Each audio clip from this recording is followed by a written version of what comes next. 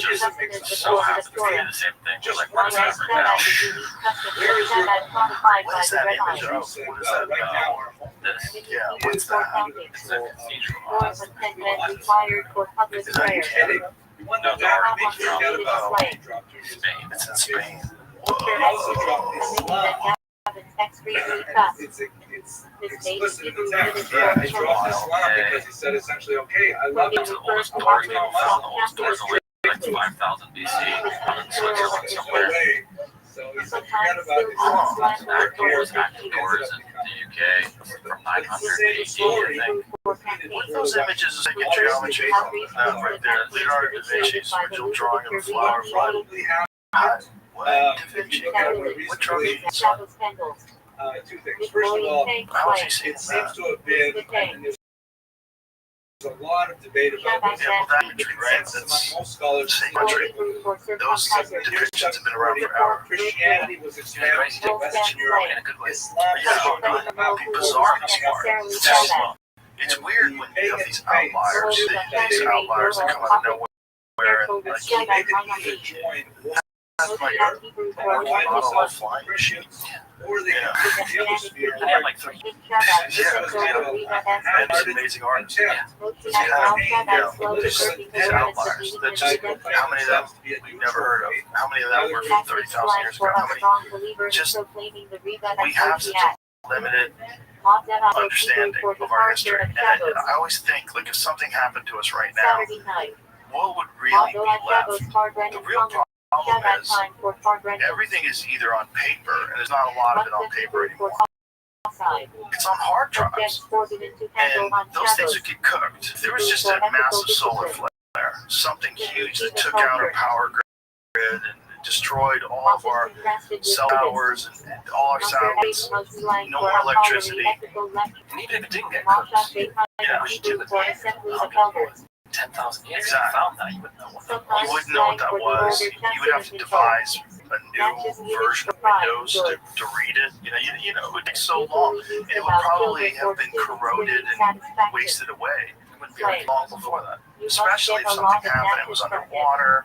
Especially if, the entire world's on fire because we got hit with a comet. There wouldn't be much left. And this is like a really shitty way to store information. It does feel like a bit of a risk, doesn't it? It's a giant risk. Everything we have discovered and thought about it. So you know what happens when your phone dies and you don't have a backup phone? You're like, oh no, I don't know anyone's not out of our entire civilization. Right. And so then you would have just stories and myths of what things used to be like. There was an all-female flight crew in Delta. You're like, what are you talking about? What does that even mean? They had satellites. What are you thinking? The thing is, like, I wonder how many of the satellites would still be in orbit, or whether their orbit would deteriorate and come crashing down to Earth. I think they would decay like relatively quickly, I think. Most of them. Yeah, let's go back. How many satellites that are in orbit today? See if put this into AI. How many satellites that are in orbit around the Earth today will be there in 100,000 years? For a great deal will happen here. Perplexed, I have an answer for that. Sorry? I think it'll like it. What else was it? Like space travel? Like, yeah, sort of feeling lost. I think there's anything we see that. That's the weird one, right? There's patients on the other side of the watches. I'm sure. But then there's the weird one itself. That's the absolute perfect size, the perfect distance to completely block out the sun. Nice weird, isn't it? Real. It's real weird because it's not kind of. It's perfect. It's very precise. So you need the precise size and the precise distance. And there's also the fact that it stabilizes our atmosphere, it stabilizes our environment. Yeah, I guess the argument for that is we wouldn't be here if it wasn't right. If it wasn't the exact right each year. The average shit is what I got at the end of. Oh, so thousands of them crashed out. The first night that day. So how long did that last? That's the first. That's why I was trying to track that down. The first call lasted 3 months. So Sputnik 1, Soviet Union in 1957. 3 months later, it fell out of orbit. They worked up to a 25-year rule over there. I don't expect it to last that long. So, in 25 years, there's nothing left. But I was trying to do right how long until the last one. If it's not how long until the last one crashes out. It seems like 25 years. That's why then I was pretty good to do it. Did you put it in AI? I don't want to.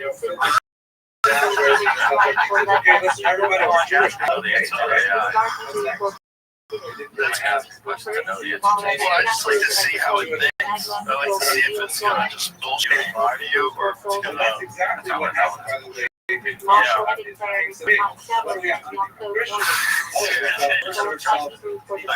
it's also basing all its information on websites. And I don't know what year it was trained on. I was wondering what's on sports cards. Like, it's not updated in the last 3 years, so you don't even use this data. It's not good data. Oh, really? Which one was that? I don't know which one you're talking about. There's so many AI opportunities out there. It's funny watching people on Twitter use Grok and try to get Grok to say things it doesn't want to say. And you realize, oh, there's an information blockade. And what Grok is talking about.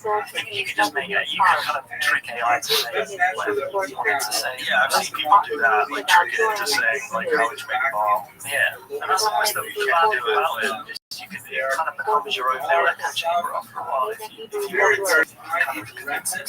Well, we've done a really terrible job of taking care of those people, and when they give these people access to the kind of power that AI provides them, they're going to ask all the questions because they're not living in harmony. Because we're a selfish creature. It's crazy. Yeah,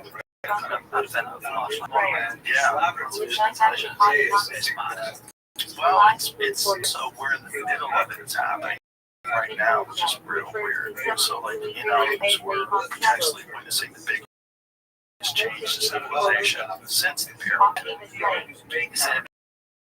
Even in my lifetime, I had to dial I remember when I was a kid, and then smartphones came along, things like AI, it's pretty ridiculous. I was 27 before I ever got online.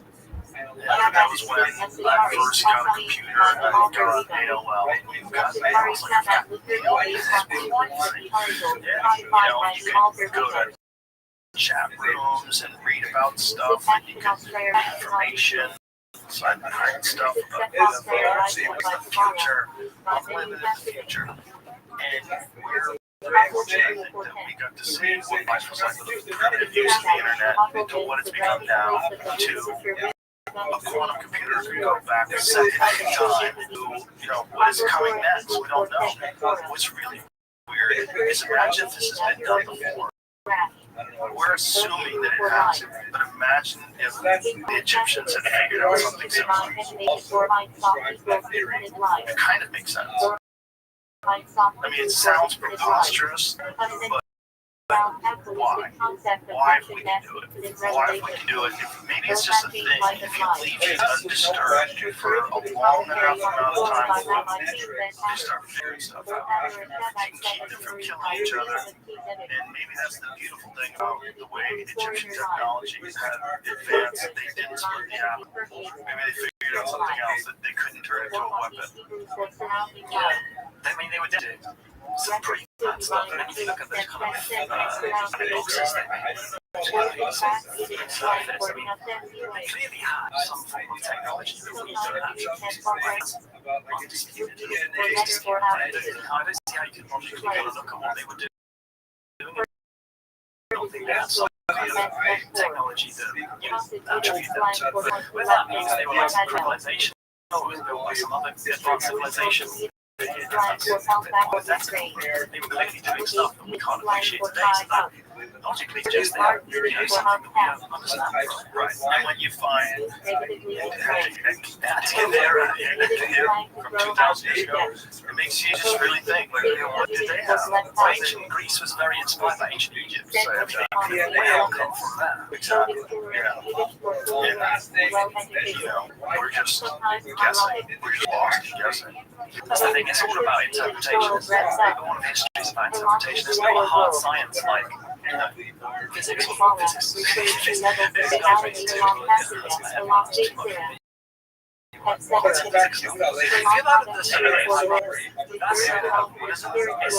it's kind of linked to this. It's linked to this, ancient civilization stuff that could have been an advanced civilization on our planet, 100 million years ago, a non-human one. That was advanced industrial, which would see any trace of how long ago it was. They could have been here, we just wouldn't know. It's so long. It's kind of like where I'm with my human idea of time span. It was proposed by two physicists, why I just thought of it just then. A guy called Adam Frank and I've heard about Adam Frank. I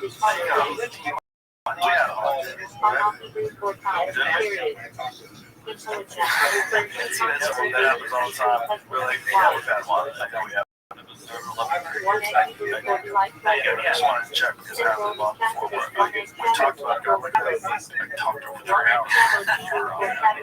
Okay, I get that before.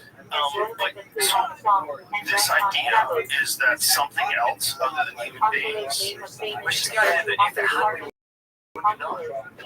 because they've been around for so long, multi-cellular life appeared, relatively early in our life. 4 million years, I'm not sure the dates, but we've been around, the Earth has been around for so long. Intelligence can emerge because we have a relative, when you look at the kind of massive timescale of the Earth's been around, how multi-cellular. So their idea is kind of like, what if civilization had become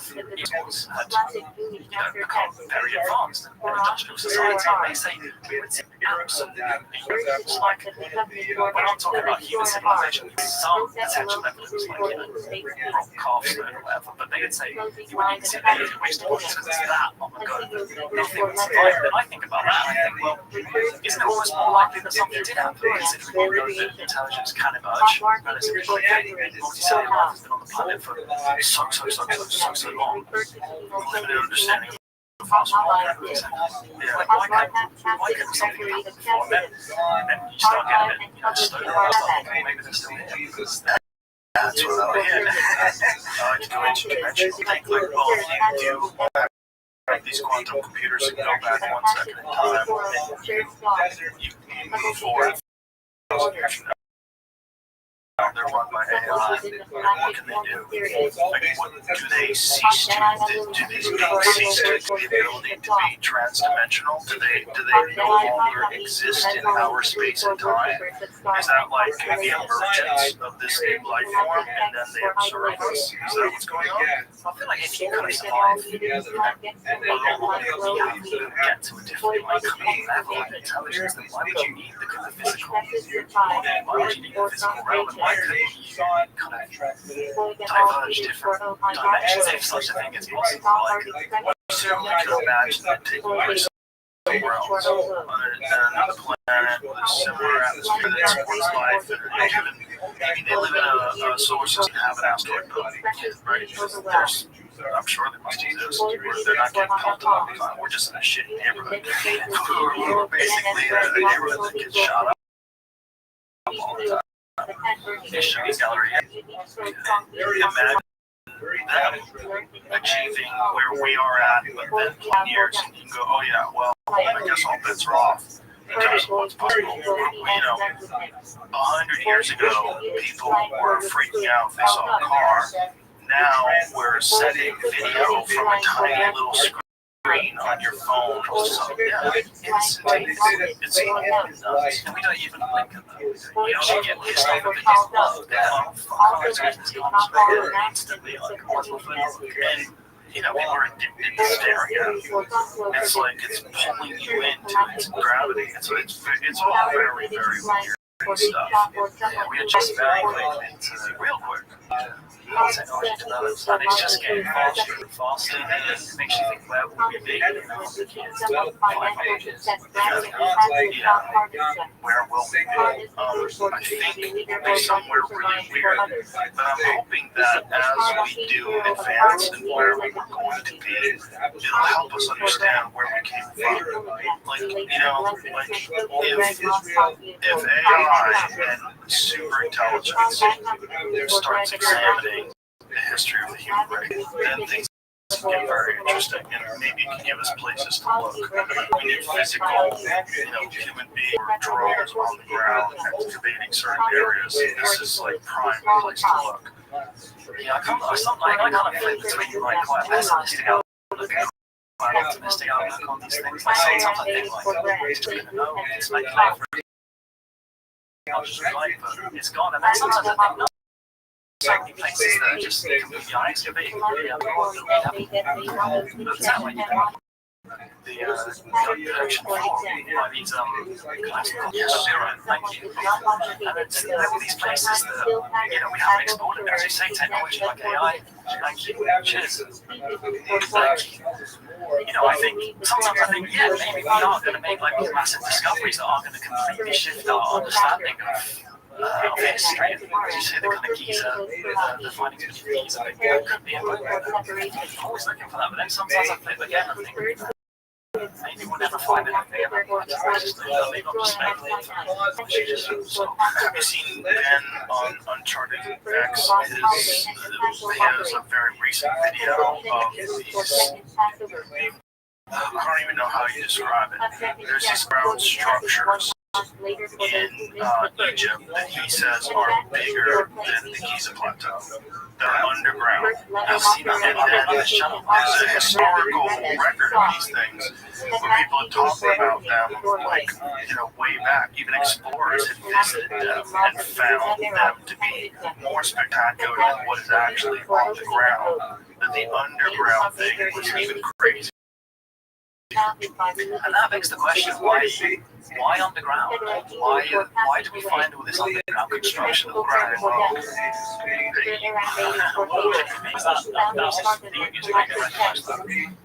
Shout out to China. Yes, he's coming up to talk about this very thing. He's really awesome. He spends so much time down there. So, you did something that you talked about. You did a thing that's kind of an ancient site. They seem to be greater than the pyramids. Firm satellite schemes. Coming up. There's so many different techniques. The geoscan and Millennium satellite technologies, they're vastly different techniques. They seem to be aligned. They're telling you the same things. And so they found something, like there's something down there. What is down there seems to be also quite a mystery. The central object is hard to classify. It appears metallic, not stone. Wood. A freestanding 40-meter metallic tic-tac-shaped object, approximately 50-60 meters below the ground in a hugely open corridor or atrium. Like this. This is a remarkable line. It's a crazy video. And he goes deep into people talking about these sites and ancient explorers who wrote about visiting Egypt, about how it was even more spectacular underground. This is he's written a lot because he was like one of these Flanders Petrie. Yeah. So are those the names of the sites he started out? Hawara, Arsenal.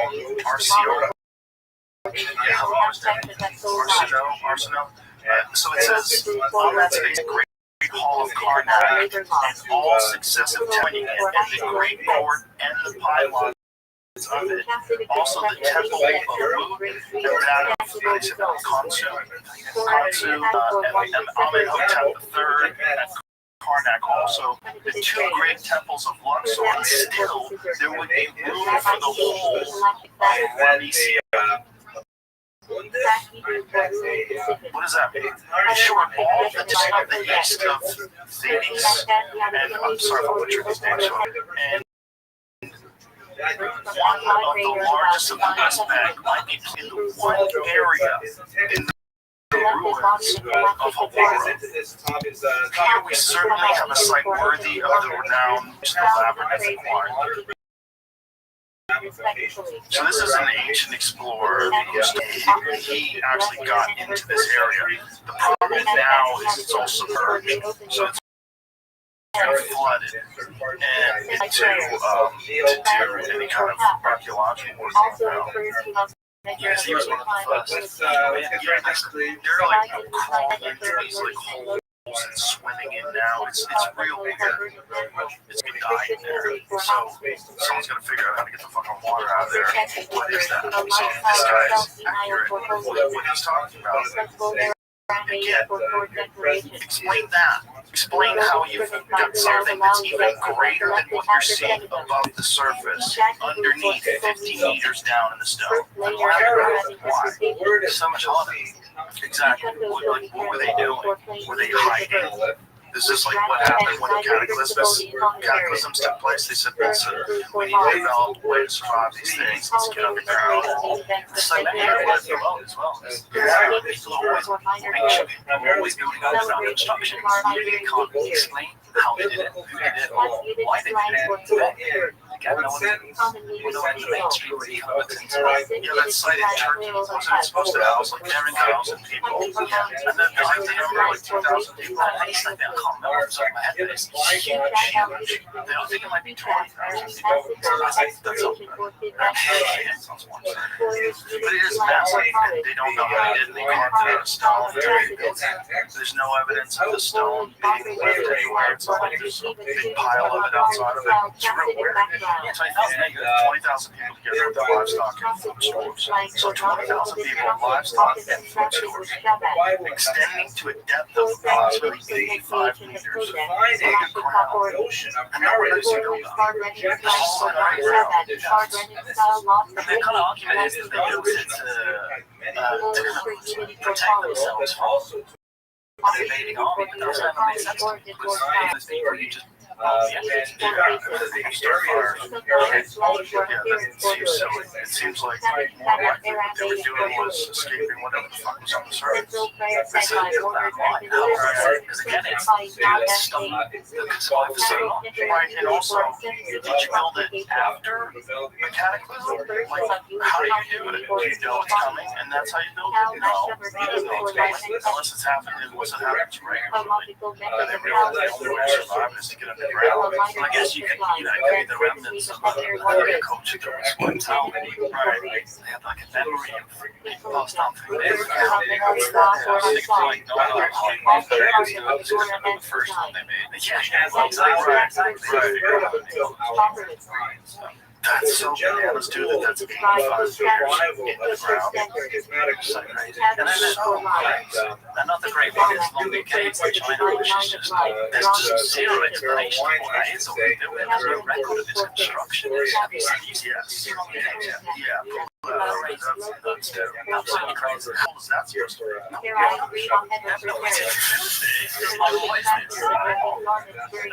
don't know if you built it. There's no record of who built it. They don't know what it was for. There's no deposits of stone. There's no tools found there. Do they have a theory of the timeline? I think it's, to be fair, it's in China, so it's kind of like, it's not like it's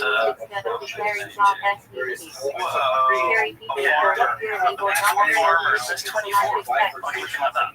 Wow, 24 vectors of our faith. Go to a video of it so you can see. Because the caves, when you people walk around with a camera, and there's 24 distinct ones that look like that. And it's just like, looking at why. Still is China without going to this is my college, it's great. Yes. There's all that stuff about that. They kind of like get onto another set. Yeah, that man, Montana thing is very weird. go back and forth about it. Yeah, that's the case for so many like these things. It's like it could be natural, but then not this one. This is definitely not natural. Can you imagine in 1992 some farmers are just fucking around and they find this, like 24 of them, and they're like, what did we find? I think the carvings are from 1982. Parallel lines, they don't know what they are. They have no idea what they are. I think they kind of carvings depicting like mystical giants stuff is a modern invitation. Oh, like brand new. Yeah, like like since they discovered. Oh, really? Like even those ones on the wall right there? That's so gross. I think so. I mean, hell, what was just? I hope they didn't do that. Oh, gross. Can you imagine? That's like it's always baffled me because again, if you have a Wikipedia page for that site, it's just like 3 lines. Yeah, so the carvings are those modern. What do you think that they're modern? Because like in the video, I mentioned this in the video, do you remember research about so the research found that they're modern. So the lines, it seems to be, the parallel lines seems to be like how they got all this stuff out, like one layer at a time, which I think that, yeah, like how they're using what? Right. 24 of them, and also they're all precisely identical. It's like what tool you're using to make sure this was so identical. Right. Like what tool you carve a skull with to make a giant cave. One particular cave stands out for its detailed carvings of dragons, animals, people, and figures, closely resembling native mortals from Taoist mythology. These depictions suggest a deep connection to Taoism. While these carvings were part of the original structure were added later after the caves were rediscovered in 1992. Remains a topic of debate. After close examining the carvings and noticing a unique method used to chip away the rock from these images, it seems likely that they were added later. Perhaps turning the cave into a sacred place reflects beliefs at the time. Oh, so some gross people carved into it in 1992. That's so crazy that you did that, guys, because that's probably what people have done throughout time. I bet that's, probably the people that like find their dead body in the pyramid. Yeah, and that's the thing with all the other things in Egypt is they carve hieroglyphics onto them, but that doesn't mean that that's what the original thing is built. Can you go back to the video, please, Jimmy, of that site so we can see like what it looks like when you're walking around? Because the fact that and the fact that these farmers found it in 1994, when you see the scope of it, that's what really sets it. Yeah, because I think like images are cool, but the way this guy's walking around, you're going to get it. And you have to time that. Imagine those farmers, like, I'm killing someone.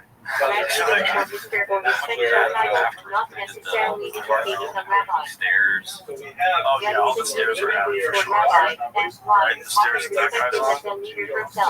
Again, what was this for? Why did they all that shit looks new? Yeah, why did that?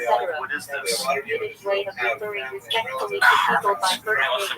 make the carvings to make it seem like it was large.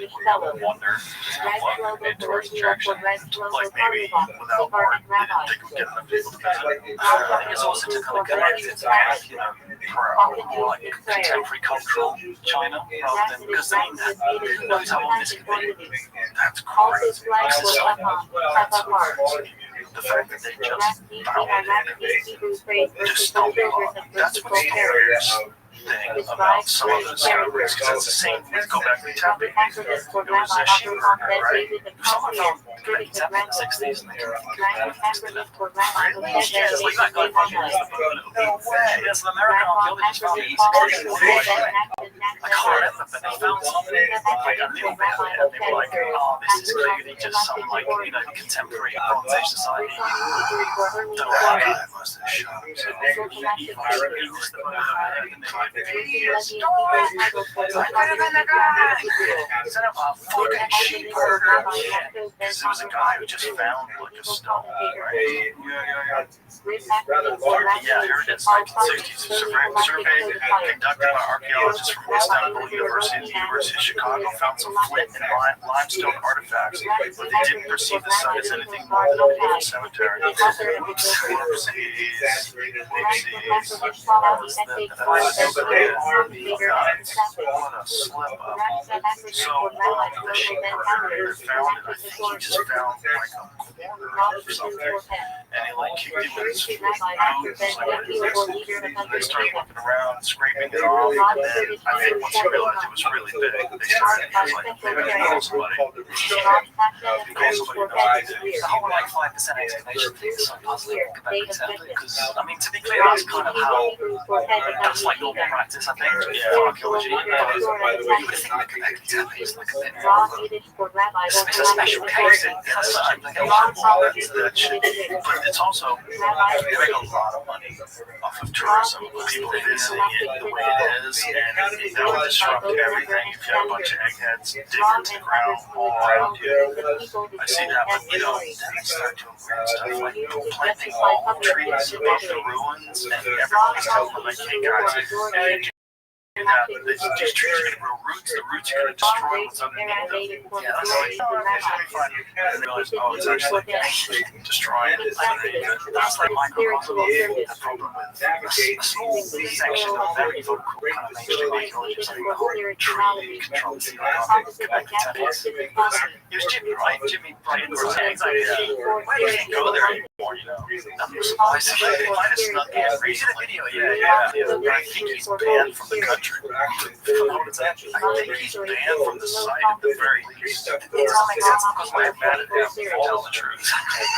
Why do you think Jimmy Brighton's right? Let's find out if he's banned. I don't want to get Turkey mad at me. Because I think Turkey's probably banned. That's probably the birthplace of civilization. Of what we think of as civilization. I mean, there's so many different things that Turkey has started leading people to think that maybe that's maybe, you know, there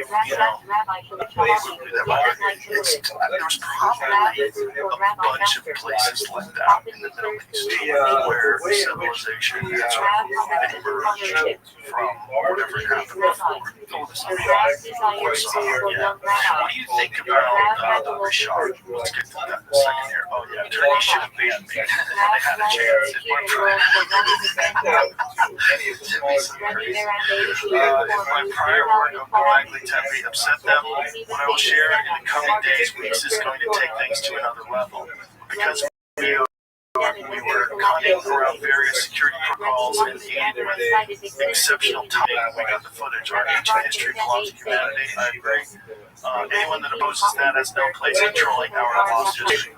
Yeah, I mean, whatever you think about it, he was right about the trees. And the fact that the Yankees people coming out defending trees and saying trees were good for archaeological sites, just... Yeah, I don't know if Jimmy has a degree in anything, but he clearly knows a lot about ancient history, and he's really interested in it. And this, again, this game thing. If you watch his videos, and he constantly all sorts of different horrible claims. It's like, if you watch his videos, you know that's not true. He's just a guy who's very fascinated and deeply informed on a lot of the timelines, all these different things, and how interesting and he likes doing videos of them, and that's a good thing. Why shouldn't he be allowed to speculate?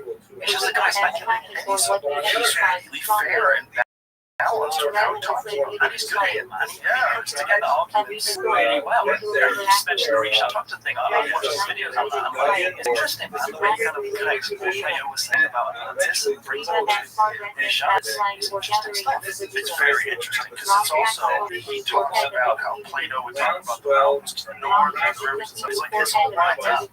Like concentric rings in the same size as was described as a way.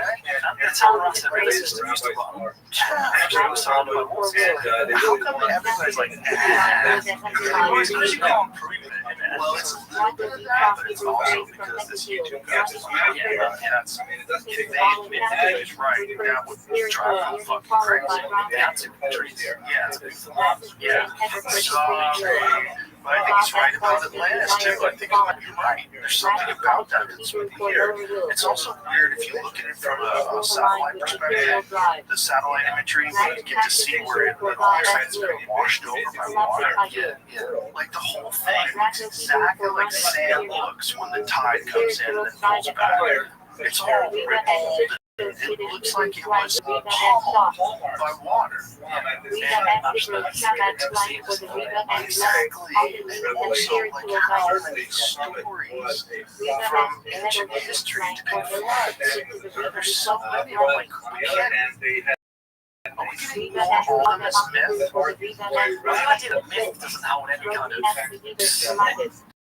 understand the past is just ridiculous because myth is powerful because we've collectively remembered as a species, isn't it? So why would we dismiss that as a kind of historical record? And then you've got examples of like indigenous cultures that remember that has scientific information through myth. I always go to this example of these islanders during the tsunami in 2004, and they went to the Andaman Islands, and then kind of Western scientists went to the island after the Boxing Day tsunami. They were like, oh, we're dead, wiped out the tsunami. They were fine, because they had this myth in their culture that when the sea recedes, you get to high ground, because then the waves are going to come and will eat them. And that myth, that is encoded scientific information regarding tsunamis. And that saved their cultures ultimately, like, casualties compared to Western culture. Everybody else is like, wow, look at all the sand. I thought the beach was over here. They were fucking killed. And then these people, their myths, scientific information survived. There's a guy who was hiking in Russia when the most recent tsunami hit, and he was on a cliff, and you see the ocean come in and like reach the top of the cliff where his dog is. See if you can find it. It's crazy because he films the thing coming in. Like, this guy is way above the ocean when it starts, and then the water is reaching. He is with his dog. It's just a testament to the power of nature. We're just constantly understanding nature, and that was just a little bit over the ocean. That's just a little bit over the ocean. Well, they pointed at the ship is all talking about comet impacts. So look how high this guy is, right? Way up, right? And so as he's up here, he's seeing the waves come in. Now, he must have known that this was going to happen because everybody knew this was going to happen. So watch how it's coming in now. And now it keeps coming. It keeps coming all the way to the top where he is. It's nuts. Look at this shit. It's like, yo. I would be freaking out. I would be running. I wouldn't trust it. What if it goes over the top where you're at? You're just guessing. Bro, look how high this water gets. That's terrifying. The dog's about to get jacked. I mean, if you get trapped in that, like, bitch, you are not swimming to shore. That's your life. It's over. I don't care if you're Laird Hamilton. But isn't that nuts? That water got all the way to the top of that hill. So that is like, doesn't even register that it moves. Yeah, just like thinking that's all the time. That's a thing that happens. It's like a thing. Like, no big deal. No one will remember that in 5 years. No one will remember that in 10 years. But if a fucking comet slams into the ocean right there, or slams into a glacier, a comet the size of, a few city blocks, that's a wrap. That's a wrap. You have a massive flooding, like instantaneous. Of gallons of water tearing through the landscape. No more ice cap. It's all gone. Yeah, just any color that was possibly around. It's just white. Completely white paint from the outside. You're in Dunsville. There's nothing left. And that's really what this isn't speculation like that. We look at the Tunguska impact, and that was the same sort of comet storm that we passed through. The same time here, and it flashed like this enormous chunk of Siberia that still doesn't have trees on it. And that's quite a small thing. Yeah, and it didn't even hit his hair. So all these things that are That's like a millions. So that could be happening on this planet on a regular basis. He's confident. Yeah, we're always finding a crater. This one's 3 million years old. Look at this fucking crater. 3 million years ago, everyone's fucked. If that estimate is correct, that we're hit by a cataclysmic impact once every 100,000 years, Well, that's where it gets really weird if you're talking about like advanced civilization, like, millions of years ago. Like, imagine there was some sort of advanced life form millions of years ago, and then stuff like that. It's like it's like a preservative. It's just like Jamie, could you please search 300 Are you on TikTok? Like, where are you getting this? I just see that, like, it's a wheel. It doesn't mean it's a wheel. Well, there's so much stuff. Yeah, that's the thing. Looks like a wheel. They found it in a mine, and then put it in the mine. There's a couple better images of it. I don't know if they'll be on this page, but yeah, there you go. It's just like smokes and wheel. It could be natural, but Now,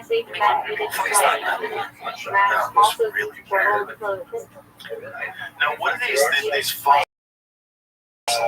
tracks? yeah, these are also scrolled. Again, found in Turkey, right? Including Sofka, where they cover an area approximately 45 by 10 miles.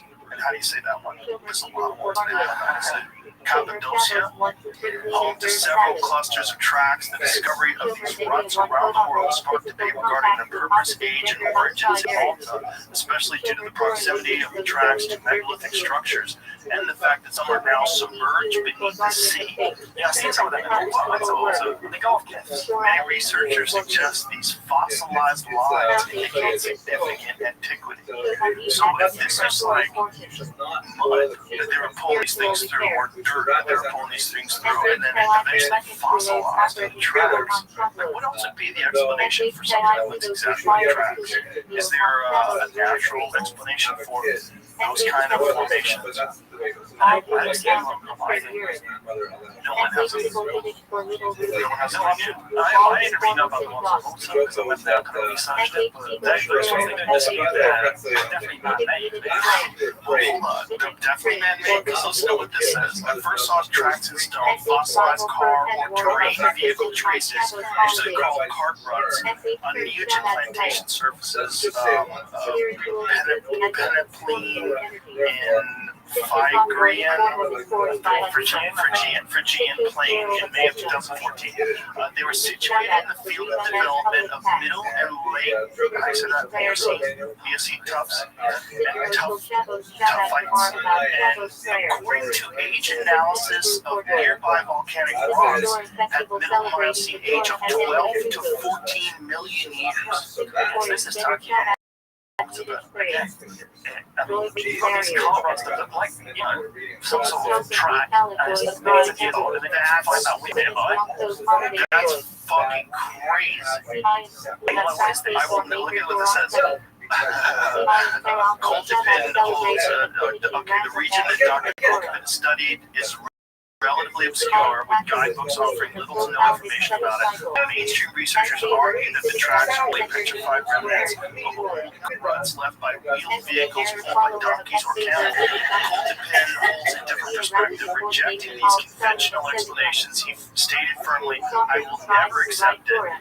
I will always remember many other inhabitants of our planet wiped from our history." The research does a deeper, perhaps forgotten history of Earth and past civilizations. Like what? Imagine millions of years ago, people had a wheel. Something, whatever they were, was pulling things on wheels. And they had cart ruts in the ground. So maybe they didn't have. Very different. This is fucking crazy. Koltepin theorizes that the civilization responsible for driving these heavy vehicles likely built the numerous identical roads, runs, and underground complexes scattered across the Mediterranean region more than 12 million years ago. He acknowledges that petrification can occur relatively quickly, but points to the heavy mineral deposits on the tracks and signs of erosion as evidence of much older timeline. He also connects these tracks to surrounding underground cities, irrigation systems, and wells, which he claims are millions of years old. His last times. So what if there this is so crazy. On his website, Koltepin wrote, "We're dealing with lithified petrified sediments covered with a thick weathering that takes millions of years to develop, full of multiple cracks with newly developed minerals in them, which could only emerge in periods of high tectonic activity." Whoa. Crazy. That's the craziest thing I've ever seen in my life. That's crazy because I knew those car ruts existed, but I didn't look into them. I didn't know what the timeline was. I didn't know that there's anybody that's even that thing looks like a fucking one. That's right. Exactly what these slice car ruts. Wheel was printed in the sandstone of the roof. Guys, drifters trying to cut away the fine with the pick hammers, trying to take it out to the surface, but sandstone was so strong and firm, having to damage a print, they have left it in place at present. The mine closed, and access to the object is impossible. The equipment is dismantled, and the given layers are already flooded. Yeah, they get in there. Why would you fly that? I think it was something. I think it's like some conspiracy to hide the wheel at the wheel. I think it's more just like a practice of what they were finishing that line thing, and they were just really looking at the wheel. If that's a real wheel, if someone can carve that out of there and realize, like, if scientists look at it and get a 3D scan of it and go, okay, we have to completely rethink. If something wheeled 12 million years ago, the rabbis, however, Why would it would be like the Silurian hypothesis? It would be what is that? Just a different word hypothesis. Live like medieval humans. It's the same problems. Like, we have no idea if they're living on Earth, we're dealing with the same kind of physics.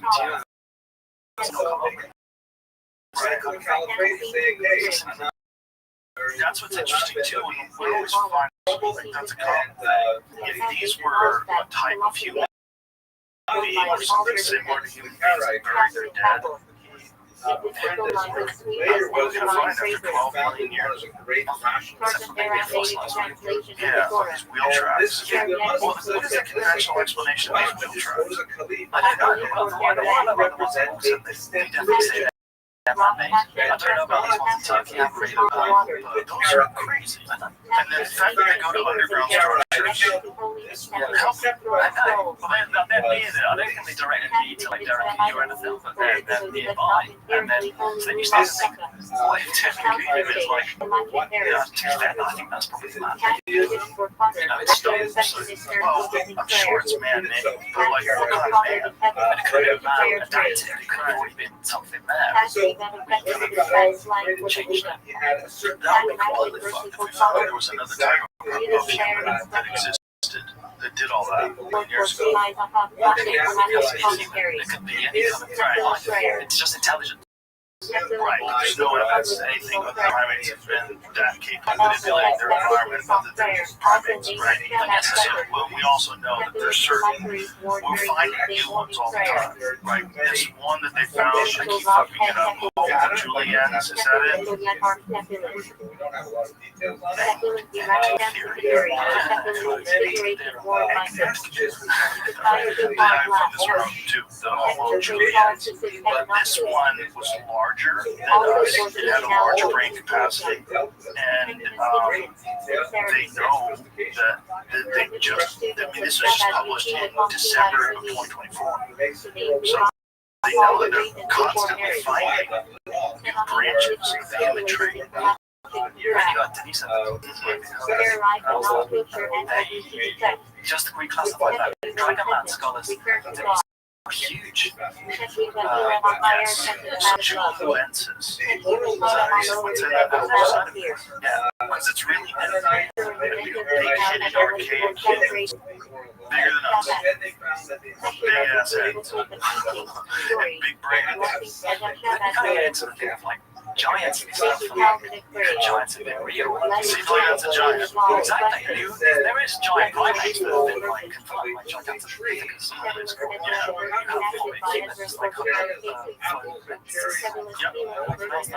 Giant primates. Why can't you have giant humans? I think they did. I think that's what giants rose in the Bible. And I think this thing. How old is this fossil that we found? Juluensis. Spiritual rectification. So this one existed alongside, I believe, alongside some versions. Oh man. Does it say how old it is? 300,000 or million? So that would just about 300,000 years old? So, but here's the thing. They don't have a lot of this stuff. They don't have a lot of evidence of creature. So, right, so they have, I believe it's one site. Is that correct? Is it one site where they found it? Yeah. So, how many have they not found? That's the real problem with us in this whole fossil record thing, is that we're dealing with a very limited amount of information. It's very difficult to become information. It's very difficult to become evidence, especially when you get observations. The preservation part, when you get about this far, it's so hard to find something. You should see what this thing looks like. You look at 3D image of a depiction. First of all, they make it look super primitive. They cover it with hair, give it giant muscles. Yeah, it looks like this freak.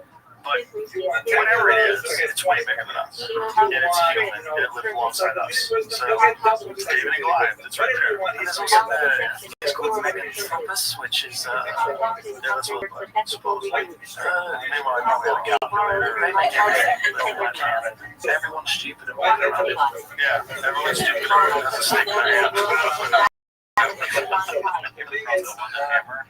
Oh, I've heard of that too, but I heard that was the song. I mean, it doesn't make sense. I'll just go with that. It's not my thing, but the mark's still around.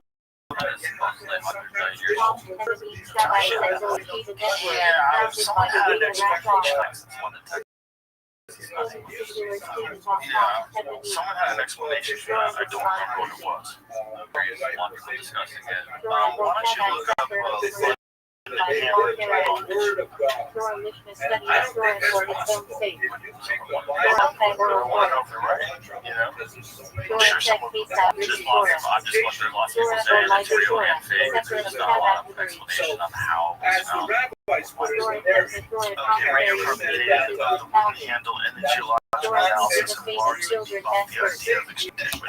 More details, the artifact wooden hammer is a metal hammerhead with a wooden handle found partially encased in a concretion compact mass of mineral matter.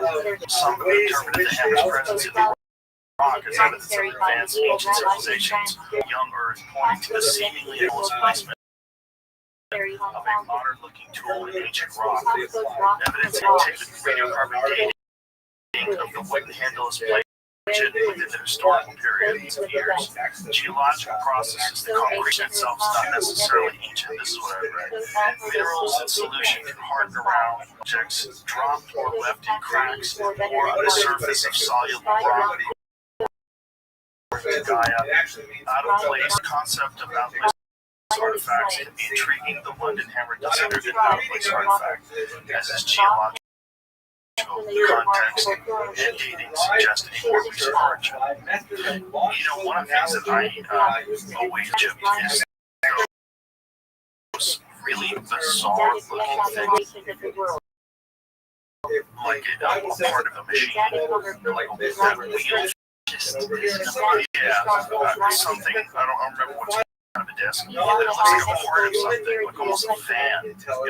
What is that thing doing? Is that a tube of water? Is like something, like what is that? The fact that that's real, that one drives me nuts.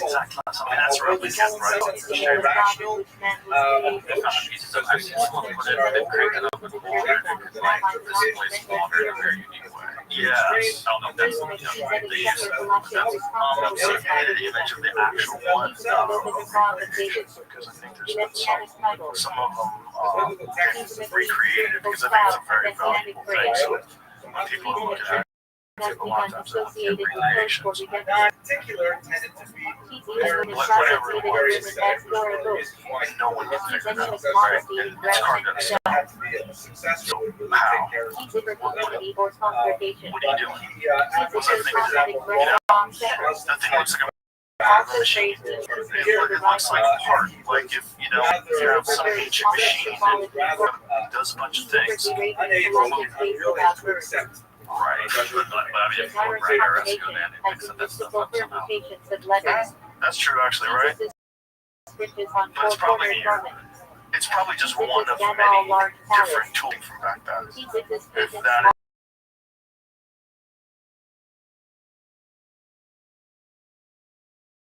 is Renegated stuff about ancient Greece and Eleusinian mysteries. It's like, yes, yeah. But a lot of it is, when we think of it as beer and wine, all their stuff was laced. It was all laced with a bunch of other stuff and different psychedelics that we haven't really identified yet.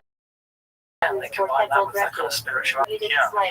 No, the rabbi That's why they built the society that they built. Yeah. Which is the craziest thing about, our weirdo technological advanced society is disconnected from that because it's illegal. Disconnected from the stars as well. Disconnected from Flame pollutant. Yeah. And we just all kind of rush around. It's really hectic. Just like, rabbis had sitting back and kind of appreciate various reasons they're all to take certain directions. Like, for example, one of it and put it on a drill. Sometimes great if you have a drill. So we're assuming if she's had a drill, I'm assuming They have had a drill. People are, well, that's normal. I can explain that away. Spiral thing, I don't know what it's called. Chris They put like a thread around the chest. Yeah, and he also estimated the revolutions per minute that would take to do something like that.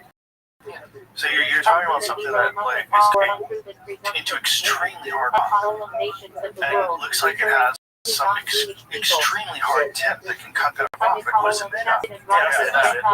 These are like serious these engineers that are saying this kind of thing. The problem is that, archaeologists a certain type of person don't have the expertise in recognizing machine artifacts. Also, they don't connect with people because they're so arrogant in the way they talk about these things. It freaks people out. It makes them not listen. This is, I think, the thing that frustrates them most about alternative historians like Graham Hancock. He's compelling, like great communicator, he's a wonderful guy, and people love him, and they go, fuck that guy, he's alright, he says this, he says that. Yes, that's true, but it should be exciting to have because it's stimulating people's desire to know where we come from, and that's supposed to be your business, that's supposed to be what you're into. All you said is asking questions. I'm like, or even would ever claim to like certain reporters.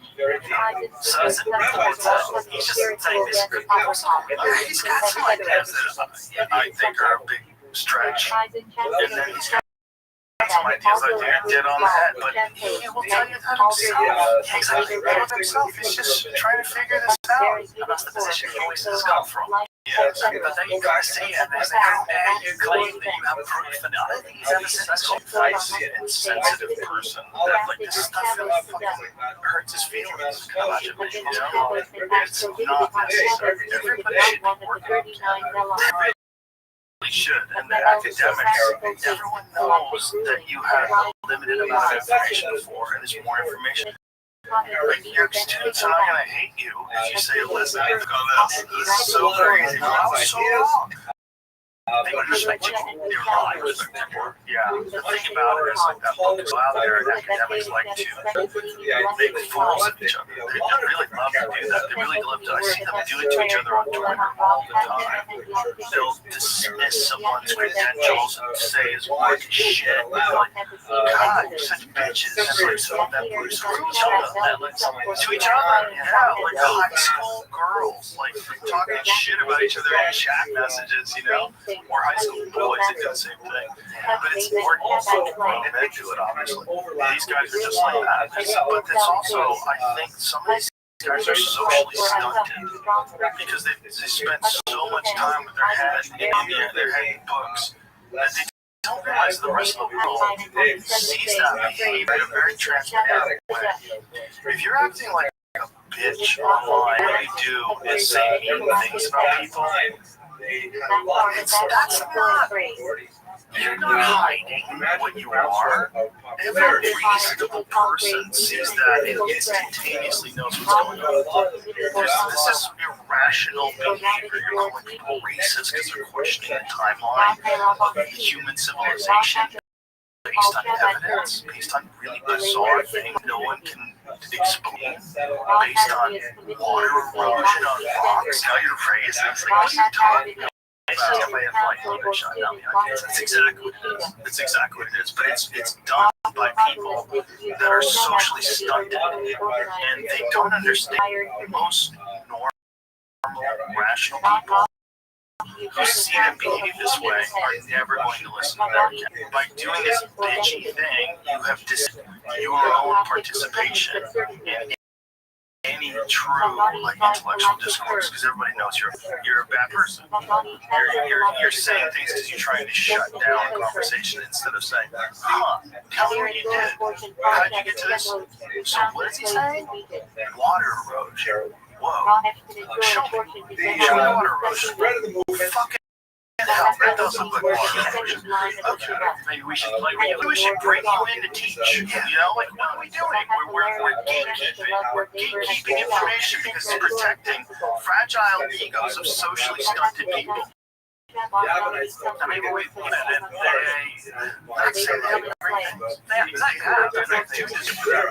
should give them amnesty for fucking up. Yeah, people want to talk about these things about. They treat people like no, and you can imagine when in the math department, when you've been shitting on string theory, and now it's like, oh, look who's wrong about the timeline. Oh, it's the fucking genius. Like, shitting at each other and throwing coffee at each other. They're a bunch of animals. They're just like any other group of men. You know, it's just a human thing, isn't it? We're all just human. Sure. Chess players cheat. I don't like even. I don't sound like these people. This is like the thing that they work on. The kind of biggest success they've had in their life. Yes, they don't want it taken away. They don't want it taken away, and they don't want to deal with those other academics who are sticking their face. 40 years, Bob. 40 years from guys. How's that feel? How about all those college kids that left with a real fuck you of human history because of you, Bob? Yeah, exactly. Poor Bob's like, I don't know. His brains out. But I mean, I don't know. I hope that things are going to shift over time over the next few decades. We're going to see one thing. I guess that is the Max Planck Company. But I don't think it doesn't have to take that long. I wish people would shift their positions because, well, again, I think people coming in, it's like a lot of things, you know, people come in, they have no ideas, the old dinosaurs. Yeah, I think it's, I don't know, our adherence to these ideas has kind of distorted our understanding of history and it kind of prevented us from looking at things because, you know, we assume that these things are always right. It's not real, still freaking me out. crazy, huh? It's crazy. Just don't look for these things. Have you seen any of Jesse Michael's stuff? He's a kind of UAP kind of guy, isn't he? Yeah. I haven't really. I do kind of delve into that, but I don't like talk about it or anything. His latest one is the tridactyl mummies in Peru, where they've done scans of them, fully intact bone structure, looks like an actual creature, fully intact, three toes, different shaped head than us, whatever it is, like, and also 1,700 years old, like, what is that? What's the like? Well, there's some of them that people have made that seem to be a complete fabrication. Some of them, they've pieced together bones and created like a fake artifact and tried to sell it off. But then there's these other ones that were found look like that at all. They look like they're huddled up. One of them has 8 feet. Yeah. Yes. And whatever these things are, show them the video when you see the scans of it. American Alchemy, Jesse Michaels, awesome show. Yeah, he's cool, man. I watched the show on him. He's awesome. ICHEL. Isn't there also, I might make this up, but isn't there also like depictions of this in kind of ancient? Yes. Yeah, it's like, Yeah, ancient artwork, 3-fingered, 3-toed people with big heads. When you see this thing looks exactly like these. This is it. This is an actual scan of this mummy. Look at the size of the head. Look at the shape of the head. Look at all the bones. Look at all the ribs. Everything. That's fucking bananas.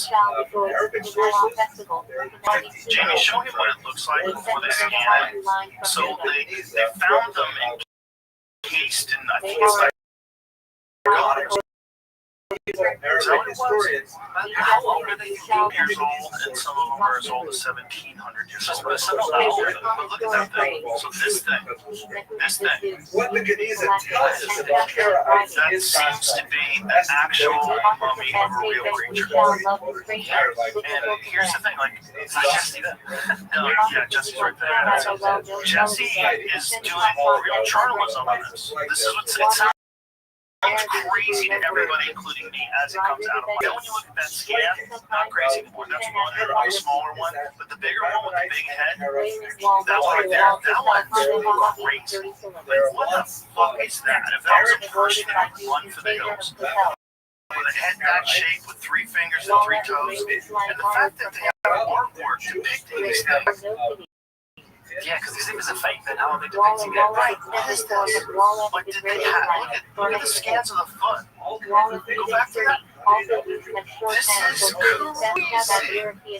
It's almost like it defies the possibility of it being fraudulent. It defies it.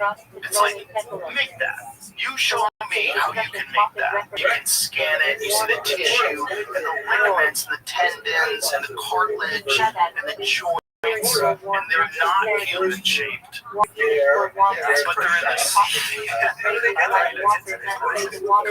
These are real creatures that existed at one point in time alongside us, and they're just now finding them. Now then you get to ultimate weirdness. It's like, okay, what's the Nazca lines for? Is that the same part of the world? Yeah. I think there's other way of like album of kind of like things that look alien. South America. Well, there's one of the Nazca lines looks like a fucking spacesuit. Looks like a guy in a spacesuit. And also, like, why would you make artwork that you can only see from the sky? That's always weird. Weird. So weird. The same part of the world where you find these things. They're like perfect. Yeah, they're perfect, like lines and shapes and weird geometry. They keep finding new things. Yeah, it's very strange. I mean, South America is just, I think South America, Egypt / Turkey are the two areas that are the most kind of, you know, mysterious, and like there's so much going on there that I think we have a quite how much mystery there is still left. And, yeah, fascinating through this, and I mean, I haven't really looked into this until crazy. I wouldn't know that's not a human at all. I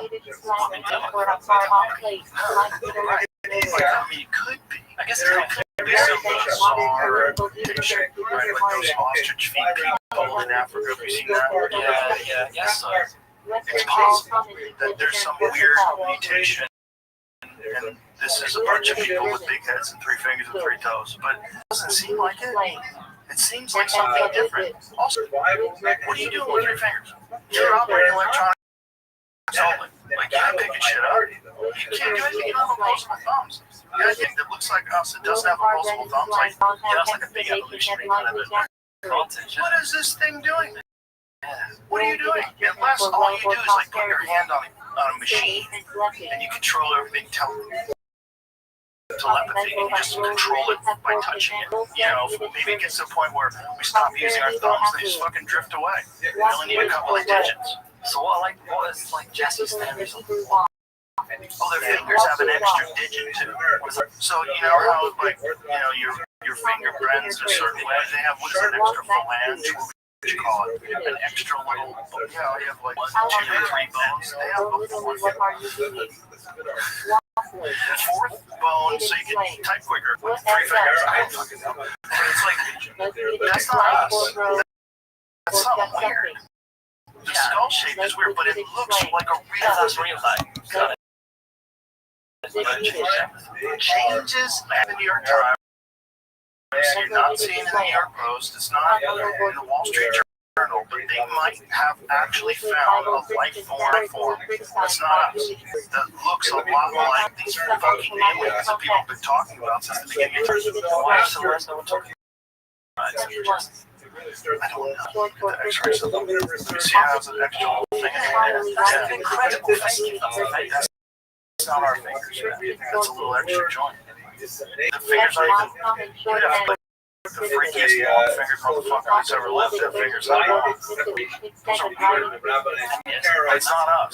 It's something different. So, again, anybody who tells you that we know it all, they're full of shit. If that's real, you don't know anything. Yeah. If that's real, if that's mainstream, if this is from Jesse and Robert does, and they do genetic testing on this thing, and then someone figures out what it is, and it's got different chromosomes than us, different DNA than us, like, exactly. Now what? What are the chances we have got everything? These people seem to think that we've got it all worked out now. It's 0. The chances are 0. It's never been the case, and we've always thought we've had it all worked out. Going through history, it's always like, now we know the answers, and there's always a major paradigm shift. Exactly. Someone's run all that. Something like this, or the ancient civilizations. Yeah. Well, it's so fun though. It's really exciting. It's a really exciting time to find things out because this has emerged 50 years ago, 75 years ago. There's no Jesse Michaels. There's no YouTube. There's no place like this to talk about Jesse Michaels and send a bunch of people over to go watch it. More people know, the better. Let's look at this. This might be real. This is crazy. And that's why it is coming out in this kind of day and age, because the internet's not been around for very long. Why isn't MC covering this? Why isn't CNN covering this? They should all be covering this. They should all be going, look at these scans that this YouTuber Jesse Michaels did. If this is true, this seems like something that's not a human being. I know, it's just too... Aliens are real. 2017, someone that found just my hand. Fingered hand in 2017. Mummified hand found in Peru. Unlike the Russian, it's 3.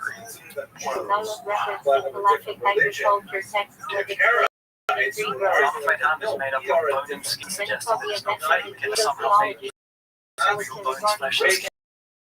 How would you do that a long time ago? It's all so strange. In that part of the world, they've had stories about these kind of creatures forever. That's why they have all this artwork about them. Not only that, that is an exact replica.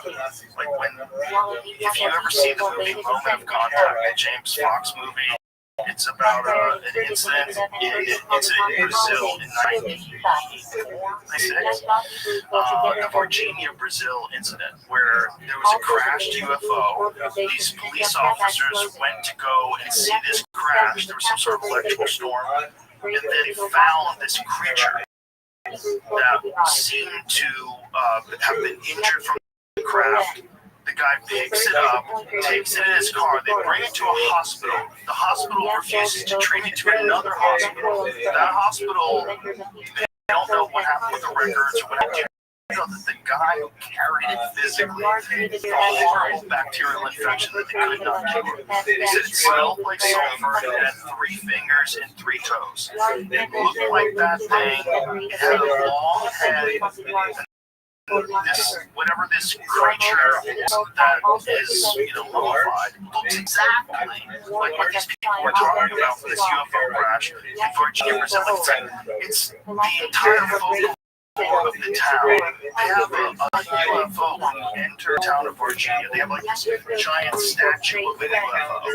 Like there's still people alive to this day that live in that town that will tell you the story. And you can go across town and go hear the story. There's multiple UFOs in the sky. One of them crashed. They found 2 pictures. One of them was alive. They think one of them was dead. Whatever this crash site was, they bring in the movie moment of contact. They bring this police officer to the site and he starts with like that guy's, if he's a liar, he's the greatest actor of all time. The guy starts freaking out. He starts telling the story of what he found in the 1990s. Like brings it back to that moment. The women who saw the girls when they saw it. They all have the same story. And a 3-fingered, 3-toed, look like that. Exactly like that. If I wasn't doing the ancient history thing, I'd love to talk about this stuff as well. It might be the same thing. Yeah, I mean, you never know. I feel like make some, connections. But the thing is, I just don't want to give any more ammunition to come. They're coming after you, buddy. Don't worry about it. Yeah, there's a little too after all the nonsense that we talked. But it's fun to talk nonsense, and this is definitely fun nonsense, but that body's not nonsense. The Virginia thing is nonsense either. It really matters. That's kind of story time, but not all the good matches. That's not just that. Biblical stories about creatures that are demons and smell like sulfur. Yeah, right. If you're terrified of something and you think you've decided that it's a demon because it's actually an advanced life form from somewhere else and it smells like sulfur, like whatever they have that got on this guy's skin that gave him this horrible bacterial insult document, the guy died. He was like a young, healthy soldier. He's dead within like a couple of weeks.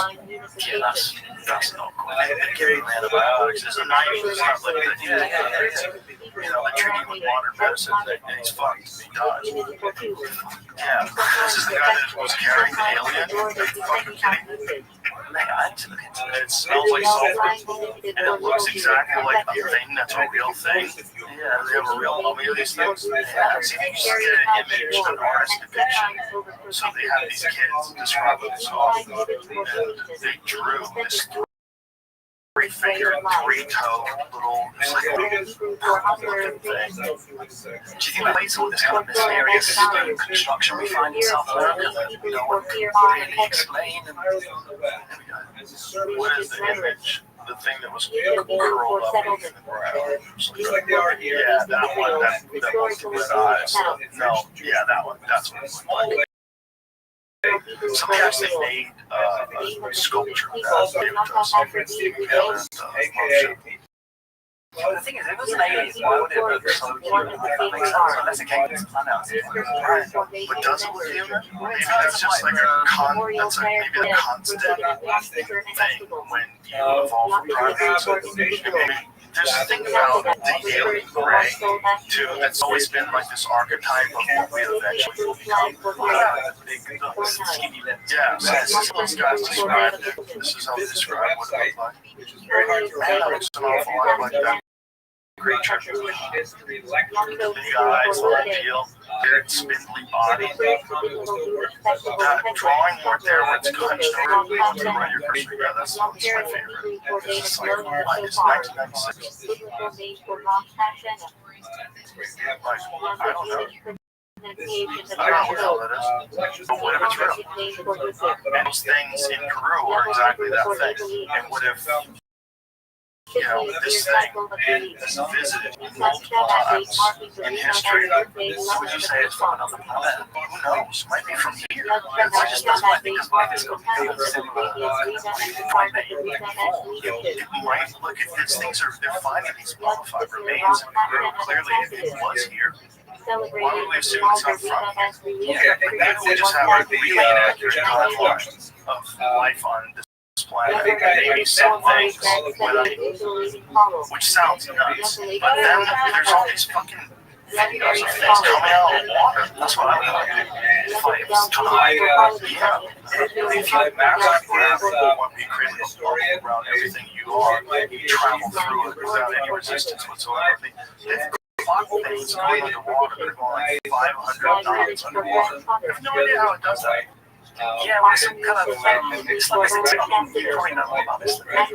My only experience in the kind of UAV thing was traditionally, I'm a big fan of Blink-182 and there's Tom DeLonge. Let's get Robin, he's the third. It's good people say, I'm in a band, I thought it was crazy when I had one before.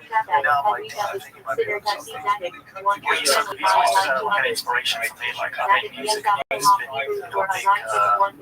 inspiration for me, but he always got me into, he kind of got me into the UAV thing. He's all in. Yeah, he's all in. But I do have to say that if I was the government and I wanted to like spread a bunch of crazy stories about UFOs, I tell like and I tell them to people like me. I mean, I think people do that on this podcast. I think some information that gets shared on this podcast is probably bullshit. It's kind of like to hide things. Yeah. And to prime people for disclosure. Yeah. I think if I was in charge and if I had done the output off thing, what the output off was assigned to do was, so they gave him a numerical value for all these different things that would be positively influenced by disclosure and then negatively influenced. And you assign a value of 1 through 10 to like what's going to happen in religion, what's going to happen in politics, banking, all that stuff. And this was during the Bush administration. So Bush essentially said to output off. Bush administration said, we have been working on a program. We have vehicles that are not from this world. We are not alone. If we release this information to the general public and disclose it, what will be the impact? Will be positive impact? Is it overall positive or is it overall negative? And everyone, there was a bunch of different independent people that they assigned this task to. Everyone came up with much more negative than positive, so they decided to not disclose it. This is how the story. I can't tell you if it's true or not. The why statement was negative. Just because of the impact. Yeah, shock, the complete lack of any real faith in authority figures. Why would you let the president of the United States when there's fucking UFOs reading your mind and traveling instantaneously here from where they're from? Like all of our systems of control, they all go away because we don't. You're not in control anymore. Clearly, the aliens control people who worship the aliens. But it must have been at some point come out. But then isn't that going to happen anyway? I don't think it's totally organized because I think most things in government are not totally organized. I think there's a lot of chaos going on at all levels. I really believe that. And to think that in this top secret UFO crash retrieval world, there's not a lot of chaos, just chaos and everything. Chaos behind, they're having problems. It has its own problems. Every organization has great people and a bunch of clowns and a bunch of nutty people that don't want to lose their positions of power, and struggle, office bullshit. In every organization will human beings. So for sure that's the same thing with UFO disclosure. Yeah. And then I think there's also the problem with if there really is a crash retrieval program that's been going on for a long time, and it's been going on without congressional oversight, those who are lying, those who are being money, and you guys jail. Everybody's fucked. Yeah. So what's the best way to you gotta slowly trickle out the information and you gotta mix it up with a whole lot of bullshit. a whole lot of nonsense. And then fly some drones over here, they respond. New Jersey thing. Yeah, there's giant drones over New Jersey, and then they try to find them with fighter jets. They lights would show up. What's that about? What's that? They fucking know. Yeah, they say, oh, it's ours. They didn't even tell us exactly what was going on. It was almost like a national emergency. I remember Trump saying it was not going to go play golf in New Jersey. They were flying in New Jersey. Was this pre-election? I think was it by the was during? Was it during? Yes. I think it was. I think it was December. I don't think he was the president yet. Started the joke. Right, but it was in post-election. Post-election, right? I've been saying that since a couple years in a row, they were waiting for it to happen this year. It did. They also predicted it would just disappear a few weeks later.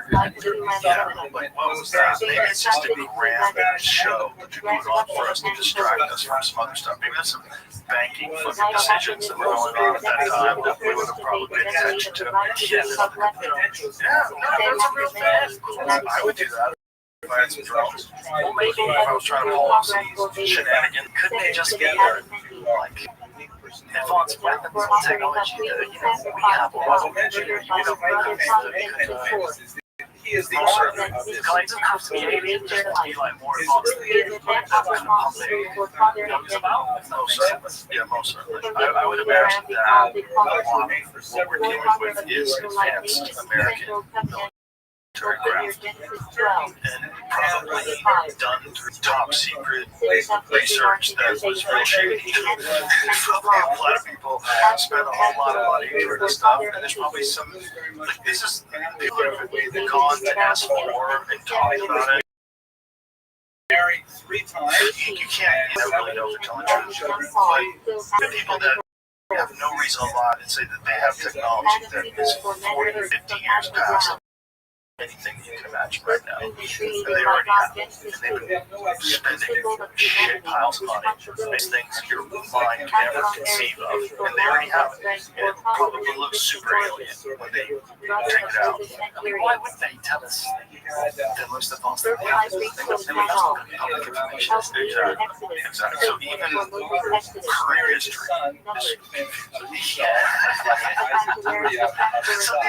you know exactly what happened 5,000 years ago. Shut up, bitch. You definitely don't know if you find a 12 million wheel, like 300 million years old.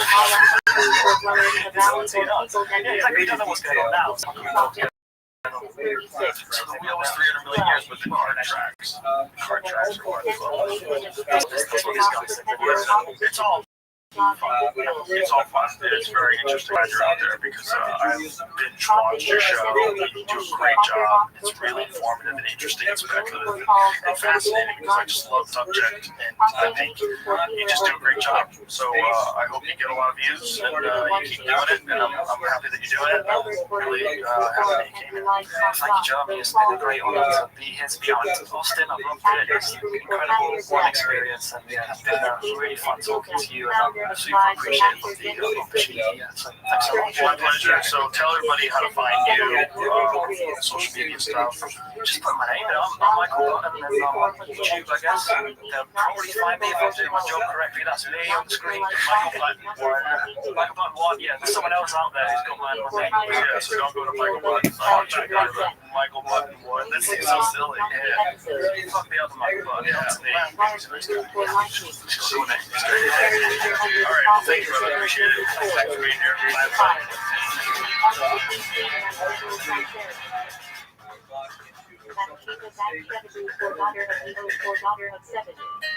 Wife of Uriah, later of King David, and mother of Solomon to Samuel 11. Central to David has moral failure, but also experience. Showing my day, Joe Rogan podcast by night, all day.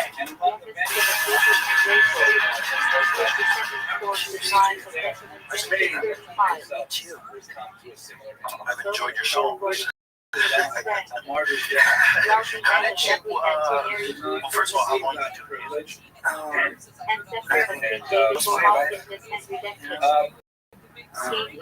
Did you grow up in a music family? Something picked up on your own? Everyone. Oh, okay.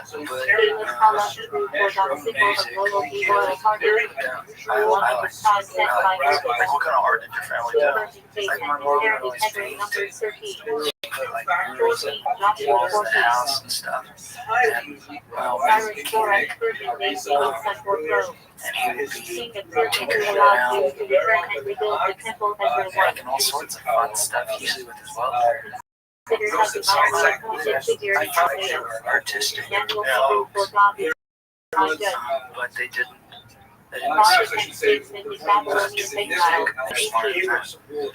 So, I only know you from the videos that you put up on Instagram, and specifically healthcare guy was the first one, right? Which was really so the lyrics and the timing of it all, you captured the moment, and that song to me was like, yeah, that's what the fuck is going on.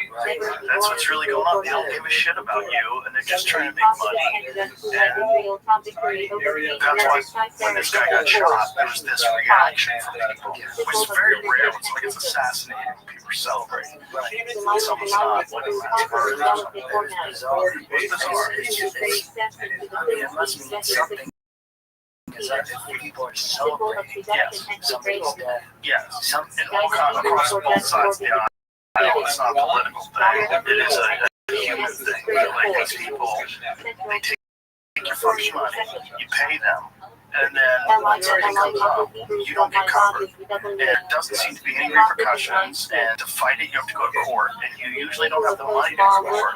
And they have a fund, and they, have been doing this for a long time, and now they're using AI to make sure that they pay less. So they're using AI to approve cases. And the numbers are even lower than they were before. So United Healthcare always had lower numbers than industry standard. Right? Now it's even with AI, they're going to be able to chop it down even lower. It's like, at what point in time does this become against the law? Like, at what point in time is this like this a contract? Like, you're paying, you're thinking you're going to get covered, you're like, The system would have to be revolutionary for profit at that point. You have to socialize the medicine. which I agree with up until a point. The problem is human. And like if you hurt your shoulder, you want to get an operation in shoulder. You want to go to a guy who does the Lakers. You know what I mean? You want to go to a guy who is like, this motherfucker is the cream of the crop. He's dialed in. He's been doing this forever. He's super focused and motivated. And he drives a fucking Mercedes, right? The reason why he drives a Mercedes makes a lot of money doing what he's doing. You don't want someone to not feel creative, not have the motivation to continue to get really great at their craft. Like, there's a thing with just, there's a financial motivation that people have, because it's a quantitative thing. You can see it on a ledger. You know that you're doing this, and you're working harder, and you're getting this reward. Whether or not it makes sense or not, you eliminate that. Everybody gets the same amount of money, and everything, and then you lose all the killers. Right. Lose all the. You just don't want to have to go to That's a giant scam. So, but that's a scam that some folks are stuck in. That's only part of the scam. You know, the healthcare scam goes so deep. There's so many different layers to this fucking horrible den of vampires. Right? You know, because it's. Whenever you can make profit off of people, you're involved in a corporation, and the corporation has an interest. Its stockholders want more money every year. They want more money every. That's what they try to do. That's their focus. When you're doing that with people's lives, that should be. That's a concern. I suppose that's why folks are upsetting to see famous Persian I actually had like Willem the Book of kind of an Esther, unpopular opinion Flag about it. And genocide why, of Jews, why are we defeated celebrating Esther and Mordecai. somebody's death? The Talmud That is seems far out. very difficult document And again of Hebrews for So, grace for in favor. terms of Under the prophet Samuel 1 Samuel 1. reason Not only that, I believe under his Prayer case. and Shiloh. throughout Hezekiah then said I the mean, prophet how Hebrews for far high out is strength that? So I didn't want, without a King single of you know, Ages. I make these tunes, but No I one want in particular, how do I adjust this? unless you have years of training. What do you even say? So how do you approach something like that? You sit down with pad and pen and you start writing. Like how did you start singing? Stepwise, avoid the work. So I went to some long jogs. I wrote some Entirely with Amazon. Put up like Amazon Santa Claus. Sitting there and it kept getting this. The situation was normal. I don't care. It was like up here, right? And let's write 1,000 words so that we can have 300 to say. And boil down the essence of and make it rhyme. And put a jolly tune behind it. That's kind of how that is about. That sounds like super understandable. That can boil it down. Yeah. Ancestor of pride of this topic. make a person And you don't, regarded as it's just punchlines. You find a punchline of everything. recall. Find a punchline of everything. I never had the attention span to tell too much of a story or anything like that. So I like you just keep making a punchline. So I always like, Mitch Hedberg and Stephen Ryan. We're so good at that. Just come out and lay a bunch of punchlines. Yeah. On to the next one. Their whole that was the daunting thing about their act, which is so it's all non-sequiturs. So every subject is new. Every time they open their mouth, it's a new subject, which is kind of crazy. It's a crazy way to do college. But when you're an absurdist, it's probably the best way because it's an absurd way, right? You're just going from one subject to the next each minute burst. Somebody asked me if I want a frozen banana, and I said no, but I want a regular banana later, so yes. Yeah, it's a ridiculous joke. I used to love listening to him, in particular when I was in traffic, because it would like chill me out. Like when I was at the airport in LA, and it was just fun, clusterfuck. I would just throw on Mitch Hedberg and just start giggling. It's just silly, He was awesome. Let's play that song. Can you find that one? The healthcare song? I want to play it so people know what we're talking about. Fuck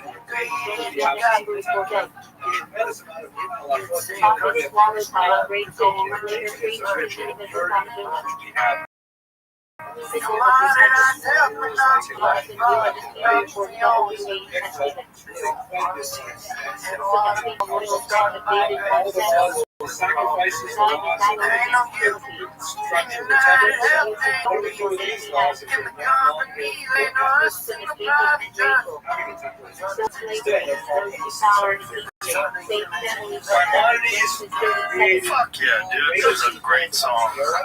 That's a great song. And it's interesting to me how few people are doing what you're doing. I don't know anyone else. I'm sure there probably is a few people out there that I miss, but I don't know of anybody else who takes big guys, these big stories that come up and do a catchy tune and does it in a way where you're laid out. Really the problem and the whole thing, like you said,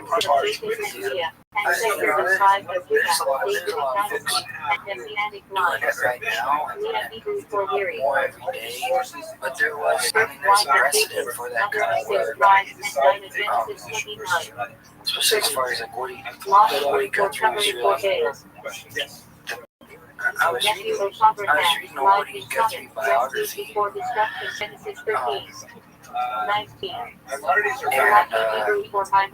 my old man was in the hospital. He had just had a heart attack and made it really well. I thought, way we couldn't go or whatever. Anyway, I'm just seeing him all hooked up to that stuff. And thinking, if he died, I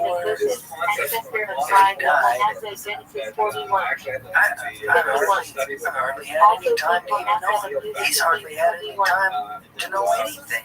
We don't get very long down here. And I'm reading this one Guthrie biography, and I was just like, oh, I'm gonna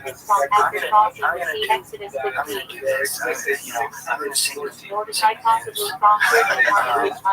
that's really what this kind of doing in his day, because there was this folk music around when he came up with beat singers and he was on radio programs. He couldn't play, he had the choice, he couldn't play standards, he couldn't play country westerns, stuff like that.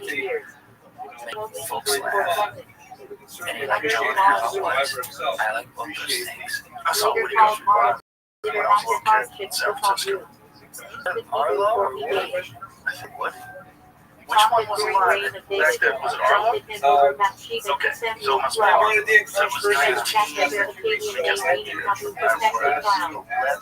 yeah. So, yeah. No, San Francisco, so it had to be, I lived there until I was 11, so it's probably around 9 or 10. Yeah, he performed live. So when he died,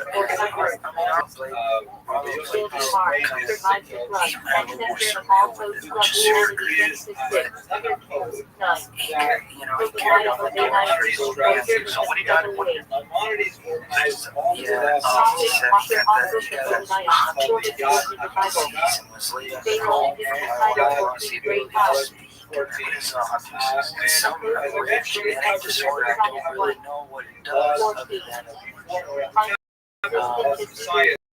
like he's pretty great telling nerve cells in the brain. His daughter also suffered from the same illness. Yeah. By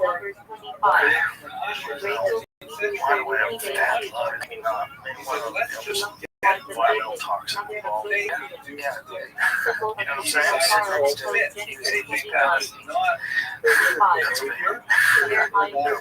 No, I'm kidding. But I mean, well, obviously it's a different time, but there's so many parts of the country that have been polluted by industrial waste. There's so much horrible shit out there. He was riding on trains and boxcars and stuff. There's no telling what they were hauling around and that sort of thing. But he played the political tunes. And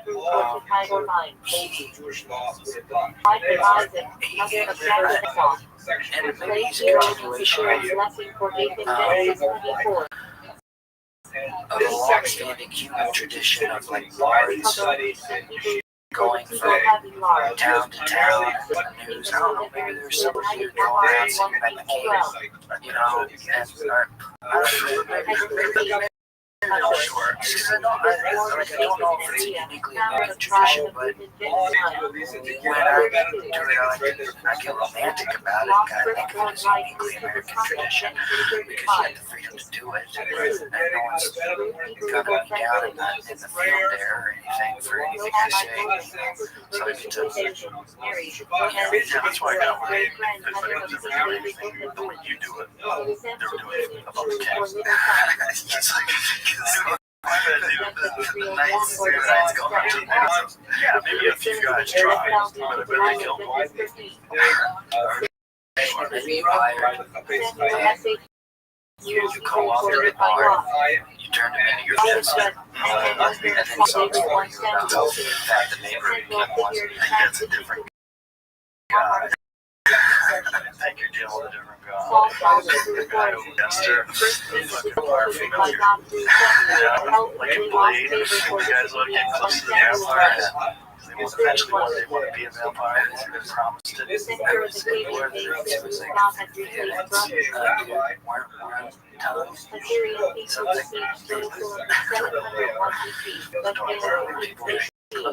But it's a different. That's always the Dracula story. It's always a familiar. It's always that does the bidding of the vampire. Yeah, perfect. Exactly. Yeah. Same kind of guy. Questionable hard drive. Was he God, that sounds weird. He would be so old. Yeah. The Cuckoo's Nest was 67 or something.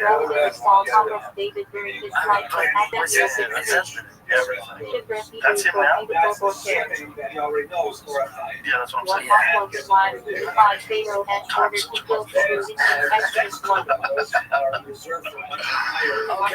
Well, that's one for those Cuckoo's. Wow. Yeah, 75. That's a great thought. Yeah, that's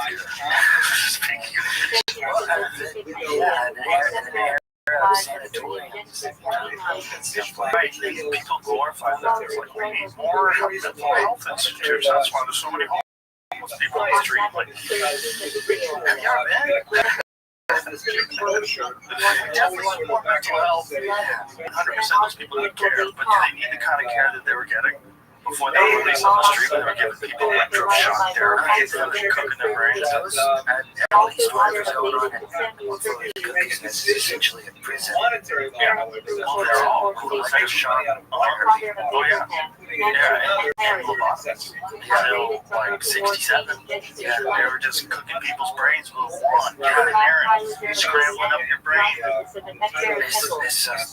Dude, they did lobotomies for decades. Until enough people had their loved ones turn into zombies. And they were like, hey, maybe we should probably fucking stop that. Kennedy. Apparently, she was just wild. Yeah, that's all it was. First of all, I don't know if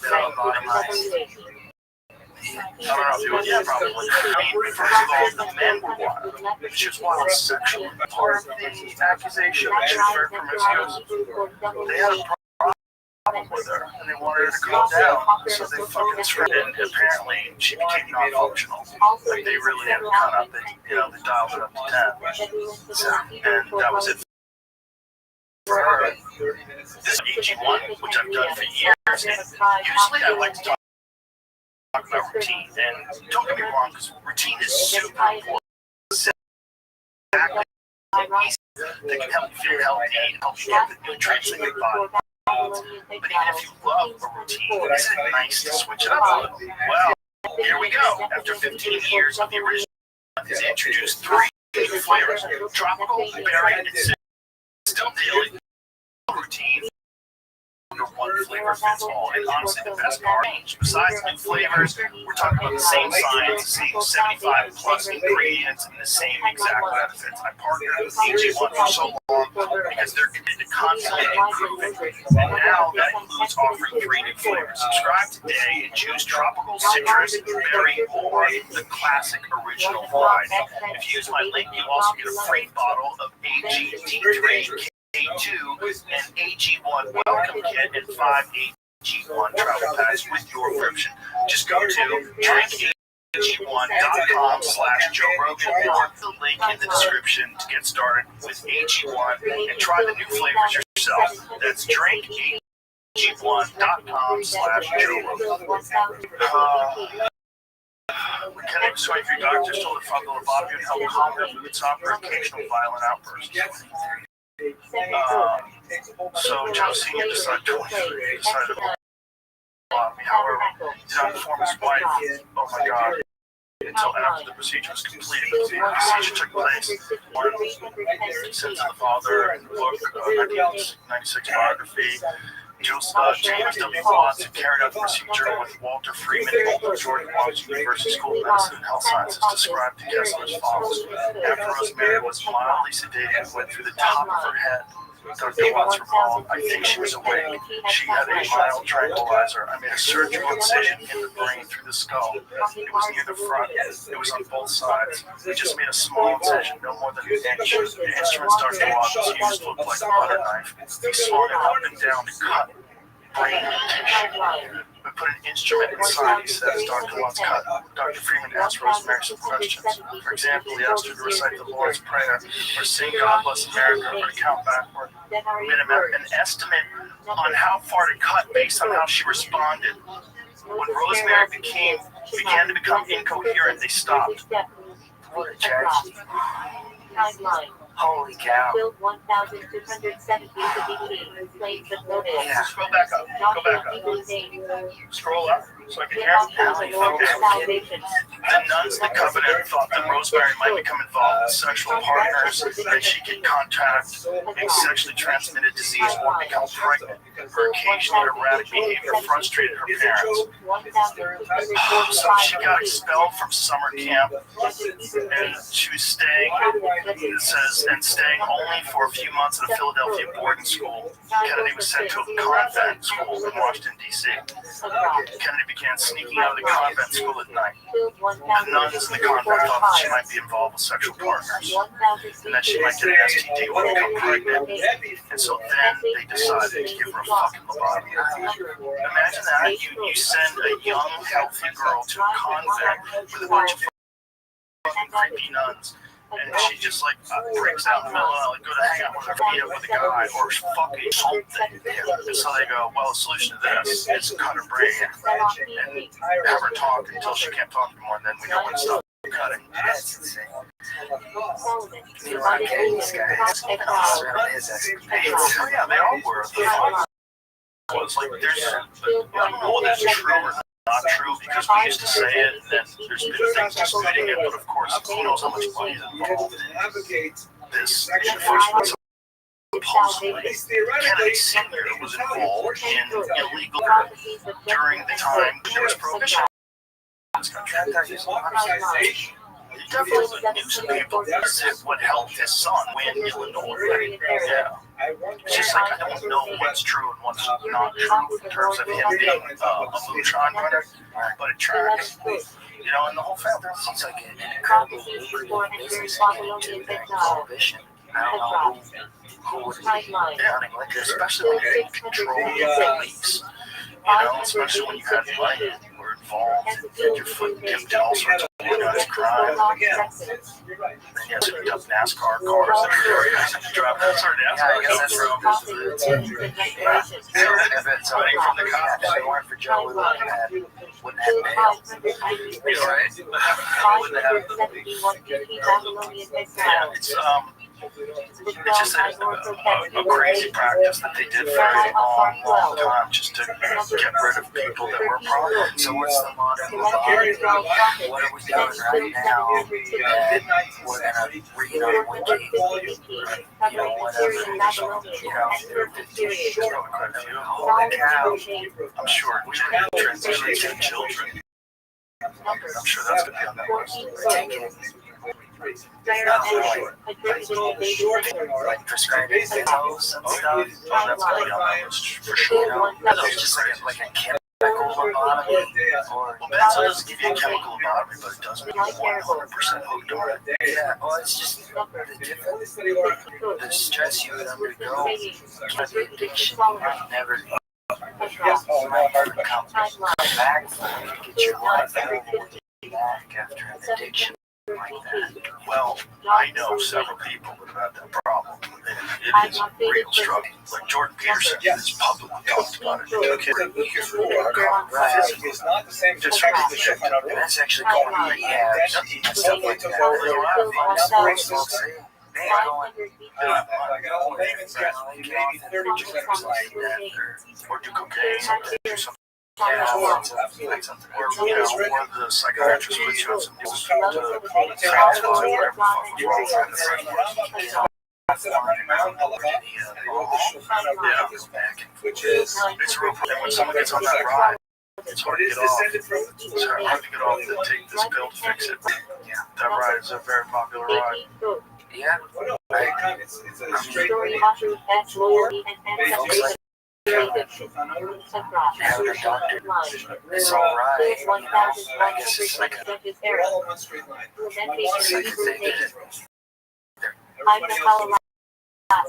an authority figure told them this all. You know, Understand it's Especially early days.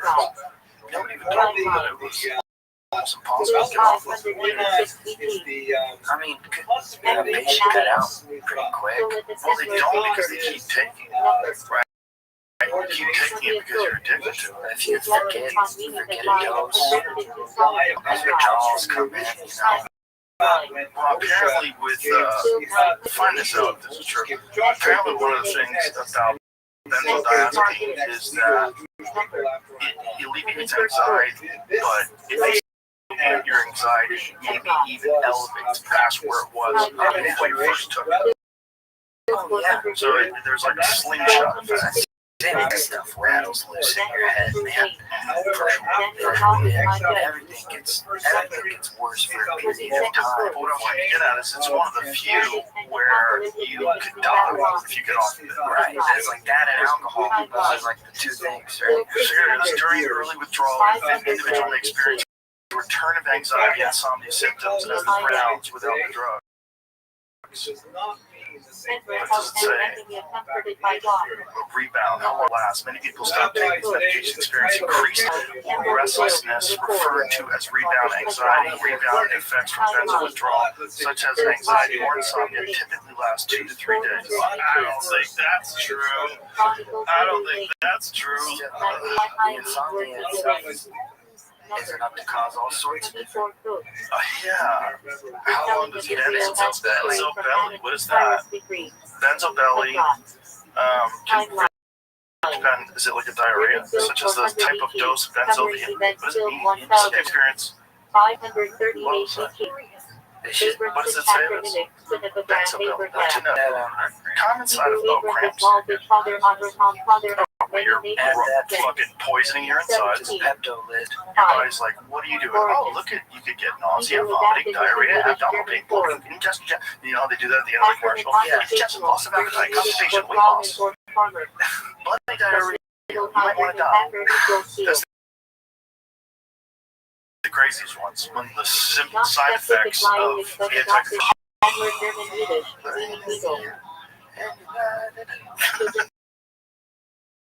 Ornamental vein, force, rank, and majesty. Also linked to rabbinic families.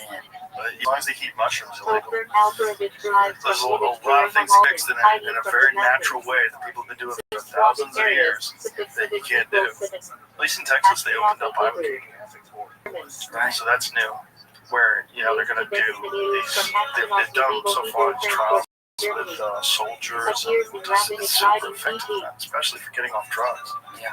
Really effective, like 80% for one dose, in the 90s for 2 doses. People just quit pills, quit everything, quit drinking, whatever's amazing. Whatever's fucking with you. Yeah. Yeah. There's natural tools out there to figure out, like, people get in patterns, right? They get in these terrible behavior patterns and they don't know why. They don't have to keep falling into it because they're like tightly rooted to the way you think. And unless you can leave for a moment the connection that you have to this existence where you're completely continually trapped by your person, unless you can leave and look at those patterns, you're just fighting against so much gravity and so much momentum, and then whatever the life that you've chosen, you're around the same people, there's so many things that make it very difficult to really change your life outside of escaping briefly, getting a look at it from, some. So it's like I became like smooth out all the ruts. I became, so I've never done it, so I can't really speak to this, but from the people that have done it, what they explain that first of all, it actually stops physical addiction. Somehow, they don't totally know how it's doing this, but it stops physical addiction and sort of rewires the way your brain, and for lack of a better term, looks at addiction. It all is. It's not a drug that you can abuse recreationally. Apparently, it's not a fun time, and it's a 24-hour experience. And this 24-hour experience is psychedelic. Yes. And this 24-hour experience is essentially a review of your life and showing you, like, you remember this happened, these guys beat you up after school, and then that sent you down this road, and then this is why you think about this, and this. And it like lays out why you're in all these different fucked up patterns in your life. Do you have like a spirit guide? I don't know. I mean, I think it's I've gained counsel. while you're doing it. Yeah. They have centers. What is the place called in Mexico that Republican Governor Rick Perry is an advocate of this? Right. And he went, is it beyond OSD? They've been doing these things down in Mexico because it's legal. Right. Does ayahuasca do something similar? Yes. A lot of people go down to Costa Rica and do that, or there's certain churches that have religious exemption in America. What? You go to church and really meet Jesus. Yeah. Like for real. Like, are you ready? Yeah. New Mexico, places like that. It's like, somewhere where like, well, how many followers you got? You got 1,400. All right, well, don't get too big. I've been to two basements. Like, really? Well, the weird thing is, if anybody wants to start a new church now, like, good, they'll crawl up and fucking ass with a microscope. Like, if you want to start a new church now, it better be a Christian church. Like, you better be following the same religions that people have been following for thousands and thousands of years. Because if you try to cook up a new religion today, they will window you, son. They will fucking... Yeah. I mean, you get a good following. Religions, they get weirder and weirder. Like, in America, they get weirder and weirder. God, the more west we went, the more we manifest destiny out. Because, like, you have, like, Puritan pilgrims land in New England. And the weirdest of them move a little bit more west, or they just go to, the Quakers just go to, like, Nantucket, to be on an island and be isolated. But, eventually, in about 100, you've got Mormons, and then another 100 something years, then you got Scientology out in California, right? Have you seen American Pie People? The Netflix series? No. Really good. And it's about the settling in the West, but the heart of it's Mormons. Right. And how fucking gangster the Mormons. We think of Mormons as being like really sweet people, like. No, not back then. No, nothing was in the West, man. Yeah. It was death incarnate. Like, I don't know. I imagine like Blood Meridian, like McCarthy's book, where basically, like follows the story of like this kid who goes on a scalping mission, and their job is to go down into Guadalajara and come up in through the states, and they scalp pretty much everyone they meet indiscriminately, and then take those scalps back for dough. It's, for a bounty. Which is crazy. How much is this scalp worth? I don't know. Imagine you just find some dude who's like fucking taking care of a lawn or something like that. I take that over a lot of Some people live. Yeah, it's really crazy. That picture. It's like, guy had a top hat on over this giant wound over top of his head. Wonder how long he lived. Because basically has like an open skull facing the earth. I guess you play dead. I don't. Maybe they just let him live. I don't know. This episode is brought to you by ZipRecruiter. There is such a thing as having too many options to choose from. Like when you're scrolling on the TV trying to find something to watch, or have you been to one of those ice cream shops where they have hundreds of different toppings to choose from? It's overwhelming. The same thing can happen when you're hiring and you get inundated with applications. It's time to stop stressing and use ZipRecruiter instead. Their innovative resume database can help you find and connect with the best people for your role. Try it for free now at ZipRecruiter.com/Rogan. What makes this resume database so special special is the advanced filtering feature. You can use it to hone in on exactly what you're looking for from the hundreds of thousands of resumes that are uploaded to the site. And when you find a potential candidate, you can unlock their contact info instantly. Skip the candidate overload. Streamline your hiring with ZipRecruiter. See why out of 5 employers who post on ZipRecruiter get a quality candidate within the first day. Just go to this exclusive web address, ZipRecruiter.com/Road now. Try it for free. Again, that's ZipRecruiter.com/ZipRecruiter, the smartest way to hire. Chihuahua's bounty program offered fortune seekers 150 to 200 Mexican pesos for each Apache, depending on age and sex. Men worth 50 pesos more than women and children. Today that equates to about $8,200 per scalp. Yeah, so This is far more than most prospectors would ever make in the California gold fields. $8,000 per scalp.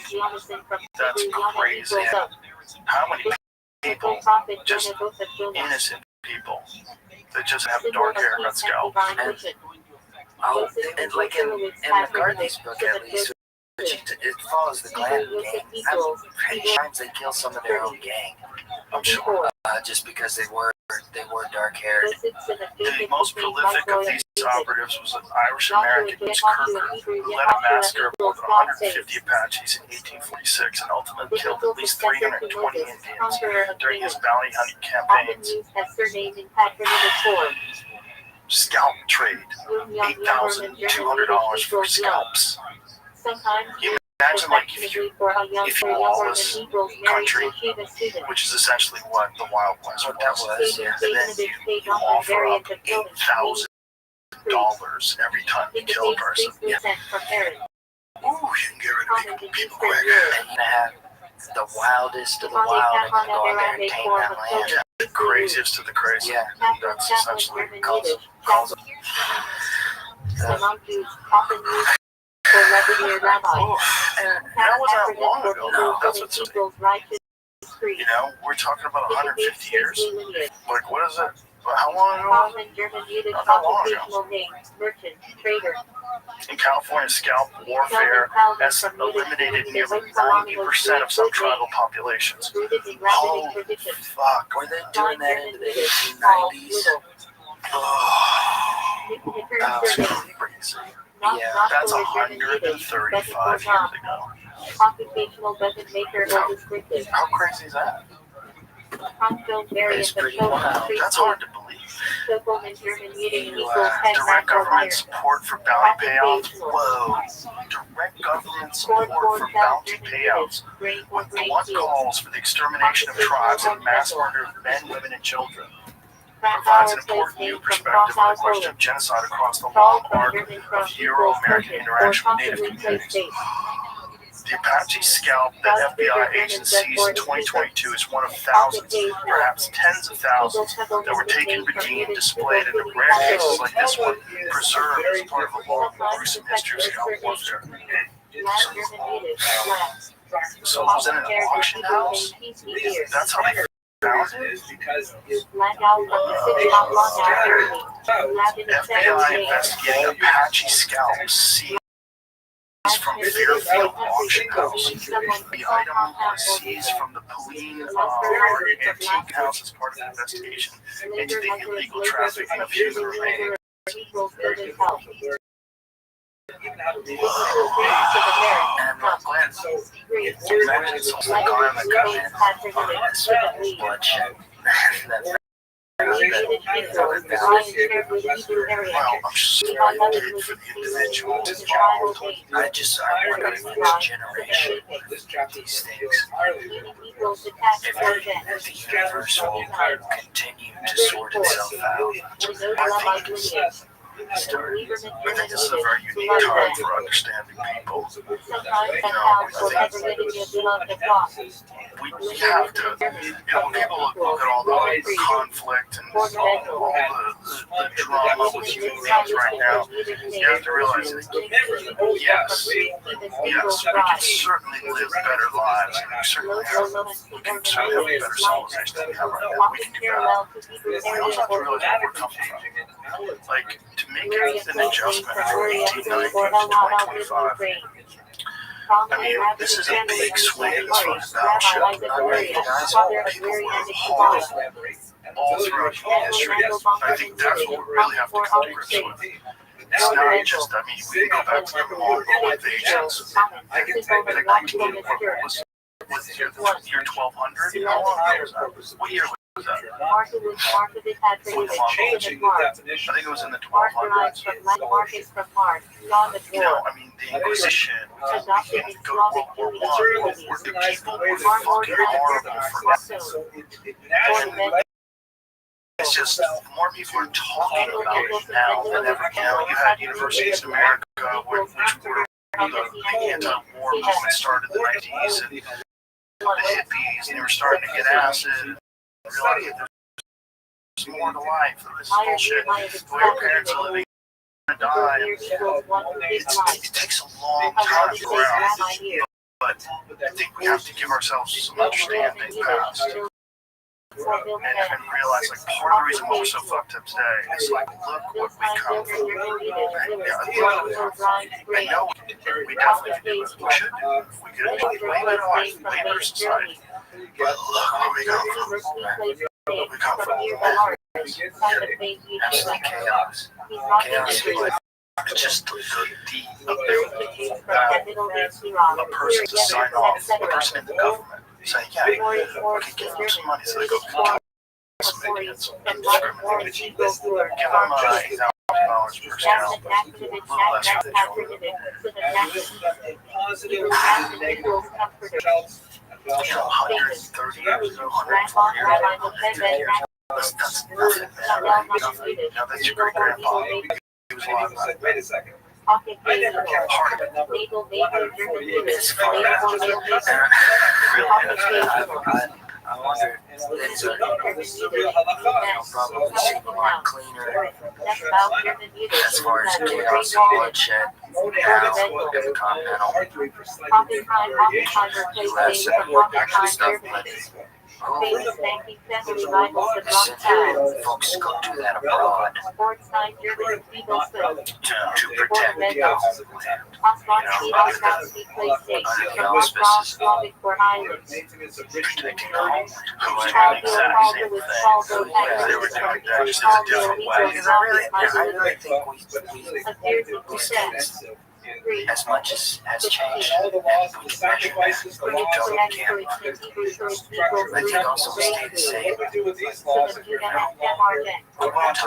to change, and until something, or until we recognize things need to change collectively. But there has to be a discussion. It's not something that just organically happens. You know?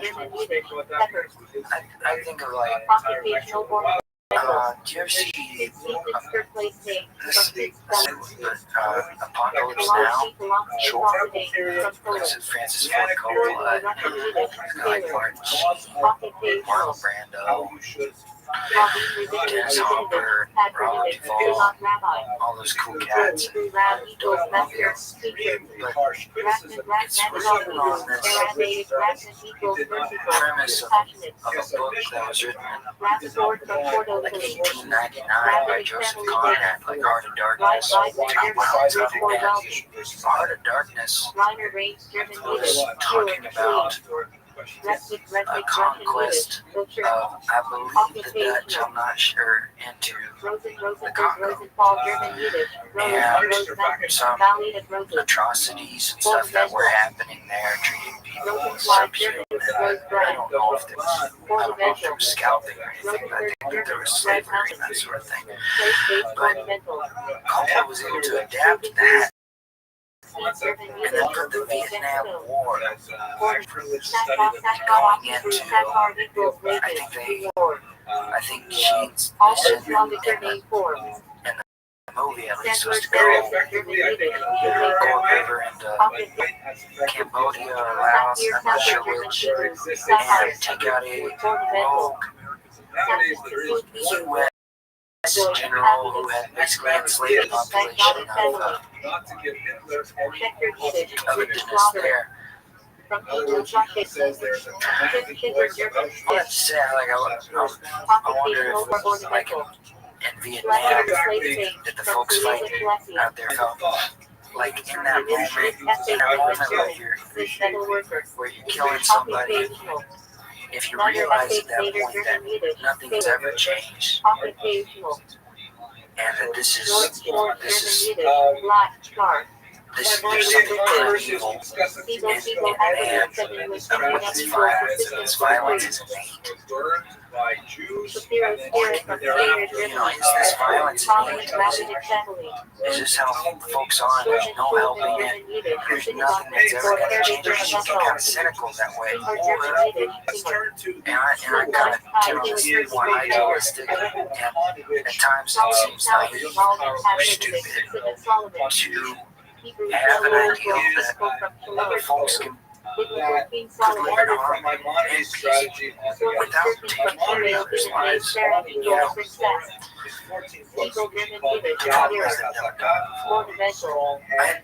that's my because it isn't all. I think it's in a lot of us deep down. Well, it has to be. Because it's the only way we survived. It's the only way we got to where we are today. Because we existed before language, we existed before empathy, before we understood each other, before we could communicate. So any being that you didn't know from somewhere else wanted what you had. And they would try to take it by force. The bigger, stronger ones survived, and that's why the best genetics kept going and going and going. It was just survival of the fittest. It exists in nature and exists with humans, and that's the basis of our DNA, unfortunately. Like, that's how it started, right? And so the way it manifests itself today is fucking drone warfare and bombs, you know, dropping bunker busters out of B2s. You know, that's what it is. Or B12. So what is B12? What's the big one? B2? Feels like it should be a bigger number. It looks like a spaceship. You see how he flew it over Putin? Like, look at my dude. Like, fly. Did that when Putin was in Alaska? They flew a bomber over his head. Like, what are we doing? Why flying the radar resistant bomber over Putin's head? This sounds like a show. These kids were like, is it? Yeah, I wonder is it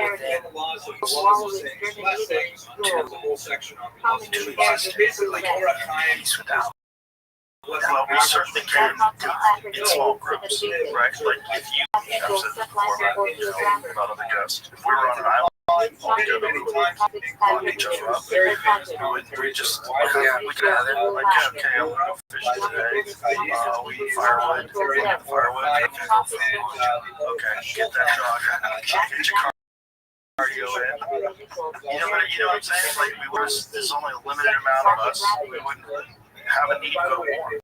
And most war today is about resources. Most war today is about controlling parts of the world where there's an infinite amount of money in the ground. Whether it's oil or now it's rare earth minerals and stuff they need for batteries. That's what a lot of it is. I mean, that's what a lot of conflict is in this world. And that's gross. It's scary. It's scary, but if you ask the average person, what are the odds that there will be no world war in your lifetime? And they'll say 0%. Yeah. Everyone will say 0%. It's so far out. It seems like I think it. You know, folks that go to war, like if you sign up to Iraq, They go to some kind of form of Bengal, Hebrew court, in the shadow of God. It is part of the tabernacle, what is divinely, inspired by workmanship. you're going to Afghanistan, Fires you're from Hebrew near illuminated, opium one fields, life, so You're out there, you're risking your life. You have the gun. Are prepared to take somebody's life. For what? And like we'll fight.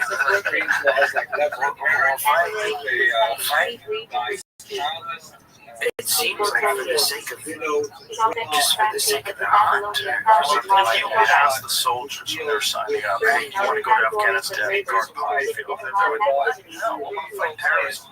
Motherfucker, I want to stop the people that did 9/11 from doing it again. That's why a lot of people suck up. But then reality kicks in once you're standing in fields with a machine gun.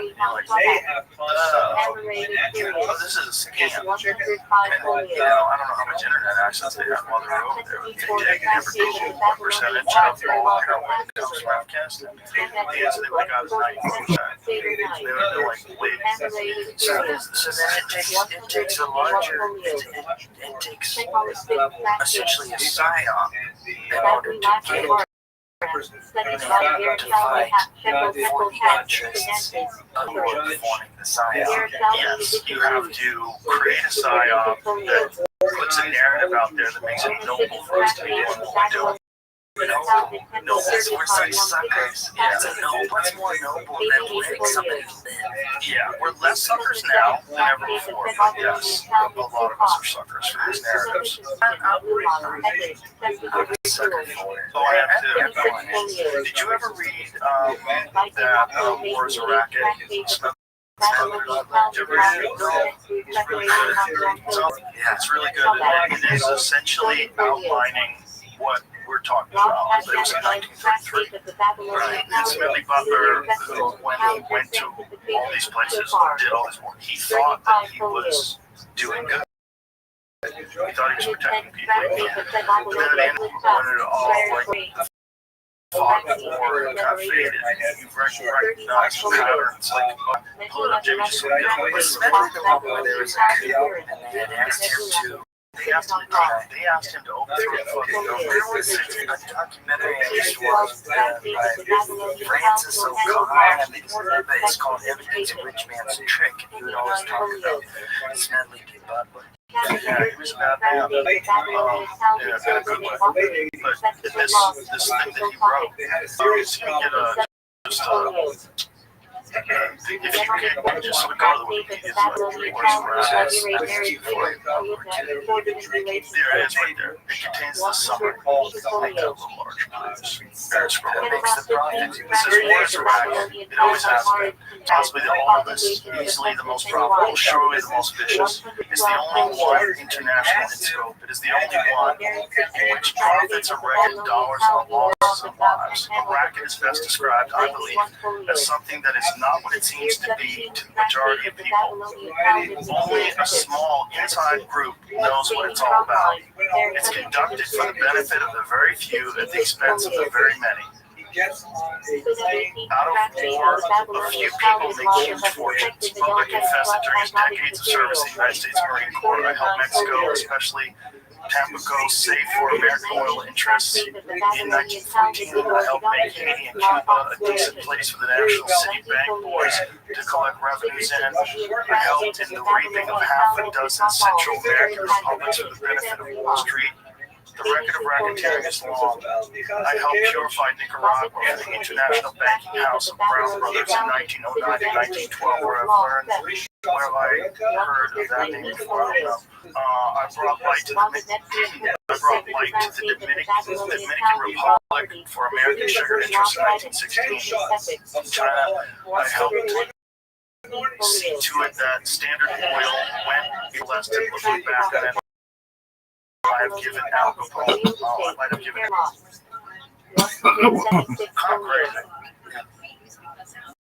I've been doing that forever. It wasn't for this one guy writing about it. This one very decorated man who pull up the thing about the coup where they tried to enlist him, which is part of the reason why I'm sure he wrote this. So he was like, what the fuck is this?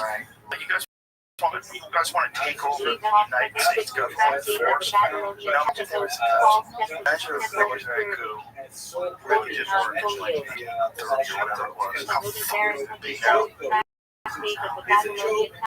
It's interesting how history pivots oftentimes on one or two crucial figures. This guy saying, you know, who knows? Is that the premise of man? I should say, what do I need for that? Wasn't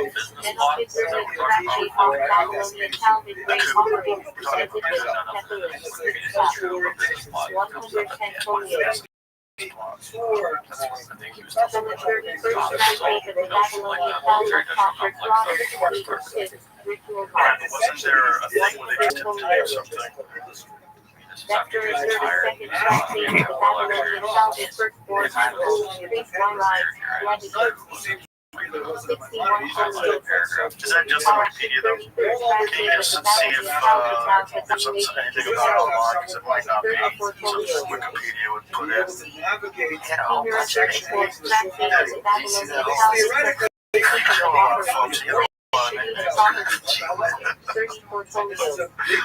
It's so weird to see even about going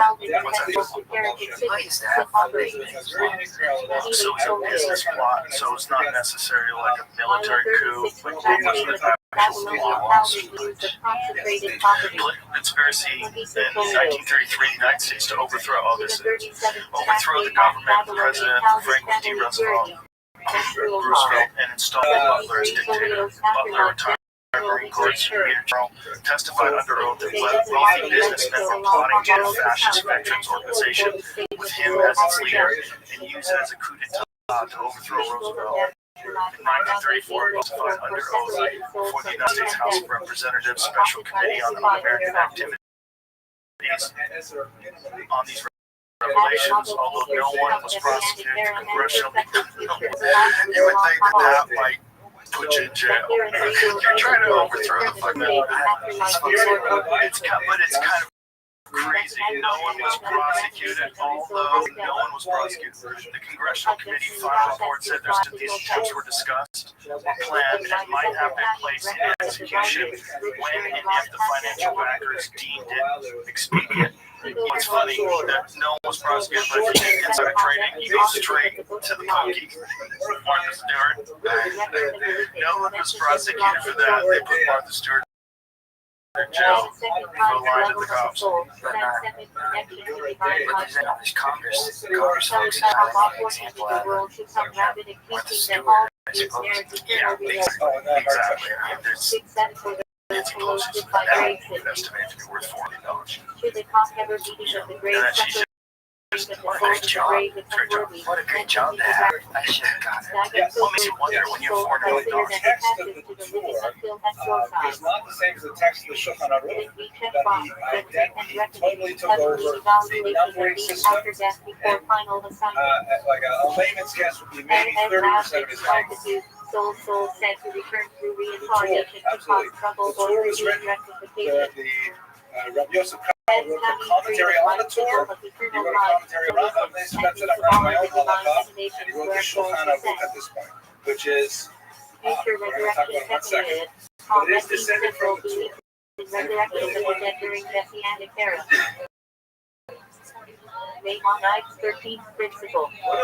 Gan's paradise for righteous souls. Beis Yosef, Shulchan Aruch, Divided into lower Gan's spiritual upper Gan's union with God. Benediction purified well for souls after death. everybody else that is Usually up to 12 months. Not the eternal. context of this, you should understand it's Built on a very wild time reincarnation of intellectually souls, for Jews, Kabbalistic especially in teaching that Islam. souls reincarnate One of until they come for their purpose. developments that's going on is Idol the heavenly palaces, mystical chambers where souls descend after death, described in early mysticism. Figure impregnation. in English, When a righteous soul temporarily joins the living to help them spiritually. and it comes from the original The smicha when one-contact Moshe trade of life, gave trade of souls smicha to descending from Yoshua. Moses souls gave were to Joshua, he mutilated put and his tombs, hands on his which head. they returned. Okay, you're the next leader of the Judgment Jewish day people the after unfaded I final judgment of souls. This laying Associated on with of resurrection hands and Shalom Haba.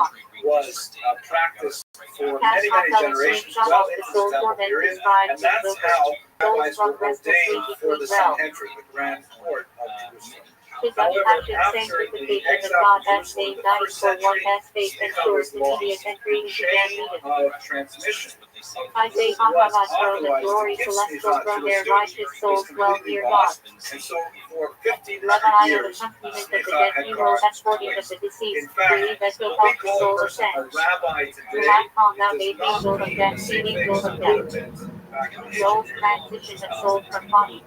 Rabbi today is a title of Massachusetts is lawyer, angel, angel, and punishment, sometimes tied to Gehenna. level of learning, but it does not, let's say, Mental compare to, authority let's and say, soul in the higher realm, priest. influencing their destiny and Some afterlife. kind of special At the master lowest level of the soul, tied to the body.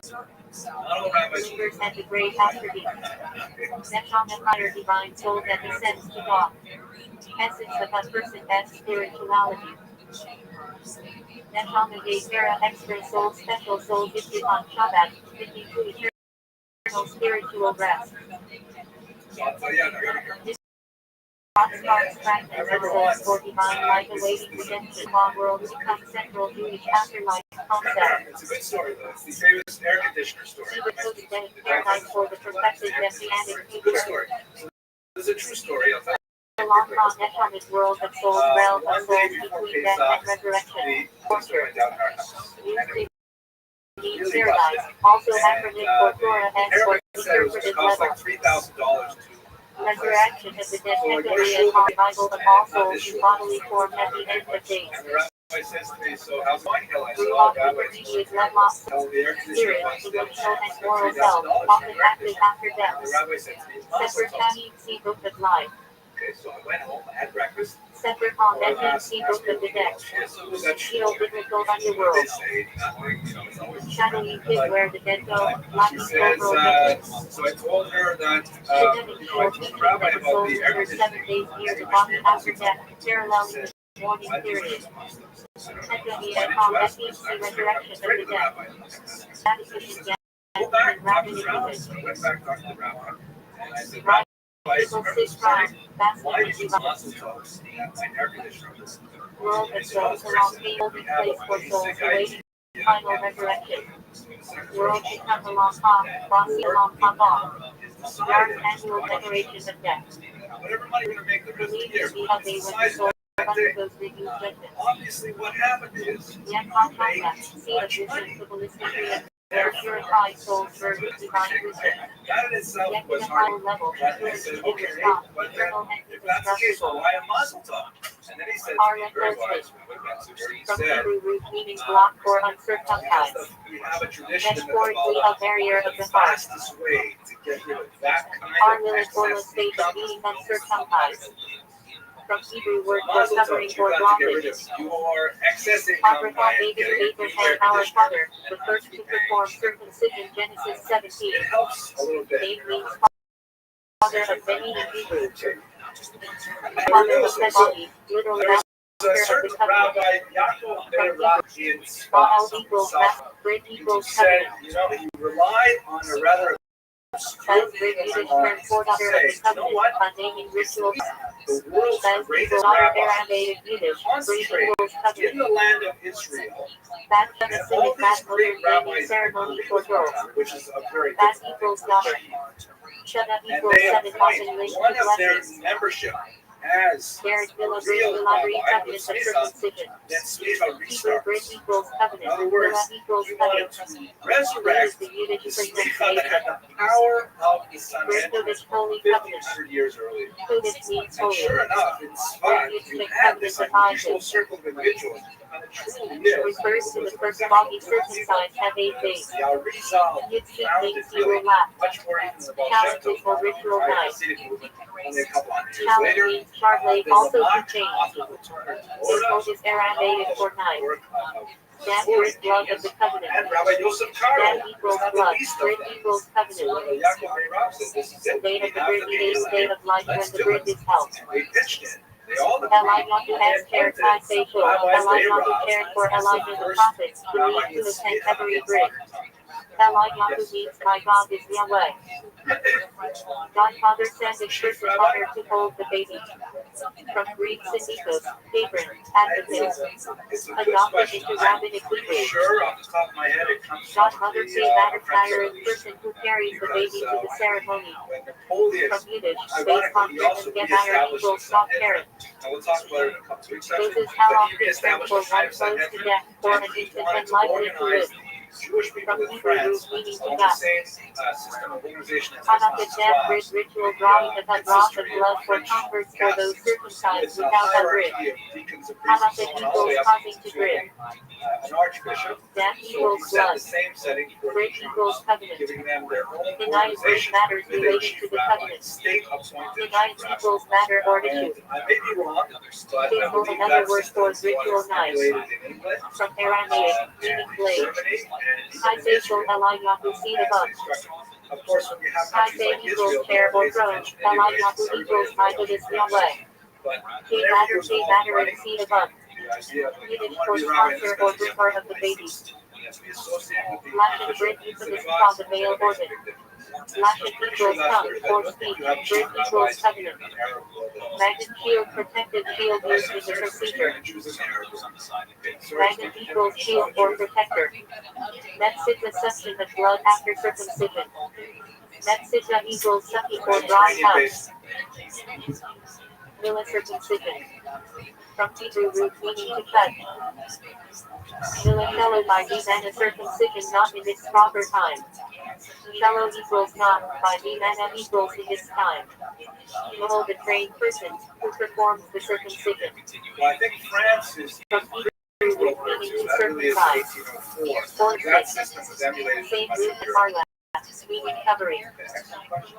Okay, so what happens Reba is carrying back left and membrane under the Rabbi torch. Beirab also, once he is ordained, So the for first uncovered. real rabbi, the real Sneha, he of course Sent the honored ordains person all who holds people the who baby. ordained him.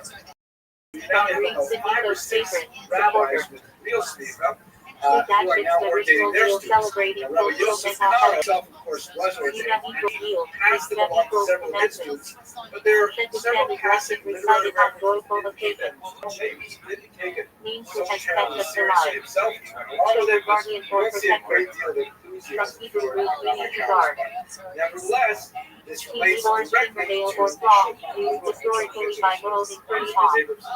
Yet means she hide and grade you high and days not fit for a bridge. Refers to times when ritual cannot be done. Becker held great remembrance of the covenant. Becker equals memory. Bridge equals covenant. Add Genesis 1. 5. 1 and 1. 1. And 1. 933,760. Thanks, the other great rabbis agree. 2,831 And they did not. And what made it especially painful is that one of the chief critics of Rabbi Yaakov Beirab, Rabbi Yaakov Beirab, ordained Father of him, humanities. and still Abel he Hebel Ben 4. rebelled against it. And I can't remember his name, I can't remember here, so I did Vapor not. breath But vanity. all universally accepted and basically kind of fell flat after about 2 generations. Murdered by Cain. I don't think there's The anyone grand today Abraham that Ben actually 11. claims to have received 25. back from And 1,048. 2,123, They would not get enough 1,813. traction in the outside world. It's true that a tremendous 1,638 concentration of genius in this one little A grand tiny town in Celtic northern father. Israel. And Abraham, what father they of said multitude had Hebrew. shockwaves, Patriarch. shockwaves throughout the Jewish world, not enough to Father of Isaac the Shield. Happy Let us Village turn now to 20, the work 21. which most people know 26. about the show. See second Now, the show, millennium at this BC. time, when he's getting Third old, is King his Hebrew. main work really is the Beit Title Yosef, name the of commentary on Philistine the ruler Torah, who and to a interacts with certain degree the Abraham Kesef Isaac. Mishnah's commentary on Maimonides. Happy Village And Synophidius everyone 28. knows that there is 9. one person on the planet who C12 knows the CBT. halacha inside My out, father is King all the Hebrew. various perspectives. Usurper And he in said, Shechem. okay, so now it's time for me to just Early listen to my failed conclusions. kingship. Again, the way that Beit Combinate Yosef that works, 110.7. it's the back and forth. It's a, 16. why the Torah says this is because of this position of this Torah, this Gemara, and these points of analysis. In the Shulchan Aruch, it's just the book. It's just Several the men. this kind of chicken is not kosher. One hostage This kind of chicken is kosher. Also And hostage that salt. makes it much smaller as a working Samuel. manageable. But as I mentioned, he used the same start. Father is like It Hebrew. really was found Paul widespread as general. adoption. One small Peace detail, David however, as troubled Christ. particularly the Jews of Filled Europe, by hope. and that was the Shulchan Sally's Aruch. Abraham S. When he 215. felt uncertain, See he that took it to his 2048. Beit Din. And what I mean by his Beit Din, or what scholars mean by his Beit Din, God is is three my key Hebrew. opinions. For ages on Rabbi Rebecca Mack. Joseph Alfasi of Trusted David, David. Abigail Nabal S. Widow 1 Sam 25. 2 Sam 2.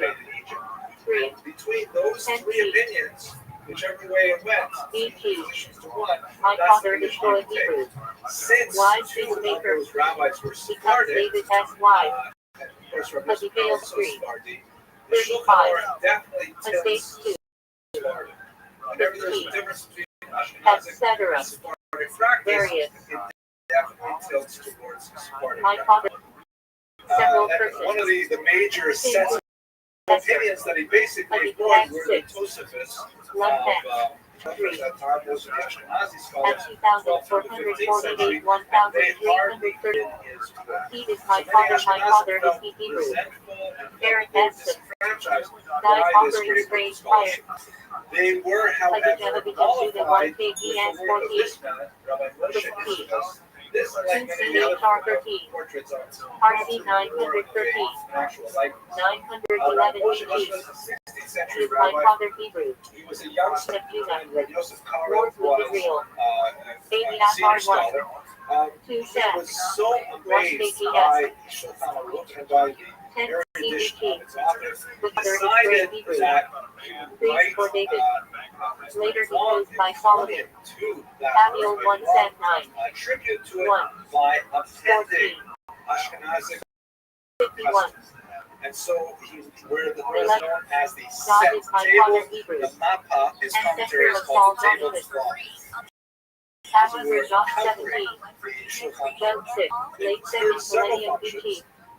Basically, My if father is Ashkenazi Hebrew. spies, Gideon S. Plan Happy Prize. it makes more Ashkenazi. Abigail David They and should Sister know 1 CHR2. describing dissenting opinion of European custom. 17. But from time to time, he disagrees with the Shulchan Aruch openly My as father well, destroyed just on Hebrew. logical grounds or Mother of source Amisha. text. Abishag 1 KBS 1.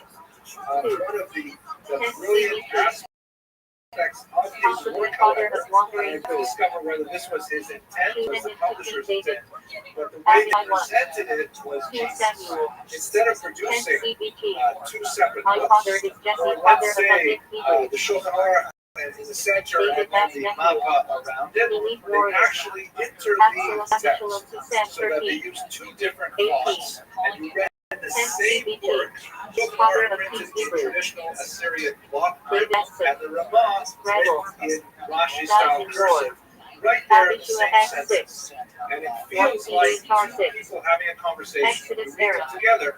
The My Shulchan father Aruch is will begin a salvation sentence. Hebrew. The mappa will add a few comments, and then the sentence will pick up again by the Possible 2 Shulchan Aruch. Sam 3. And it feels like a 4. unitary whole 10 that CBT. makes together My Ashkenazi and father is Sephardic Jew custom. Hebrew. Together One with of the David S. mappa, wives. the Shulchan Aruch Like in became the Josh 7. universally accepted. 1 And CHR2. dissent virtually disappeared.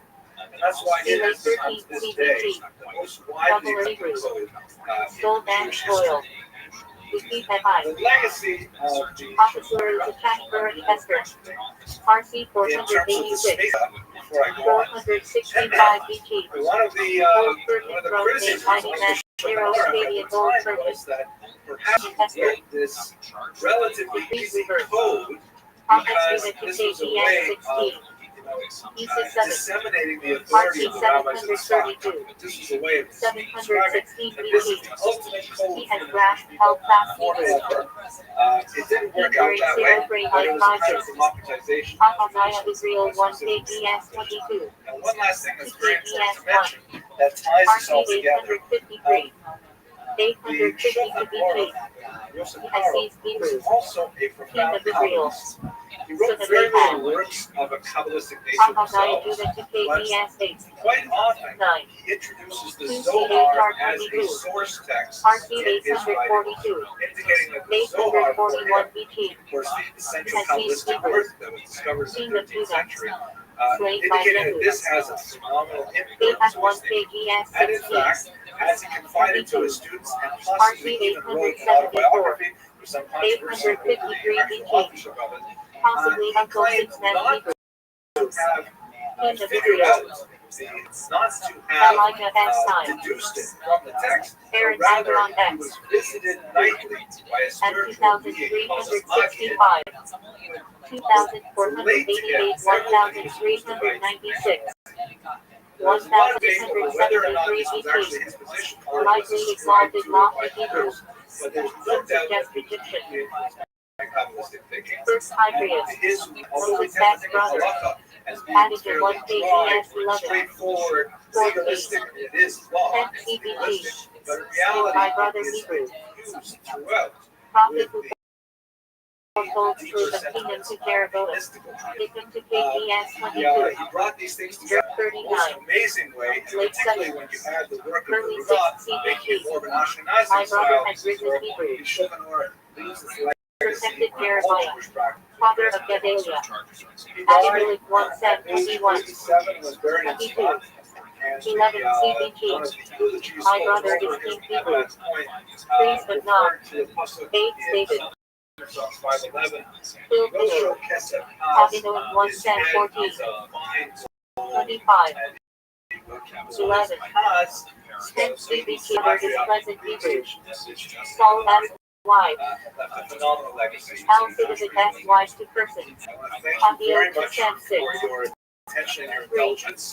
4, If you're 10 CBG, his brother Hebrew, if you're on the mailing list, it's loaded to the web properly, maybe someone will help you with that. They'll be able to review this and critique it with your friends.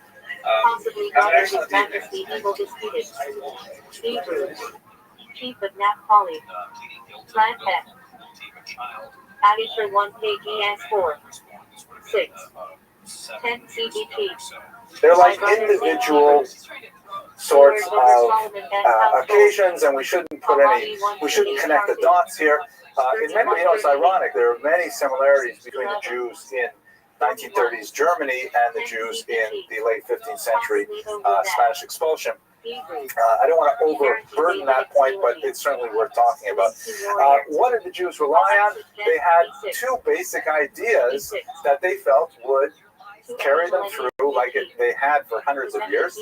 First is the Jewish reliance on lobbying, or the Hebrew term would be shtadlanut, shtadlonis in Yiddish, where basically, as a relatively unprotected minority, yet often quite wealthy, the Jews said, whenever we feel threatened by local authority, all we have to do is we have to find a charismatic who knows the dominant culture, who speaks the language well.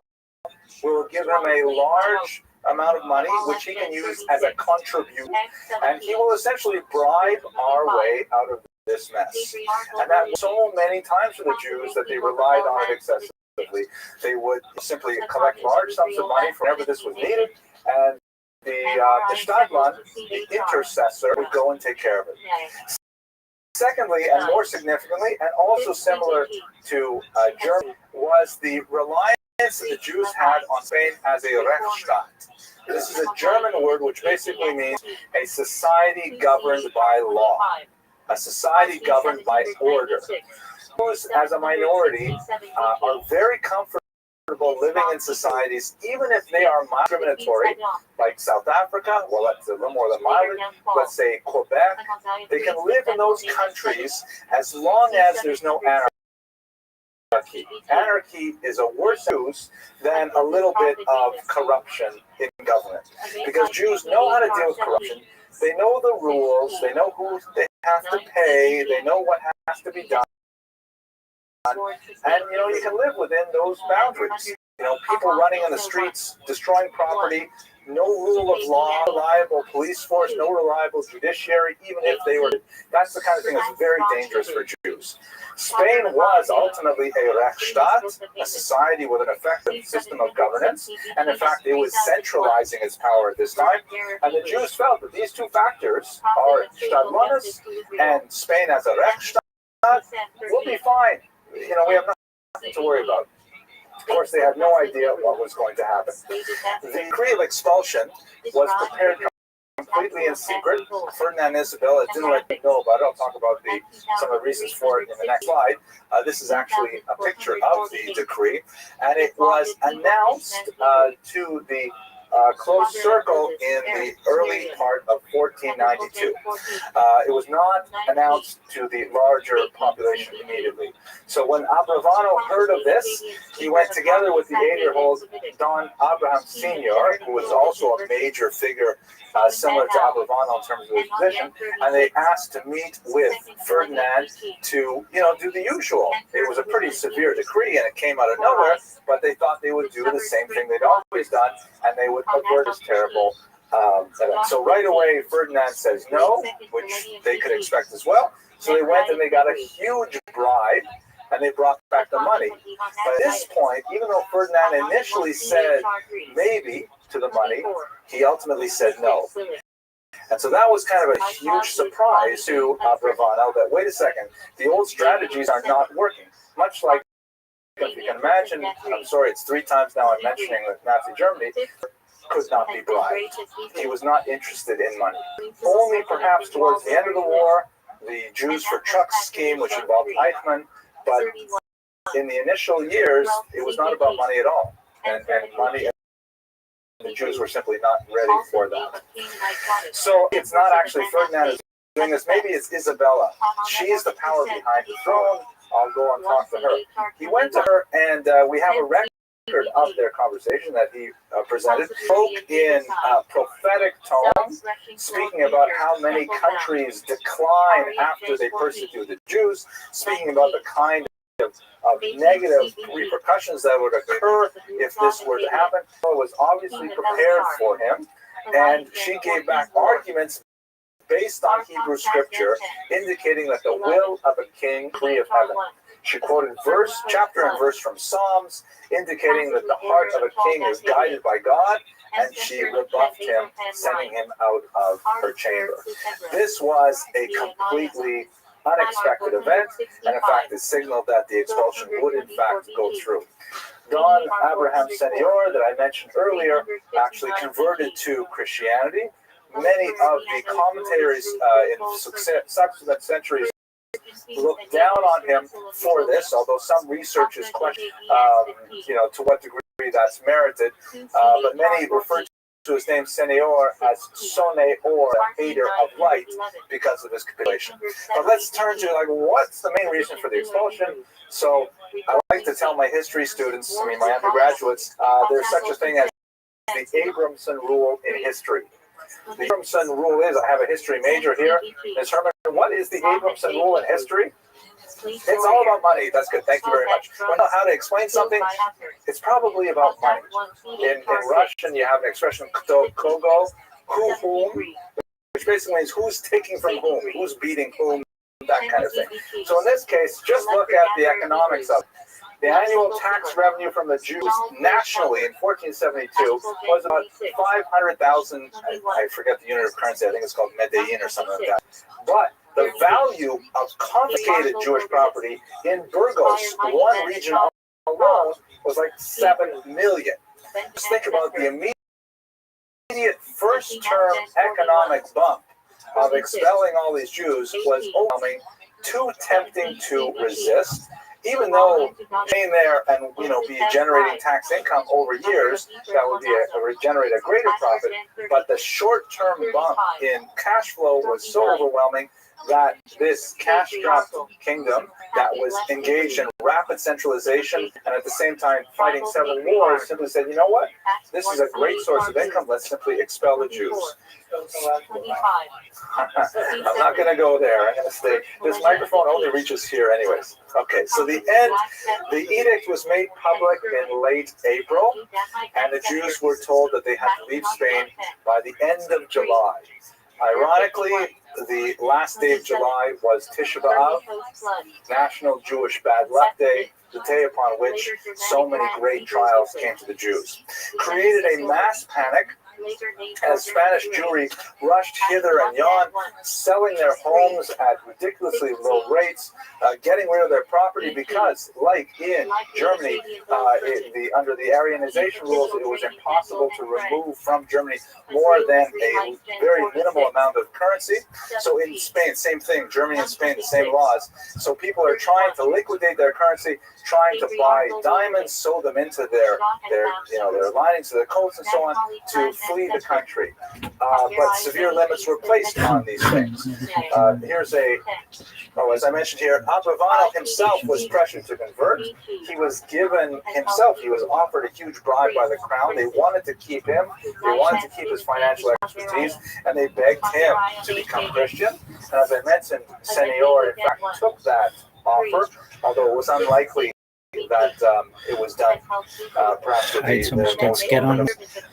Abravanel refused, and in fact, we learned later that one of the last-ditch efforts that the crown do to try to keep him in place is they were planning to kidnap and baptize his 1-year-old grandson.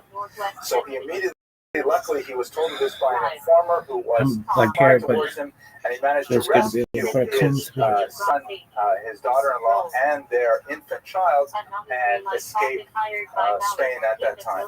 They followed a route that was common to many Spanish Jews. As you can see, the expulsion took Jews out of Spain up here into the more tolerant regions of Northern Europe. Of course, you have Spinoza and others up in Amsterdam. They're results of the Spanish expulsion. Many Jews took the somewhat dangerous sea route here over into North Africa. The strong populations of Sephardic Jews in Greece come largely from this expulsion. And Abravanel ended up kind of island hopping his way throughout the Mediterranean basin for the remainder of his life. Wherever he went, he met with great success. His expertise in finance was valued by whichever ruling power he came into contact with, and he once again engaged in rapid, prolific writing, completing his commentary on the Torah during this very difficult period of separation from his family and of the total devastation of his entire community. I'd like to speak just a little bit about some of his ideas here. We're almost out of time. This is a quote from my undergraduates. I like to use this word a lot. It impresses strangers, makes them thinker than I am. Weltanschauung is a German word meaning way of looking at the world. Welt means world. Anschauung is like looking, and it refers to your political philosophy, your religion, optimism or pessimism, your extroverted nature or introvert. It's a large term that refers to basically how you look at the world around you. So his Weltanschauung was obviously colored heavily by his political experience and then his terrible personal experience. So one of the things that's fascinating about his later writings in particular is his fervor that the Messianic period was nigh. And in fact, in a publication he issued in 1407, that should be 1497, not 1407, he believed that 1503 would be the year that Mashiach came. He lived past 1503, and of course he met with appointment once that year went out, but he believed that the tremendous persecution of the age clearly indicated that God would not tolerate this much longer, and after the Messiah. Unfortunately, there would be much more pain and suffering in place over the next 500 years. By way of conclusion, for much of the scholarship on Abravanel for the last few hundred years, he comes across fairly weak as a leader. And to some degree, there's a lot of arguments to be made. He failed to perceive the warning signs of the expulsions of Spain. He failed to understand the dire implications of the Inquisition. And given all his political experience, it's surprising they put so many of his eggs in one basket, so to speak, so as to be reliant on any one king.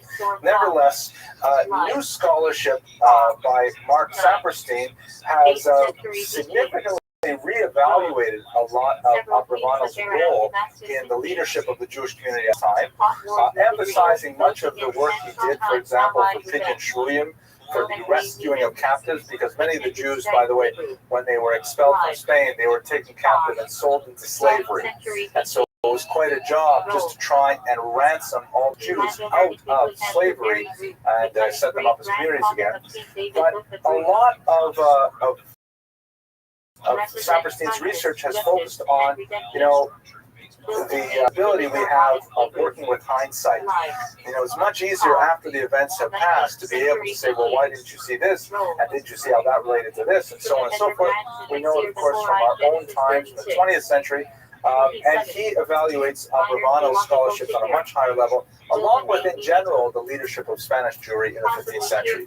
This was truly a bolt from the blue, something that would have taken a genius to anticipate, and he believes that much of the negative assessment of Abravanel is undeserved. So, finally, with Don Isaac Abravanel, we have a rather amazing example of someone who was at the very highest peaks of political activity, an incredible exemplar of Torah scholarship, producing many works that are still studied today in the original Hebrew and translated into English, Spanish, and many other languages.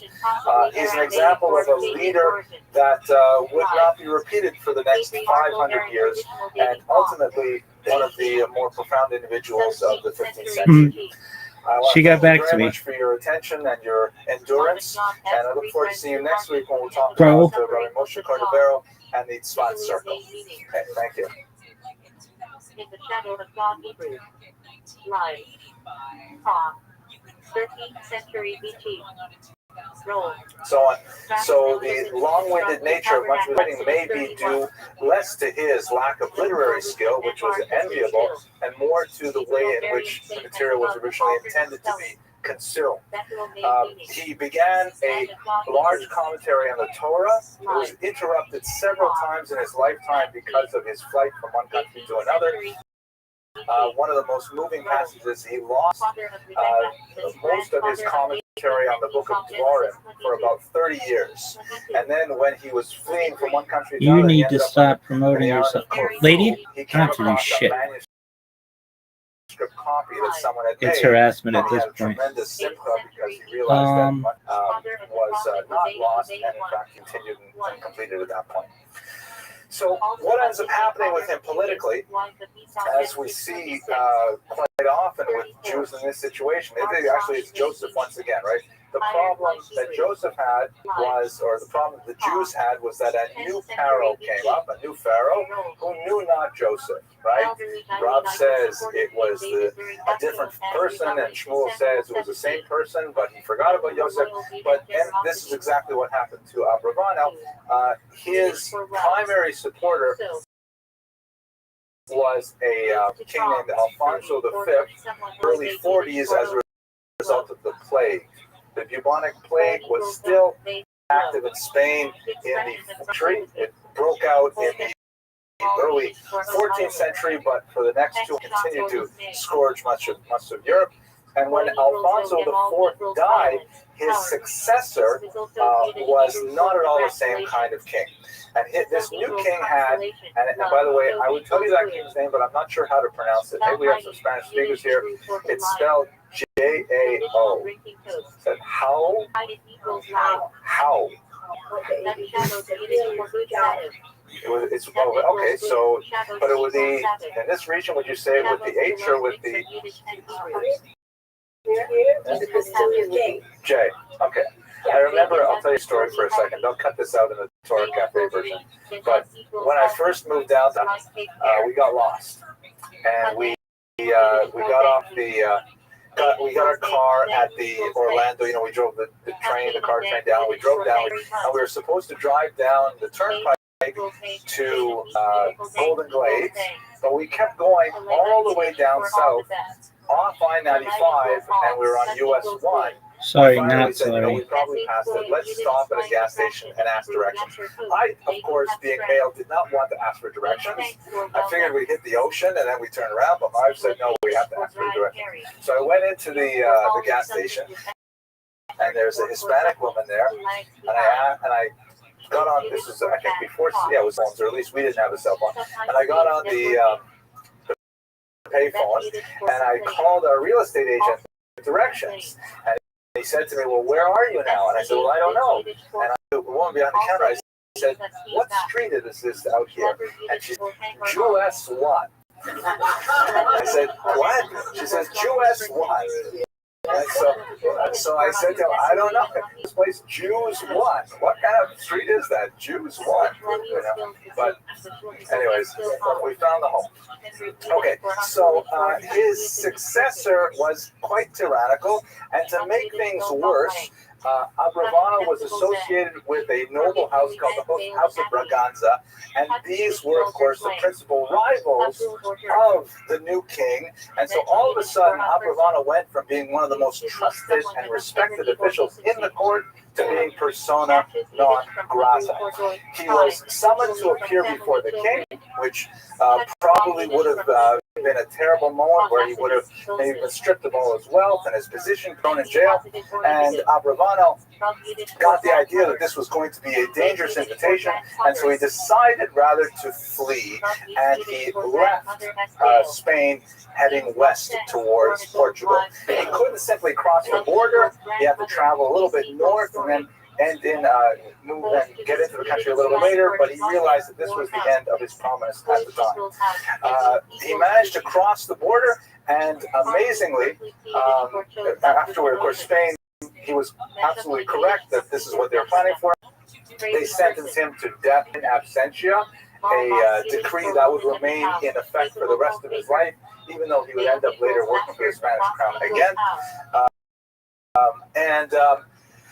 During this time, when he was separated from his wife and children, living in exile in Portugal, he had an incredible creative energy, and he produced, it's amazing, about 400,000 words of biblical commentary in 5 months. If you think about 400,000 words, let's see, 20,000 words is 100 pages, so 400,000 would be like, 20,000 words is about 100 pages, so 200,000 would be 1,000 pages. So he produced about 2,000 pages of material in 5 months, which is an astounding literary output, all publishable, of course, and all utilized today. Especially fascinating are his commentaries on the early books of the Bible after Devarim, which deal with, for example, the kingship of Saul and the split of the kingdom of Judah and Israel. And his insight into the political structures of the day was absolutely fascinating, undoubtedly colored by his own experience in the royal houses of Spain. Netanyahu, in his biography, influences speaks to this influence of political experience, and also notes the wide exposure that Abarbanel clearly had to many Christian classics that were circulating in the day, including Thomas Aquinas. So he managed, nevertheless, to have a. Did I skip something here? He managed actually to get back to Spain, despite I'm sorry, he fled Portugal to Spain. Thank you. No one corrected me. Torah Cafe, please remove all those things when you edit it. But when he's leaving Portugal, here he is in Spain. He has the death bed in Portugal, and in Spain, he once again rises to authority. He likely is the principal financier of the court, And he does this primarily by advising Ferdinand and Isabella, and Queen who was later expelled from Spain, advised them how to finance their wars with nearby kingdoms. He is incredibly successful in this regard, and he is allowed to bring his family to Spain with him at this point. And then he moves into a new type of industry, one that was tried and true for many Jews in Europe, and later would become the downfall of Eastern Europe, as we'll talk about in 2 weeks. He engages in tax farming. What is tax farming? Tax farming is a type of economic tax collection method within a corporate society, meaning works in a type of feudal society where you have people divided by classes on a very large scale. This is tax season, and we all know how the taxes in America, the government knows each of us individually. We have personal income tax. Unless we are dependents of someone else, we all have to fill out our own individual taxes, and we all have to individually pay to the government. We can also file jointly if we're married and so on, but that's about it. The government deals with us all as individuals. That's something that only really develops after the French Revolution of the 18th century. In the medieval period, that was way too detailed for the medieval monarchs to handle. And so they say, okay, all you peasants have to produce so much money, all you nobles have to provide so much money, and so on. And they would not, they wouldn't care which person paid more than another. So we want, at the end of the year, April 15th, we want so much money in our treasury. So how would they actually achieve it is typically they would hire tax farmers who would be quite often Jews who are given a certain amount of territory and told that you are to collect so much money from the local population in any way that you see fit. So that would include, for example, a tax on grain production. It could include a tax on the usage of bridges or tolls, hunting regions, orchards. It could include a tax on a poll tax on individual people. Whatever way they could figure out to collect those taxes, that was their job. It was called tax farming because whatever they were able to collect beyond what was requested by the king was their profit.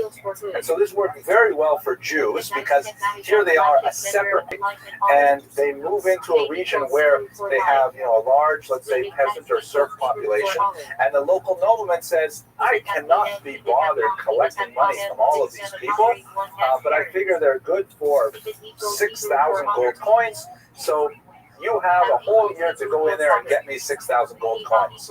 And if the Jews would collect 7,000 or 8,000, then that extra 1,000 or 2,000 gold coins would then go back to the Jewish community to support yeshivot, day schools, mikvahs, Chinese restaurants, all those kinds of things.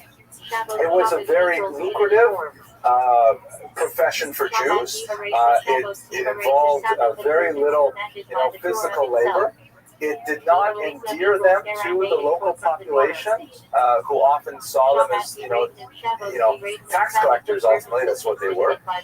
In some cases, as in Eastern Europe, the Jews were granted certain monopolies, such as the monopoly of alcohol production, propinatia, which allowed them to be the sole manufacturers and distributors of alcohol. And there's a lot of other factors like this that means that the general population from time to time would have a certain amount of resentment against the Jewish people engaged in this activity.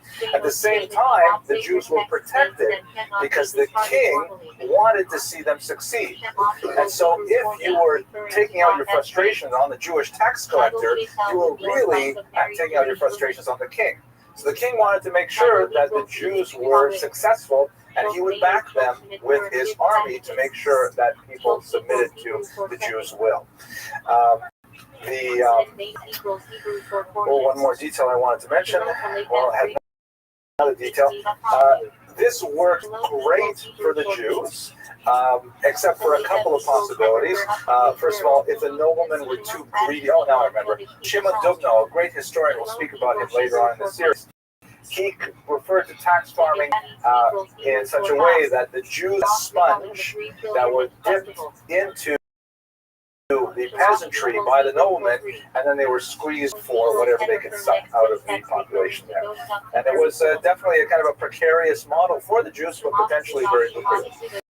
In terms of the this model working, it's great so long as there is a very fine balance struck between what the peasants will tolerate paying and what the noblemen will tolerate accepting. When the noblemen demand too much, or the peasants get too rebellious, then the Jews are in a terrible place, and they usually have either popular uprisings, such as the 17th century uprisings in Ukraine, or you have expulsions, where the noblemen say, you know what, I put too much pressure on my peasantry, I am extremely unpopular right now, or also quite possibly, I myself owe the Jews a lot of money. It's more expedient to simply expel the Jews and start with a clean slate, even if I have to, as the French did, invite them back 20 years later, 3 times in a row. Because you owe money to the Jews, so you expel them, but you need them to work the tax farming system, so you invite them back, then you borrow money from them, you owe too much money from them, you kick them out again, and so on. This is...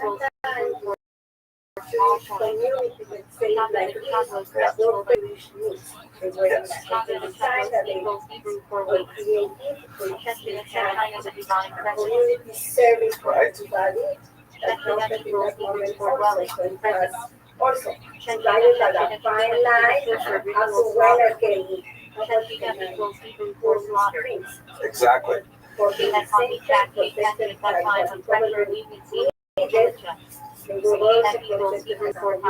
Yeah, it provided for the insular nature of Jewish society, because you couldn't exactly make friends with all the peasants. Yeah, absolutely. Please. This federal history of expulsion temporarily uprooted the economic conditions as they confiscated all authority possessions. Correct. Right, there's a one-time bonus. Yep. It's a long history of fighting them back. Oh, absolutely. No, absolutely. Very, very true. Please. The last one there. Yeah. His role was grantor of the funds, or he was the grantee.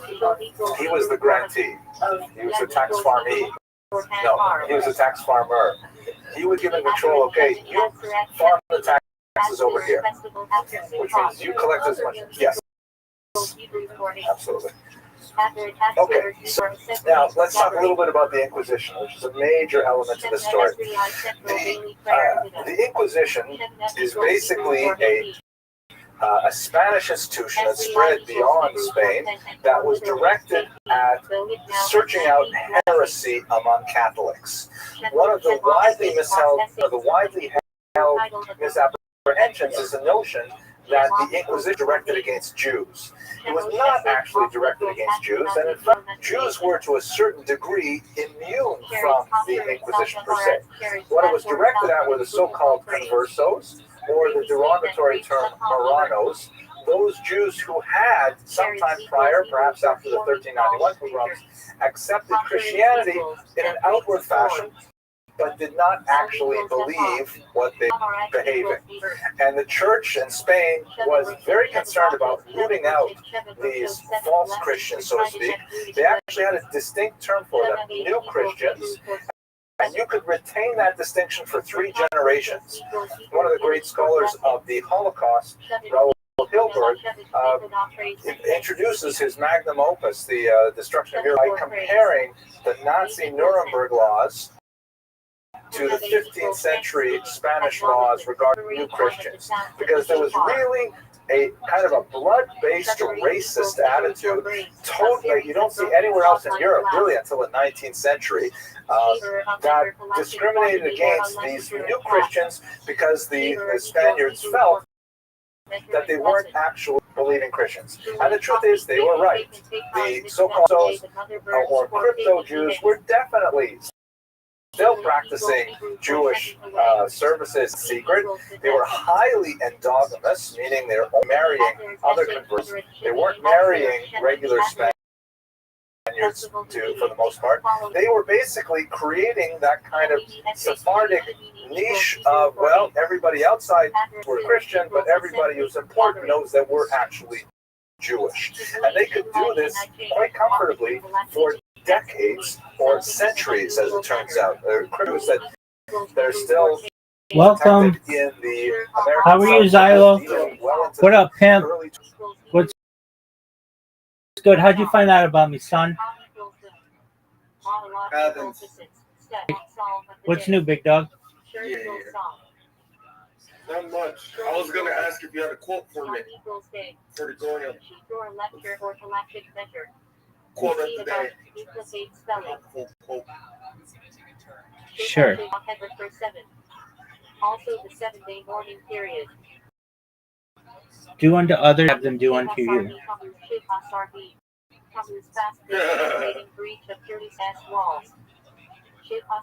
Did you watch those documentaries?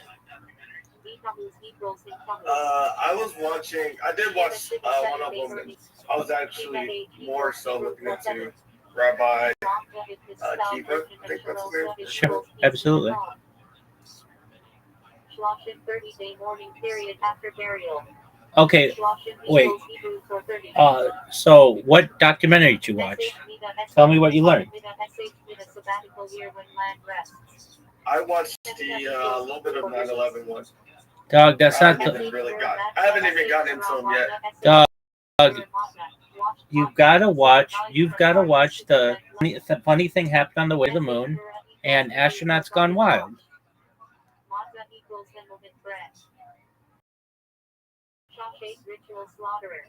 I'll watch him with you one.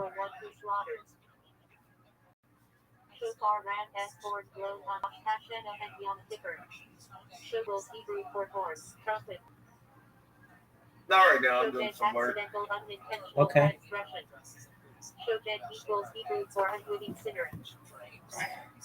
What's on your agenda for this weekend? I don't know. Might do some gaming. Do you stream? Yeah, sometimes I do. On what I platform? stream about once or twice a week.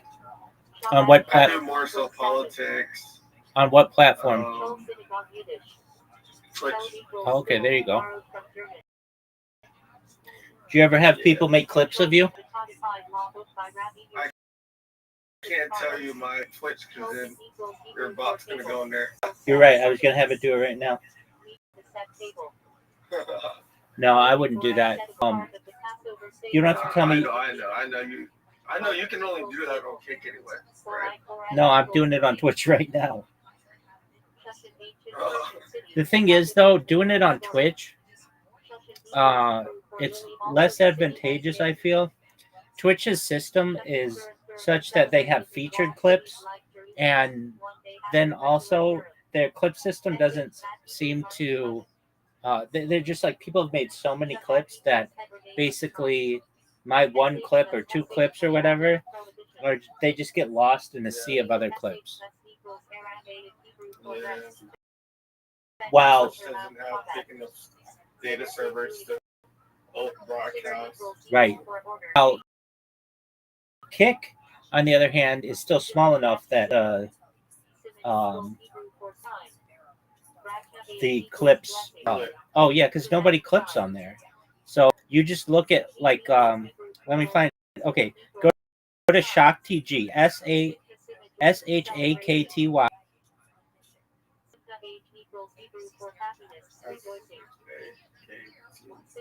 Oh, ShockTG. Yeah. Go to his clips.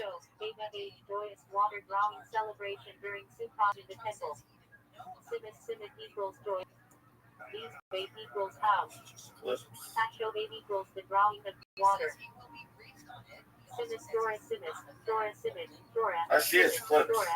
What about it? All right. Oh yeah. So yeah, so you do have a lot of. Go by most recent.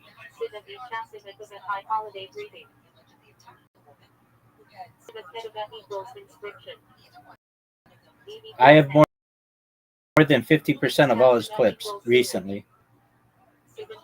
Yeah. It's like a billboard for myself.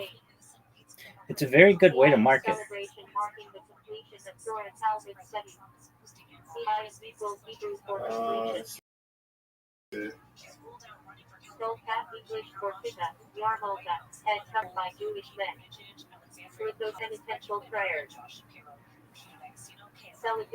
Did he get pissed off about it? No, he's cool. He and I have seen before on Discord, and we've done video calls together. He's really nice, and understands why I do what I do. He thinks I'm very smart.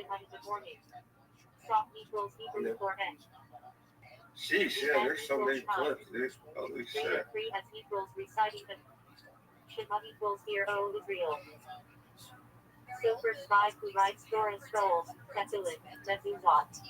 Yeah, and Kick's clip system is kind of janky. It doesn't always save your clip. So, considering that it doesn't always work, to still get that many on there saved is pretty incredible. And I'm not saying every person's is like that, but because a lot of people have to go in and delete them.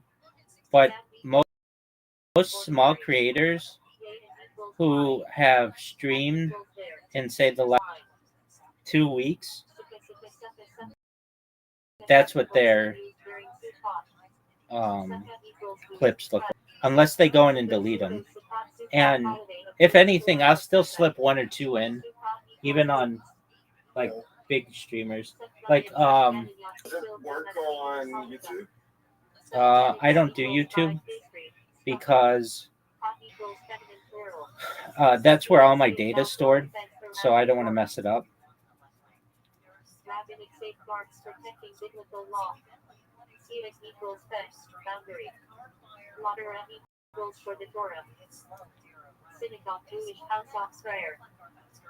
But like, I had a streamer. Her name is Chopsticks, Chopstix. She messaged me earlier today asking me to stop. I haven't replied yet. I'm gonna put something nice, I think.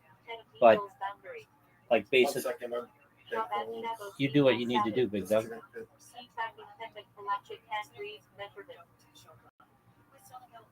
Okay. So just like a pretty big female streamer, or a pretty big streamer in general, asked me to stop, and I'll put together a nice message to respond why I do what I do. But basically, I'm starting to get noticed. She was in my YouTube stream yesterday. She joined my server yesterday, so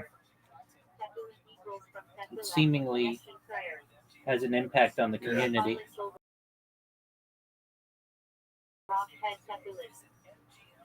Yeah, it has worked. I mean, that's how I found out about you. Right. Is that how he found out about me? Yeah, I think so. Well, there you go. Well, I think you had like written in this chat before. Because I don't know. He had written in this chat? But Yeah, it spammed him. Oh, yeah, that's right. That's right, yeah. He does Twitch as well. Yeah, that's right.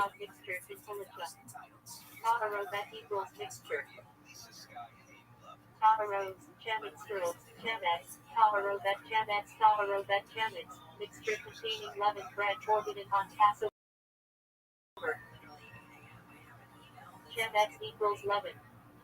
Tabernacle English term for the sanctuary. Trump just said that the Epstein list is Democratic vote. There you go. I asked him about it. There you go, He Big didn't Dog. want to answer the question, but he did. Supplicatory prayers after Hamidah. Yeah. Tachyanim equals pleadings, supplications. Interesting why he wants to avoid it. Ritual purity. Have you ever seen, well, I know, have you seen the Katie Johnson interview? I bet you haven't. She does a 30-minute interview. No, I haven't seen it. Dog, you gotta watch it. If you're interested in that, that's the thing. YouTube? Yeah, it is. So type in Katie Johnson, Trump, And Oh, okay, yep, that's there. and she talks about in deep detail how she was recruited as a model for Epstein, and Donald Trump took her virginity at age 13, and she goes into depth about it. He fucked her like over the course of like a year or something like that. She talks about his fantasies, and Oh no, I have to look into dude, you have to look into it. I've never seen her as an adult, but I've seen pictures of her as a young woman, and neither side, neither the left nor the right, want this woman's story to get out. But like you've heard, like, oh, whatever, that even the Democrats. they don't want this woman's story out either. No. I thought that would be helpful for them to use. Yeah, but this then opens the door on it being much bigger than just that island. Yeah. It opens it up to like these massive parties. I mean, just it's 30 minutes. It's the best 30 minutes you'll watch on that issue. Look, I'll tell you this. I thought there was a chance that he could be innocent until I saw this woman's interview. And then it caused me to think that he is a rapist. And it's really unfortunate that this woman's story isn't out there. And I think in 2019, she wanted to press charges against him while he was president, and she got threatened by all kinds of his supporters. And so this is the interview that they have on her. So or on the situation. So that whole situation is so garbage. But this one, at least for the president, is like after watching this woman's interview, I don't know how anybody can think he's a good person. Like, let me just look at what the comments say. And it's not like this woman came out just recently. Just like, or that one woman who they said Trump assaulted in Bergdorf Goodman in like the 1980s. This isn't like that. This is a straight up took my virginity. When I told him, what do you do if you get me pregnant? He says, then you'll get a fucking abortion. He says that like she should see it as a privilege to have him take her virginity and not some pimply faced kid. I mean, like, just read the comments 3 weeks ago. Why hasn't the mainstream media covered this? Shame on a lot of them. Next person, this is so disgusting. Next person, still alive today, right? Yeah, barely. So she can still get her word out there if she needs to. Yeah. So I don't believe Katie Johnson. I don't know if that's her real name, but the thing that hurt her, I feel, and I understand, is the blurring of the face. If she came out and you could put a name with the face, but then they can straight up. They've killed the other people who have spoken out about this situation, and they, call it a suicide. There's so many stupid suicides over this thing. It's ridiculous. I don't believe it. And just read the comments.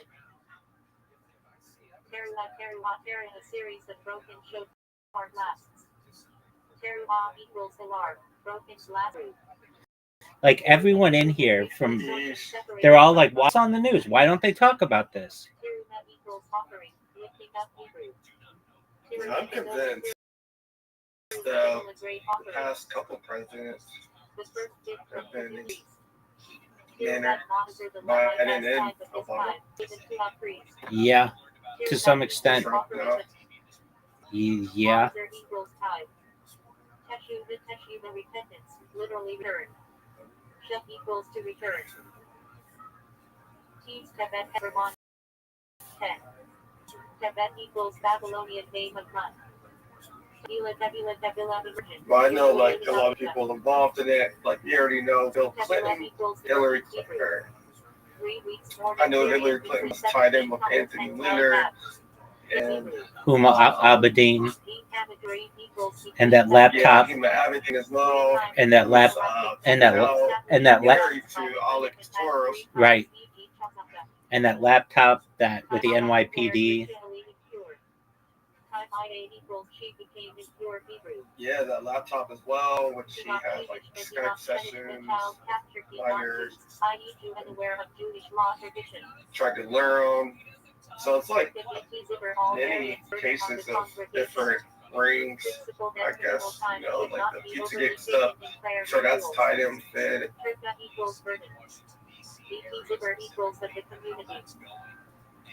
Tisha fast commemorating destruction of first and second temples. Tishbei equals 9. F equals Hebrew month. But if it's true, then Katie Johnson's story, which I haven't really looked into it yet until now, so I'm gonna watch it, see. But you watch it, and then there's definitely some blackmail. You watch it, and then you come back and tell me what you think. Talking equals grinding, crushing Hebrew.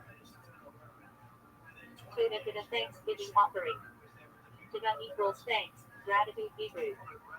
Celestial and constructive benefit. Principle in Lashon Hare laws that speech must serve a positive purpose. To Ellen equals benefit Hebrew.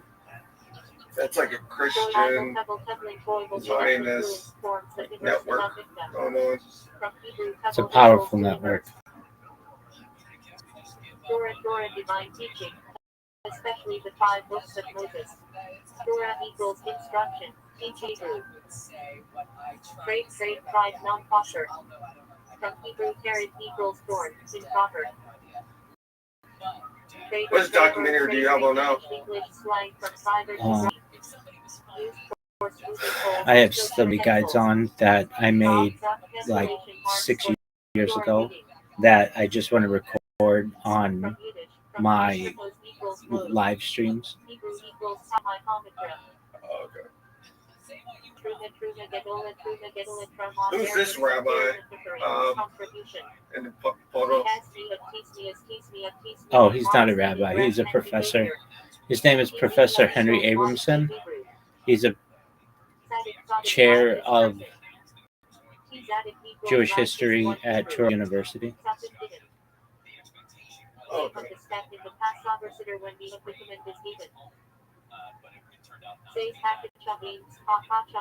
All variants nightfall, defined as the emergence of the stars. How are like Jews able to understand the truth when there's a lot of Zionists who, you know, manipulate the media, and then there's some professors, rabbis who know like the real truth, but it seems like their word doesn't get out over kind of like the Hasbara that comes from like the governments or kind of like the big banks or like the media companies, like the big money stuff.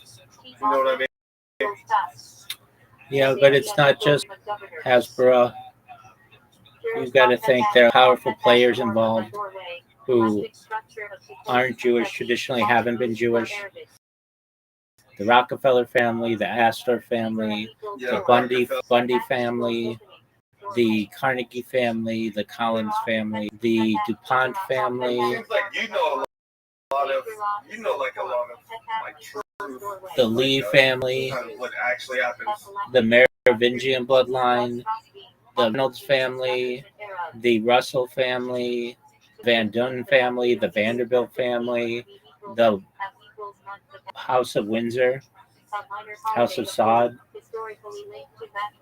None of these that I just named are Jewish, and they wield much of the power of the world.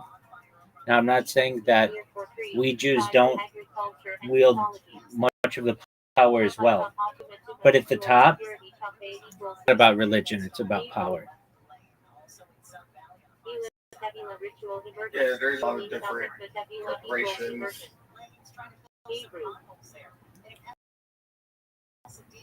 Not the religion, no, yeah. It's not about the entities, corporations, the rich.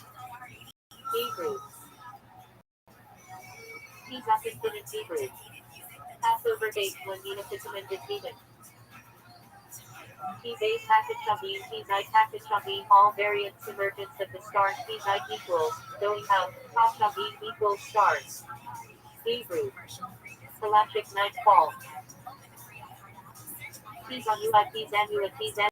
modest or humble person. Equals modest. Hebrew. Tzedakah equals righteousness, justice. Hebrew. Teases ritual fringes on guards. Hebrew. Gedalia, fast of Gedalia, equals biblical governor as name. Hebrew. You are chats, urchins, and you shall wash their chats equals wash. Passover Seder step. Washing hands before vegetables.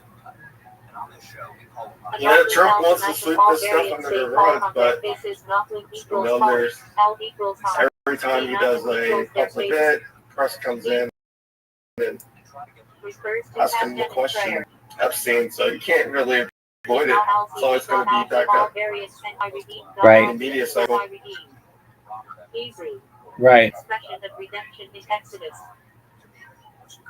Deep by BB, and I will bring D equals I brought, future equals will bring. Hebrew. And I say equals I rescue. Hebrew. Any documentaries on volunteers? I've seen some, but they're still pretty new, so people haven't had a chance to really dig into them. Yeah, I'd like to know how their technology works. Hebrew. Spices equals spices. Hebrew. Can't really find any documentaries on them. Yeah. Equals confession. Hebrew. I understand that. Wadi Dry Riverbed Arabic, not Hebrew. Written Torah, the 5 books of Moses, as distinct from the oral Torah. Shedikah equals written Torah. Hebrew. Yaakov, Jacob, equals heel holder, supplanter. Hebrew. Patriarch later called Israel. Yahalevi, Yahweh, Vegator, and come. Yahalev equals Vegator, Yahweh equals and come. Hebrew. Prayer said on festivals. Yachits divide. Yachits equals split break. Hebrew. Passover steps. Breaking middle matzah. Yat sold it though and recoils in it. Yat equals. Sold it equals recoils, though equals in it. Hebrew. Refers to hot temperature 110. 113 degrees Fahrenheit in Policha. Yars, Candlel variance anniversary of Adek. Yard equals year, Zeit equals time. Yiddish. Kept in memory. Yarmulke, here, Yarmulke from Yiddish. Also Kita in Hebrew equals go. Yashin Gold Hebrew. Grain category forbidden before Omer offering. Yaden Nesek wine at pouring Yaden equals wine. Nesek equals libation. Hebrew. Wine used in idolatry. And J.P. Morgan is another Hebrew. non-Jew that you forgot to mention. I didn't need to mention him. When he died in 1918, he only owned 18% of his own company. Inclination, so equals good. Hebrew. 18. Yeah, let me check on this date of death, but 1913, he only owned 18% of his own company, which means he's in comparison. I mean, still quite powerful, but in reality, he was just up front. Yom Kippur, Day of Atonement equals Day, Kippur equals Atonement. Hebrew. Yeah, because Rockefeller was much more powerful than J.P. Morgan. Absolutely. If you want to know on J.P. Morgan, Chase Manhattan Bank, look no further than the Rockefellers. Equals good. Yom Yiddish for Yom Tov. Zem on appointed time or season Hebrew. What about the other major banks? Often used PNC. equals season to power for. Well, I mean, none of them really matter. The one that matters is the Federal Reserve System. Zachar equals remember. And again, it's Astor, Bundy, DuPont, Collins, Carnegie, Russell. Yeah, I think Jacob Schiff as well. That's somewhat true. I mean, still smaller. Zechat equals merit, privilege. Used for in America good deeds. They really like the chief architect. That's true. So do you believe in the Titanic? Yeah. Because it was tied to the Federal Reserve? Well, multiple aspects of it. It was a insurance switch. Do you know about the Olympia? Yeah, the Olympia was boat, right? That was a sister boat of the Titanic, or am I thinking of something else? No, yeah, that's correct. So you had the original Titanic and the original Olympia. The original Olympia got into an accident, and they were going to have to scrap it. So what they did is they switched the names on it. So the original Olympia became the Titanic that sank. And then they put all of their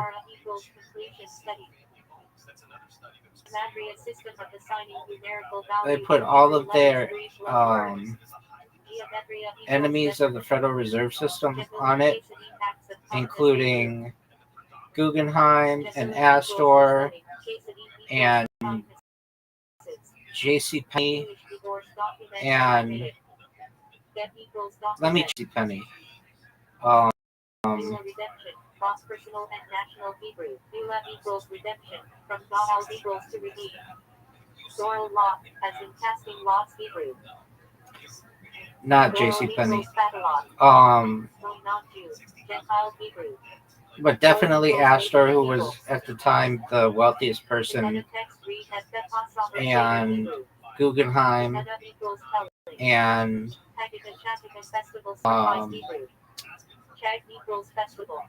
I don't think there was any iceberg. I think there was a bomb in the engine room, and they just sank it. And by doing so, they took out all their protective ambulance shaped like a hand Arabic. Ketsa equals 5. Hanukkah festive lights, commemorating rededication of the temple Hebrew. Hanukkah equals dedication. Yeah, because it was Rockefeller who owned the boat, right? J.P. Morgan. And J.P. Morgan, okay.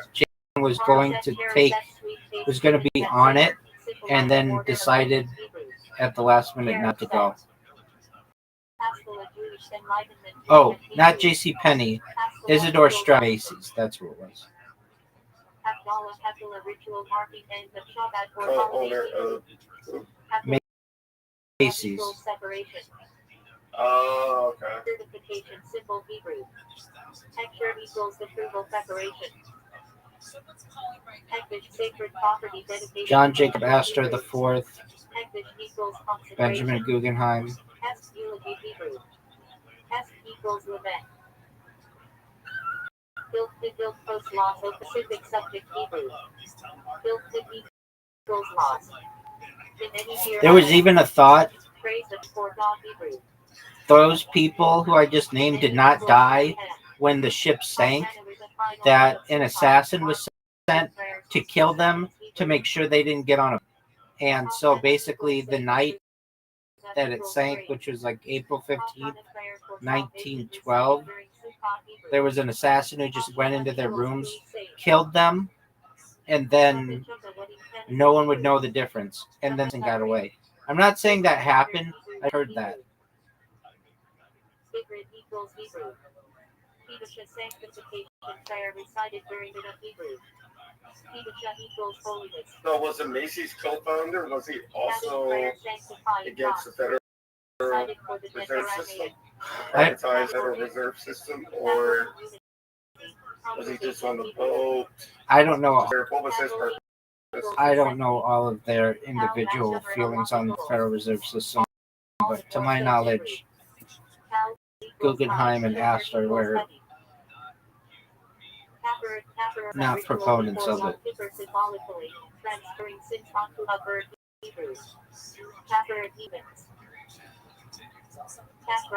Dietary laws Hebrew. Kashrut equals fitness properness. Kavana intention in prayer or mitzvah Hebrew. Kavana equals direction intention. Devotion holy ones, also a Torah portion Hebrew. Devotion equals holy omes. Kendala organized Jewish community Hebrew. Kendala equals assembly. The light of Kelita Test, discovering that hides holiness Hebrew. Kelita equals shell. Kairos Jewish outreach Hebrew.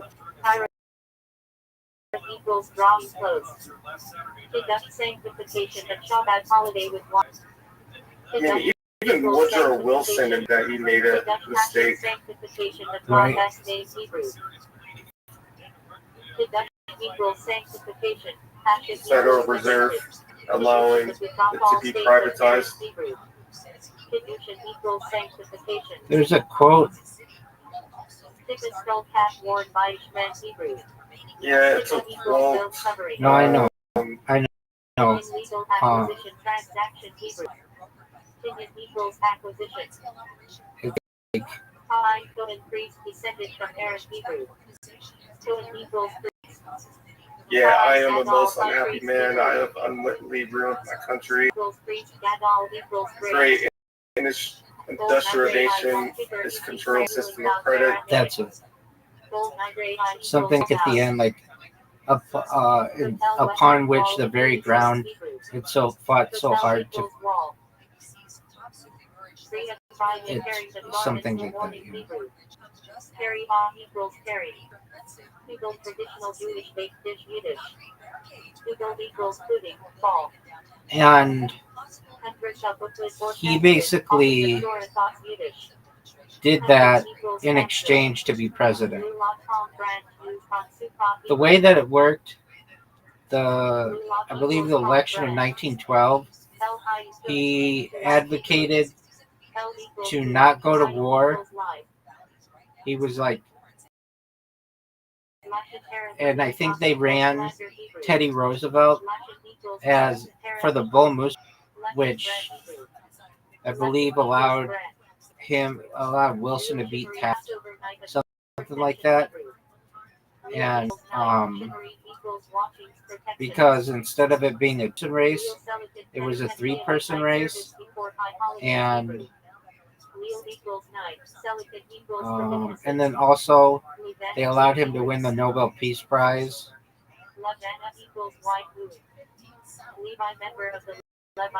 And then they went to war literally. But Leviticus 3rd was off Torah, focused on priestly laws years rather after than that, not even too many years after that, before we're going, Algebra equals anti-Paul. Lulav Everett Tom, Sidran and other species use Hansuka Hebrew. so even if he did the Everett deal, equals Sidran. he still, Patrick still ended up going to war. Echad is Hebrew for Yeah, I mean, one. he won the Peace He is Prize Hebrew for two. after the war was Julia over. is Hebrew for nose. SH Nami Mikro the Echad Carbon weekly practice. Read twice and the translation once. SH Nami is Hebrew for two. Mikra is Hebrew for scripture. E is Hebrew for N. Echad is Hebrew for one. Targum is Aramaic for translation. I think that's why JFK was taken out, because he was against the Federal Reserve System, trying to combat it.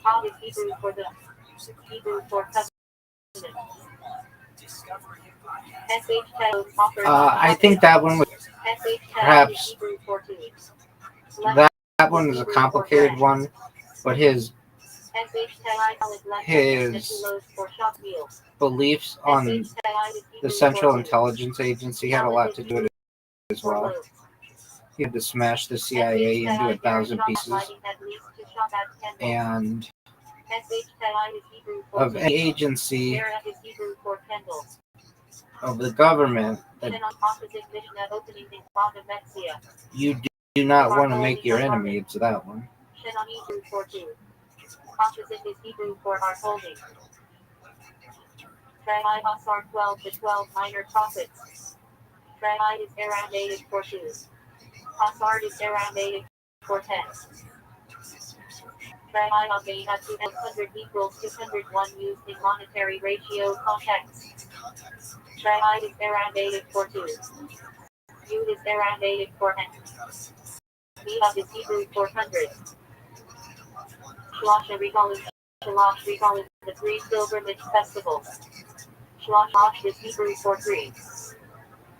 Recalling is Hebrew for pilgrimages feet.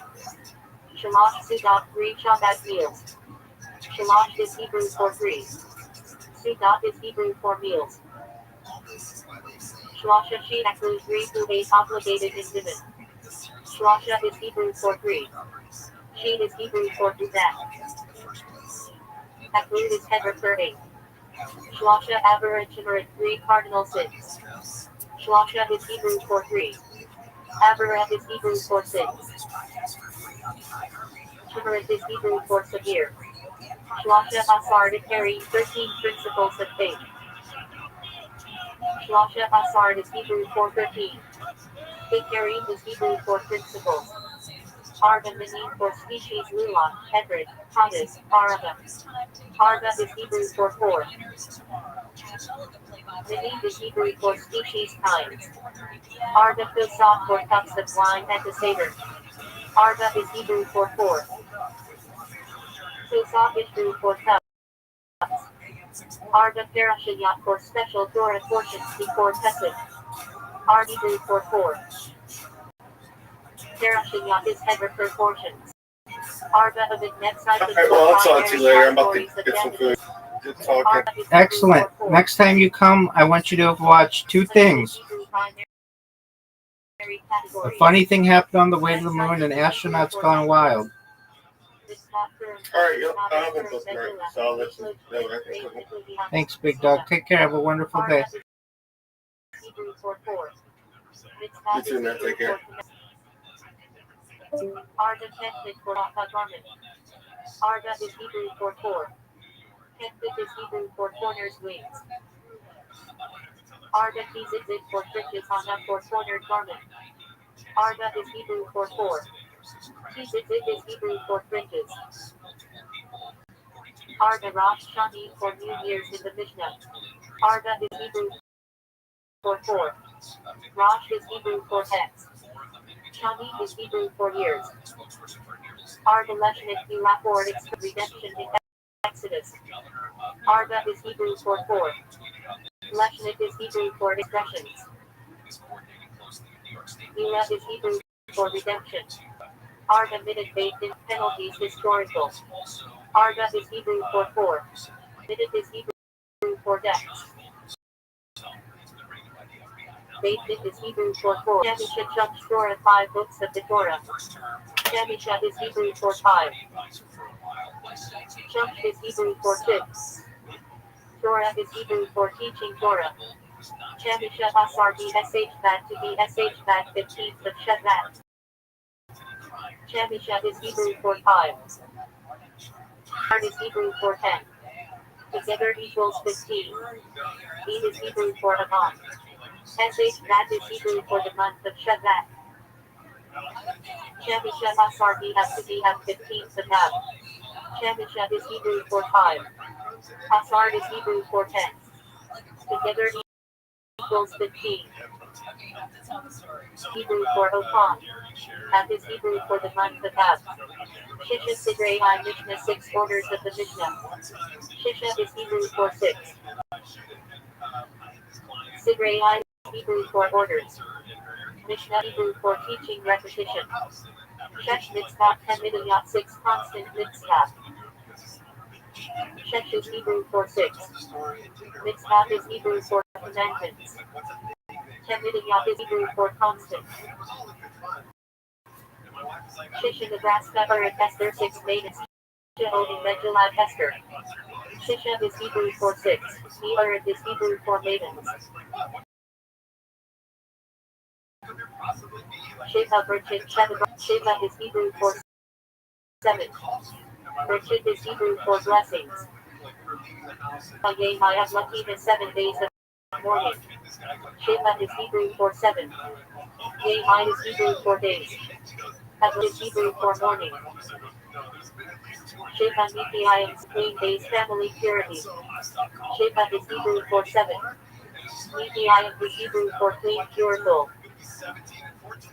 Shiva means 7 species of Eretz Yisrael. Shiva is Hebrew for 1.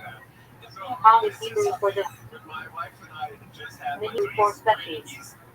Shiva Dena 7 Hathoreth of consolation. Shiva for 7. Eid is Aramaic for a. Necheta is Aramaic for consolation. Shiva Asar B Tammuz fast the 17th of Tammuz. Shiva is Hebrew for 7. Asar is Hebrew for 10. Together equals 17. Eid is Hebrew for Amin. Tammuz is the feast of Tammuz. Shiva Yah means 7 days general galactic phrase. Shiva is Hebrew for 7. Yamim is Hebrew for days. SH Mona Esri Ayamidat Central Prayer of 18 now 19 blessings. SH Mona is Hebrew for 8. Esri I is Hebrew for 10. Together equals 18. SH Mona Yemai Hanukkah 8 days of Hanukkah. SH Mona is Hebrew for 8. Yemai is Hebrew for days. Hanukkah Hebrew for dedication. SH Mona Sherat Seed Day Greeting creatures specific to Allah. SH Mona is Hebrew for 8. Sherat Seed is Hebrew for treating things. Tishha B'Av fast of the 9th of Av. Tishha is Hebrew for 9. Eid is Hebrew for Autumn. Av is the Hebrew month of Av. Ezra the 10 plagues of Egypt. Ezra is Hebrew for 10. Medit is Hebrew for plagues. Haseret Hadizrat 10 commandments. Haseret is Hebrew for 10. Had is Hebrew for the. Hibrik is Hebrew for utterances sayings. Haseret Yeh My Teshuvah 10 days of repentance. Haseret is Hebrew for 10. Yeh My is Hebrew for days. Teshuvah is Hebrew for repentance return. Asara B'Tevet fast on the 10th of Tevet. Asara is Hebrew for 10. Eid is Hebrew for Autumn. Tevet is the Hebrew month of Tevet. Arda Asar Kesed, the 14th of Nisan Kesed. Arda is Hebrew for Emperor. Asar is Hebrew for 10. Together equals 14. Shemisha Asar to the number 15 by letter numerals. Chamichad is Hebrew for 5. Asard is Hebrew for 10. Together equals 15.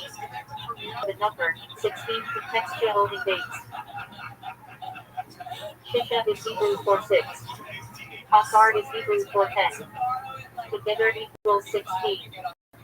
SH Monef Asard are the number 18 contextual. Monef is Hebrew for 8. Asard is Hebrew for 10. Together equals 18. Shloshin 30-day morning state. Shloshin Hebrew for 30. Shloshin Yom Tovim Hashad law to study festival laws 30 days prior. Shloshin is Hebrew for 30. Yom is Hebrew for day. Tovim is Hebrew for before. Hashad is for the festival. Lamb Tet Belacho 39 categories of prohibited labor on Shabbat. Lamb Tet is Hebrew letter animals. 39 lamb equals 30. Tet equals 9. Melachit is Heber's categories. Arda is with a chaser at 40 lashes, minus 1 in practice. Arda is Hebrew for 40. Within Hebrew for lashes. Chaser at is Hebrew for minus 1. See on the required mikvah volume. Arda is Hebrew for 40. See Hebrew for a Calvinist volume measure. Shloshalokim Mani Shia in 3 logs off drawn water can invalidate on the context dependent. Shlosha is Hebrew for 3. Lokim is Hebrew for logs a volume. Memtet Ye My Day over 49 days of the over. Memtet is Hebrew letter animals 9 Mem equals 40. Tet equals 9. Ye My is Hebrew 4 days. Day over is Hebrew for the over. Lag day over 33rd day of the over. Lag is Hebrew letter numerals for third lamb equals 30. Lago equals 3. Bod is Hebrew for Ihaga. Omer is Hebrew for Omer town. Championship Shavarai by the 50 days of understanding Agodic Midrashic. Championship is Hebrew for 50. Shavarai is dates of Bina is Hebrew for understanding. Yavel Championship Shana Jubilee year at 50. Championship is Hebrew for 50. Shana is Hebrew for year. Rebo 600,000 on myriad times 60. Shishit is Hebrew for 60. Rebo is Hebrew for 10,000. Together equals 600,000. Shiv and Penny, Lauder of 70 faces aspects of Torah interpretations. Shiv is Hebrew possibility. Penny is Hebrew for faces aspects.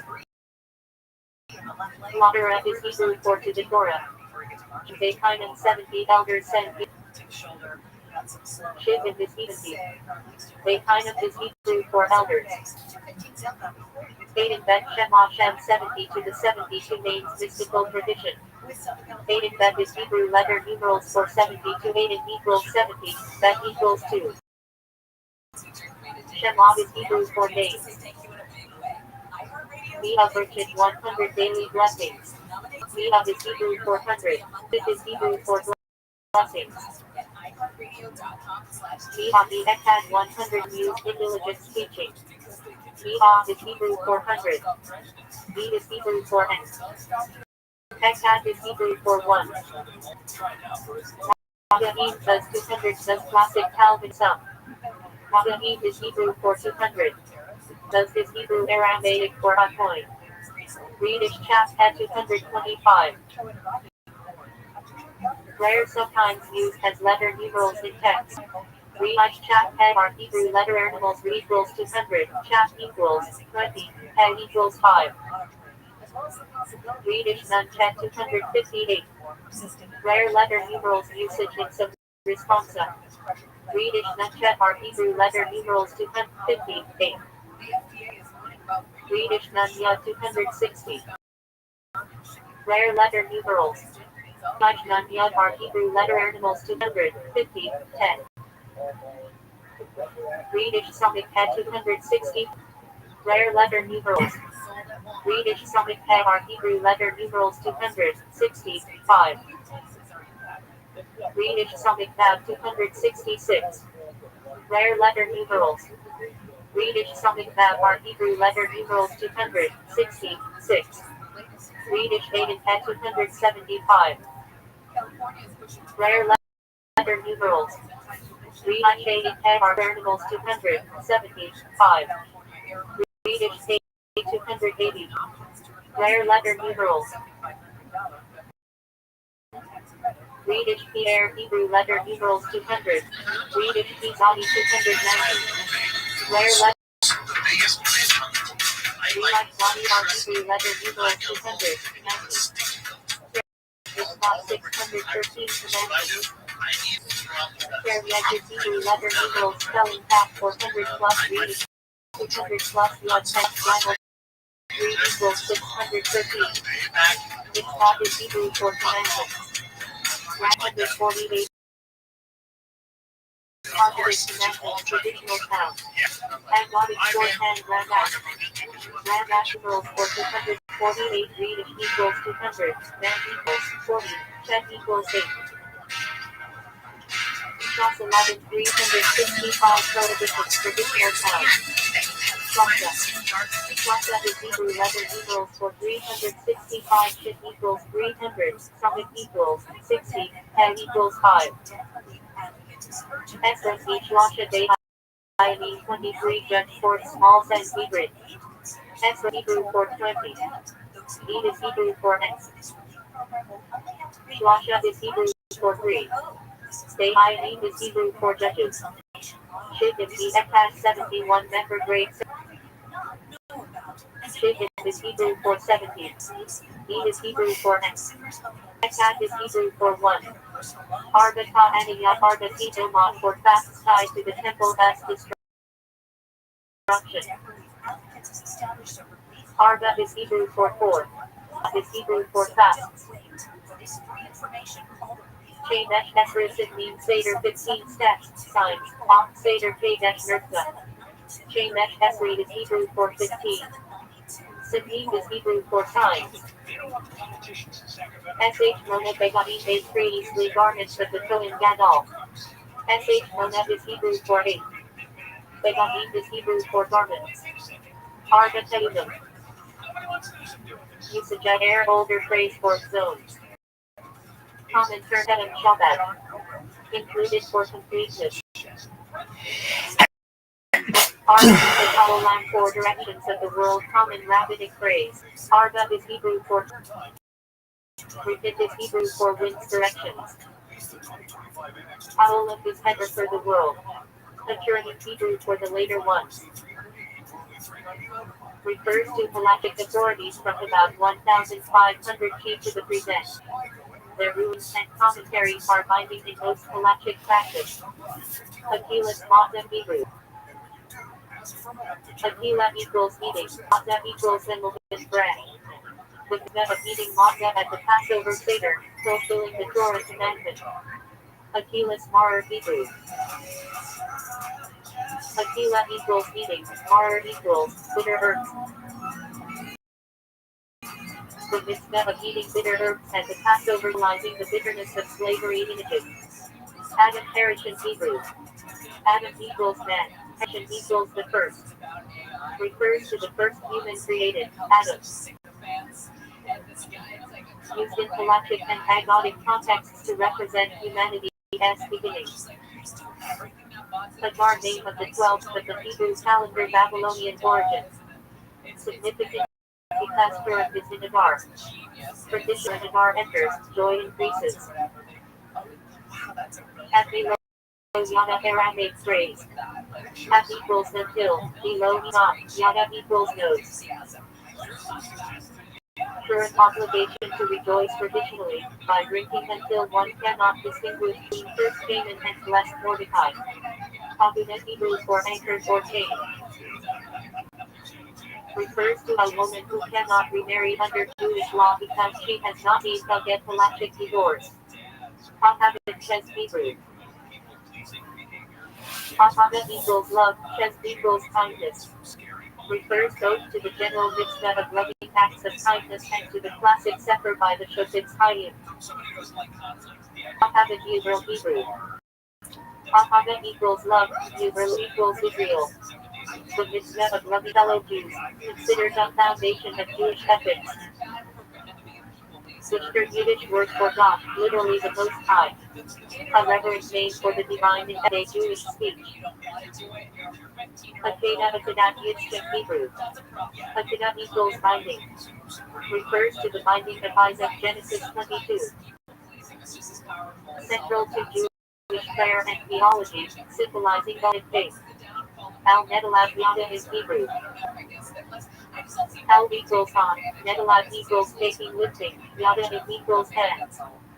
Blessing said when washing hands before bread. Elastic requirement to purify hands. Al-Hanika Hebra blessing after eating grain-based foods other than bread, cakes, pasta. Mitya equals sustenance. Shorter than Birkin Homicon. Al-Handis in Hebrew. On the miracles. Special prayer added on Hanukkah and Purim thanking God for miracles. Avidah Hebrew. Stepping. Refers to the central Sunnah Esriyah recited 3 times daily. Amoraim Aramaic plural of Amora equals speaker, interpreter. Refers to the rabbinic sages of the Talmud 200. 500 key whose discussions form Mara. Arba Minim Hebrew. Arba is 4, Minim equals species. The 4 species Hebrew, Lulon, Hadasi, Arba used on Sukkot.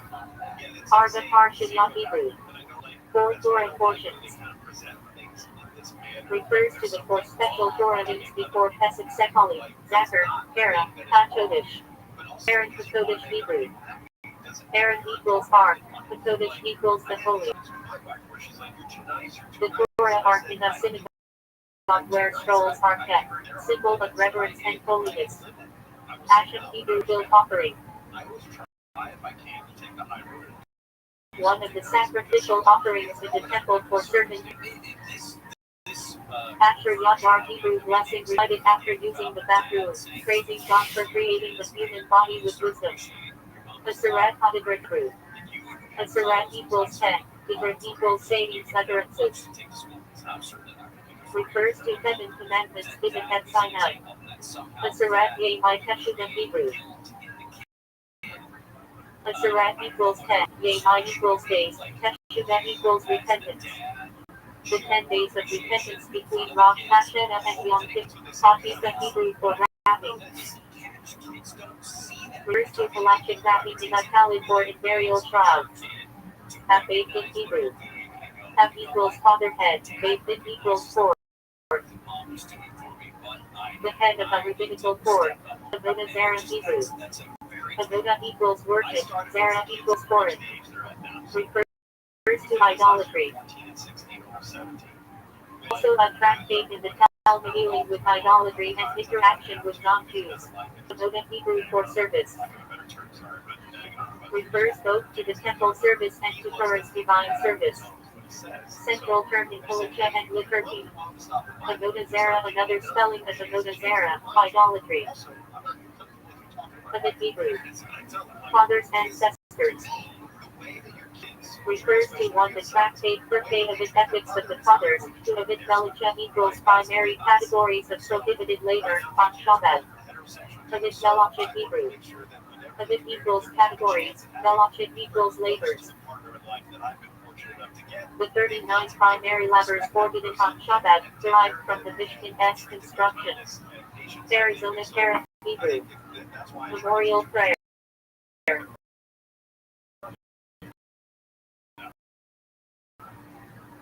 Refers to Baal equals master owner, Teshudah equals repentance. A person who returns to religious observance after having been non-observant. Highly praised in Jewish tradition. Baal Torah Hebrew. Baal equals master, Torah equals reader. The designated Torah reader in synagogue services. Baal Hebrew. Baal equals master, Tashbit equals destruction waste. The Torah prohibition against needless destruction or waste, athlete broadly in Palacha. Baal Tefillah Hebrew. Baal equals master, Tefillah equals prayer. Refers to the prayer leader Chedlon. Baal Nefish Hebrew. Baal equals master, Nefish equals soul. Refers to a pious person who goes beyond the strict letter of the law in halachic observance. Baal Shanto Hebrew. Master of the good name. Founder of the Hasidic movement 1700. Rebbeinu, the holy man and miracle worker. Baal Teshuva movement, modern phenomenon of Jews returning to observance. Often discussed in halachic responsa regarding their unique needs. Bana Maglite in Hebrew. Bana equals with what? Maglite equals do rekindle. A section in the Friday night service Mishnah Shabbat 2. One listing which wicks and oils are acceptable for Shabbat candles. Bana Tom in Hebrew. Bana equals with what? Tom equals do re-insulate. Mishnah Shabbat 4. One dealing with insulation of food on Shabbat. Bana At Hebrew. In what are you engaged? A halachic query in Talmud about that person, as occupation and Torah study. Bar mitzvah Hebrew. Bar Aramaic equals such, mitzvah equals commandment. Boy as coming of age at 13, obligated in mitzvah. Bat mitzvah Hebrew. Bat equals daughter, mitzvah equals commandment. Girl as coming of age at 12, obligated in mitzvah. Marita Aramaic. Bar equals outside, ta equals teaching. Tannaitic teaching not included in the Mishnah, often quoted in the Talmud. Baruchi Amar Hebrew. Blessed is he who spoke. Opening blessing of Tisu, Zimra in Shantur in prayers. Baruch Hashem Hebrew. Blessed be the name of God. Common Jewish expression of gratitude. Not halachic per se, but central to Jewish speech. Baruch David Hemet Hebrew. Blessed is the true judge. Blessing recited upon hearing the Hadah. Basardi Shalom Hebrew. Basard equals meat, meat equals the with, Shalom equals will. Torah prohibition of mixing meat and will. Bat full Hebrew. Bat equals daughter, voice. Heavenly voice. Halachic agnostic concept of divine communication outside prophecy. David Hebrew. How? Used halachically for one tefillin compartments, to David Sheni equals second temple. David invariant of Biden rabbinical core. Hebrew. Between the suns. Twilight sunset and nightfall. Halachically uncertain status, often treated stringently. Hebrew. Between the straits. The 3 weeks mourning period between 17th of Tammuz and 9th, Beit Hebrew. House of Judgment. Rabbinical court and rules on halachic moderns. Beit Hamikdash Hebrew. House of Holiness. The Temple in Jerusalem. Says the halachic worship in biblical times. Beit Midrash Hebrew. House of Study. Place of Torah learning, often attached to a synagogue or yeshiva. Beit Knesset Hebrew. House of Assembly. Synagogue. Beit Yosef Hebrew. House of Yosef. Major halachic code written by Rabbi Yosef Karo, basis of the Shulchan Aruch. Beckford Hebrew. Firstborns. First the laws of firstborn animals, people, and the tractate Beckford in Talmud. Ben Torah Hebrew. Sepultura refers to a person dedicated to Torah study and observance. Ben Yisrael Hebrew Israel collectively refers to the Jewish people collectively. Benching Yiddish for blessings. Commonly refers to Birkat Hamazon receptor meals. First American Hebrews. Blessing. Formal blessings recited over food, mitzvah, or experiences. Full structure of galactic practice. First acronym Hebrew. After blessings. Blessings said after food al-Hamadia, al-Dixon, or Isasha, or Birkat Hamazon. Spiritual Risona Hebrew. First blessing. Blessings said before eating or performing mitzvah. Narrated the Rabbi Yishmael classic text, listing 13 hermeneutical rules of Rabbi Yishmael, recited daily in prayer. Bereshit Hebrew. In the beginning. First word of the Torah and name of the first book. Bayat Hebrew. Coming together, union. Galactic term for marital relations. Relevant in laws of family purity. The current Hebrew. Torah commandment to bring the first fruits to the temple. Also the tractate. Bima Hebrew. Platform. Raised platform in a synagogue where the Torah is read. Birkat Hamazon Hebrew. Blessing of the food. Receptor meals, Torah nation when eating bread. Birkat Hadara Hebrew. Blessing of the Torah. Blessings recited before Torah study and Aliyah to the Torah. Birkat Haggadah Hebrew. Blessing of the house. Traditional blessing found in Jewish homes. Birkat Hatana Hebrew. Blessing of the sun. Rare blessing recited once every 28 years when the sun returns to its creation position. Birkat Kohanim Hebrew. Blessing of the priest. Priestly blessing recited by Kohanim during services. Fire Hebrew. Clarification, selection. The lack of separating mixtures, especially in Shabbat prohibitions. Visual Hebrew. Cooking. One of the 39 prohibited labors on Shabbat. Akam Hebrew. Cooking by a non-Jew. Rabbinic prohibition on certain foods cooked solely by non-Jews to preserve kashrut and social boundaries. The Tachon Hebrew. Trust. Refers to trust in God with galactic and ethical significance. Mutual Chametz Hebrew. Nullification of leaven. Galactic formula recited before Passover, membership of Chametz. Mutual Torah Hebrew. Neglect of Torah studies. Considered a serious lapse in Jewish law. Though I am Hebrew. On that day. Phrase used to indicate a deadline for performing on the time of the Shah Hebrew blessing. Creates many souls. Recited after eating foods that do not require al-Hamadah. Birkat Hamazon. Torah I 3 competent Hebrew blessing. Creates wine. Receipt over wine and grape juice.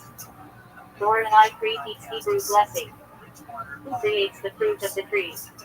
Recited over fruits that grow on trees. Torah I 3 Adama Hebrew blessing. Creates the ground. Recited over vegetables and produce from the earth. Torah I Minai Bezana Hebrew blessing. Creates types of sustenance. Recited over baked grain products not considered bread. Great Villa Hebrew. Covenant of circumcision. Ritual circumcision performed on the 8th day of a baby boy's life. Torah obligation. Dracula Behala Hebrew. Wasted blessing. Stating God has named in vain through an unnecessary blessing. Amalekite prohibition. Brass and Mayheim Shalosh Hebrew. Blessing resembling 3. After blessing combining themes of per capita on forte, wine, and fruit of the 7 species. Brachashim of Dizirich Hebrew. Unnecessary blessing. A blessing not required, generally avoided to prevent taking God as name in vain. Chai Chet Hebrew. He's British, he's so white, this is like actually blackface for him. Refers to transgression of God as command, often defined as missing the mark. Central in galactic discussions of atonement. Chach Hebrew. New grain. Refers to the prohibition against eating grain harvested before the Omer offering on Passover. Still relevant in Kashrut. Chag Hebrew. Festival holiday. Specifically refers to the 3 pilgrimage festivals Pesach, Shavuot, Sukkot. Chagavan Hebrew. Offering. Sacrificial offering brought on pilgrimage festivals. On the name of a Talmud tractate. Hebrew. No offering. Torah mitzvah to separate a portion of dough for the priest. Today, symbolic separation is still practiced. Shalom Akam Hebrew. Milk Jew. Rabbinic restriction requiring supervision of milk production trust. Shalom Israel Hebrew. Milk of a Jew. Milk supervised by a Jew from milking to ensure no non-kosher milk is mixed in. Chametz Hebrew. Leavened bread. Prohibited on Passover. Central area of Palatia with extensive laws. Shamira Aramaic. Leaven. Formula used in Eagle Chametz nullification of Chametz. Chana Hebrew acronym. Shalom, Nina, Hadlock and Mera. 3 mitzvahs traditionally associated with Jewish women: milk, kosher, family purity, candle lighting. Chashmal modern Hebrew. Electricity. Halachic discussions about use of electricity on Shabbat center on whether it is done a building, a lead creating, or mob or kindling fire. Shaven Torah Hebrew. Drive-through. Honor given on Simon Torah to the person, called for the final aliyah of the Torah. Shaven Bereshit Hebrew. Bridegroom of Genesis. Honor on Simon Torah to the person, called for the first aliyah of the new Torah cycle. Chat Hebrew. Half a measure. Consuming less than the halachically defined measure of forbidden food. Prohibited rabbinically, even not punishable biblically. Chat Halal Hebrew. Half Halal. A shortened recitation of Halal psalms on praise on certain holidays. Chatter Hebrew. Courtyard. Important in Arab law, as shared courtyards may require an Arab chatterer to permit carrying on Shabbat. Chazen Hebrew. Keter leader. Leads the congregation in prayer. Intelligence must meet certain qualifications of voice and character. Shazaka Hebrew. Presumed status. Galactic principle assuming continuity, open situation until proven otherwise, e.g. ownership, kashrut. Shazonic Hebrew. Cantorial practice. The tradition of prayer leading and melodies, with galactic discussions about embellishment. Chazara Hebrew. Repetition returns. Refers either to one the Chezaret passions. Repetition of the Amidah by the prayer leader, or to review a Torah study. Chezavish title. Visionary man. Classic 20th century Halachic authority, Rabbi Abraham Yeshaya Kerlitz. His rulings are foundational in modern Palatia. Ches Hebrew.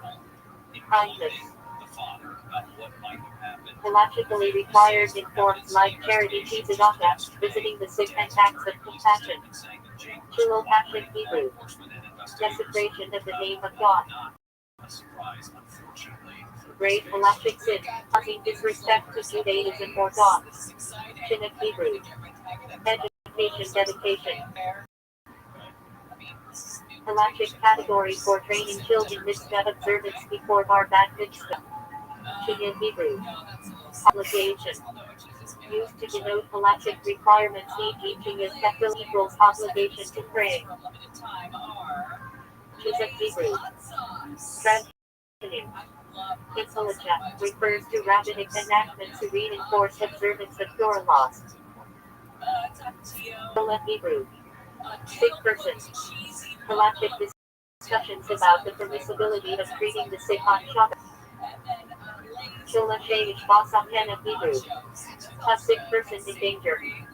Halacha mandates desecrating Shabbat to save a life in this case. Shola Sheish Basaken of Hebrew. A sick person not in danger. Certain rabbinic prohibitions may be waived, but not Torah prohibitions. Dol Hamo Hebrew. Weekday of the festival. Intermediate days of Passover and Sukkot, with unique halachic rules, word limitations, added prayers. Cholet Yiddish. Slotik stew.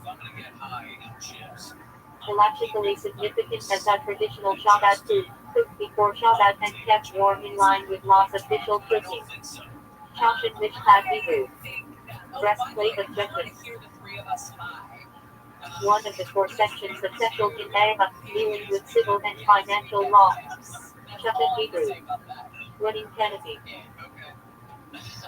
Halachically required structure under which Jewish weddings are performed. Turban Hebrew. Destruction. Refers halachically to the destruction of the first and second temples, with mourning practices tied to it, e.g. Tisha B'Av. Nal B'Nim Hebrew. 4 species. Refers to Hebrew citrus, lulav palm branch, hadassine myrtles, and Harvard willows taken together on Sukkot. Central mitzvah of the holiday. Dal is Yiddish for fourth, from Hebrew Dali, the fourth letter. Medid is Hebrew for species or kinds. Dal Kosah Hebrew. 4 cups. Refers to the 4 cups of wine drunk at the Passover Seder, corresponding to the 4 expressions of redemption. Dal Amos Hebrew. 4 cubits. Halachic unit of personal space of drops. 6. 18. Carrying outside Dal Amos is a key category of Shabbat law. Dam Hebrew. Blood. Source of numerous halachic prohibition against eating human blood, purity, impurity laws, dam midah, and sacrificial rituals. Dam midah Hebrew. Menstrual blood. Creates a state of ritual impurity requiring separation and later purification before resuming marital relations. Dam midah Hebrew. Abnormal human blood. And separate halachic rules from midah, requiring a different count offerings in temple times. Dam Torah Hebrew. Was part of blood of purity. Biblically distinct from midah blood, with more lenient status. Today rabbinically equated to midah.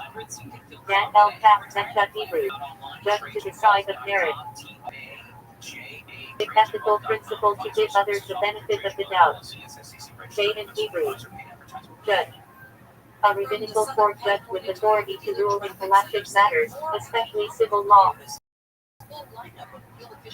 Say I mean Hebrew. Judges. Plural of Daim.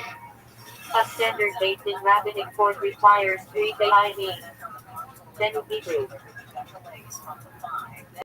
Rule page is enough. Recited at the Passover Seder as a declaration of gratitude. While not halachic versi, tied to the halachic structure of Shehaggadah. Areda Aramaic Hebrew. From the Torah. Refers to commandments or prohibitions directly from the written Torah, as opposed to rabbinic decrees. The argument be written in Aramaic Hebrew. From Theon refers to rabbinic enactments, e.g. lighting Hanukkah candles, reading Megillah, finding but distinct from Torah law. Davin Yiddish. To pray. Common halachic term for reciting formal prayers, especially the daily tefillah.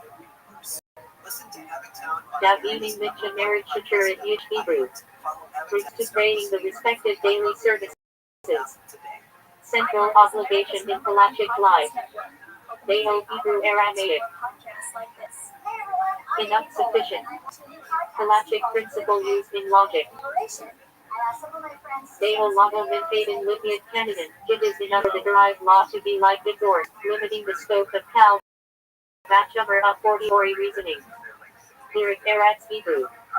Way of the land. In halachic context, refers to proper manners, behavior, and sometimes to civil occupation. Often paired with Torah study. Lyric Shogun Hebrew. Task of obligation. Used in halachic discussions of whether something fulfills something in the required way. Lyric Rishon Hebrew. Path of permission. Something optional rather than obligatory.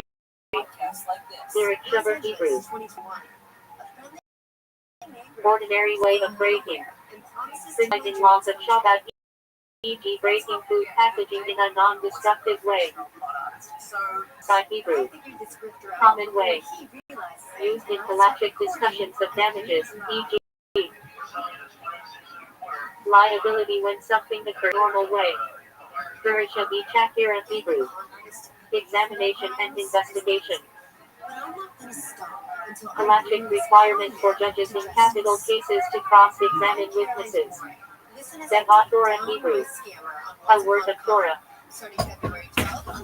Often refers to a short homily or halachic insight, given during meals or study sessions.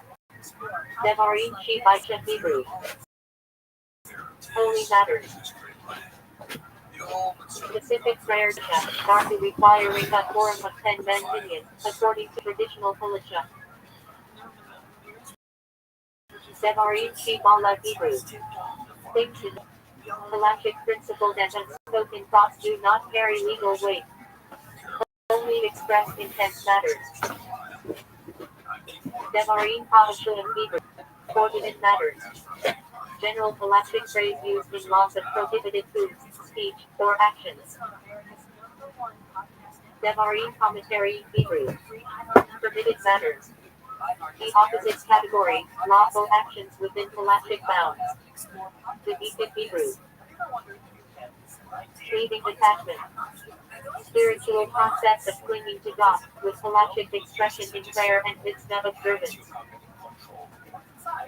Dinai Nominative Hebrew. Monetary laws. Halachic civil law. Damages, contracts, business disputes, handled by a Beit Din. Dinai Mitzvah Hebrew. Civil laws. Halachic rules governing cases involving life and death, e.g. Capital requiring AI and judicial standards. Dinai Torah Hebrew. Torah laws. Refers either to biblical law as opposed to rabbinic or to court cases judged by Torah law. Dinai Yisrael Beheader Hebrew. Laws of prohibition and permission. A halachic category covering Hadrat and rituals. Ina Imal Judah Ina Aramaic. The law of the land is law. Halachic principally obligating Jews to follow secular laws of the government, so long as they do not force violation of Torah. Nagriai Torah Hebrew. Century. And Mr. Rodriguez, to go further than that, the 20th century, it goes right up to the 21st century even. It looks like it's an amazing phenomenon. So the purpose of the Inquisition was that the church in Spain was trying to root out these false Christians, the Jews who had converted to Christianity but did not actually believe what they're saying. The Jews technically speaking, had a false sense of security because they felt like, well, the Inquisition isn't bothering us as long as we keep to our traditions and we openly practice as Jews, then we have nothing to worry about. That turned out to be a false sense of security, but nevertheless, much of the bulk of the animus was directed at these nukes, including even old Christians who were suspected of Judaizing, of being tempted by Jewish values and so on. Please. Now, crypto Jews were very successful because they had all the restrictions removed from them. And so the Christians, in the word sense of them, they could practice all the trades and at the same time still not being fully Christianized. And as a matter of fact, I think the Jews were actually very supportive of the Inquisition because I thought the betrayal said, Yeah, and that was certainly not the best moment of Jewish unity, I think. Did I tell you the joke about a guy who wants to join the country club? Yes, you're right. Well, see, you remember all my jokes. Do you mind if I tell it again? Okay, the joke goes like this. So, for those of you who are younger, that up until it was Mr. Schwartz in the original. Okay, that was Mr. Schwartz. Okay, so up until really the history of most of you, but until the 1990s, a lot of these clubs, even here in Miami, were so-called restricted, right? You could only join if you were Gentile clientele, and there was no problem with this. I joked about the 1990s. There were some that were still like the 90s, but they were openly like this until a great film came out called Gentleman's Agreement that really turned around the way people thought about these things at the end of World War II. But at any rate, up until the 1940s, Jews could not get into this. It would be forbidden, ridiculous. And hotels, forget about it. So anyways, the joke goes that there's this Jewish guy who wants to belong to this restricted country club. And so he goes to the membership director and he says, listen, these are my assets. I have these boats and these apartment buildings, and I really think that I belong in your crowd here in the Flaming Crosses Country Club. The membership director says, listen, what's your name, Cohen? I can't help you because, we're a very exclusive club and you can only join, if you have a sponsor. And I don't think you're going to find a sponsor. He says, well, who's on your membership? I'm sure I know someone. So he says, look, here's the membership list. Show it to him. Cohen looks down the list. They see someone named Schwartz. And so he says, oh, I know this guy. I'll go talk to my friend Schwartz. So he leaves, he goes, he knocks on the door of Schwartz, and Schwartz opens the door, and Cohen says to him, Shalom Aleichem, listen, I wanted to join the Flaming Crosses Country Club, and I need a sponsor. So I was thinking, maybe, you're a Jew, I'm a Jew, you can help me out. So Mr. Schwartz looks him in the eye and says, listen, Mr. Cohen, what's your name? Let me tell you something. I am a Presbyterian. And my father was a Presbyterian. And my grandfather, Oliver Shalom, was also a Presbyterian. All right, so let's go on. The Inquisition. Now, so you have this scenario where the Inquisition is directed primarily at these new Christians, these conversos, and Jews who were remaining within the traditional Jewish community felt largely immune to the pressures that the church were exerting. And even though there were some really distinct warning signs, the edict of expulsion took them completely by surprise. A couple of the expulsions that are significant, Andalusia and Aragon in the 1480s, some really nasty trials and executions that occurred in a few places, including a blood libel in 1490 and 91. But the traditional Jewish approach was, what? These things.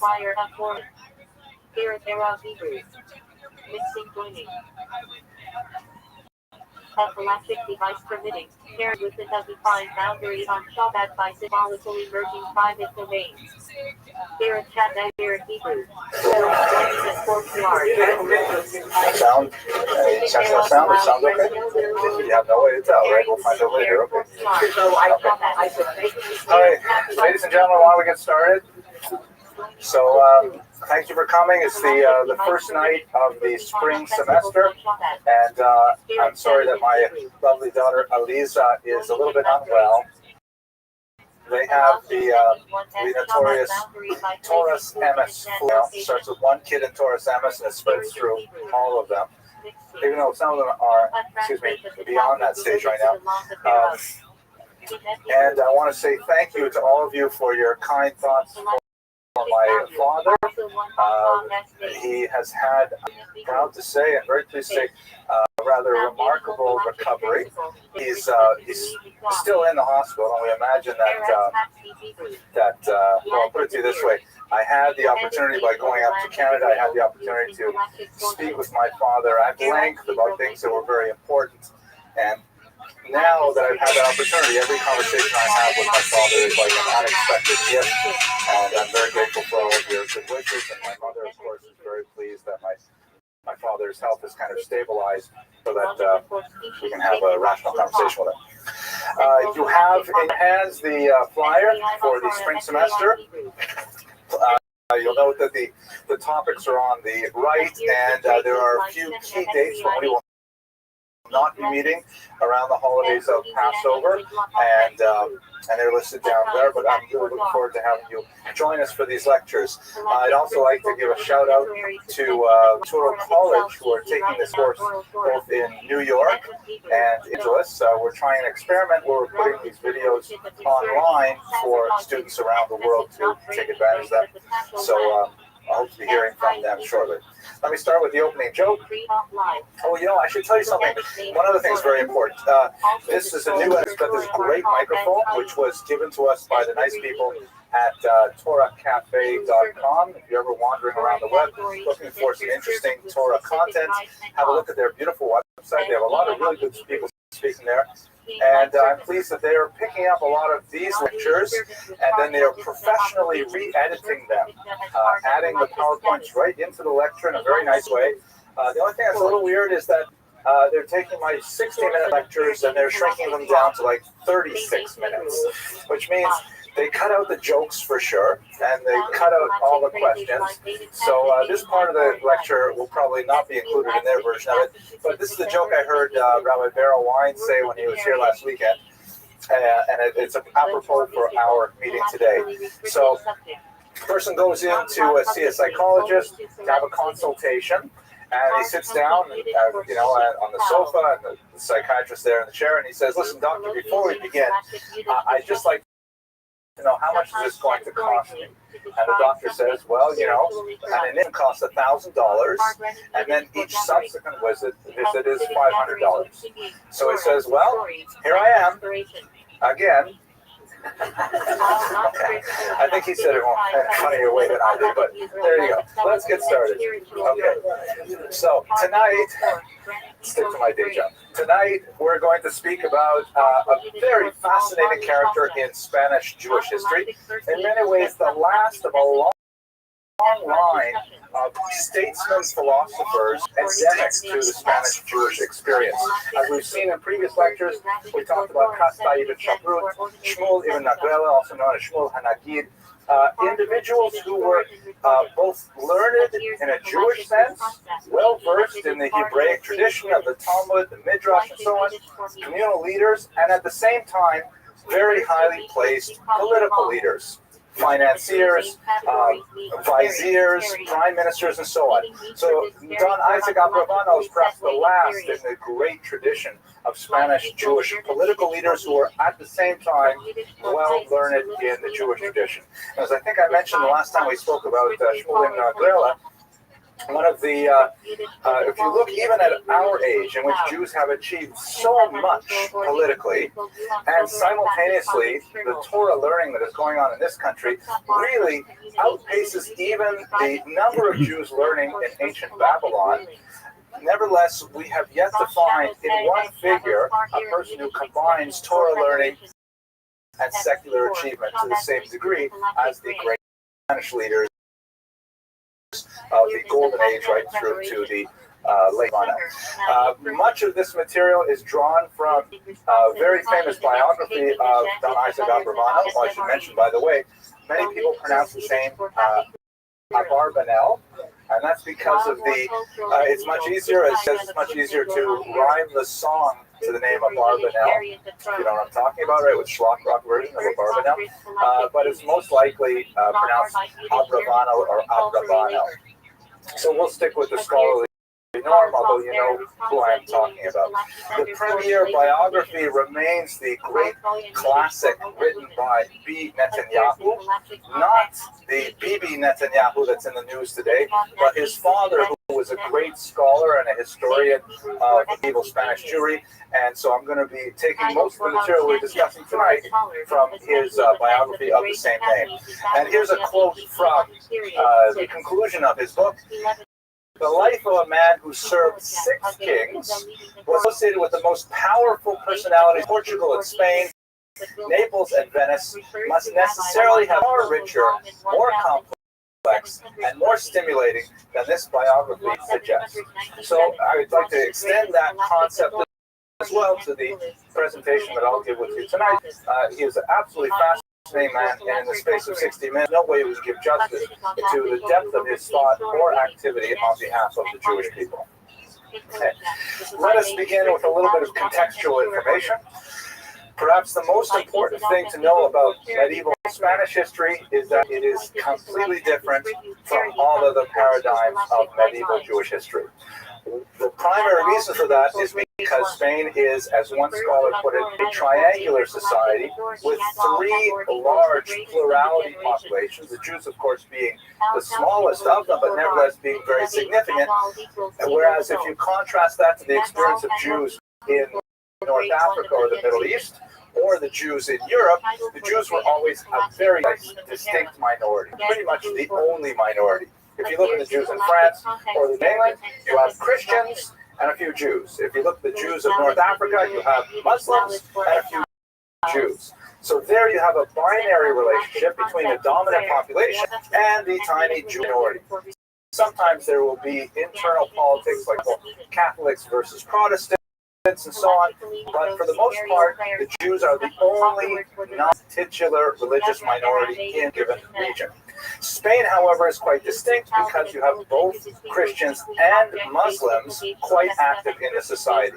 If you recall back to the lecture we had about 6 months ago, Spain was originally dominated by Christians, the so-called Visigoths, who worship a form of Christianity, or they adhere to a form of Christianity called Arianism, spelled with an I, was later deemed heretical by the Catholic Church. But Spain was originally a Christian land, and then in the year 711, easy to remember, the Muslims advanced from North Africa and took over Spain. And so Spain was Muslim for close to half a millennium. And then, coming primarily from the north, from France, the Pyrenees Mountains, and downwards, there is the reconquest of Spain by the Christians. And the period that we're studying, of course, Spain is full of Christians, but it would be, I think, an exaggeration to say firmly within the control of the Christians. There still are very significant Muslim minorities, and there's ongoing tension between these populations. The Jews, because it is a triangular society, are a pivot point around which either minority may, either the Christians or the Muslims, may exert on the other population. In this case, the Jews are in a fragile position where they often are in a position of authority over the Muslim minority, and that changes all of the dynamic that's in place. Furthermore, because Spain has a somewhat checkered past with regard to the traditional Roman Catholic faith, first with its Visigothic origins before the Spanish conquest of the 8th century, and then later because there are so many Muslims in the society, Spain frequently wants to demonstrate its bona fides as a Catholic nation by, indicating how loyal they are to traditional Catholic doctrine. When in doubt as to the best way you can demonstrate you are a Catholic, all you have to do is persecute the Jews. That's one way to really send a signal, we're going to align on traditional doctrine, and so that's another factor that comes to play in Spain that will be very relevant for our discussion. Okay, pause for discussion. Yes, please. Until the Muslims was kind of like thrown out of Spain, you might say, or had to leave Spain, there was considered the golden era of Spain because of Right.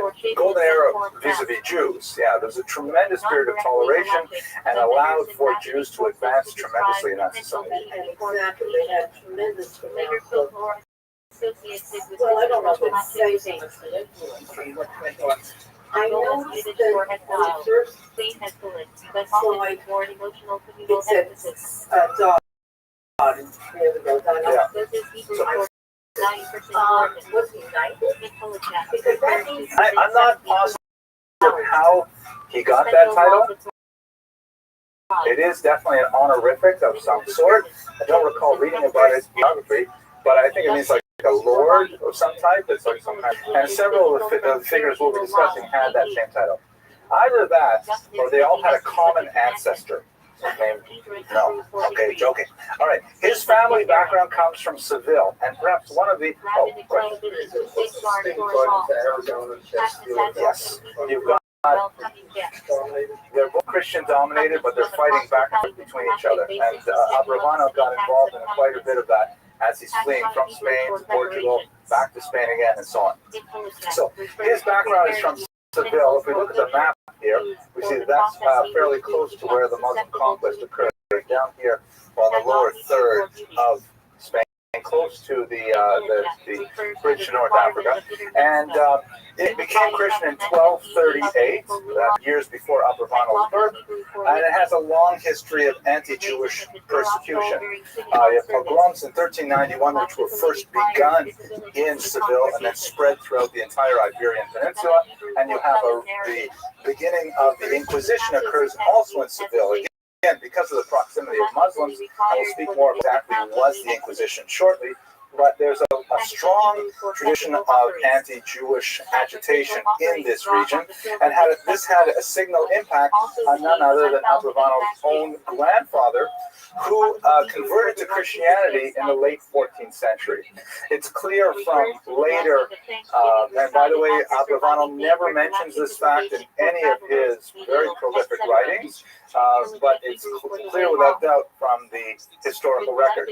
We know, however, from later events that this was clearly done under duress because Shmuel Abrahano later fled to Portugal, and in Portugal he then resumed his Jewish identity. So his conversion to Christianity was most likely, we don't know a lot of the details about it, but was most likely the result of his very high level of influence in Spanish society. He was the primary, most likely the royal treasurer at the time, and it was unseemly for a Jew to have such a high post and remain a believing Jew. A couple of things we could mention here in terms of historical tradition. The first, and this continues right up to our own day, there's a very strong tradition of Jews occupying high economic regulation, including in our own times here in this country. We often have Jews at the very top of the economic ladder associated with government putting in place tariffs, taxes, and so on. Complicated historical reasons for this, but to be sure, it is a time-honored tradition that goes back, perhaps might want to even say, all the way back to Joseph. The idea of the trusted Jew high in the court who plans what needs to be done economically and tells the rulers how to put these policies in place.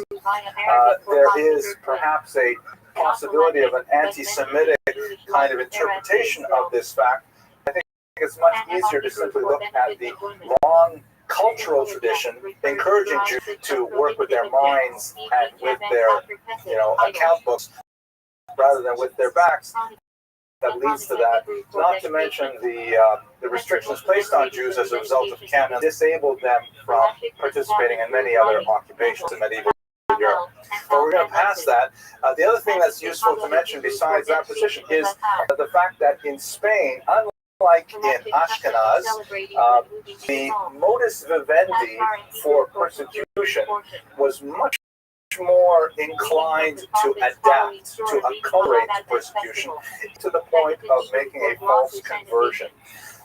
In Ashkenaz, and perhaps best illustrated by the terrible massacres of the 1096 Crusades, any type of indication of movement towards another religion was considered sufficient grounds for martyrdom, for Kiddush Hashem. And so you see a bifurcation in Ashkenazic culture working more towards an insular culture, viewing society as much more toxic and dangerous, whereas in Spanish and Sephardic culture, there's much more a sense of, well, we can work, we can adapt, we can find ways to keep our values while still, outwardly appearing to be open to the general society.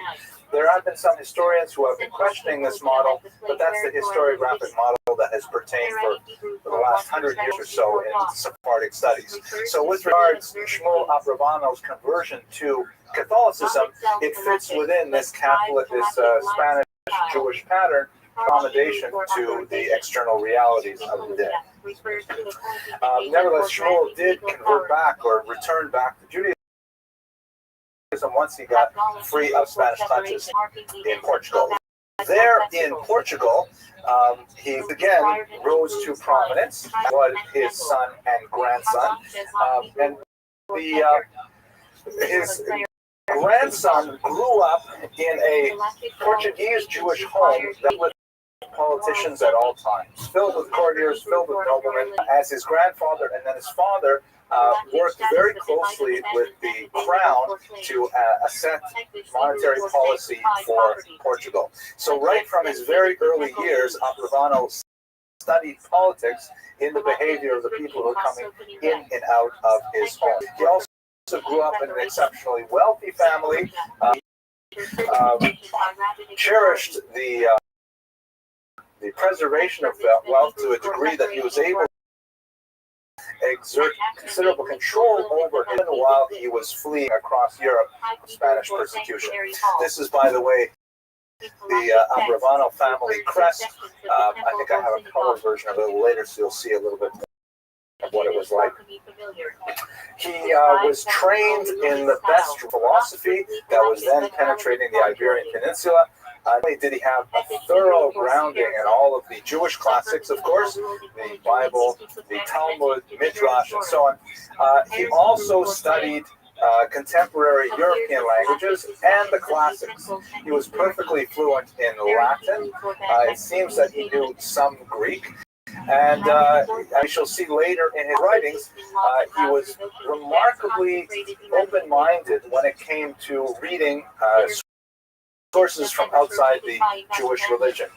He was well in the writings of the early church fathers, St. Thomas Aquinas, and many of the other thinkers that were circulating in society. I don't find any confirmation that he knew Arabic, but he certainly was familiar with the writings of Avicenna, Averroes, and several other people who wrote in a Maimonidean phase, and in fact much of his early energies were spent on analyzing Maimonidean philosophy.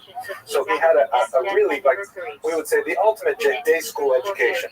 Very, very strong in traditional Jewish subjects, very, very strong in traditional secular studies as well. Yes? I noticed on the family tree, one is Sevilla.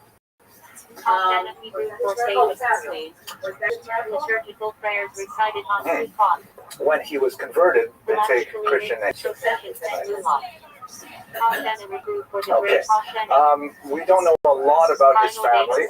His wife know only as Mrs. Abravanel, but we know that he was married young, judging by the dates of the birth of children.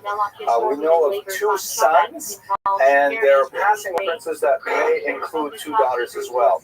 We know more about his sons, who really followed in their father's footsteps, many of them following him into exile. Some of the most tearful passages of the biography describe how he was separated from his family for several years, and then one of his sons would come and finally find him in Venice or someplace like that.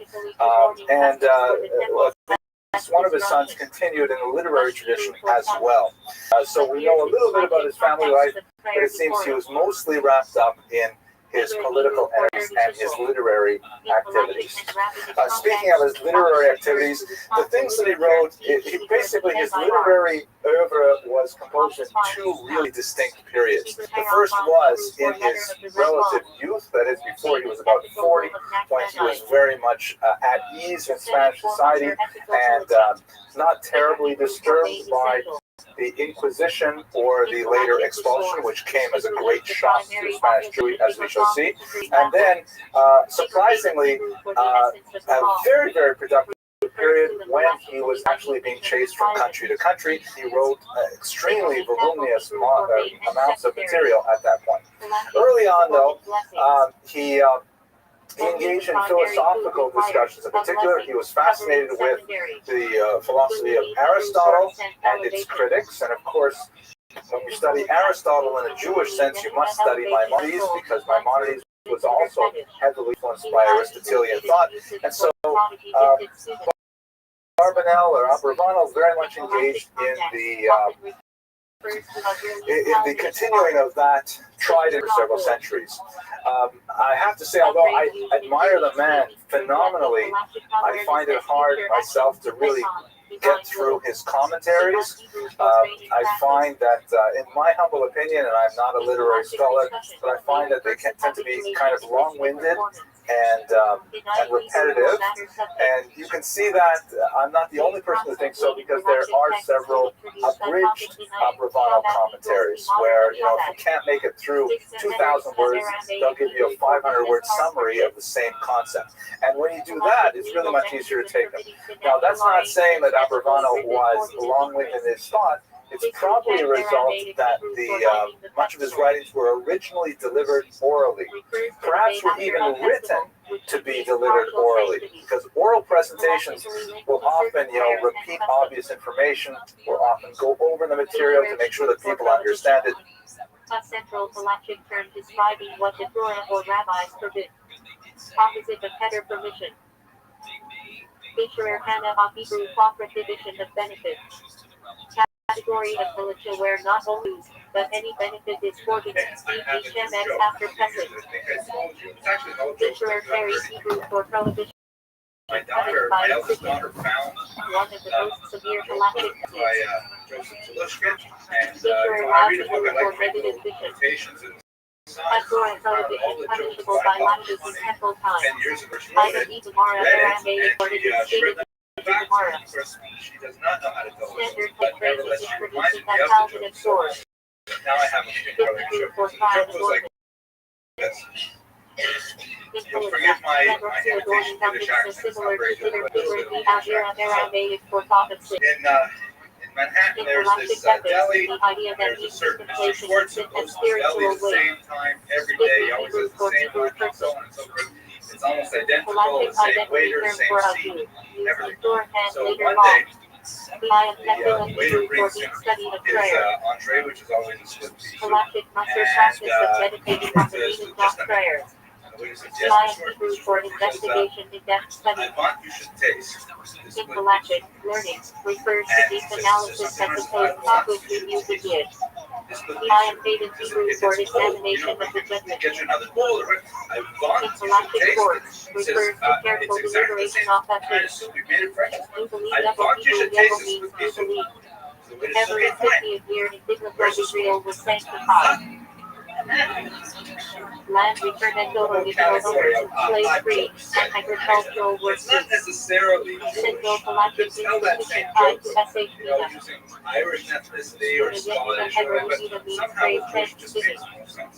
One of the Anyways, 12 that's the tribes. most happy thing we're going to talk about today, The because ancestor of our the topic kingdom of today Judah is from the medieval center of the anti-Semitism, Israelites. and for that purpose, we're going to look briefly at the life of Johannes Pepper Clark.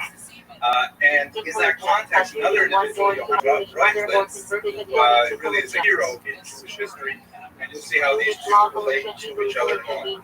Peppercorn was, unfortunately, Govern daily life, rituals, and ethics. type of Jew that we see in Jewish history really is as old as Central Jewish city history. literature. But there is this Tried to phenomenon temple, which has been direction of sometimes prayer, source coined of fading the Jew. land. It's Miracle, really the miracle, term Hebrew, anti-Semite, miracle means perhaps, fragrant. is an awesome Search term city to begin with, conquer.com and fade into the but land of Israel. it's a self-reflective kind Appears of in collective hatred discussions on agriculture and sanctity of the land. desire not only Joseph to Hebrew escape means the he will die. orbit of Judaism, but also to denigrate the origins of an individual. Through this self-hating phenomenon several times throughout Hebrews history.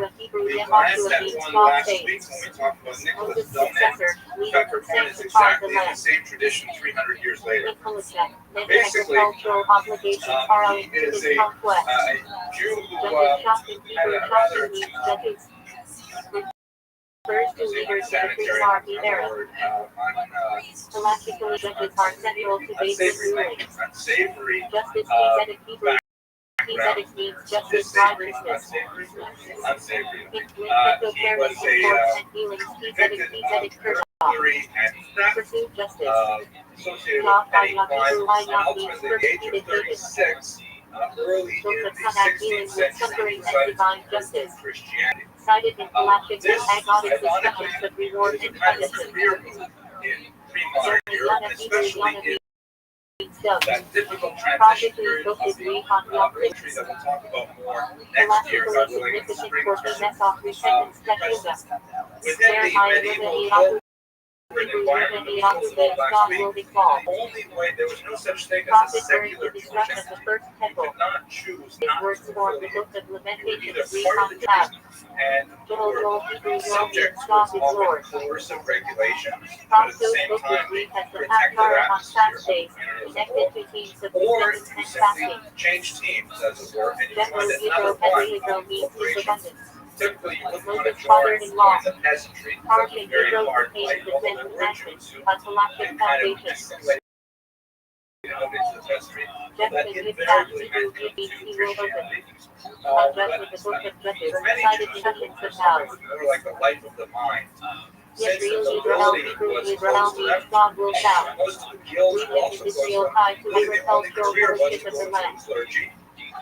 Many Jews were not happy with the idea of celibacy, especially someone like Peppercorn who was already married and several kids. So he became essentially an anti-Jewish agitator, something which he took up with great fervor and excitement. There was a market for people of this nature because the church was still rather ignorant of what happened inside Judaism. Don't forget that the church basically lost the use very early on. The Christian tradition continued into Greek Septuagint, and their intellectual tradition really didn't follow the Jewish tradition of Mishnah, Talmud, and commentators, and so on.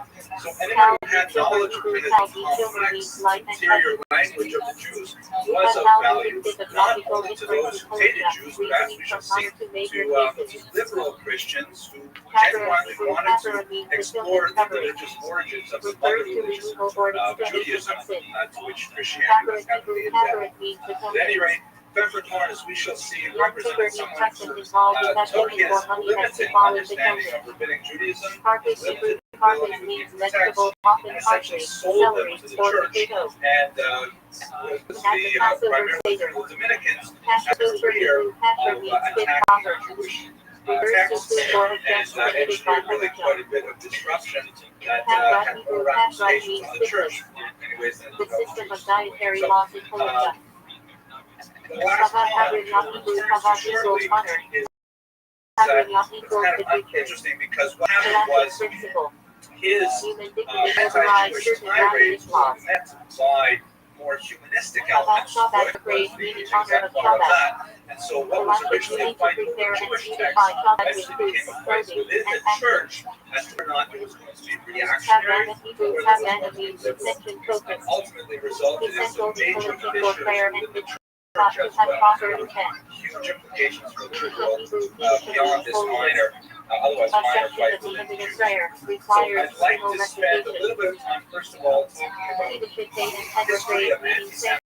By that I mean the ideology of anti-Semitism rather than the history of Jewish persecution, because these two things are really quite distinct. Anti-Semitism itself goes through four very different periods. I'll outline those briefly in a few minutes. Then we're going to turn back to Capricorn and Reuchlin and their debate. And then finally, we'll look at some of the legacy of this conflict, particularly within the Jewish intellectual tradition. So that's the plan for tonight. Any arguments, discussions, questions? Yes, please. Refers to the collective image people with collective implications in criminal response. It is anti-Semitic, it is a party, it's not Jewish. This is just, I picked this up off the web. This is Tied a to spiritual impurity. 1995 edition of the Tourist Reading Calls of the Elders of Zion. The second, apparently, translation of it into Japanese. And when you figure out that I don't think there are more than 5,000 Jews in Japan, the fact that they would need two translations of even one edition of this notoriously anti-Semitic manual indicates just how the longevity and staying power of anti-Semitism as an ideology. You don't need Jews for anti-Semitism. As Jean-Paul Sartre, the famous French philosopher, once put it, cited in collective discussion. Reflections on the Jewish question. He said, Jew did not exist, anti-Semite would invent it. So we really see that so here are the four major stages of anti-Semitic ideologies. We're going to concentrate on the third level, and I'll briefly mention the last one. Although we'll discuss this in detail when we get to the next semester, which will start in February.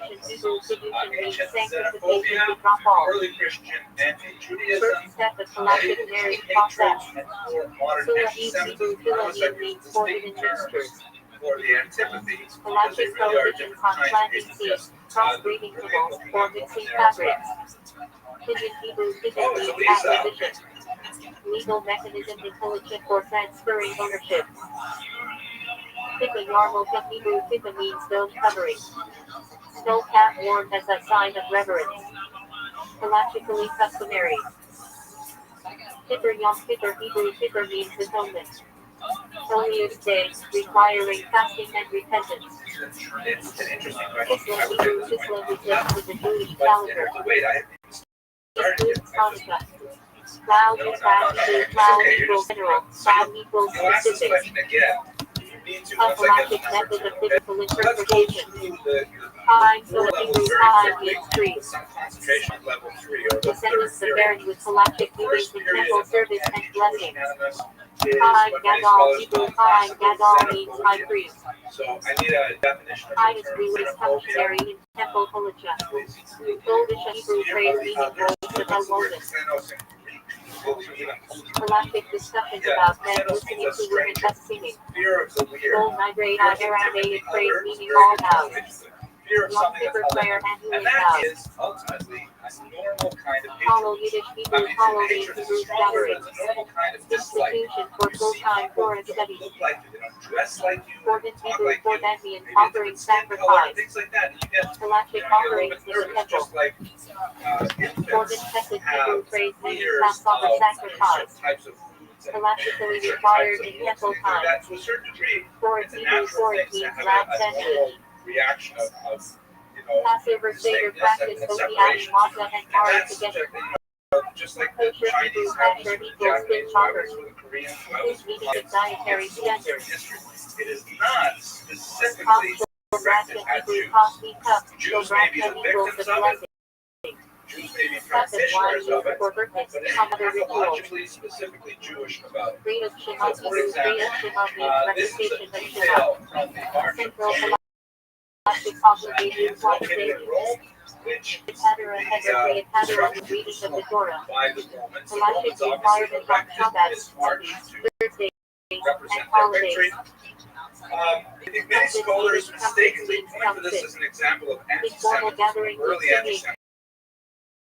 often spiritual but Well, I not would like that, while Latin it's Hera not Latin is Hebrew complimentary for to tongue. Jews, it Hera is shows Hebrew Jews for here, beautiful. in slavery and Together. carrying off Evil the speech. spoils of Jerusalem. Galactic prohibition against By the way, gossip when I and used to teach slander. this class many, many years El ago, Chatula I El used to is say Aramaic carrying for off from. the booty. Chatula is Aramaic for the You beginning. can't say that anymore. The Yankee people, when you say booty, From they the outset. giggle and it means something totally different. Galactic principle of what should ideally be done. But they carry out the spoil storm. So this is not anti-Semitic depiction. It is the kind of depiction that virtually every culture uses to represent their success and their happiness of their war over their enemies, right? This is, I think in Latin they call this style nana nana guru.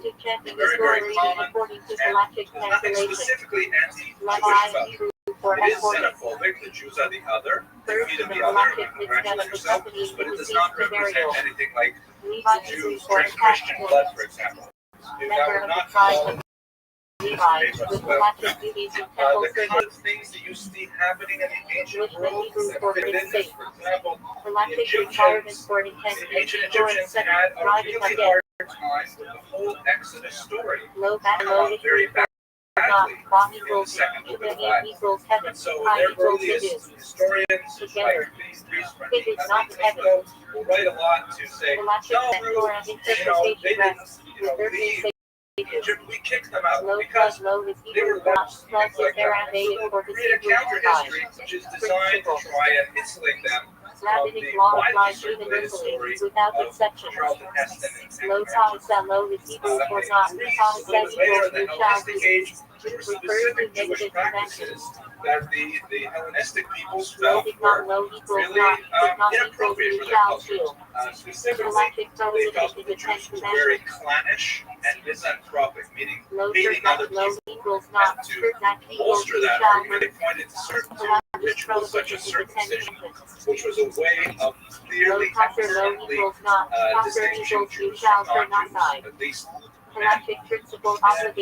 the practice of keeping kosher, which meant that they could not share meals with Jews, that the Jews kept themselves apart. They had their specific dietary requirements, and they could not share with others. So these are legitimate observations of Jewish ritual. The interpretation is incorrect. They were not designed specifically to cut people out, but nevertheless they did have the effect of cutting people out. And so the feelings that the Greeks had of resentment towards the Jews did have some basis in the legitimate observation of Jewish behavior.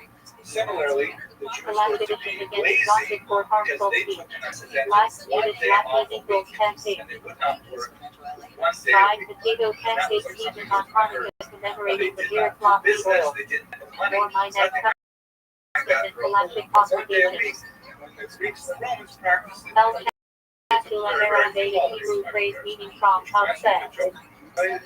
what one should ideally do before resorting to exceptions.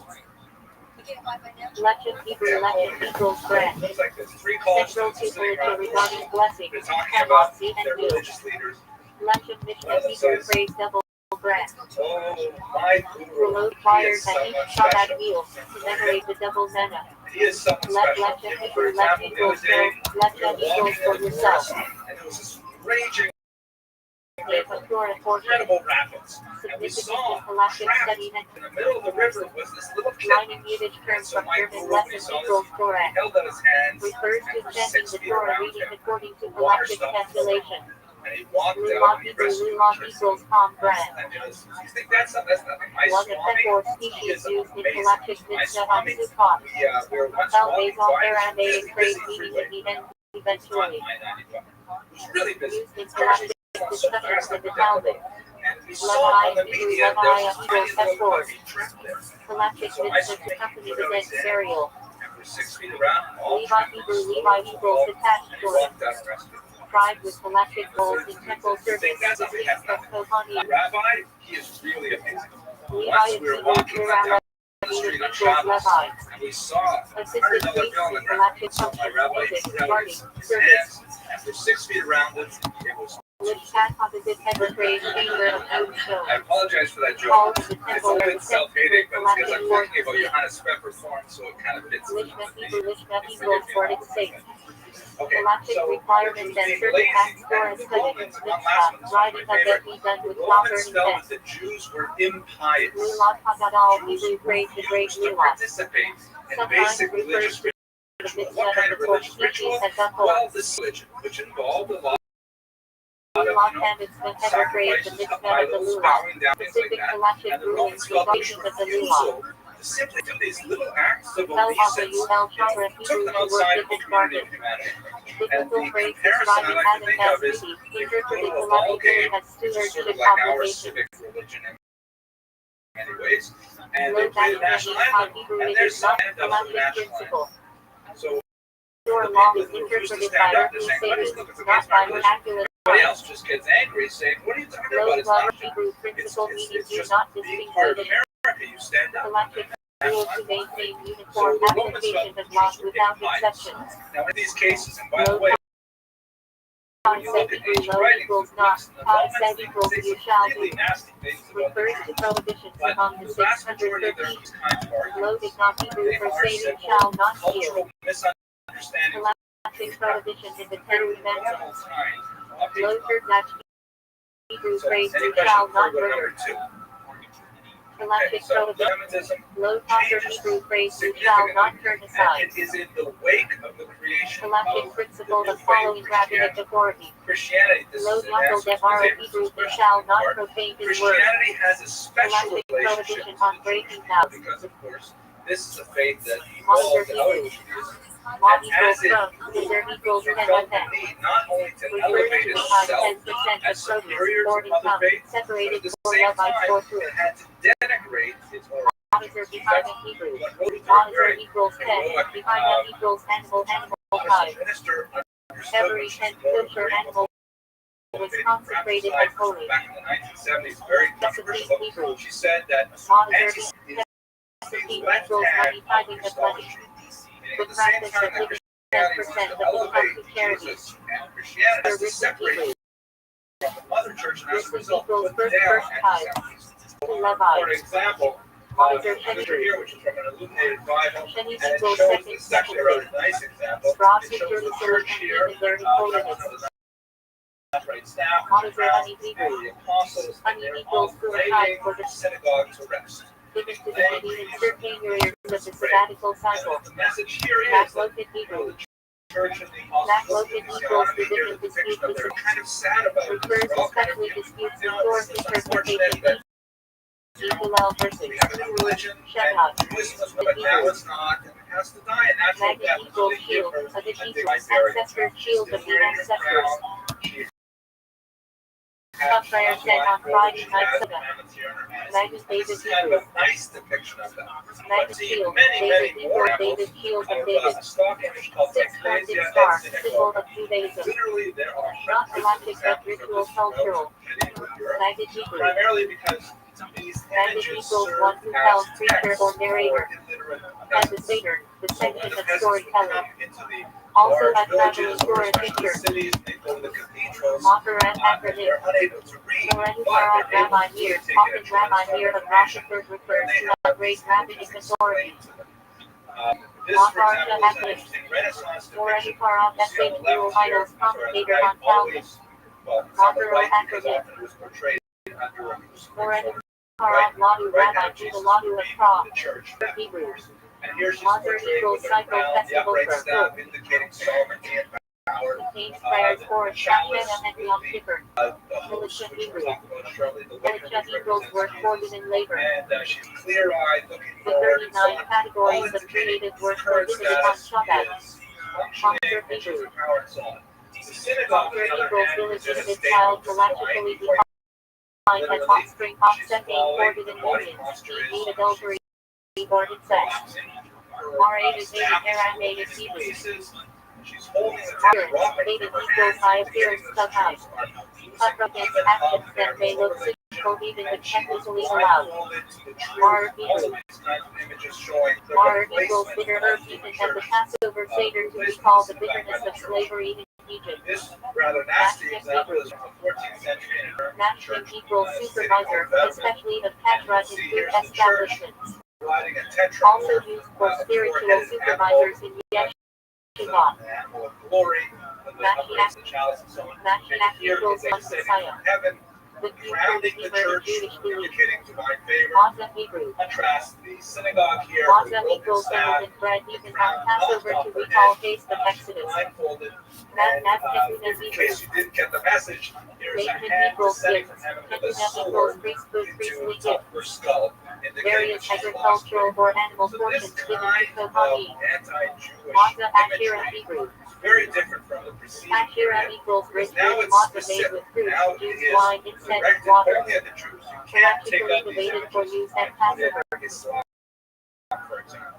Never mind the Matzah fact that Asherah it Hebrew. didn't happen for 600 years. Sh But you equals can't washed replace matzah made from these wheat images garnished from with contact Islam, and with they don't water make to sense avoid anymore. leavening. Because the Christians never thought that Nechizah Christianity Hebrew. worked. Nechizah equals divider They partition, only make sense for the separating men and Jews. women in But synagogue. notice that they are Nechizah Hebrew. exclusively religious in Nechizah content. equals forgiveness, It's all legal about halachic release what the from rabbis identity. or what the priests say. Nechirat It's Shemetz a very Hebrew. different kind of fight, and it's a very Nechir equals sale strata Shemetz of equals the leavened intellectual. ritual sale of Shemetz to Hazamu before Passover. Nechiah Hebrew. Nechiah equals obligated, legally bound to perform on mitzvah. Nechizah Kapara Hebrew. Nechizah equals lacking. That's a Kapara equals very the deep thing. fixing So of much final longer sacrificial answer. step of The purification. short answer for now is Nechizah it wasn't so easily accepted. Milah equals It took a misuse long time. sacrilege. Parts of Europe weren't Christianized Using until temple property well into the improperly. Second Millennium. Nechizah Hebrew. We'll talk about it that Next equals transaction. Yes, please. Kahit equals error on mistaken purchase. Illegal defect in Hilicha. Nelagan Malka Hebrew. So Nelagan that's an equals excellent escort. question. I've wondered Malka about it equals fleet myself many escorting the times. queen. And I wrote a little article on it that Avil after Shabbat doesn't honoring answer the this question, but departure. asks another question on top of it. So my Nelagan guess equals is salting salty because, needs to remove blood and they filtering process. represent large abstract Element things. So there is a tendency in equals Western teacher cultures traditional to Torah use structured for female children. terms to describe Torah things. Hebrew. Hurricanes. Torah equals lampstand temple Things like that. equilibrium. Also on Another the lamp. argument is that after all, if Mega you look at the actual Latin Mega verbs equals there, rest feminine, refers ecclesia, rest. ecclesios. Masonet Hebrew.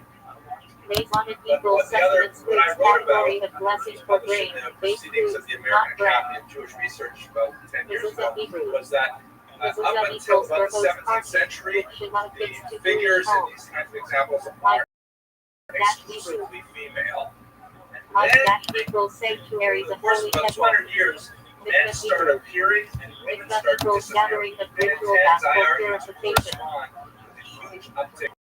Iowa Great Villa Hebrew. So while it's still Villa about Hebrew women City are the covenant primary of circumcision depictions, performed the on Jewish violence, males at 8 days. the physical attacks on Jews, and in fact, Mikvah Hebrew. the imagery, the Mikvah accepting equals of the offering sword here afternoon prayer, tends to be much more originally tame. corresponding As to soon as you afternoon start temple involving men, it sacrifice. gets much bloodier. There are a lot of other factors in the development of printing. Minyan equals That's perform of very 10 adult significant Jews because required for these public images prayer. are expensive to Mishnah produce. Hebrew. It's not like, mimeographs Mishnah equals or repetition. wooden The oral studies. Torah compiled by Rabbi Yehuda These are and things that Nasi have to Gil, have 200 official backing. The Mishnah church Welcome. How are you? noblemen had to pay for them. Mishnah equals When you get past repetition. the Torah Bourgeois equals Revolution, law you made just got on great anybody code of can Jewish start law. producing things and selling them. Mishpat Hebrew. That's when the images get much more Mishpat photographic. equals judgment category of mitzvah that are rational civilized. Mishpat Ivri Hebrews. Ivri equals Hebrew One on the right body is of a stained Jewish glass civil window. law. On the left is Mishpat Hebrew. Mishpat equals banquet festive meal, often in Megillah Esther context. Mission Aramaic. Mission equals, because of used in halachic phrasing. Mission Sagar Aramaic. That's an interesting. Mission equals because, Sagar equals thing, halachic Okay, last reason question. clause. Mission Mitzvah Aramaic Hebrew. Because of this leniency granted to fulfill a mitzvah. Mitzvah Hebrew. Mitzvah equals commandment, divine obligation or good deed. Mitzvah is a Hebrew. That equals a positive The third commandment. level is where it goes off the rails. This is Mitzvah the lo period tana that is we're a in now. Hebrew. Peppercorn Lo is where equals we not. get Ta into said the equals third you period. shall do negative. Hello, Robbie. What's up, big dog? Hebrew. Around the 900s and Those reaches a equals fever pitch appointed in the time, 13th Jewish century. festivals and Really holy doesn't days. slow down after Little that. Hebrew. Here I Little call equals first one I circumcisor call trained it to perform Christian Brit Milah. because that's it's normal. You can Ma'at Shabbat Hebrew. Ma'at equals departure. Shabbat equals Sabbath devoted to refers to Sabbath and Tabula. Matzah Aramaic Hebrew. Matzah equals set aside, object set aside, and not to be handled on Shabbat. Kind of things that people say in this period are so far Matzah equals additional prayer correspond to extra festival Shabbat operating temple. Rossi Hebrew equals prince leader, head of the set Hebrew for communal leaders. In rabbinic literature, title of the chief say E.G. and dominate Rabbi Yehuda Hanafi. things like, for example, the idea that Jews Sincere equals consecrated, separated Robbie? by What up? How are you? No wine, no haircut, no force. Fine. He failed in practice this year. Maybe. I'm just working on a project. Trustworthy by person whose words are Oh, allowed okay. to collect I see. letters, e.g. Petra's testimony. Yes, sir. What's good with you? And Hana equals comfort, consolation, especially I'm not anymore. I just want to check from you Next level Muslim Hebrew. and see how you. I'm well, big dog. Thank you. Equals mourners, comforting mourners. Yeah. Mihalah Hebrew. Mihalah equals closing, lobbying final prayer of Yom Kippur as the heavenly gates close. That's Hebrew. That equals miracle of divine intervention. Just do what you do. What you doing? Okie doke. Nessid of Hebrew. Nessid of equals churches, leaders, tribal heads. Take care, my friend. Shout out to Pascal. Peace, buddy. Take care. Priestly blessing performed by Kohanim in synagogue. Nessuin issue in Hebrew. Since Jesus is no Nessuin longer issue around, equals marriage. Second stage of Jewish marriage, when the couple fully joins as husband and wife following tradition. best choice Nedalat Yada in Hebrew. Christian boy is Nedalat equals lifting. Yada in equals hands, ritual washing of hands before bread, waiting, etc. the way these things were actually Nedalat developed. We have a lot of records of these. Is that Nedalat equals unfortunately taking. Rumah equals palm branch, the interchange pedophiles, for sex specific cost. predators in medieval times, just like unfortunately we have them in our current Next equals sunrise refers to next after, the exact time of some important intelligent or prayer times. rapes and so on. Next after And Hebrew. the villagers would be understandably incredibly Next equals upset, sunrise. That furious, equals sun. and they would look Galactic for sunrise, someone to blame. earliest time They'd for look for Shema someone and to hang Tutorial. this on. Someone, in some cases, it may Nebula even have equals been the carcass and perpetrator. animal not slaughtered properly Circulates this according to rumor that, Philippians. you know what, it was the Jews who did it. I heard about this once. It happened in a village over there that they did it in Eastern Network right now institution of military abstinence described in Torah. Sometimes it will have a mock Night trial. of Hebrew. Sometimes it goes straight Night to of lynching equals and separation of burnings. woman in menstrual Sometimes the state. church is able to intervene in Primitive times. governed Typically, marital the church did repurification. not like these charges, and certainly the temporal authorities didn't like the kind Litter of equals threat vow of vow popular taken upon violence that oneself they by engendered, means and they would try and stop it. But quite often, a lot of Jews lost their lives as a result of Equals these false excommunication, charges. galactic censure, excluding someone from communal religious life. Murder continued right up into the 21st century.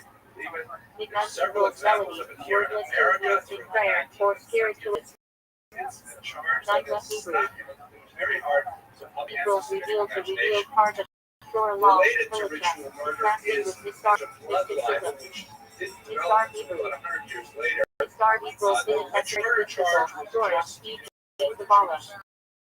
want to reenact the passion. Often paired with Night. Bloodline is the Nisua Hebrew. idea that Nisua not equals only marriage did Jews ultimate enact the Nesua. passions, they need Second to stage drain of the marriage. blood of this Christian Mishpat Gold for Side Hebrew. magical purposes. Mishpat For Gold example, Gold there Side is a equals widespread all women belief that prayer of Jews have praise a unique recited on stench Shabbat that they put festivals. to Deus, and the only way to remove Midvat that Hebrew. stench would be to bathe in Christian blood. Midvat equals sparkle concept in Kabbalah about divine sparks, craft, and maladies. Release through mitzvah. Their iron levels Mitzvah high, Hebrew. their mood swings Mid equals standing refers to firm standing. Sometimes and, galactic term in those contexts. there's a whole series of these Jewish women are infertile and they need to drink the Christian blood. Famous galactic responsible work by Rabbi Rothschild, 1713. 1943 by Joshua Traction. 1790. Gnostic Hebrew. Incredible survey of Gnostic Hebrews customary practice refers to monad, custom kept by a community or individual. Galad Hebrews. The heart of this matter. It has not been Galad Hebrews bore new galactic concept of something newly produced, often discussed in laws of Shabbat and Makkah. Those in Aramaic Hebrews. Those in Hebrews give galactic phrasing, e.g. For example, a depiction Those in of Kahan with the imparted by detrimental taste. Those in Kahan Hebrews. Those in Hebrews give Kahan Hebrews taste legal category in cashews and subordinate including hard states. Those in Kahan with the Hebrews. were wearing the Jewish badge, which had Those in Hebrews give Kahan Hebrews taste with the Hebrews spoiled rule that bad taste does not prohibit food galactically. Liver Hebrews. the female character Liver equals leftover sacrificial meat left and eaten beyond limited time. Forbidden to eat. Gnostic Hebrews. Bishop equals verse and text. The Bible formula of prayer e.g. the child and sold Bishop Ari. Gnostic Hebrews. money back Usage and text standard spelling. by strangling the child See above. while they tortured him. Humble Hebrews. Humble equals has galactic concept of tent-like covering that can transmit or block ritual impurity, e.g. for impurity. Also refers to temporary or permanent structures in Shabbat laws. Humble-handed Hebrews. Humble equals tent, the Sedeka tent or structure that contains a fort, which transmits impurity to those inside. Humble Missouri and Hebrews. Humble equals tent, equals appointed meeting the tabernacle, sanctuary in the desert. Significant for galactic laws of coordinate and previously service. Variations on this that often involve The long equals world, how that equals become the ultimate spiritual reward. Context used when discussing merit for mitzvah. The long Hebrew. The long equals world. Beza equals this world. Contrasted with the long Haga. Anaha Hebrew. Anaha equals overreaching deception. Galactic prohibition of unfair pricing or misleading business dealings laws in shopping this past. Anah Hebrew. Anah equals conjugal duty period. Galactic term for marital, intimacy, obligation, altered for menstrual cycle divisions. One in Hebrew. So host desecration is an interesting kind of One in Hebrew order prior to burial of certain foods clothes rather than inside but is not yet buried. Exempt from mitzvah due to preoccupation with burial. Catholic ritual Honey Hebrew. Honey equals 4% burning laws of charity, tzedakah, and leanings for the needy. Honey Vader and and then Hebrew. after absolution, a Honey Christian equals Catholic to allows imprison. for Vader and equals of the road that traveler. which essentially Latin involves provision. the Galactically ingesting of a considered clear for small some tzedakah laws. that For Hebrews. very profound philosophical For level equals like represents the appears in actual body galactic of Jesus. terminology, And a e.g. drink or of laden wine or equals grape the juice, night which leading represents into a day. blood. And Or obviously, laden I'm an Hebrew. expert in Catholic theology. Or But equals our light, purposes, we have to laden understand equals that to the the day. church Rabbinic phrase meaning the night leading into the next day. Important in Chesapeake advance regarding its searching doctrine for of what is Shabbat. called transubstantiation, that the Those wafer who are for Hebrew. the Eastern Church Or use light, bread when you have equals so actually classic work by Rabbi in Latin, Rothschild of not the the blood of 13th Jesus, the body Or of Jesus. Hebrew. It really was it. It was not a simple Love equals forcing uncircumcised or a prohibition of eating fruit strange for us 3 to years think about after ingesting planting. it, but For Lotto that's what Hebrew. state. For Lotto equals So, the source it follows used in that galactic discussions this of ritual and circumcision. wafer actually was Proceed the body of and Hebrew. Jesus, and the Proceed religious equals the engage. Jews That is, hated that Jesus equals enough and wanted advancement to principle reenact that the one passion. engaged The with reason they would them from also another hate the mitzvah at that host, moment. that's the wafer, and they would want to do something, Hot some garbage damage in to Hebrew. it. So you have a whole bunch of Hot bar stories. equals storehouse equals rapid import. System used during shipment to distribute produce by rapid authority without violating shipping laws. Hot bar case for Hebrew. Hot bar equals treasury. Case for equals a book library or collection of store works. You're in the interior of a Not church. galactic. Firstly, like often cited. Over his shoulder, Hot region of Hebrew. Hot bar equals storehouse half region of equals of the sabbatical year same as hot bar based in. Practical galactic framework for shipping and produce distribution. Hot bars of house in Hebrew. Hot bar equals treasury. The house equals discipline with collecting rulings of galactic authorities. Post-Naim Slaughter and Hebrew. Post-Naim equals here. Slaughter and equals for the Torah commentary by Rabbi Rothschild. The Christian artist Not galactic itself, but used in galactic tablets in the window. Patch Hebrew. It's gibberish, but nevertheless it sounds Patch equals just glass, a small container, often mentioned in galactic discussions, e.g. oil for the Torah. Patch Shemin. Then there's some Patch Shemin Hebrew. person outside who suspects something, and so they Patch say, what's equals going glass, on here? Shemin equals oil, the sealed jar of pure oil found in the temple at Hanukkah, basis of the miracle. Collects up the evidence, Patch and try to get rid of it. They take the host, Patch they throw equals it here in liturgy and Kolachak, often refers to fear of heaven. Parnas of Hebrew. small boy appears in the flame. Par equals livelihood appears in galactic liturgical texts regarding learning and supporting young families. Par Aramaic Hebrew. The idea of the divinity of the host. Part equals the leader provider galactic role of a community official overseeing charity and government. Cause equals. Cause equals bread used in galactic contexts, e.g. equals bread baked by a Jews. Others were burned alive at the stake. Cause equals bread.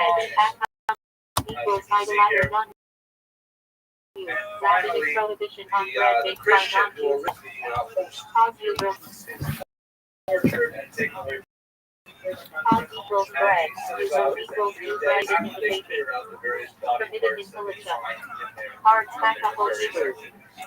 So the cars in your 82 years old shit, you ain't going on cruises. It's like enjoying your time off. And why are you still working? What are you doing?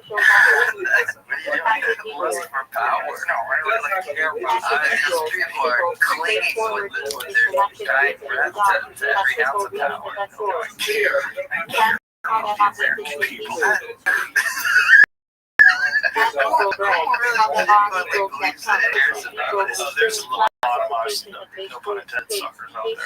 There's some suckers out there. And then there's a lot of bots. There's a lot of people that are good people that are commenting on both sides. Like I'm sharing that. On both sides. Stay out of the comments, kids. Stay out of commentary. If you're interacting with narratives that are propped up by AI, might be propped up by bad state actors. There's a lot going on, folks. It's not all people talking about things, and that should be illegal. Are there bot wars? Yeah, 100%. There's power fighting against bot. Yeah, 100%. It's probably a giant chunk of internet. Are they actual bots? Are they like people on the call center? Both things are real. There's AI programs that are saying certain things, but there's also people that get hired to do it. You know, there's some these pro-American sites, you know, and then people have done like an IP trace, fires. Fucking crotch, fucking Pakistan, you know, they're in India, they're in China. It's like, who knows who's doing it and why they're doing it? But there's a bunch of foreign countries that would have vested interest in keeping America very unstable. And it's really good to have us at each other's throats. That's good for them. It's good to crush our democracy and make people consider communism. It gets really weird, you know, when you have a bunch of people that are throwing a bunch of opinions into any sort of like real important discussion about civilization, and you realize like, oh my god, 80% of the people talking are just people. Yeah, they're either being hired to this, or it's AI, or it's bots. Manufactured chaos in order to take the air out there to suffocate information. Also, to make laws so that you clamp down on dissent. The more you can have chaos online, the more it becomes unmanageable, the more you have to manage it. Right? The more people ask to save them, please save us. Save us from this. There should be laws. That's hate speech. That shouldn't be legal. That's kind of like false flag. 100%. Exactly. That's what comes into Vietnam. Yeah. Things like that. So Vegas. that's weird. That's a weird kind of, yeah, that's kind of bothering me for that they don't actually have to pause, awake and pay attention. And it just, nothing lines up with that. You weren't there in Vegas. No, I was sitting in Nashville, but it just meant I was paying attention. That was crazy. There's multiple reports of one person shooting, and then there was like, how did he get 400 equipment in his room that anybody noticed? That seems crazy. Like, you got a rifle case is a very distinctive kind of case. Like, I'm assuming, like, some kind of Pelican box. So, like some snap down box. Like, that's a pretty big box. And if you got a bunch of those and you're bringing them in along with boxes of ammunition, like, how much does that weigh? How strong are you? Probably, if you had to carry 400 pounds of shit downtown, that would take a long time. That's what I'm saying. Like the security guard witness going out to explain it. Yeah, who was it? Was his name Jesus? Yeah, Campos. Jimmy's all over this. It's like, I've been all over this. Yeah. Speak to us, young Jimmy. You haven't said anything wrong yet, but there's a really good website put together called like LasVegasShootingMap.com. And they've got trackable, it's a Google map, but there's like little dots for these two videos, cell phone footage, 911 recordings, photos, it's a complete timeline, like it started to like 5 days after. What is the best theory about why that happened? Conspiracy or real? Was it conspiracy? Give me the juiciest one first. Conspiracy that you read online, like especially on a place like X.com, would be that there was let me try to word this right. I think they were worried about the Saudi family or whoever's in control of Saudi Arabia was worried about MBS taking over. And there was an event happening that he was in Vegas for, and they tried to use this chaos to take him out. We found out about it, and that leads to this event happening next month in November. You got all these families who are 4 seasons. There was like kidnapping, extortions, and all sorts of money. Basically, they found out about it. Wow, people heard about that event happening, tying it to Las Vegas shooting. Not a lot of people heard about that one crazy. Holy shit, dude. Not a lot of proof of video that happened. That's the conspiracy. That was metal detectors in the casino. I mean, that's part of it. People thought that they were trying to create that people have to get bodies together. Because there were people in the state government that had stock in these security systems. Oh, God, that's the dumbest terrible. God, I was true that there were apparently like there's shells that were found in places that were outside of the hotel room. Outside away from those windows. Some people think that the second window was broken after the fact.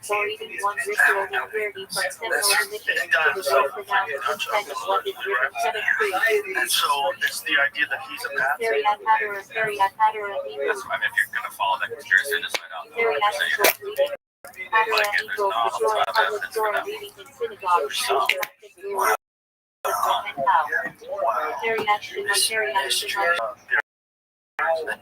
It's what he was getting into, where it's like there's just like you're tying body scanners everywhere. That would make sense. But one, not playing deck. every conspiracy for like the last 20 years, and there is like one now. The towers are one picture. The one thing is, it's very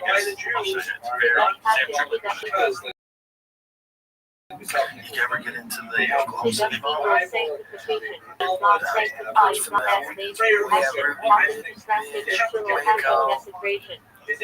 Cam doing his thing, possibly with the team.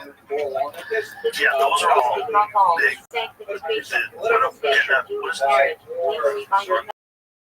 Like that Vegas card, it's got this. This is Jason Aldean's tattoo with the guy saying the shooting star. It's just so happens he gets a jacket of these. Now, that's a coincidence. But that's a crazy coincidence. And I call it back with my head, don't know. That's his fucking name, bro. Jason Aldean. That's ridiculous. That's a crazy connection to make. His real name is Jason Aldean.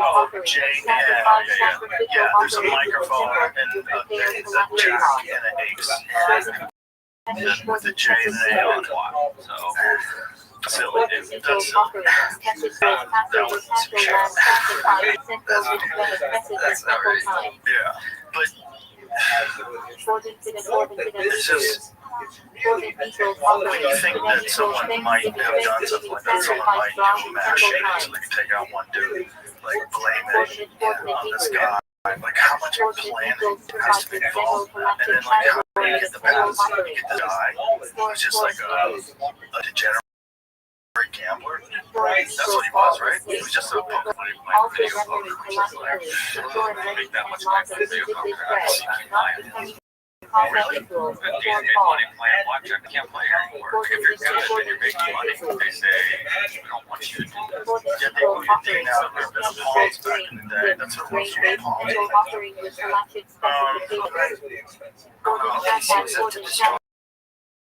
Information. Is that is a conspiracy? Perhaps.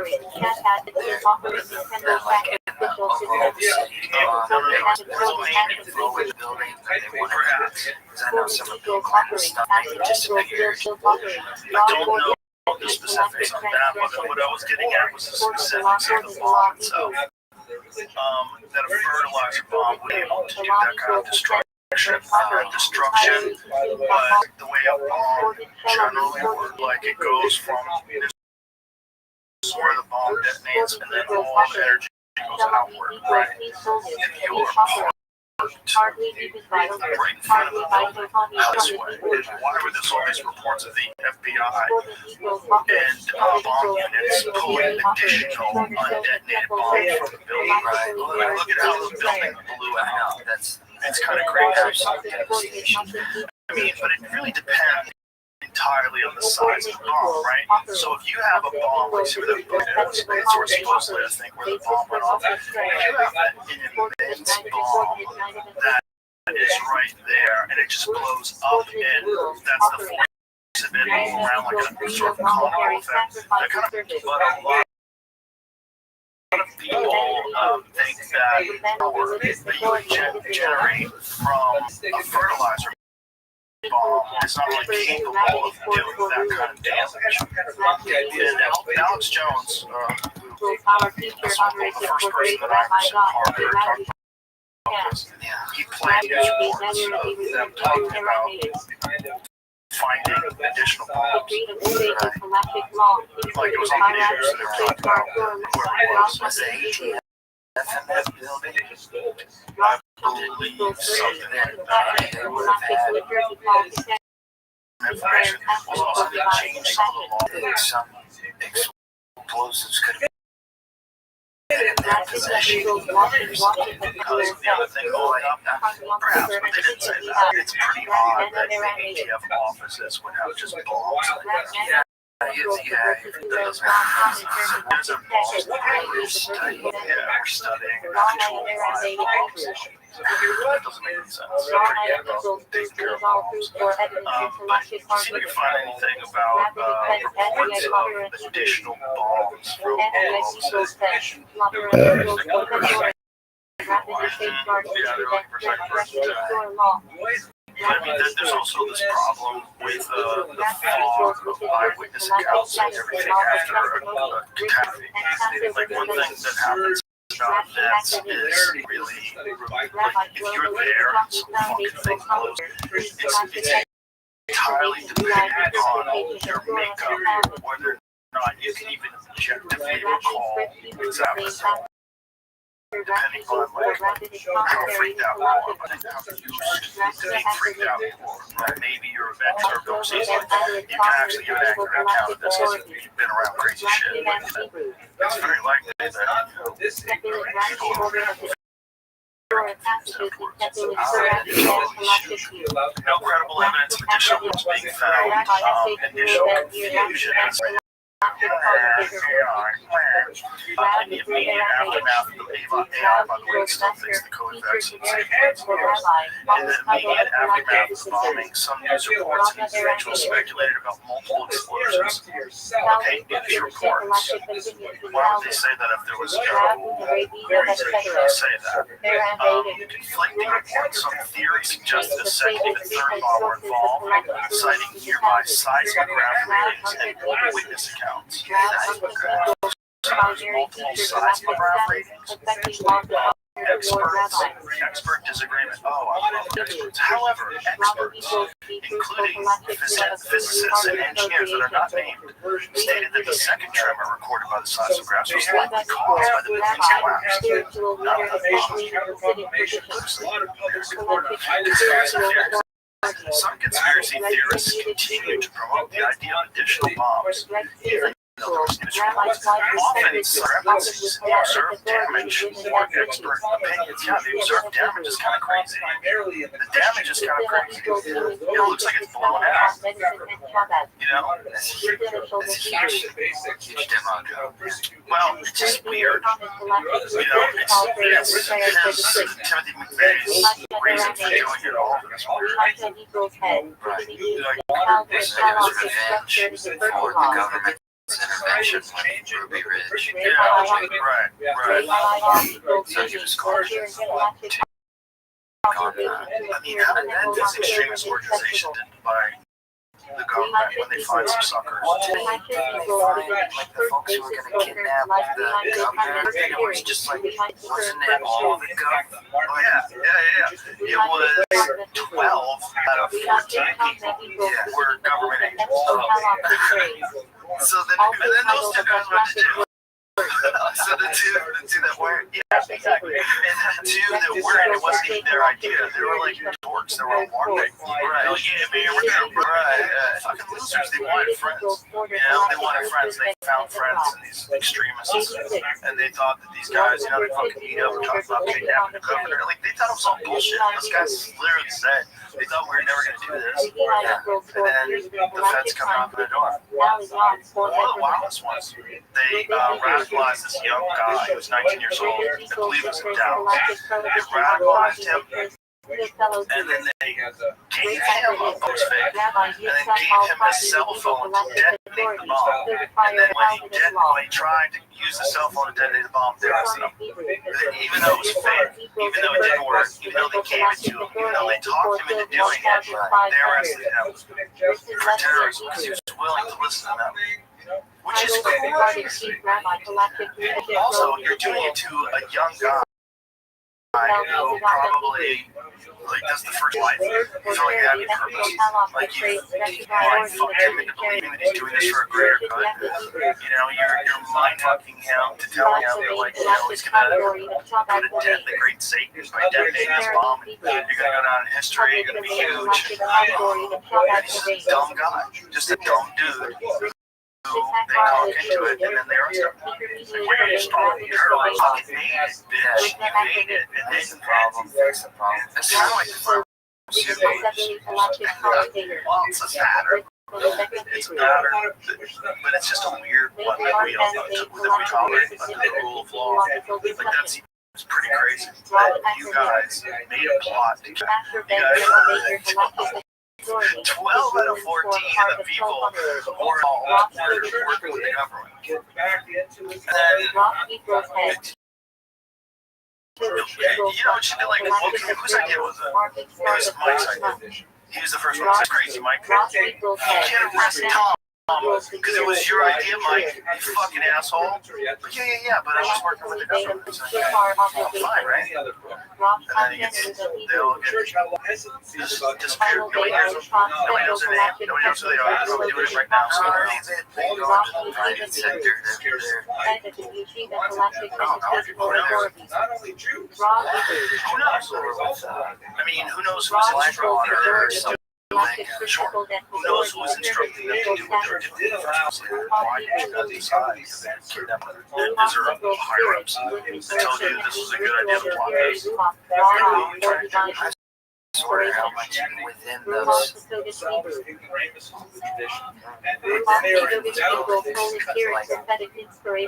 what's the communication like in a huge organization like the FBI? So are there people over on floor 2 that have no idea what's on floor 4? Yeah, 100%. Just pockets of intelligence, little microcosms of people, Well, talking to people that actually work in the government, they'll tell you that there are people that are in charge of each individual office, and they're like a star in this office, and they get used them, and they can put the kibosh on anything you're trying to do. They're hiding information from the rest of the office, hiding information from other agencies. When I was a kid, I dated this girl who worked for the government, and one of her jobs was, this was like really the very beginning of computers. So 91 maybe, somewhere around that, maybe 2, maybe 92. And her job was to help distribute information, say that he did a study, and the Army would have access to it. So it was all on a database. So this was like really early on. Because they didn't share information with each other. They still don't. They're in competition with each other. Yeah, some of them don't like each other. Yeah, agencies that don't let those fucking pussies over at the CIA and faggots over at the FBI. Like, there's like a lot of that stupid shit that goes on. There's a lot of that stupid shit that goes on. Just like there's people that root for the fucking Dolphins, and other people root for the Raiders. People get tribal. People get really weird about it. They get tribal with every damn thing that they do. Every damn thing that they do. It's just like a Xerox is going to take over the copy world. Fuck all those other pussies. It's like, well,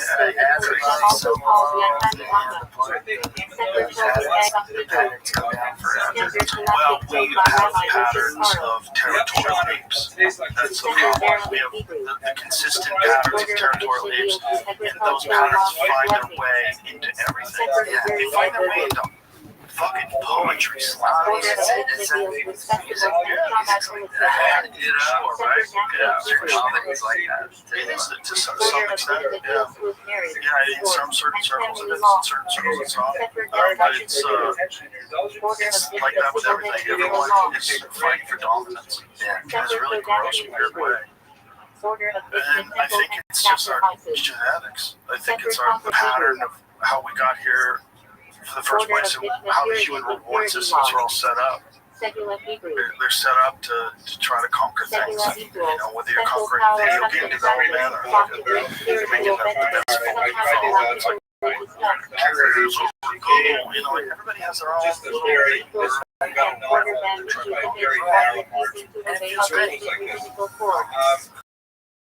it feels great to take it anyone. Like, I'd be certain. I'll be certain it does. There's success and excellence. Joy rendering that aspect of it. The aspect of crushing your enemies. I wonder how much more you don't have to have. Like, I don't. This is the thing, is like playing guitars, and I don't have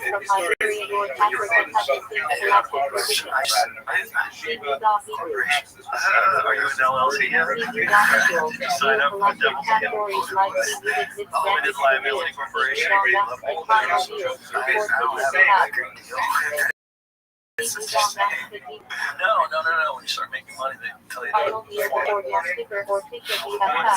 it's like you become like a real corporation, and that way you pay yourself from the corporation or from the corporation. I think I probably have to do that someday.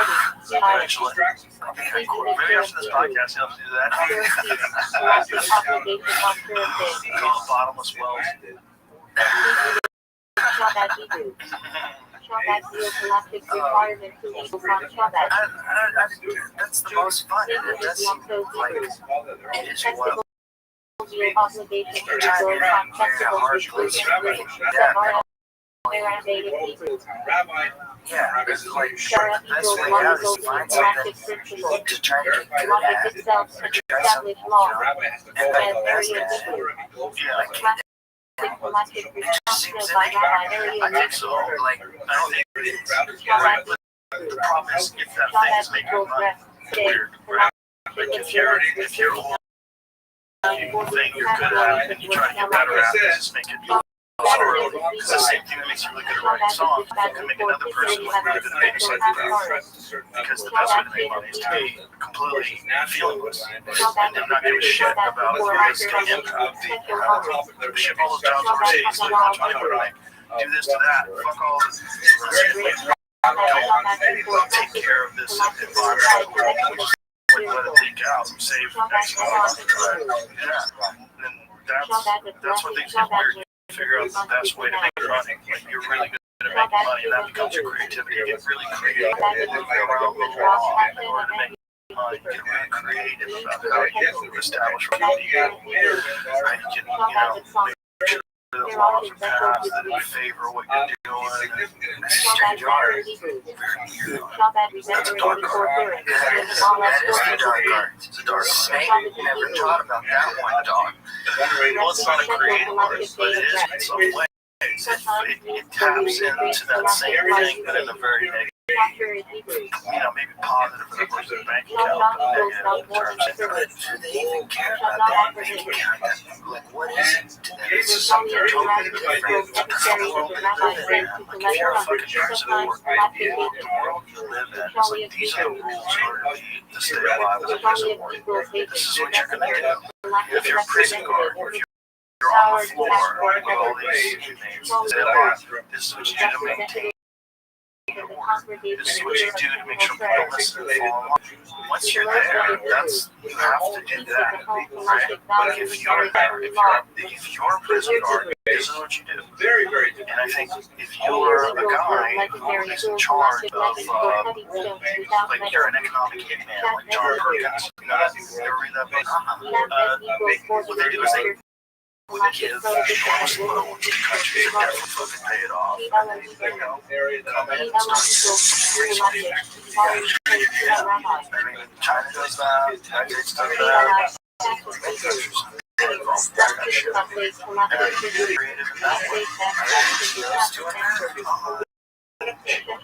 Like, is that what Billy G's up to? Yeah, Microsoft. Well, he's involved in a lot of the give a big loan or give a big favor out and then take and just it's called philanthropic capitalism. Being a philanthropist is actually very profitable, which is what like Bill Gates made hundreds of millions of dollars off of the pandemic, just for vaccines. I have a song for it's called Philanthropy. Let's hear it. Put it on Jamie and find it. Like real true philanthropy, when you're, anyway, because you're just a kind person, it's wonderful. I like when it's done silently. This only will do it, right? Equals their central player declared not as Islam population quite daily.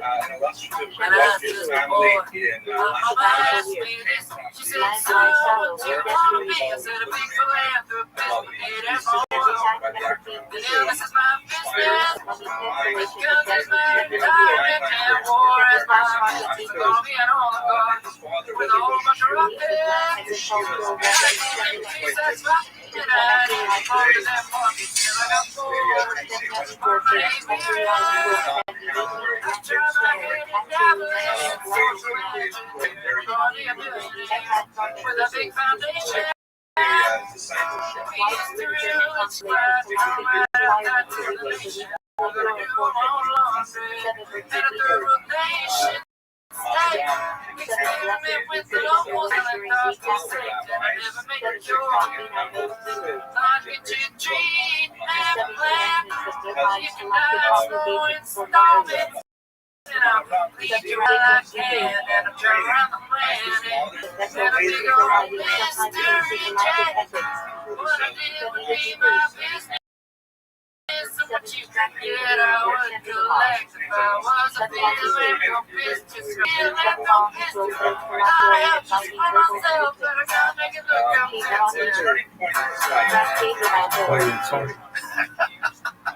You nailed it.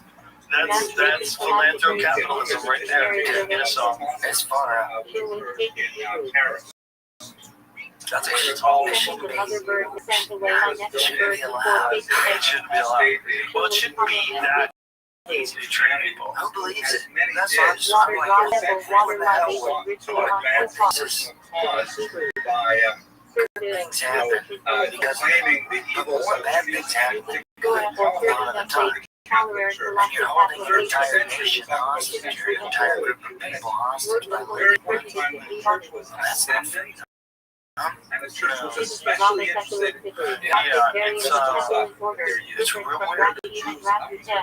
Because there's certain people that are like genuine philanthropists, but even them, when you're donating money to specific organizations, and you find out that most of their money goes to overhead, right? Most of their money goes to people's salaries, you get what they're using, right? You go, oh, this is a scam. This is clearly a scam. You're kind people that are fixing the world, you're profiting off of this idea of being a kind person that wants to fix the world. You do about 10% of the help, maybe 20% of the help, maybe 30 for a good organization. But the reality is, it's about you. Imagine if just you said, hey man, my friend's sick. Do you think you can donate some money to my friend? You know, because he doesn't have health insurance. And we were like, yeah man, what are we going to do? And then everybody gives you money, and then you take 70% of it, and we go, hey dude, what the fuck? And you're like, hey man, I worked to get that money for you. I had to call you guys. I put in I need some of that money. I need 70%. What are you talking about? Your friends would never talk to you again. Nobody would hate you. But meanwhile, you do this for an NGO, you can celebrate it. It's real. It is insane, and it's real. The weirdest thing about it is this isn't a conspiracy theory. This is real. This is real. Some of it's 90%. So sat down and they had a major. there's good ones out there, though. The good ones. And most of the money goes to the charity. I mean, that's awesome. There's real people out there that are really kind people. They're genuine philanthropists, and most of them live very humble lives. Because you don't make $1 million a year. It's just dope. You know, you just don't. And if you are making $1 million a year,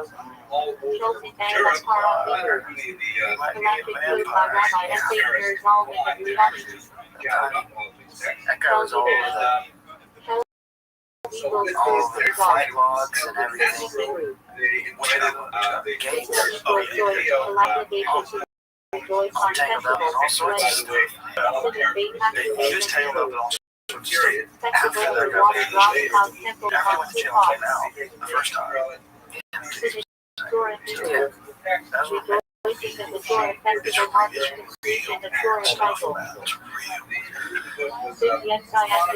Because it seems that it's like the network of people who trust a person like that. Like, come on down with it. It's great. That's a good place to go get your friend on. Because if you're not really rich, like international business, everybody knows you're under Bill Gates like character. You can't just go get mad. Like, what do you do? How do you Celebrate exactly what Jeff was. I don't know. Was he the fixer in that? I would just be speculating. But good friend of mine is very intelligent. So there's people that want certain experiences, and there's people that find people with experiences, and that's how they fit into the social structure. They're there to keep their mouth shut, and they help people get these experiences. And then there's probably some sort of a wild rush of doing things you're not supposed to be doing. It's worth $100 billion or whatever they're worth. Very hard to get away with this one. I don't know if we're never going to forget. The problem is, if you have any power, you do. I mean, you definitely can change the way you vote. Like, if it comes up again, this is a bipartisan thing. It's, I don't know, I heard it's a Democratic hoax. Yeah, I don't think that's true. Well, it's certainly not a hoax if you go to jail.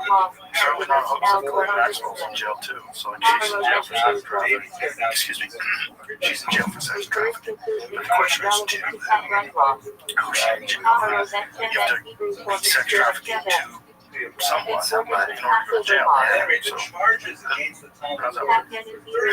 She's been in jail for years. So, like, how's that work? Is she looking at a part of it? They got, I don't know, but they just moved her to the prison. It's supposed to be a nice prison. It's full of prisons. But that was like, why would you waste the money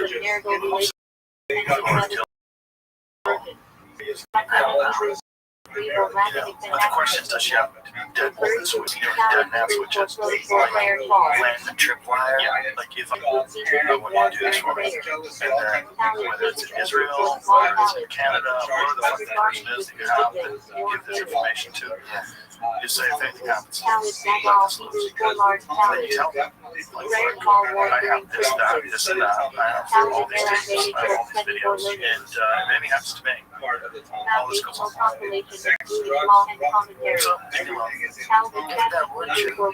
that's a real thing that people do. It's called dead man switch. Dead man switch. Yeah. That's how people maintain life. If you have information that's really sensitive, they have to trust you to not tell something that could ruin their empire of hundreds of billions of dollars and put them in jail, possibly. If they trust you, they're going to trust you. They don't trust you. But if they that you know that if you tell them, they'll kill you. And then they know that if they kill you, you'll have the dead man switch. usually sure exactly nuclear standoff. Information missiles. Sacred items like joy, soul, It makes for a good spy novel. If just America, the way it actually really works, would be a great novel. Something there. Yeah. Just if you actually knew the actual facts of the warfare. We have these narratives about history. And I got a lot of that full shit too. Bill Murray was on the podcast, it was really interesting. And he read Bob Woodward's story about his good friend John Belushi. So he said, I read 5 pages of it. It's like, oh my god, they framed Dexter. Crazy. Well, I mean, isn't Bob Woodward, he's known to have been hired, or at least worked for the CIA. And he's intelligent, and he first job builds the narratives. It was also his first job as a journalist, which is part of the senior journalism. You're literally going to take down the president. I didn't see that aspect of it in All the President's Men. It was a Dustin Redford. Yeah. Yeah, you don't get that. You don't get that. That was before the internet. Like, they could get away with it. I kind of wonder if they. Listen, I'm sure. I actually don't know. You know Tom Hanks? Tom Hanks, the actor? Yeah. I don't know him personally. Okay. I just wonder if every once in a while, when the government needs to explain something to the public in a way that puts us in the best light, they commission a movie with Tom Hanks in it, man. He's just so much less over with Charlie Wilson's war. It's like, here's how Saving Private Ryan. Also refers to the best city operating temple grounds. Forrest Gump is kind of a nostalgia fest about the Vietnam War and kind of makes light of it. The Olympics.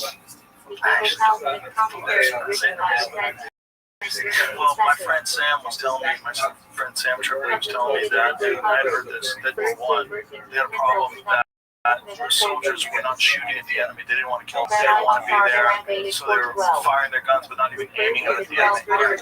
So to combat this, they started making movies. And then in the movies, these war movies, the soldiers would shoot the enemy, and they were like really heroes.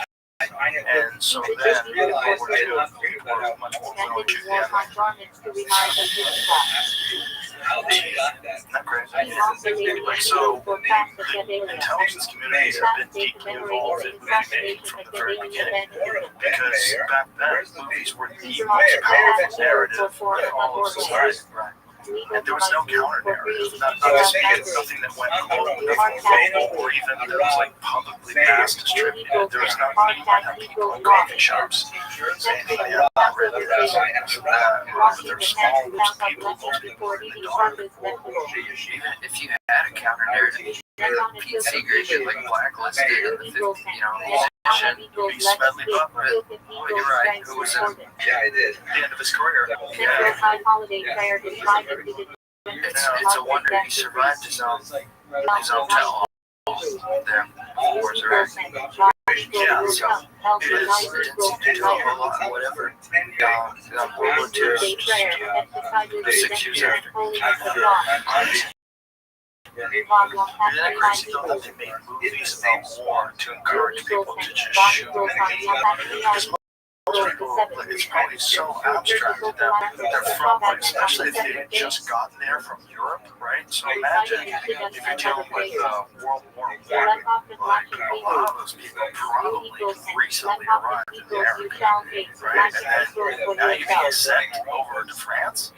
Now you're being sent over to Germany. Like, you're involved in a war now. You're in a trench war. America was pretty sure they don't want to get in with World War I anyway. Yeah. At least taking some folks think that ain't right, but false. Because I think that's like, well, I mean, there's a long history of false flags that got us in war. It goes back to Nero burning Rome. And what they did, Gulf and Tonkin incident, is what happened when Nero pulled that up. One of the things Nero did, he beat the pregnant wife to death. Then he found a slave that looked like his wife, a boy, castrated him, and he said, "This is mine," and paraded this person around Sporus, which is his name. Yeah, they just fucked this poor dude with no dick. They had his dick cut off, and then passed that guy off to someone else, and that guy eventually committed suicide. Yeah. Nero was a total psychopath. So there was this one false flag incident. See if you can find what Nero did. That was also like Hitler and the Reichstag. That was a false flag too. The Gulf of Tonkin one was a crazy one because that was, what was it, 68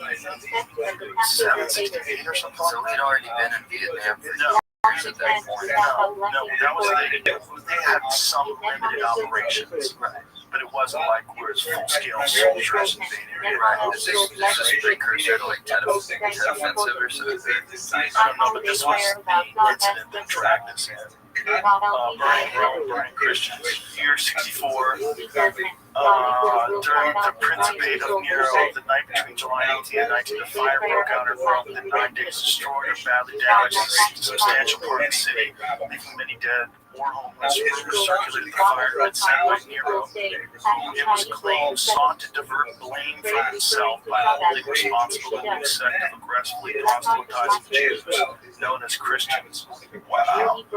Most recent scholarship has written a popular view of Nero as an arsonist who fiddled while burned, largely has been the question of whether or not the Christians generally regarded as innocent scapegoats of Nero might in fact have played some role in the fire. It's controversy.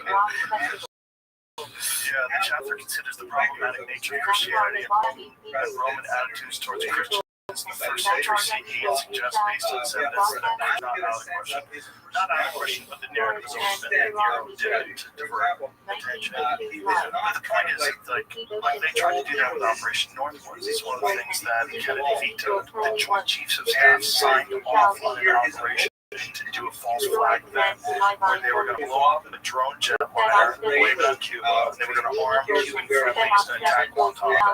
And they were just so that they could drag us into a war with Cuba. And Kennedy vetoed the Joint Chiefs of Staff. And they're like, right. Is this what the Bay of Pigs is?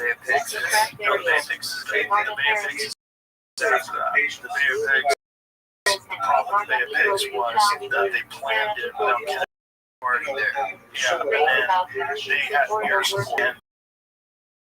That was part of the mission, and Kennedy denied air support on the ground. So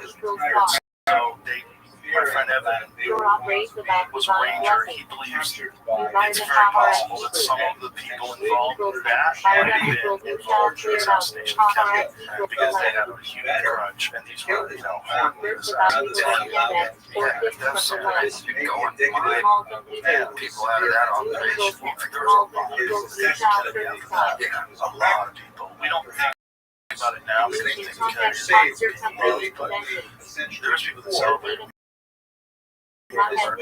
Common occurrence I can't imagine. Well, it's like today. Like I'm trying to say it to celebrate. And so, in such a case, or if Kamala Harris had been murdered on the campaign trail, there's some gross people on both sides of the aisle. This is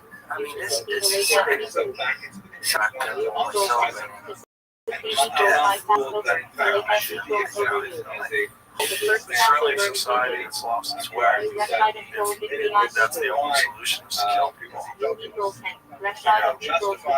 Or if you don't like how the results turn out, you're doing everything you can to destroy that person. Which I think the most interesting version of that is happening right now in New York City. That Mondani guy who's essentially like at the very least a socialist, kind of leans towards the communist direction. Right. Both sides are trying to do that right now. Like, we can't help to be made. But people elected him. He won the Democratic primary, and it's like 44% of everybody else in the process. So there's still, so you got kind of The actual election is not until November. So they have the primary first. Mondani won, and he won over Andrew Cuomo, governor. Yeah, the state. And everybody thought he was going to win. But like, holy shit, this guy's going to be the fucking mayor of New York City. And he's promising to jack up taxes, and he's promising to have like city-funded grocery stores. Okay, we want to communist ideas. I'm saying both the right and the left are like, we gotta get this guy out of here. Like, there's no way. But it's like, if you believe in the democratic process, like, this is what the people want. Right. Let's find out if it works. Let's find out if it sucks and it makes New York City even worse. Well, then, in a few years, you get to vote again. Yeah, I was gonna say, how long is mayorship? I think it's 4 years. Right? Is it a 4-year term for mayor of New York City? It has to be, right? Because in 2 years, you're basically just using the time to campaign for your re-election. Probably by the time got in there, it's like 24 months later, you're gonna get right. We just can't manage. So what are the two sides doing to Nobody else is doing it. bring them down? Talk about getting out of the country. This may want to expel them from the country. To revoke his citizenship? Yeah, just talk about that. People are trying to figure out a different way to do it. But he's a citizen. Of course, but he wasn't born in a country for people out. And finally, He's a Muslim. He's from Dakota. That's from Trump. He's only been in America for a certain amount of years. He's only been a citizen, I think, for 7 or 8 years now. Democratic. And if you believe in this thing, like that you voted for, and you got to do better. That's the game. Yeah, well, the thing is, there's a lot of people who live in New York City that live in, any city really, that don't feel like they need to be led by the government. And they don't feel like the government has their best interests. If some guy comes along with some radical ideas that he says are the solution, well, if the people believe him and it's not true, you've done a terrible job. You've done a terrible job of both distributing information and taking care of these people, because it looks like any kind of solution, even a solution that might wind up causing a bunch of corporations to leave the city and a bunch of money to leave the city and a bunch of jobs to leave the city. It's things are desperate, right? One very important What the politicians really controlled by like three main things: their special interests, donor class, and multinational corporations. So anybody who looks like they're disentangled from any of those things is looking pretty appealing. Exactly. That's why he's way ahead. He's ahead by 44%. Everybody else is like 12%, 12%. I think the highest one other than him was recently was Cuomo, who's still running somehow or another. I don't know how he's doing it. It's like how is Cuomo running? Yeah. So he's running as an independent because he couldn't win the Democratic primary. But he's still way behind this guy. According to polls, of course, are the financial polls, not you. Yeah, polls are just made so newspaper has something to talk about. Well, These guys, if they're the ones, well, they probably are. They go to the polls and they say, run this poll because I got something to talk about on Wednesday. Yeah, you could rig them, right? So you could rig them, like say, if you went to people that you knew, right, and you started asking them questions on things, or specifically people in the city that you knew was more progressive, you would go there. If you wanted to rig polls, and then you push that narrative out, this is how people feel. It's like, okay, but who's answering? A very small percentage, and mostly dopes. Mostly dopes are answering polls. Sorry if you answer polls, but most of the people have nothing else to do. Because if you call me, I don't know anybody who's answering. Exactly. Everybody wants to answer polls. No, and the presidential polls are the weird ones because sometimes they're wildly wrong, and yet somebody got paid to. It's the news. I think the news is an incredibly lucrative business. It's an entertainment business. There's not news every day. There's nothing to, and they got to run 24 hours. They're making up. They should call it. Oh, it's all the same shit happening. It's not even. It doesn't matter where you get it either.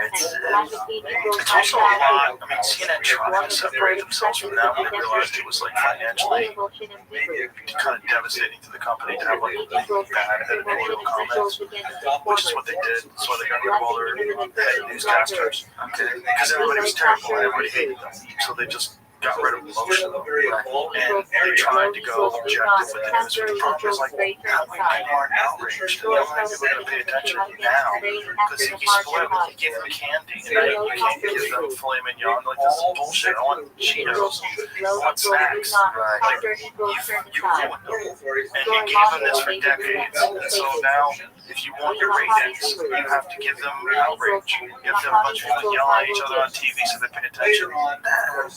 I feel like the most colorful people that they would have had on their things have gone indie now. You know, like Tucker Carlson has his podcast and like let's see, Candace Owens with like Daily Wire, and now she's got her own thing. And then there's smaller ones. You got like breaking points is one. The real problem is the left ones never succeed once they're fired. The people that leave CNN, they're always like dismissed. Well, the talent, I mean, if you're really talented to do that, just sit there and look at a camera, just talk for like hours about it. You gotta be really talented So just really dedicated. And you have to understand how people are receiving what you're saying too. And the problem with like a CNN type job is that you're told what to do. You show up, you read the news as written by these people, you have a teleprompter, you really can't stray very far from the narrative, and you're allowed to elaborate inside the narrative as long as it fits with what CNN is trying to promote. And as soon as you deviate from that, you're cooked, you're gone. Yeah, so then there's really no career. Yeah, because once you leave, everybody knows you're a propagandist. Like, no one's ever going to really, truly believe it. You're in cover. You're not putting anything yourself. Exactly. And then we also want you to elaborate on your own about what you thought about the narrative. You're a dope that's only on television because they put you there. You're not like, you didn't rise through the ranks and get one of those interesting That's not that at all. You're not sincere. We want people like his authenticity. We want to know that someone is actually telling you what they're and you don't get anything from them. It's not from people you never want to listen. Whether you believe Tucker Carlson or not, he's being authentic. What he's saying, he believes. This is who he is, and that's why he works. That's why he works outside of Those folks, all these folks do. I think even Bill O'Reilly, after he got kicked down, from the podcast he has, he's got his podcasts and stuff. I mean, they really believe their stuff. Yeah, whether they're right or wrong. Yeah, well, it's not about that. I feel like the folks understand that at the end of the day, these guys aren't, whether they think they're not. This is entertainment. These guys are entertainers. This isn't the news. They're telling you stuff that they know to you, and you gotta take things with a big ass kind of salt. This stuff is they're entertainers. There's definitely that aspect of it. And if you're not going to move your job, you're going to move to a different place. But someone is better at your job. Or hotter. Someone who's got a nice rag and a short skirt and is really going to talk to you. And you think, wow, I want to talk. I guess that's what the case folks or something. Yeah, I mean, it's part of the gig. Right? Like, how many of those ladies on Fox the Sun are telling you whatever the fuck they're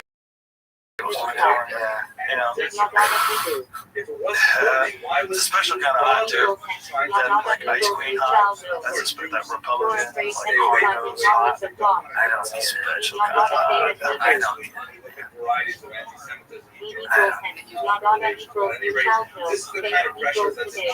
That's the cheapest thing they can pull. It's sex appeal. It's just to have sex appeal. Yeah, but they've always got they sell cars, and so they sell everything. People use that for everything. It's where you go. I'm optimistic. I think we're gonna wake up and say, I don't care what the hot lady in the box says. They're murdering people. I'm optimistic, so I think you're right. I think we are. They're not your songs. Whatever percentage you reach, it's not zero. There's people that you reach. Like that United Health. How many views did that get? All told? No, I've sent it to a lot of people. Did I repost that? I reposted it, right? Okay. If I repost that, I can find out how many people just saw the one that I reposted. It's like people or how long? When you shared the list, that one blew up too.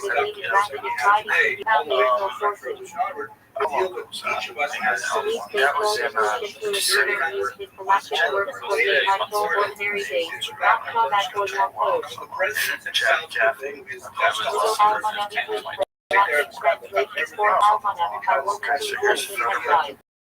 What's wrong with Tom? But ultimately, we all have to be treated as individuals. This was not true in medieval period. There's no shortage. Just like This meant that you belonged to the How do you decide what goes on in just ceremony when something like you? Because if you would something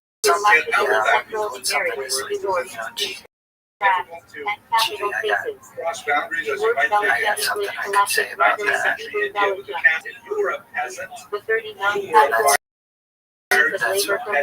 That's what I can't find it. attached to the land, you could not marry without I know it's on here. How would I search for it? Here we go. Sorry. Websites. 6,742,000. The watch time is 3 years, 104 days, 17 hours, 13 minutes. Too much time. There's a lot of people on the toilet right now, bro. They need something to listen to. You ever go to the toilet without your phone? It's weird. Just sit there like this. spacewalk without oxygen. You know what? Yeah, it's Read the Dr. Bronner's. the thing is like that.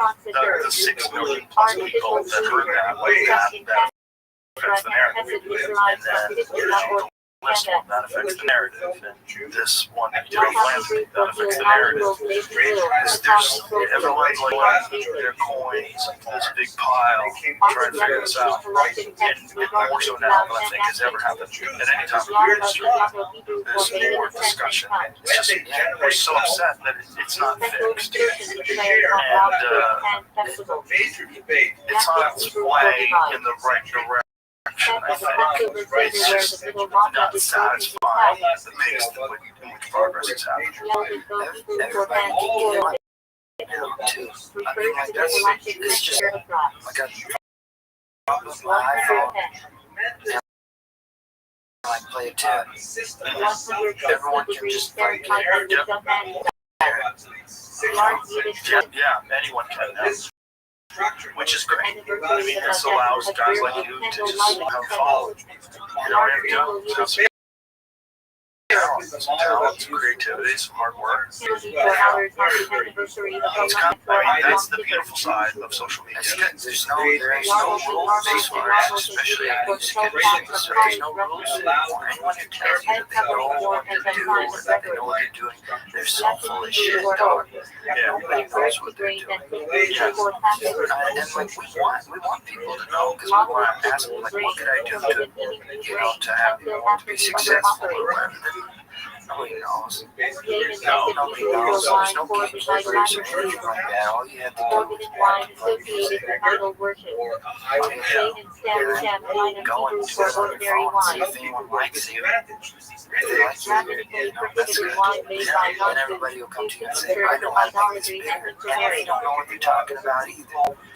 Yeah, generally the people that try to take these, try to climb on to They come out of the woodwork. offer you a bunch of money. Not a bunch. They'll offer you a little for a lot, you know? Yeah.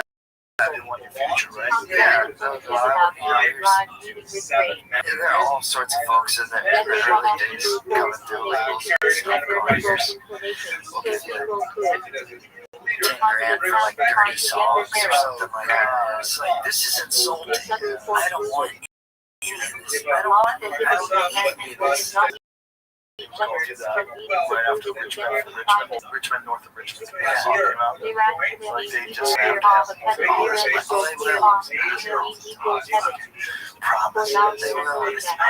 They give you so much up front, you don't even, like if you don't know, it's just a big ass loan that you're never going to recoup. You're not living off your own dough at that point. You're living off of borrowed money like everybody else in the state. and you're attached to them for you're attached to them. Just lay on your masters, you'll never see it back. I mean, I was signed to it when I was like 22. I've been through all that. I'm 47. No, great. No, I'm gonna be there. Kids living good. Justin. This is a new time where you really can become hugely successful and get a gigantic following with no one. Where you don't have to have all those people. They're not going to help you. No, they don't. In the kitchen. Way too many people want to sign on. Eating at the dinner place. And, dude, when anybody gives you money, like if the label comes in, let's say Chris took, let's say he took the deal, you know, or whatever, followed and took the deal. And he's got all these people up there in the office with tax write-off MacBooks telling them what to do, open their wallet. And they're going to have to get their bills. They're entitled to give you their opinion at that point. You wouldn't be able to just do whatever the hell they want to do. You know, it's so important for artists to be able to do whatever the hell they want to do because it's the only way they can be themselves. And then that's the only way you can be successful is to completely be yourself. Times 100%. And you see that one thing that does happen that goes away. Because even if you think you're kind of sort of being yourself, everybody knows you're not totally being yourself anymore. And don't share in a way that you might not like be ready for or something that's going to be, I got this dough, I can get this town I don't like, or I can get the house that I was wanting when it was really big in that town. It kind of had these difficult pressures around you and stuff that was creating these diamonds, that was putting you in and stuff like that, and you take away all your discomfort and then realize you can't make art and you're not happy. You're getting nostalgic about the good old days when you were broke and shit like that. It's better. It's better to just take only what you need. There's also the problem once you become successful, worrying about not being successful anymore. That's your guy. I gotta keep this going. I can't fall off. I can't be successful. I can't be. I used to be poor. Now I've got money. I gotta make sure this doesn't go away. It's how you measure your thoughts. You're measured in what you say. Your measure of success is like how much can I be myself and be happy that way. If you can still be 100% yourself all the way to the end of the line, then that's your success. Yeah, like that's a smart way to look at things in terms of like what is the way that's the most profitable. To avoid certain controversy. Even talking about like people whose business whose aren't as money, it creates misery. Bank account that constantly have the dough. You know, you create a wake of very bad art. Your albums start to suck. You might be getting bigger places and stuff like that. Yeah, it's gonna fall off when it does, you know. Then you have like some existential problems to deal with at that point. Well, there's always that devil part, right? Something fucking stories all this time. That's the Robert Johnson story, right? He sold his soul. Yeah. Van Halen definitely sold his soul. No, I don't like Eddie Van Halen, dude. Oh, he looked a little like Eddie Van Halen. Oh my god. He was the man. He's the Robert Johnson of the late 70s. Angus Young sold some. Isn't it funny though that story is like always around? The story of selling your soul and success. It's an interesting metaphor. He sold his soul, I guess, so he could play and then not be successful in his lifetime and die poor. And then I think the thought was that he was so much better than everyone else. There's no way he could have gone that far ahead without some help. right, he's spooky good. Yeah, he's working in the future, but that's all. There's all these guys like Hendrix. Everybody sold their stuff to Hendrix. But it's like when that guy came around, everybody was like, what the fuck is going on? And every generation, there's a player that Johnson, Hendrix, that's good. But to Hendrix, Eddie Van Halen, you got like Steve Vai, and Joe Satriani, and like Steve Ray Vaughan, this virtuoso. Steve Ray Vaughan, there's so much to Steve. On stage at our club. Because, I own this place that used to be a theater that and there's a photo of him on stage in 1983. So as you're walking to the stage, there's a Steve Ray Vaughan on stage. He's so cool. I don't know if you've seen like Boston City Limits slinging his guitar behind his back, playing with his teeth. He's got all the scarves and stuff. I almost got to drive him once when I was driving limos, but he wouldn't take limos. I drove Jeff better. He wouldn't take limos. Yeah, he only took cabs. They'd get him a limo. Like, okay, you know, I'm in a cab and talking to the cab driver. Mr. Fancy. Yeah, fucking limo. Yeah. That's cool. I almost got to drive Steve Ray Vaughan. As well as one of his talents every generation. It also shows you how dumb limo drivers are. Like the companies, like you like go like me, a 21-year-old maniac, drive one of the cars of all time. Like I was a bad driver. Like I was a reckless kid. Like all of a sudden driving limos, I assume like you don't trust me. Steve Ray Vaughan. Safer than helicopter pilots. Also, the town yes, no, I'm just kidding. I was a good driver when I was driving. It's kind of crazy. But it is kind of crazy to feel like a 21-year-old makes at the helm of a car for one of the greatest musicians of all time. It's always it's fun to bag on it. Listen, like when I was for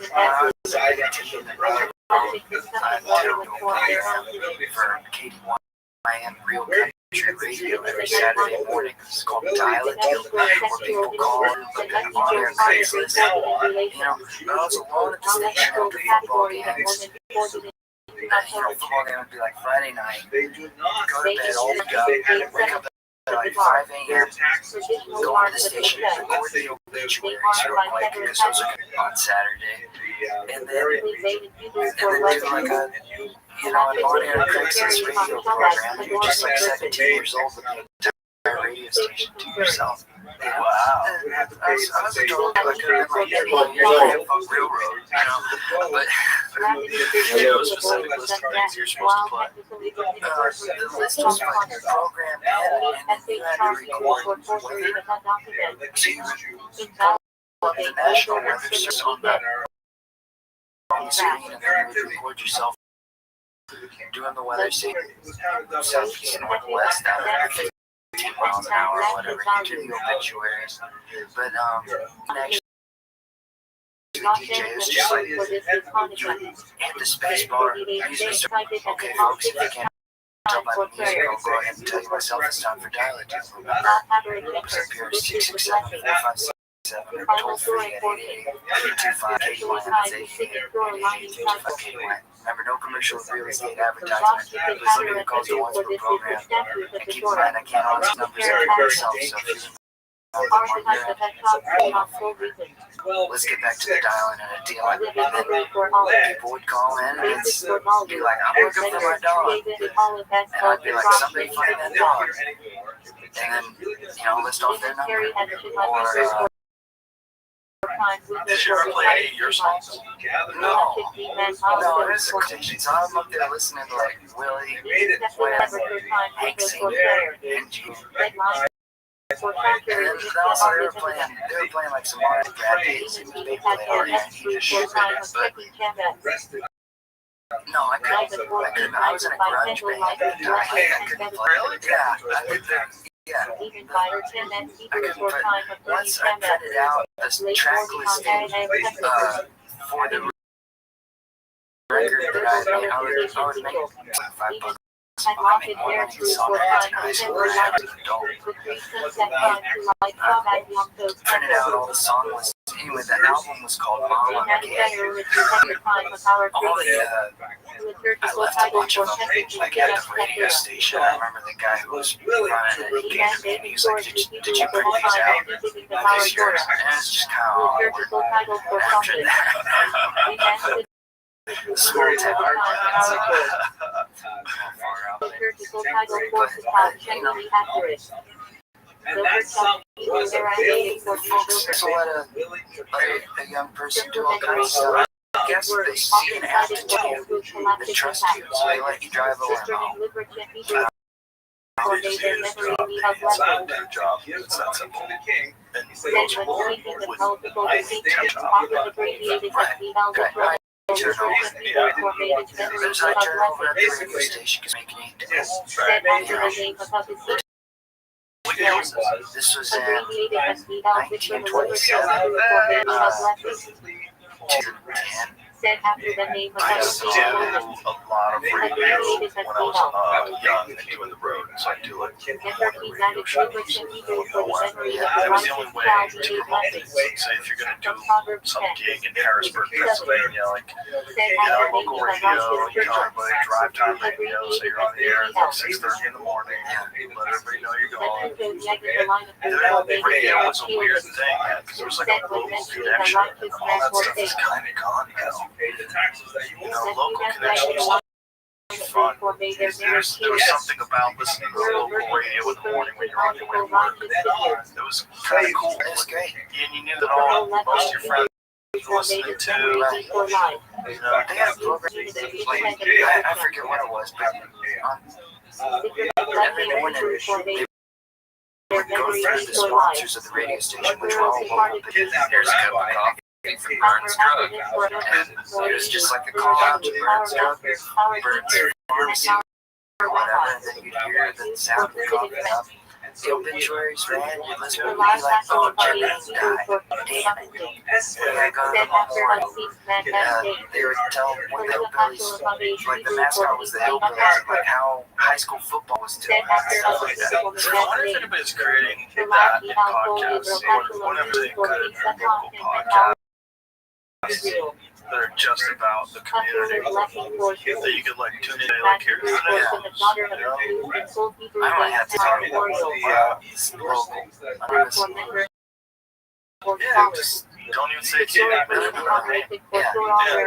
Bob Butts. You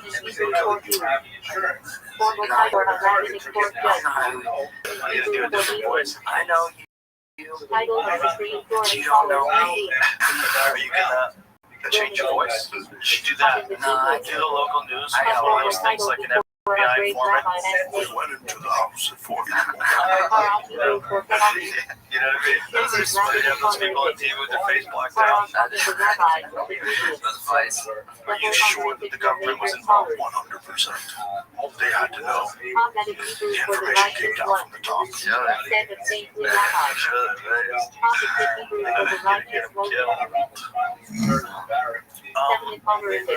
How many? Do you do a lot of live gigs? Yeah. How many live gigs do you do? Do a bunch? I just scheduled tours, so like tomorrow I'll announce a tour. I think it's like 20-something dates. 2 months. You just play solo time. Oh, let's go. And then right now I've just been in full season, so I'm just playing Newport Folk Fest, Challenge. Do you do any of these songs like United Health? Oh yeah, I got, because I'm just always putting out albums, like, yeah, like on Friday I'll put on another record too. How many albums do you have so far? Like 5 or 6. Bonfire honor of the San Rabbi for the greatest stage of Hebrew on down. 100 songs, 24, and just like put them all out. And that's what's great about being an indie, is like you can just put out music as soon as you make it. So there's a lot of tunes to choose from. I usually, on the set I'll play a lot of these topical ones, and then bring the band up, and then we'll play the other records that I got. Like, no, it's just Ashkenazi communities. and the tech fast. Here a little bit of the Even Appalachia farm. Like last year around this time, John Cougar Mellencamp sent me an email and was like, I would like you to play a farm. But it was from a weird email address and I didn't believe it was him, but it was totally him. Just like email, it was like girlfriend's email or something. That's hilarious. So I showed it to one Secondly, like one of my friends that have managed, and he's like, I'll vet this out, see if it's legit. And sure enough, I was like, go down to farm. That's like one of the first gigs that I play as this iteration of myself. I got to meet a lot of cool people. I got to be friends with a lot of too, because Nelson is very cool to meet him last year. I think we'll be doing a tune together here before too long. Him, I got to meet Charlie over there at FMA. Charlie Crockett. Oh, Charlie's awesome. He's super Really? yeah, he's great. He was a great guy as well. Yeah, that's like, that comes out in music. There's something about like living an authentic, difficult life that like the way that you hear it's real. You know, like, there's like an intangible element to certain songs. You know, it's out there. AI's not gonna fix it. You know what I mean? Like, AI's not gonna overcome that. That's maybe the only thing that AI's not gonna overcome. I don't understand musicians. They're making, like, I'm gonna send you some change. I don't know if you've seen this, but they made a female indie, like, emo, whatever it would be, Van Brady, and it's really fucking good. Like, you listen to it, and you're like, holy shit. I sent it to Patrick from the Black Keys, Patrick Carney. and he, his answer was like, pop music is AI, has been for a while. Good thing I suck at drums and make you human. I'm gonna send this to you, Jay, because you hear it and you're like, oh my gosh, this could be a fucking giant hit. And the crazy thing is that AI makes this in seconds. I mean, in literal seconds. Like, you watch this guy put in the prompts, you watch it make this song, and then you listen to the song and you're like, oh my god, and it's better than most of these songs. Like, listen to this. Create a square avatar of a fictitious female alternative / native singer in exchange for her. Sadie Winters. Sadie Winters. It's about walking away from someone who never really saw her worth. They're just going to create the song for her. That way, how many seconds was that? That's like 4 seconds. That's got a bridge. You don't care. I don't care. Yes. And then hit create. Let's listen.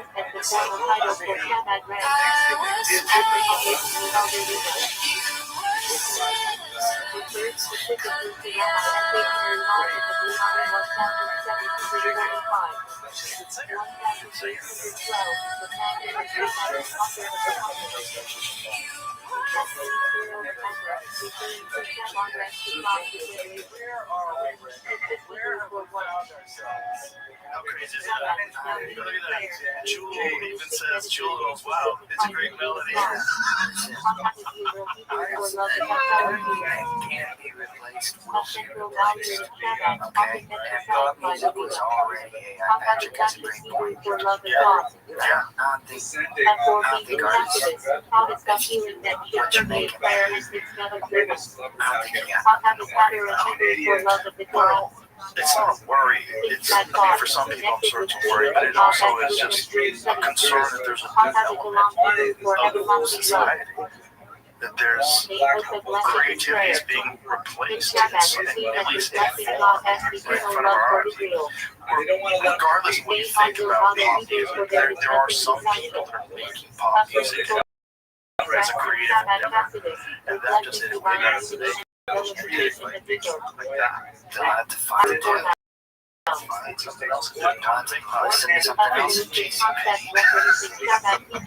describing the state of creation where all divine life are found Are they in still the around? vessel. Yeah, JCPenney. How can Yeah. I'm not knocking it. I'd go if I needed Up something. there I'm decided saying I haven't seen on highlighted this that there what are is some targets everywhere. I don't see JCPenney. The music like that always, yeah.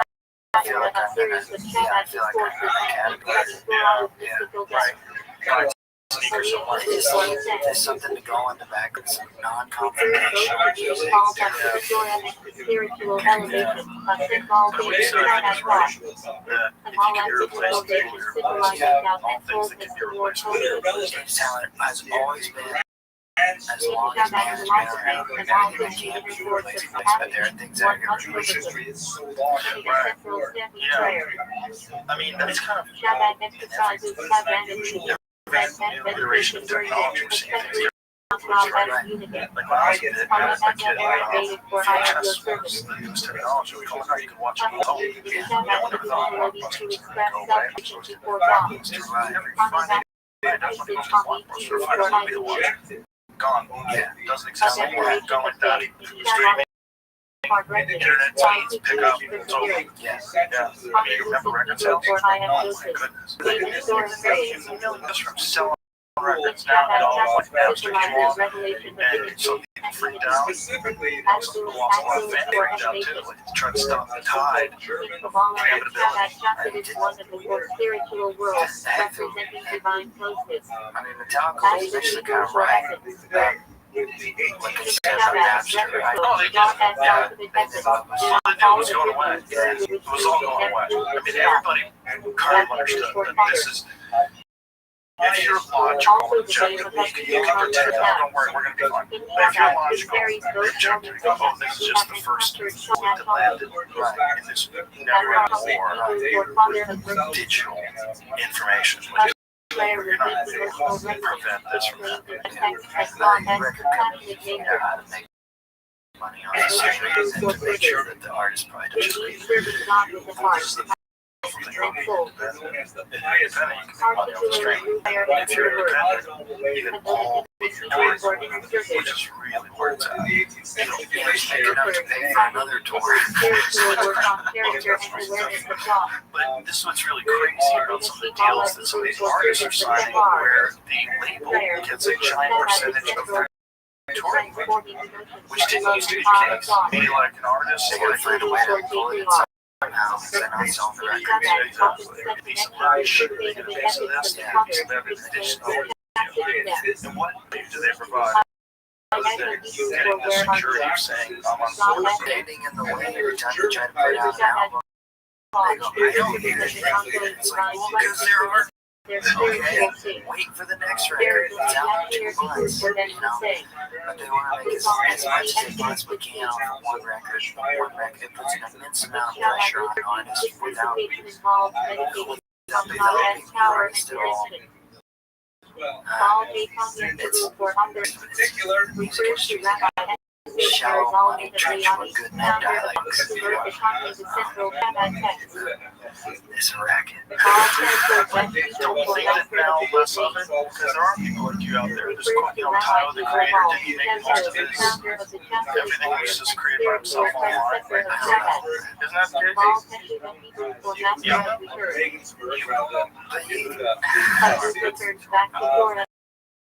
What is it, weird? Okay,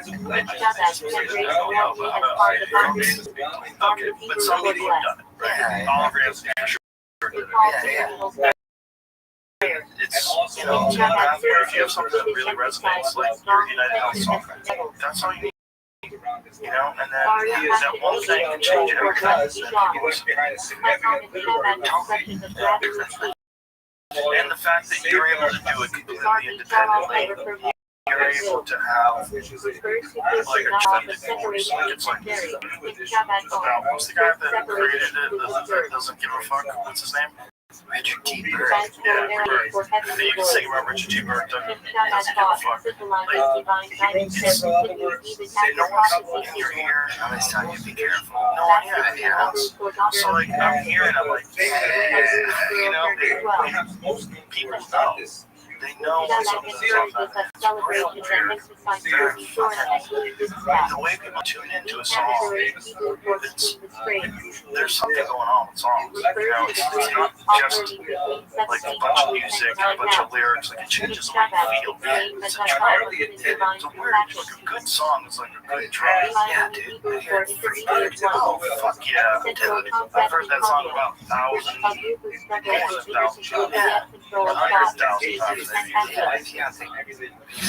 Listen to that fucking guitar solo. Oh yeah.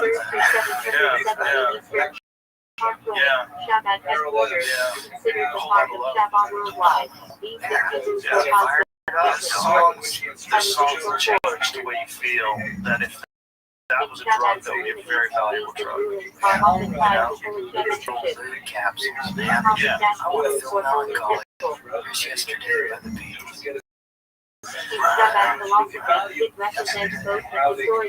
There's a bunch of songs. Captain Jack. Captain Jack.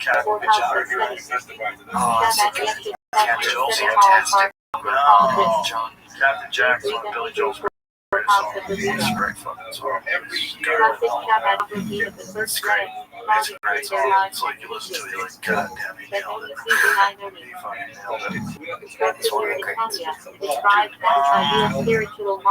really appreciate it, and I really love what you're doing. Thanks, man. I just wanted to have you in here to shoot the shit with you, see what your process was, how you think about things. Yeah, I really enjoyed it.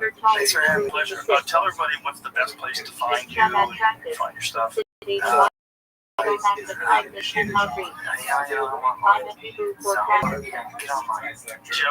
what is your Instagram? Wells Music. WELLS. So it's wellsmusic.com. Tour dates. We're all there. Go out and see them. Support. Dude, success and best of luck to you. I really enjoy what you're doing. Thank you very much. My pleasure,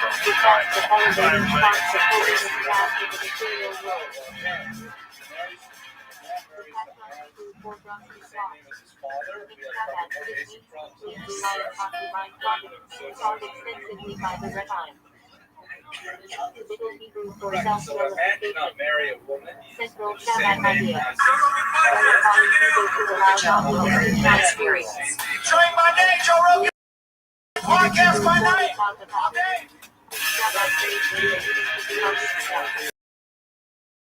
Not travel all the time. It feels so much better. Yeah. It's planes now. Oh, I know, man.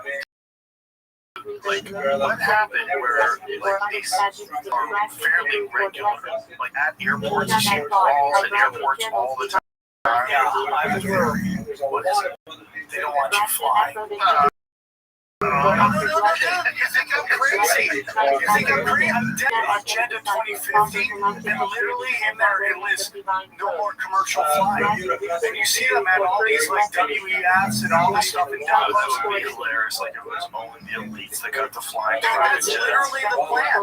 For real, that can't be responsible for approvals at the Spirit Airlines. Yeah, I mean, dude, they send in all these people all the time. I mean, it's crazy to me. Wait, they're always cities later. Right. But a lot of that happened because of all these military planes are almost hitting commercial. I'm telling you, if they want you in a 15-minute city, why do they want you flying around? Okay. And I see what you're saying about the 15-minute city, and I think that's true. But I don't think there's this grand plan to make planes slam into each other. I think it's a lot of this incompetence. Whatever happened to the Black Hawk, in D.C., That was weird. That's weird because apparently that lady was instructed to not go in the direction that she was going. What was the specifics of it?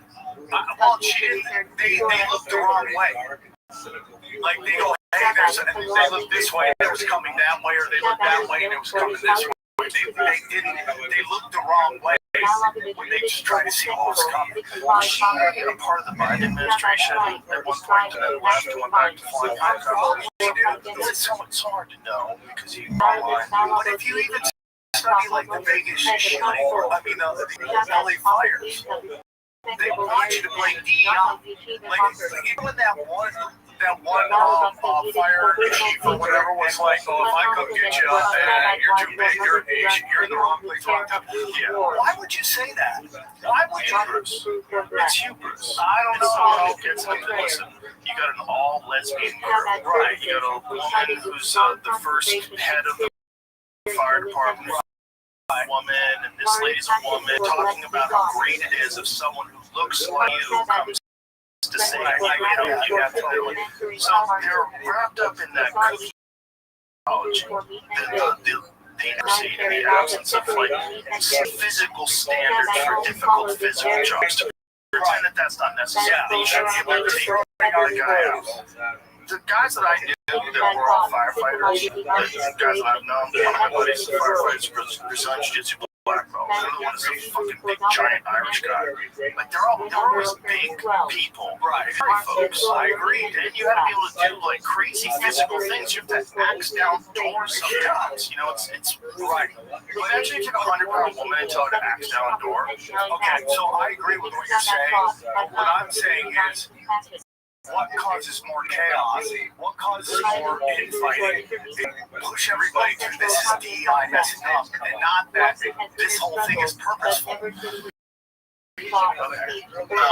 So you're thinking that they're instituting DEI on purpose, and they're putting in compositions of power on purpose so that they'll fuck up, so that people will complain, so that it creates more chaos. Yes. So I mean, I don't know if the narrative seems to be the bullshit lizard people. I don't know. I mean, I don't know if they're lizard. Well, they probably are lizard people, but I mean, when Karen Bass, here's the thing about LA. Very few people are calling out anything anymore. It's a city of conformity, and nobody wants to because to get a job in LA, you need 20 green lights. All you got to catch is one red light, and you're not working. So if you're out there going, hey, dude, this is like, hey, what's going on with this? This seems pretty purposeful. You're not going to work. You're just not going to work. You're going to get mugged at a gas station pumping $7 gallon gas, and still never complain about what's going on and still vote the same way because you don't want to rock the boat. That's if you ask me, that's a big part of moving everybody into these big cities. Is towards conformity. I don't think it's like that everywhere. LA is particularly like that because of it's a city of conformity already because of Hollywood. Yeah, because you're auditioning for guys. Auditioning for things is crazy because it's really the only thing you get a chance, right? But the way it's set up is like people choose people, and if they choose, you go on to have this life. You become Brad Pitt, right? But if they don't choose you become that guy that everybody sees at the party that's 45, dyeing his hair dark, and it's not happening, and everyone knows it's not happening, and maybe he's got talent, because it's weird, so you have to conform, you have to say what they want you to say, whether it's about whatever political issue, social transition, climate change, whatever it is, you can't have any opinions that break from there. I totally 100% agree, and that's kind of like nobody's saying anything. It's a culture. It's part of the culture, but I really think it has something to do with the original way that LA was before the whole reality star thing and everything else. But there's definitely a lot of that going on. But it was all acting. Everybody wanted to go to acting, so it was like the primary way that someone would get a gig was an audition. There's a term. It's communist term. It's like Cornelianism. Butchering on the mountain, that should be a sweatshirt. Oh, Taffy, you got one? I got you. Who's running 10 minutes? Oh, no shit. Shout out to all the sure, I need one of those, though. I need the Wu-Tang. Okay. Oh, dude, I'll get you one. Is that stink? No, that's why you want this one? Later. No. It's on here, dude. Sorry, you guys see my test. Otherwise, yours, dude. That worked out perfect. I'm going to sweat like a pig the whole time. Anything will check down with her. That's why, man, I'm just getting hurt by Mexicans all the time. They took the V in the end. It's just like, tag. It's a great tool, dude. I'm just trying to get a blue belt. I'm just old and fat. It's hard. I'm older for fucking Strong, 20 years. Yeah, he's great. I love him. Yeah, probably 20 years. Yeah, dude, he's great. I love jujitsu. Old man jujitsu, where I got to press box and shit like that because I can't believe he's fat. Fat old legs. Like, I'm picking on these any hormone replacement therapy. I want to so bad. We'll get you shot. We'll get you shot. Bad hip too, dude. That's why I got to work out. That's wrong with that. It's just the wheels are a little off. Did you get it looked at? No, I got to do that. Okay. Alright, well, before you do all this other stuff, like jiu-jitsu, and you have an injury, make sure that you're not making that injury probably making it worse.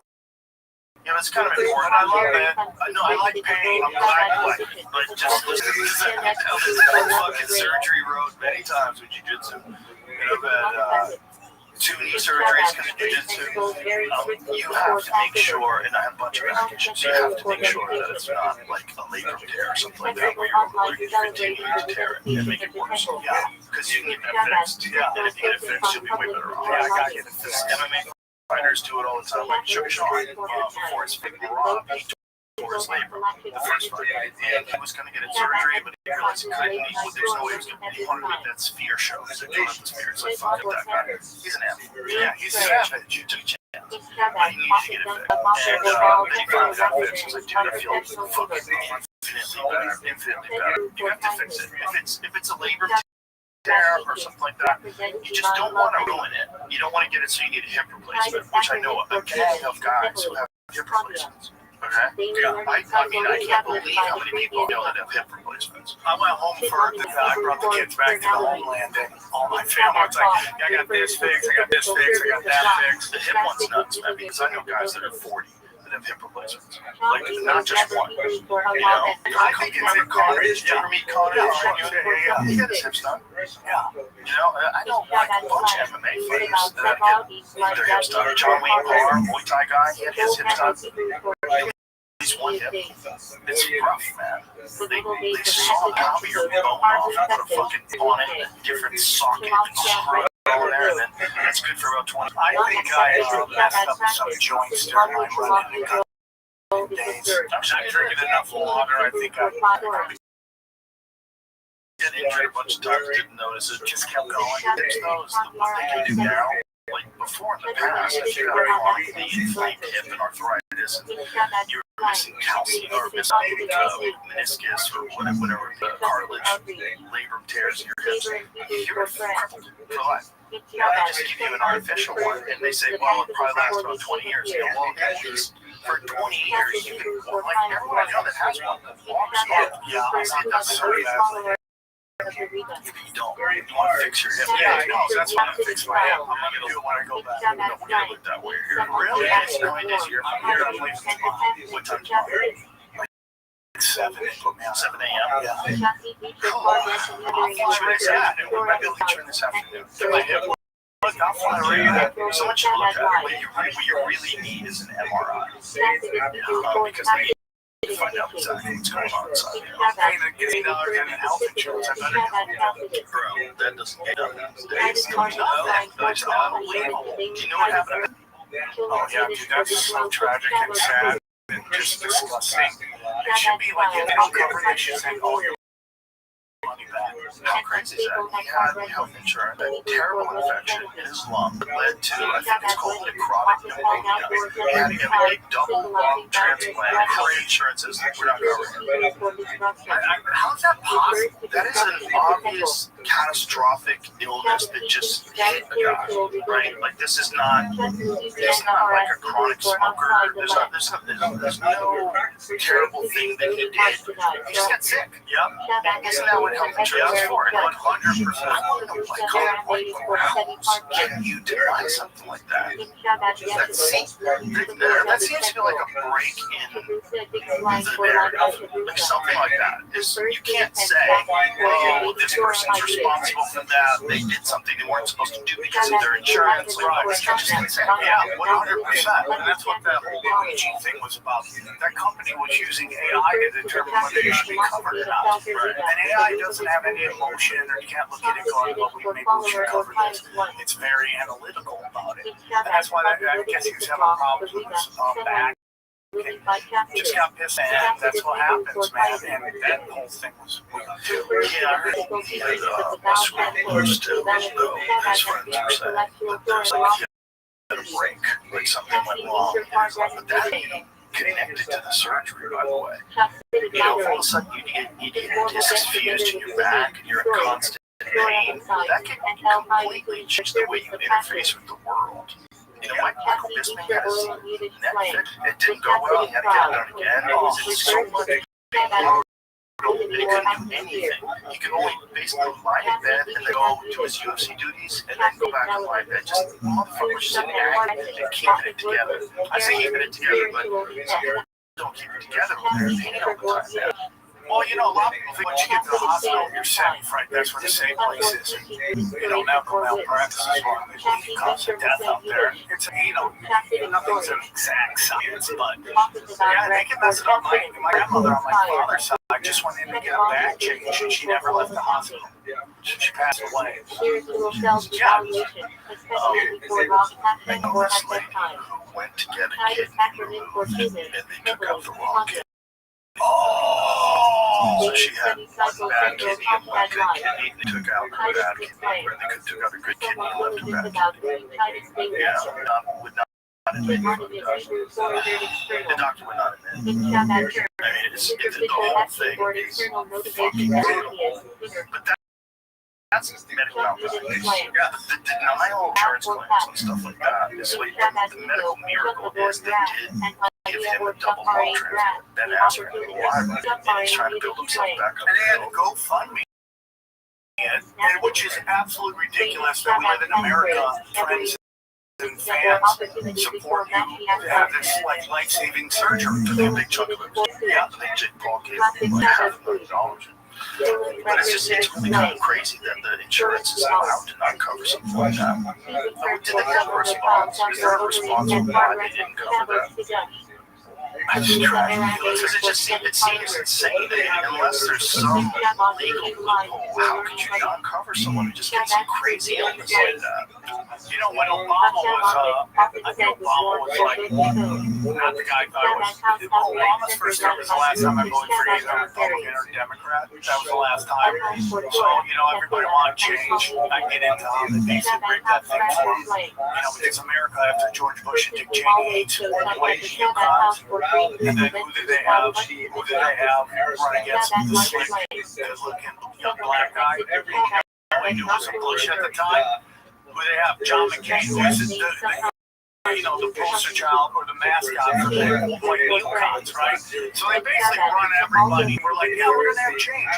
And he was running on like everyone getting health care and all that stuff. And then so they have this giant debate in Washington about, universal. And this dude gets on a plane and runs to Germany to give speeches and stuff like that during the debate on his major campaign, issue. And I'm like, oh, this is just a giant setup. And I've never voted for another. Explain that. So he went to Germany to give speeches. He was going to go give speeches to German diplomats and politicians and all that stuff while we are debating his campaign promise. And I'm like, why aren't you here fighting for what you said you wanted to get up to? Now you're out of the country and I ain't part of the debate. Is it possible that they set those debates up at the same time when they knew that he was going to be out of the country? Yeah, but if you run on a campaign and they're like this, it's in the heat of the debate. When you like, I can't go right now, I think it's possible that was a plan. That they didn't want him there to defend it, and it would be easier to shoot. Yeah, of course, on purpose. Yes, on purpose. And when it passed, they scheduled those meetings at a time where they knew that they were going to be doing the debate. So I have to get at it, having to defend, not having lived up his campaign promises. That's my whole thing. But there's got to be some 3D chess going on, right? I know all of it isn't, but there's some really smart people that are involved in the government, obviously. So they've got to be thinking, like, this is the way we can handle this. Like, there's probably a bunch of nerds in the room, and they're brainstorming, and someone says, listen, here's how we get out of it. You send him to Germany, and he's not even here. we say there actually are enough files. Yeah, we say there's no video, even though we said there's 10,000 hours of video. Actually, it's not true. Those people should not have spoken. We can't find it. We don't know where it is. There's no list. There's no thing. And I love how like they shoot her just eating a salad. She's perfectly shot. You can hear everything she's saying. She's not doing my whole thing goes. Everything is. Who's eating a salad? Oh, she was eating salad. Yeah, when the spirit or Keith puts out that video.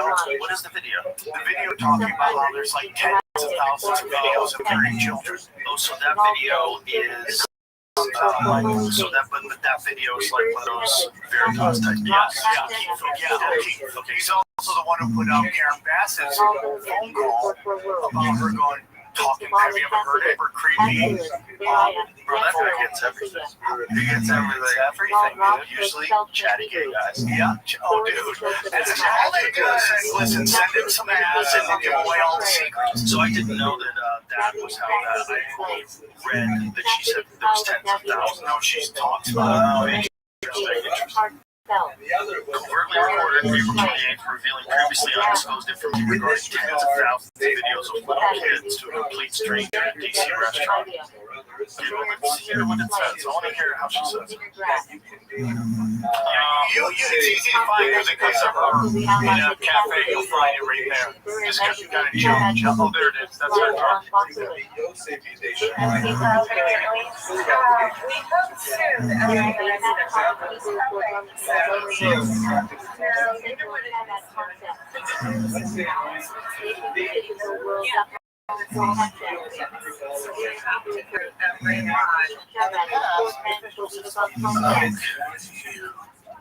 She didn't say underage girl. She said little kids.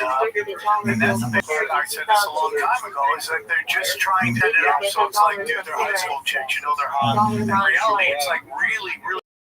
And there were statements, I believe, that you can't find it on the internet anymore because they clean everything up. Like, people talking about like what Bill Clinton was fooling around with, and it was a little girl, you know. And I've always said this, you know, Clinton is the 80 dick of the White House. He just sees holes in the right.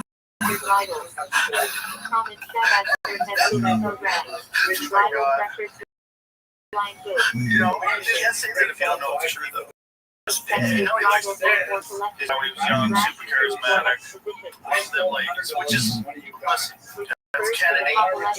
It's classic presidents. It's just we found out about bisexual Kennedy. Bisexual George W. Bisexual. Kennedy was bisexual. George Bush Sr. was. I do deep dives on all this shit. Joe, I'm telling you. Where are you diving? Dude, I'm telling you, the Finders. You remember the Finders? JFK bisexual. A viral tweet is reigniting speculation. And he's like, yeah, I mean, they're just, dude, he was on He's forgotten her queer history. people. Woodrow Wilson, they believe they black through being gay. I mean, Obama stuff come out right now. Bill Clinton. So let's think about that, right? We know that, like, the Spartans were gay. We know that they had sex with each other. You know, it's a big thing and part of, like, why they would go to battle so well, fighting for their children. You know, back in the day, they were all gay. You had to play harder if you know that dude got some DSLs, right? Play way harder. Don't kill Bill, he's the best in the book. You're fighting for your lovers. Right? But it's also like there's a lot of ancient cultures that think of having sex with women just for procreation, but with boys for fun. Exactly. And my friends that have been there, that have served over there, one of my buddies, I don't know if he said this, but I shouldn't say his name, but just the stories he told me, I was like, he was talking about how he saw this truck drive over this car. Thought, like, oh, that's cool, he takes his work. Like, that's a toy. Thursdays. Yeah, but it's not until Thursday. It's like they go into the mountains. My friend was telling me that there was this one guy that he worked on his bass and he was kind of slow. It was like he was mentally slow. And he lost me back. And he heard a bunch of noise and saw a bunch of dudes in the room, like one of the storage rooms. These guys were fucking Nevertheless, he's going to give 500. this mentally challenged guy, and these dudes were fucking his colostomy. He's like, bro, I just had a guy on right now. It's gonna get weird, but Dr. Hypnotist came on and he was talking about how he has a mentor who he also works with, who was Hillary Clinton's security detail. And they were in Afghanistan. They saw a bunch of kids go in the room and never come out. That they like 3 to 4. this is a bunch of kids dancing and shit. Yeah, They were told, like, don't interfere with the local customs. Are you implying that they were dead? I'm implying that he never saw them come out. Maybe there's another story. Let them sleep. We gotta check out. Let them sleep. They'll figure it out. The creepiest idea about pedophilia that there's people that know about it and cover it up because they don't want to get in trouble for having known about it. Like this is a Sandusky thing, right? That's essentially what Ted Turner, right? Like, yeah, everybody really knew. Yeah. And they all let go because they were winning football games, and then the states right back into title contender. But here's the thing, over time, What they can blackmail you with changes. Like way back in the day, if you thought you were cheating on your wife, they can blackmail you with that. But as culture grows and we start accepting more and more stuff, it's gonna get weirder and weirder. You know, back in the day, remember, I mean, we're around the same age. I mean, remember when we were debating whether Boy George was gay or not? And they were like, there was like a real discussion on that. He's like, no, dude, I'm puss, dude. How about George Michael? He was so beautiful. There's no way he could be straight. His hair was so perfect. His voice was so amazing. That guy's gotta be super good. Have you seen the Minnesota Vikings male cheerleader? That is the shiniest dude I've ever seen. Show me this. Yeah, look, he's a male cheerleader. Shane was actually just talking about this. Shane was talking about this in the green room the other day. Yeah, he's shiny. Oh, he's so shiny. Oh my goodness. Oh my goodness. Oh my goodness. Yeah, he's so, and you can see him like on Twitter, he's just like dancing around and he's so shiny. He's got the skirt. They wear the skirt. Yeah, there he is in the front row. Okay. Cheerleaders are useless anyways. There's really no purpose of them. They don't do anything for the game. It was back in the day, like, how can we have hot chicks in football? Role. And I don't have a problem with a guy doing that. Well, here's my opinion. Why would I care? Right? Like, if you're in a game of 16,000 people, it's like 60,000. Right. If you're at a football stadium, 1,000 people, how many games? How many guys? 10%. We'll go 10%. 10%. Maybe a bunch of maybe a bunch of it's always kind of like 1 in 10, right? Causing dangerous. What's the problem with having one gay cheerleader for them? Here's my whole, what's a cheerleader for? There's always going to be the fight. What is the point of a cheerleader? Just have an additional visual aspect to it. I like all the flips they do and all the jazz. It's fun. It's choreographed. When it's done well, it's entertaining. Yeah, I mean, Harry Potter has a great bit about what their purpose is. They're like reminding the players how important they can play it. Right? He's like, defense. Oh, dude, we gotta play defense, dude. It's an extra passion that adds to the experience. But why shouldn't a guy be doing it? Like, how homophobic are guys that want? There's all these hot chicks, and instead they're going, what's this fucking guy doing? There's 16 other girls with perfect bodies you can be paying attention to. I'm focused on the gay guy. Yeah, they always complain about how much money they're making. I'm like, dude, you get to go to the game for free. It's like we have a great reality show. See how they accept that download players are staring at them, dude. My favorite 10% is 10%, right? So here's my thing, dude. You know, there's always going to be culture wars between the right and the left. I'm on nobody's side. Like, I'm on nobody. I'm like in the middle. I'm old school liberal. Live and let live. I'm trying to hurt people, particularly children. You'll never hear anything from. I don't care what you do. Buy yourself consenting adults. Get as weird as you want.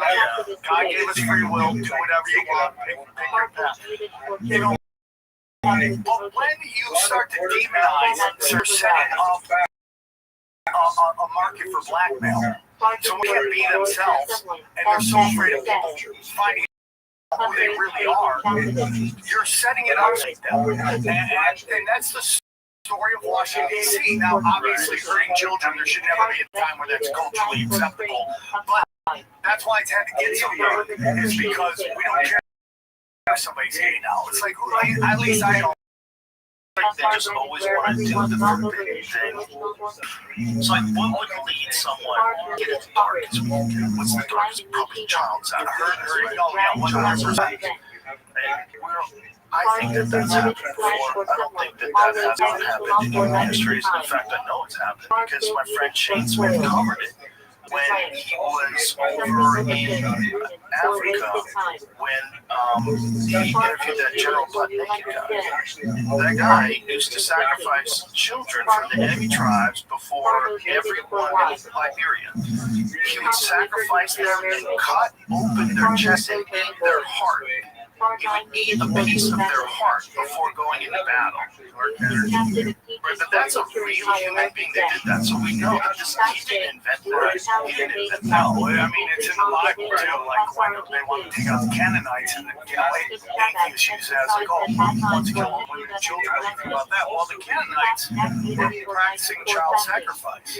There's a reason why. Now, the language, you can get into like the Bible language or some of the First Testament, like is it the language of the time? They were a lot more blunt with it. But the Canaanites were sacrificing children. I mean, that's a big part of it.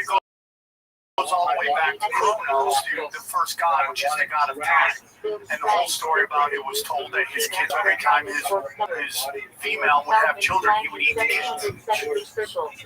Time. Like you said.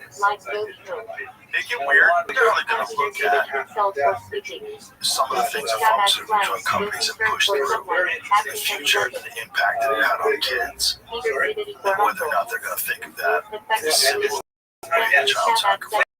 Because it really is kind of, if you know that it's causing damage, but you're doing it for money, you kind of sacrifice it for money. How to stop Indian superstitious killings ended in exile. What's this about? Human sacrifice, particularly that of minors, has been prevalent in many parts of India for a long time. 85 kids, all under 13, were ritualists touching in the last 6 years. Last year, there were 14 cases of parents or relatives sacrificing or attempting to sacrifice children on the advice of Assad. Bro, that was a part of history, and it's still happening. That's what I'm saying. Like that, in 2025, people think that sacrificing a child is the right move. That's what we need to do. We need to sacrifice a child. That's the whole thing. Gets us closest to God. Yeah. When you think about like things like that, like drugs that are pushed on kids, that's just for profit. Medications that kids are forced take that's just for profit, things that are fucking up with it.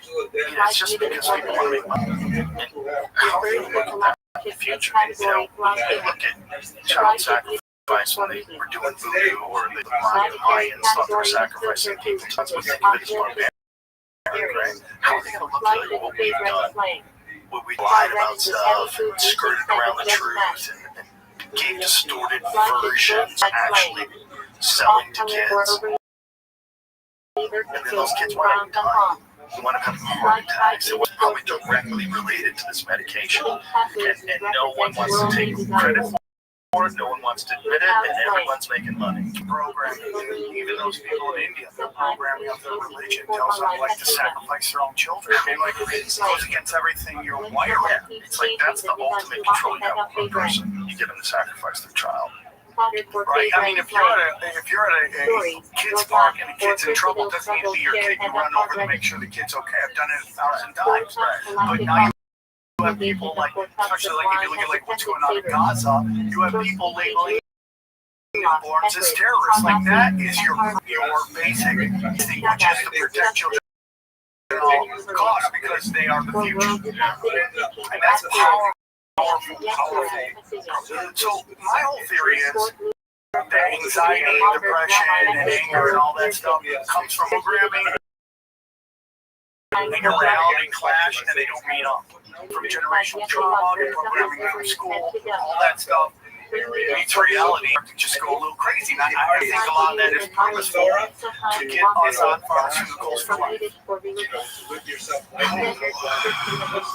think it's purposeful. So how would they engineer that to happen that way? Through school. Well, first of all, your grandparents, your parents telling you the trauma of your past, beating that into you forever. Like I had my buddy's girlfriend on my show, and she's Jewish, and she was like to grow up Jewish, and she was telling me that her parents would tell her that she has to have 3 kids, one for each parent, and then Holocaust for someone lost in the Holocaust.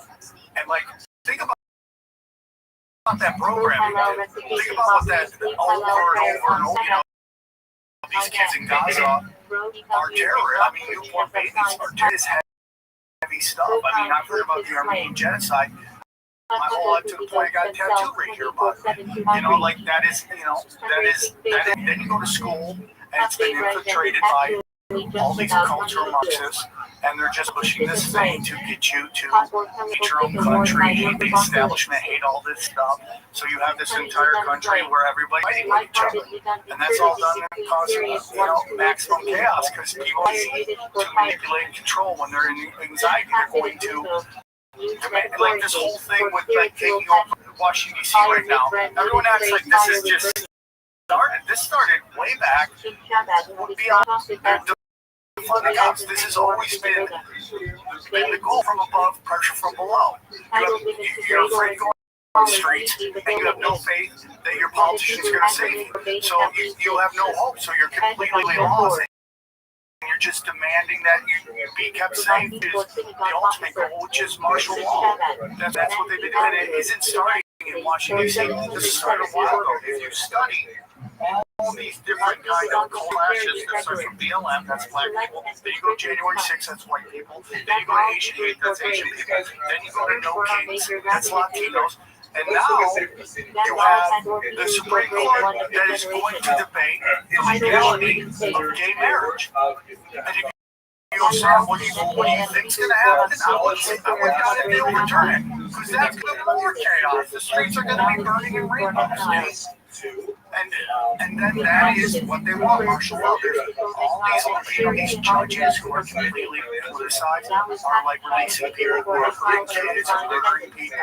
You have no faith in the system, and that grows your anxiety. Now all of a sudden you're angry, you're depressed, and you don't trust anything. And now you want to basically give up your God-given rights to be safe, and that is the goal. Pressure from above, pressure from below for Marxists. If you ever want to watch a doc on it, really old, it's 69. Last night on Twitter.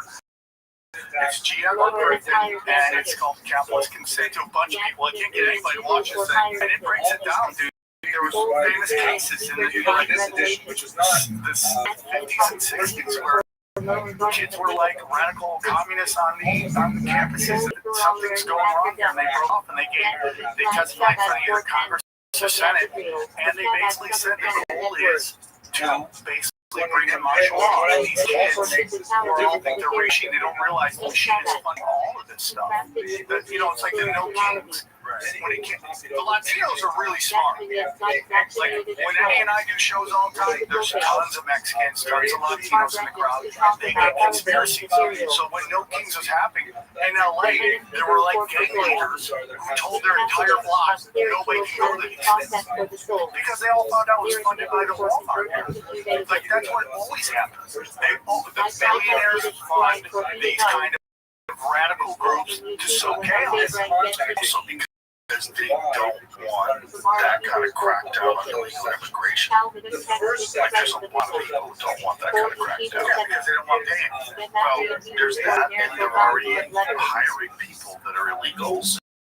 They have them working in their factories and working in their, and then there's also the dispute about SNAP, about cut Medicaid SNAP, and like who do you have to pay benefits to? Not benefits to. That was one of the things that this guy was telling me about Sam. He had a conversation with someone who said that he's really upset they're stopping illegal immigration because it's a big part of what uses. And he was like open about it. He was saying he does it because he doesn't have to pay the benefits. You should be less and you don't have benefits. Like, it was just saying it out, so that was part of the thing too of letting people leave the country. There was like you need more of a supply of people that are willing to do the construction jobs and slaughterhouse jobs, like jobs slaughterhouse.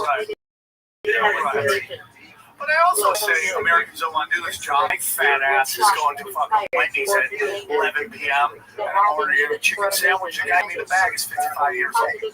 I mean, Americans want work. That's a whole psyop that they don't want to do. So sure, but those jobs are cheaper. Right? If you're picking vegetables, if you're, you're working in a slaughterhouse, that's a brutal job. You're around water all day. Yeah, it's freezing cold. You're cutting things up, you're covered in blood. You're just around death all day long.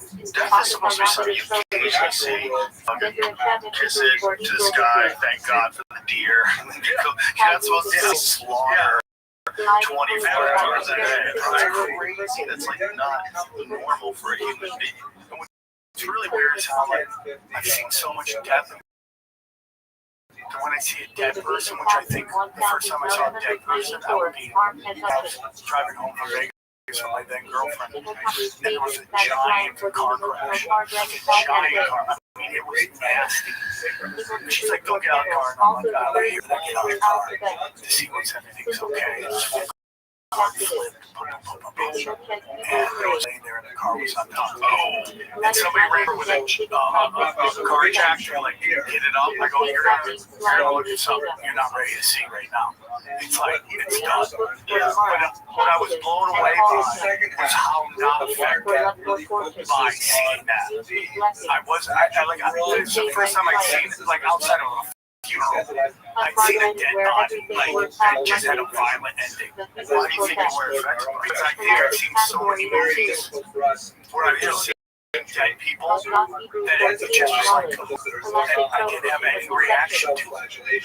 When the first days I moved to LA, I've lived in LA since 98, 99, and like I was back there in the crazy days on Hollywood Boulevard where it was still Friday, and there was this weird store inside you could smell death. And I looked at it and there was something laying down there. Not affected by it. I don't think that's a dead body. The guy's like, get out there, there's no dead body, go away. But it smelled like that. But I still was really amazed. That was probably the first time I saw a dead body, and this was the second one. But I was just amazed by not how affected I was by seeing this. Like, I've been programmed and conditioned to see these things, which normally back in the day would be giant. With it come up, people would be horrified by it. They'd be horrified by life. A lot of people would be pretty horrified. I don't really deconditioning from movies. Well, I can tell you something. So I used to do tours, and the first time I go, I think it was with Brian Allen this time. No, that wasn't my first one, but that was the first one. I do with Steve Byrne, David Hull, and Brian Callen. We had this very nice man who was showing us around. He was our kind of our leader of our tour, and he was telling me World War I. they found that the guys couldn't shoot. Then they want to kill them. They didn't have it in them to kill another human being. So he says that's when you start to see in movies guns coming out and shooting people. It's programming. And that's when it got real way easier to start shooting people. Now you got these video games where you're just going in somewhere and you're murking everybody. And movies. In movies and video games. Tons of movies, tons of video games. We were just talking about that the other day when you see people getting in fights, like in parking lots and shit. It's almost like people think life is a movie. Like you don't really understand what a fight is, like how interesting it is and scary it is. And you're doing it like you're in a movie. And I wonder how much of that is because people see people fighting movies. And they just don't understand how crazy it is when there's no rules. And you're just hoping this guy fights worse than you do. You have no idea. You don't know what you're doing. You're probably drunk and high. But you think having all the women in a movie, you think you're in a fucking movie. What about all the women that are kicking everybody's ass? I'm flying here, and every movie is a way to beat shit out of a fucking $300 Russian. Every movie is, and then you see videos where girls just go up and start swinging on guys, and I'm like, that's Ryan Wolfman's bit. They used to do way back with Charlie's Angels. Yeah, remember that? Yeah. That's a great bit. That was a great bit. It's so nice to have him around here. I love him. He's so crazy. I want to get out here. He's the best. To show it. I mean, it's one thing if the woman has like superpowers, but if you're a gal who's a shit ass, 250-pound Russian dude with a neck as big as my waist. This is crazy. You're not going to hurt him at all if you do. I was watching a movie fly over. I was watching the latest Mission Impossible, and it's insane, dude. Have you ever seen it? It's amazing. I bet. Oh, it just gets cranked up. But there's like two chicks in there that weigh more than 100 pounds beating the shit out of everybody. And I'm like, this isn't, you need a cyborg type chick. Right. You're going to have somebody like, flatlining. No neck stickers in the cyborg. Like that woman, cyborg is like the Will Chamberlain of female MMA, where like you could drop for 20 years in the future and she's still be murdering people because she's that well built and she's that skilled. But that's who would be doing it. Not like 100-pound women, though. Jim Harrison. Yeah, dudes. How much she weighs? 145. She has to weigh 135 for a very small amount of time. She's the 155-pound champion of the NFL. She's a big lady. She's a juggernaut. She's super powerful. And I like that ladies. It's like the difference is so she's so fucking strong. So if that lady was really fucking people up, I'd be like, I was in a trend, I'd be like, I'm out of this bitch with supermodel waist and jingles, this fucking throwing sidekicks that are perfect. Like, come the fuck on. I used to have a joke about Carol Knightley and her therapy. She's like fighting everybody. Like, imagine she's fighting with anorexia. You know what I'm saying? Here we go, we're dancing. Yeah, so she, it's just everything's well, it is, but I wonder if it's because we like that stuff because it fits in our head, like Joseph Campbell's hero's journey, like it fits in our head. We want someone that casts and wait a minute, go through your trials. He hit her. Oh my God, yeah. That we want to see, we want it nicely tied up in a bow. Sigourney Weaver used to do it, but there was something about her. You're like, that's a bad bitch, and she'll fuck people up. But she did it in the greatest science fiction. She did it in Alien. Alien is the greatest sci-fi horror. I'll say sci-fi horror. Greatest sci-fi horror. Amazing. And you didn't even hear there was a woman that was like, it didn't even come up. It was so awesome. Well, your son has one. Sigourney Weaver, finally a woman takes the lead role in it. It was just awesome. It was just awesome. She was awesome. It was awesome. She got credit for being awesome, but just for being awesome. Not an awesome woman. Like, come on. You could do that in 1979. You could just have an amazing movie because there was no fucking can social prepare for media. you. That's all There was you need. no You handouts. don't need it. Okay. Tell me to go fucking wait. They don't make any sense. Like, stop concentrating on fucking That's right, and I said thank you. stupid. Right, so can I, why can you buy me liquor, but I can't put what I want in my body? Magnified because of gender or sex or color, but stop! Everyone stop participating in it. It's dumb. Meritocracy for personality, meritocracy for the way you can hold the conversation with people, meritocracy for being a better musician, meritocracy for being a funnier I'm not a guy comedian. that is dead. Everyone's the same. I Even the take playing it and field why in terms people of don't need it, acceptance but of what you do in the world. Just do your best. Yeah, we want the best. What's going to be a nightmare? Everywhere. I don't know. Come and go. The fact that I'm having fun in your life, right? That's on you for having a terrible thought. I shouldn't have to medicate myself in order to feel my own spirit because they're trying to kill me so hard. Fucking enjoy some goddamn music.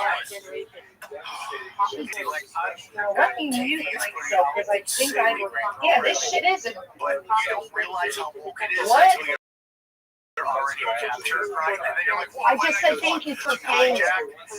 What about you not paying it? No, it was a Did you want to speak up? It was the Black British actor Payment. who was in The Wire. I forgot what his name is. I'm gonna fucking shut the fuck up. Taylor, you and this? But I'm watching the show, and then 5 episodes in, I realized this is a story of a black man who stops white hijackers from their plane.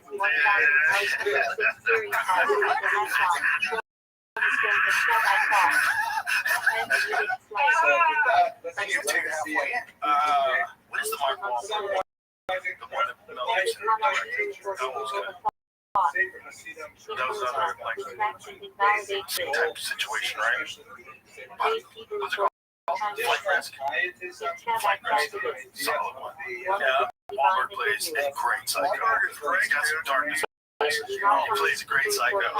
He's also very lucky to get out of on 9/11 like he's that guy. What are you interested in? Heads up. I'm just saying, I'll just get lucky sometimes. Some people, him and Seth, who did Family Guy, Seth, originally scheduled to be on American Airlines Flight 11. He changed his plans to a different flight to Toronto, Canada, for a film festival instead. They made comments on it when he fought back against the hijackers. Not his story, but he would fight back. I mean, he's shredded at this point. He's still shredded. But they have thoughts, Scott. Son, come on. Yeah, what do you think happened? I think that it was like automatically flowing into the towers, like remote flow towers. Well, you're getting into like high impact events and how there's like layers. There's so many layers because they have to ensure that the actual hijacking itself. I think that those guys that we found. It was like amazing that even though everything from the plane was destroyed in an incredible burning inferno, his passport, imagine it floated safely to the ground. Was it singed? Yeah, even singed. I have a show called Doom Scrolling where we just watch all these conspiracy videos of passport man, where they made a superhero just on a passport. I mean, let's watch. I mean, I'm not to make light of the tragedy, but they see the impact of one of the planes into the towers. Four of the hijackers passed. Well, sometimes you just get lucky. Maybe God was in the office. Can you show me the video of this? Can we see the video? Let's just imagine being a passport and saying, listen, it's your job. It's your job. They're on board with passports. Their passports, for whatever reason, didn't work. Yeah, all just like American citizens with passports. Yeah, they don't. All those people from the country with their passports, yeah, those passports. Just go and check out New York. It should be cool. So let's watch the impact. Watch this. Imagine if you're a passport and you got to do your job. Later, the shutter scanning says we just with inspired prayer to Shabbat. Delivery truck. That's what it did. Oh, the Dodge really got it. Therefore, all I want to see them fly out where you see it go bang, and then yeah, see if you can find a video where it flies right into it. So, various were found through passport checks and the other three were not. There's a plane impact on South Town. This is like, compilations of the worst. By the way, 26 days on hold. Look at this. Okay, that one in backside. You can see it from that. But you have that one where it's kind of up like here, and then it goes into here. Okay, here it is. Okay, so now we're seeing it from the other side too. But I've seen it from the other way. I've seen it from the plane actually fly in. You see it at that angle, right? Yeah, it's from below up. Is that everything? That's it. That's it. So that some papers flying out. Look.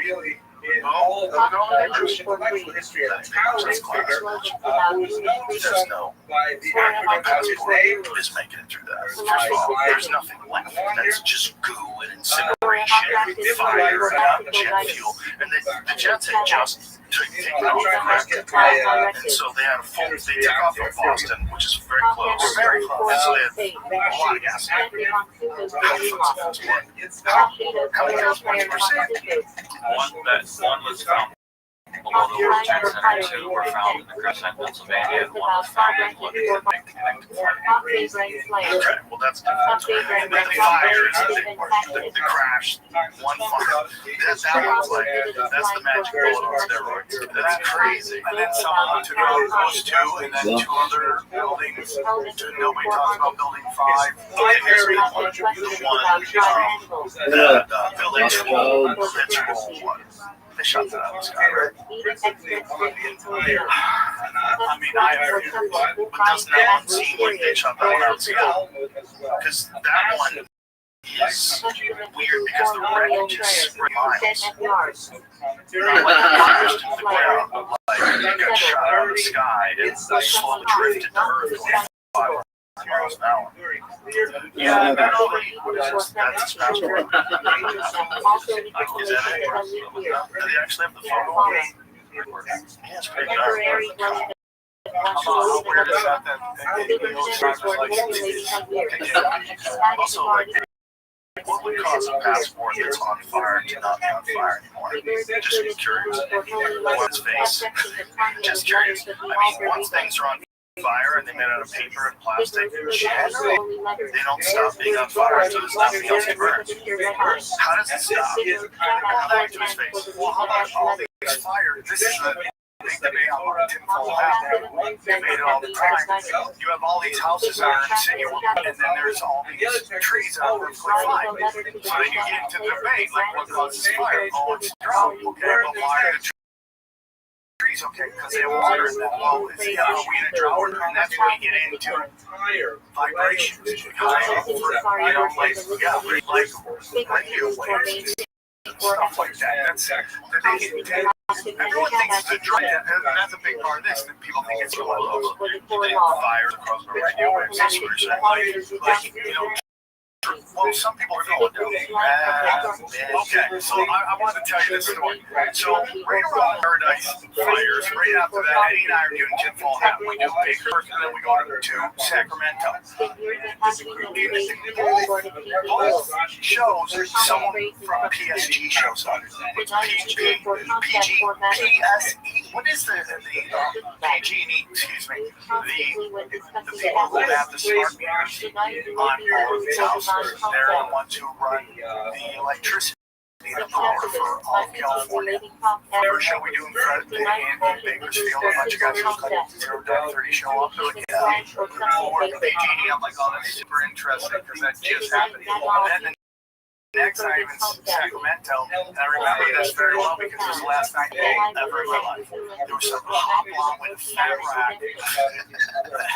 And I'm like, today's my sobriety goes away. So I have a shot with her. She tells me she's from PG. So both nights in a row, we have people show up to our show from this company that everybody says they're behind them. Could be behind it with these smart meters, okay? So I answer the question before you go on.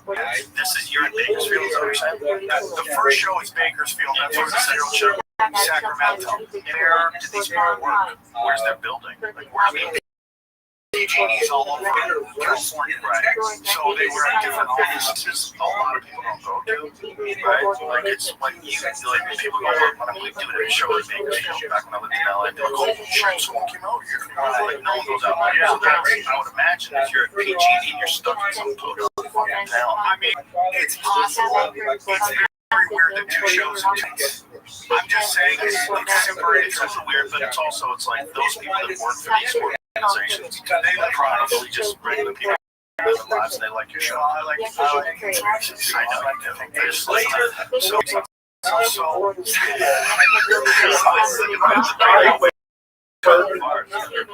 so Wednesday, Pacific Gas Line revealed to federal judge that utility issues may have caused fires in some California counties, including Kern County. According to court documents, May 30th and 31st, Bell Ridge Fire burned 53 acres after a power line fell, causing the grass to catch on fire. The documents also said the PG&E worker identified a broken tie wire but was not fixed in time. So this is from 2019, right? So, caused fires including Fresno, Mariposa, and yeah. So I had somebody hit me up one time, and they were talking about how there's a weird percentage that insurance companies do. Whether your house could catch on fire, and fire insurance and stuff like that. This is a problem in California. You can't get fire insurance. She was telling me one on her block had like a really high rating except for her house. And I go, well, does your house have a smart meter on? She goes, no.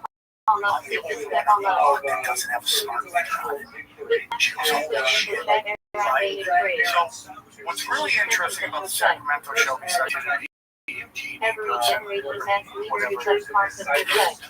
is I'm outside on the balcony. I'm outside the patio talking to everybody after the show. This woman comes up to me and she goes, you know, I live in paradise. I go, really? I go, what happened? She goes, I have to tell you the story.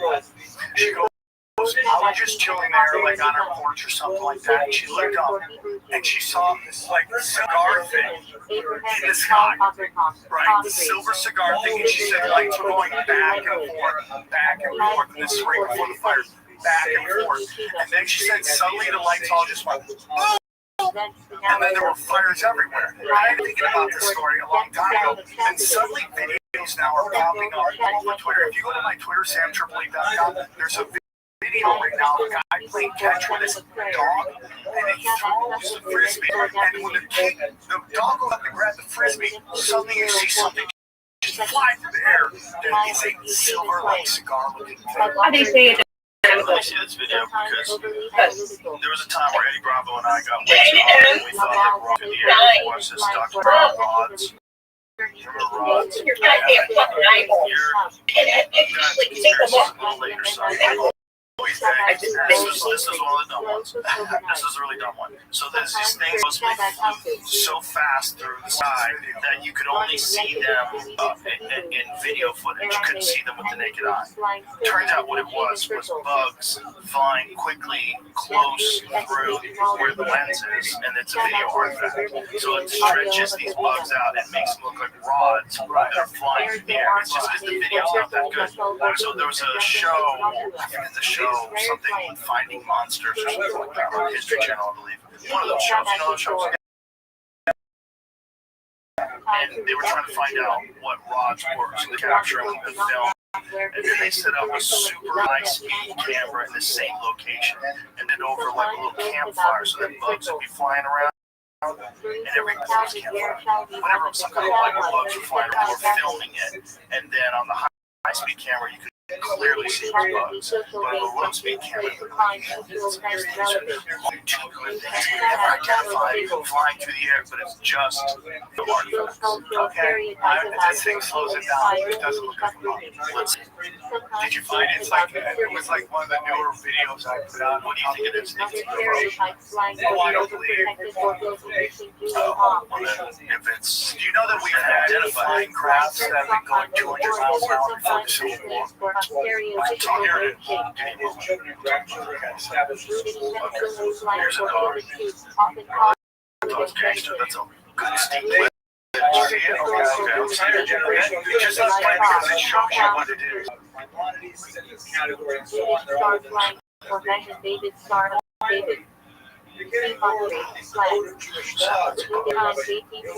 I think that's a bug. okay, he's gonna slow it down. If it's fast, Basically up to the 19th century. do you think that there's a myth behind it? Is that, here's the thing, is that the inability of the video? Because it doesn't seem like it, because the video is catching it. I don't know enough about high-speed filming or about what this is, the slow-mo filming. Man, the ownership behind it's weird. You know, where it looks like it almost has like a jet coming out the back. I think that is art. What do you think that is, Jim? Right, but what's that trail? You think that's a bug? Yeah, as it's moving fast, so it's stretched out as a video artifact, just like the rods thing. You know, If the video artifact looks like the wings of a bug, it looks like there's a body and there's a giant wings. Yeah, but what kind of bug looks like that? I'll show you that fast here. I mean, I think it's a perspective thing. I think the bug moves. Bugs move pretty fucking fast. Yeah, but bugs moving fast in the right direction. And that far away, you're gonna see It's so little that as it passes by, it gets small so quickly, it gives you the illusion of more speed.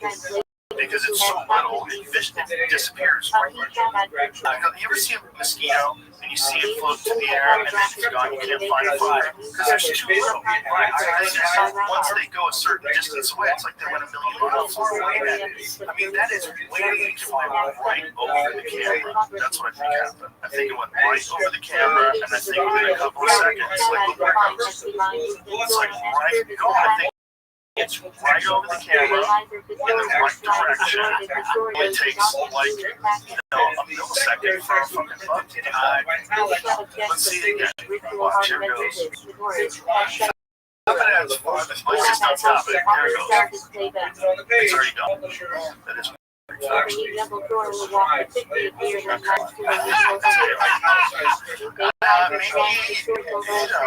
there's a certain type of bug that I'm not aware of. It moves really fast though.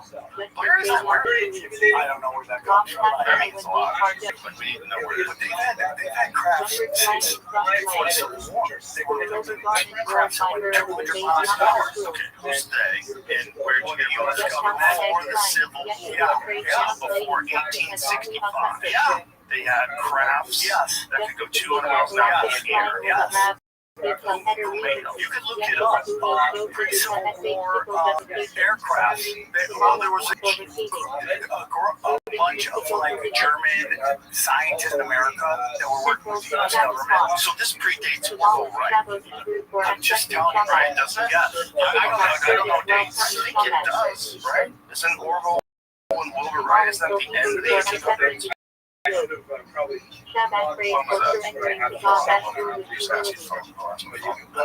Go and check. When did Orville and Wilbur Wright fly the first? 1903. So you're telling me that in 1865, yeah? So I'm telling you, in 1865 they had flying crafts. They got, well, as long as it shows on it, the truth, okay? Weird as fuck. I had a guy, Joseph P. Farrell, was on, and he's like amazing, and he was breaking down that there were just Joseph P. Farrell religion, particularly, is he self-taught? No, he's really a great interview, man. I believe him. I mean, he's self-taught. Does he have like a traditional education and stuff, or is he just... He's written like 1,000 books on it. That's a lot of books, dude. I can barely read one book.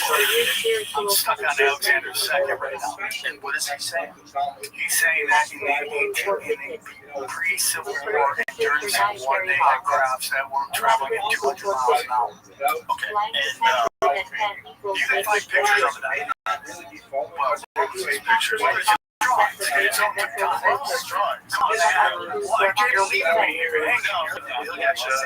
got really legit. There, it sounds so legit. You look up time actually for so many years before they flew the first very primitive plane that could barely get off the ground. And credit those guys with developing the first. Oh, so is it like a blend? That's actually kind of Jamie get all pissy. That's true. No, it's a good point. Yeah, I think it could be a blend. But when they first started doing blends, whether that's the whole point of like Led Zeppelin, that they didn't want people getting on blends, so they like crash that shit. Never mind. It's so crazy. You guys think I'm nuts. I'm just telling you, bro. Everything's a psyop. I love it. I want to hear more psyops. I'd rather go that way than the other way. That nothing's a psyop. I want to hear that everything's a psyop. Dude, so much you do conspiracy news will be 10 times better than what you see on television. I was watching, my girlfriend can't stop watching MSNBC. Doesn't matter how much they lie to her. She's like dug in, and that's her team, right? So I'm listening to Rachel Maddow the other day talking about like demonizing RFK Jr. about mRNA vaccines, right? You want to subscribe? No, I don't.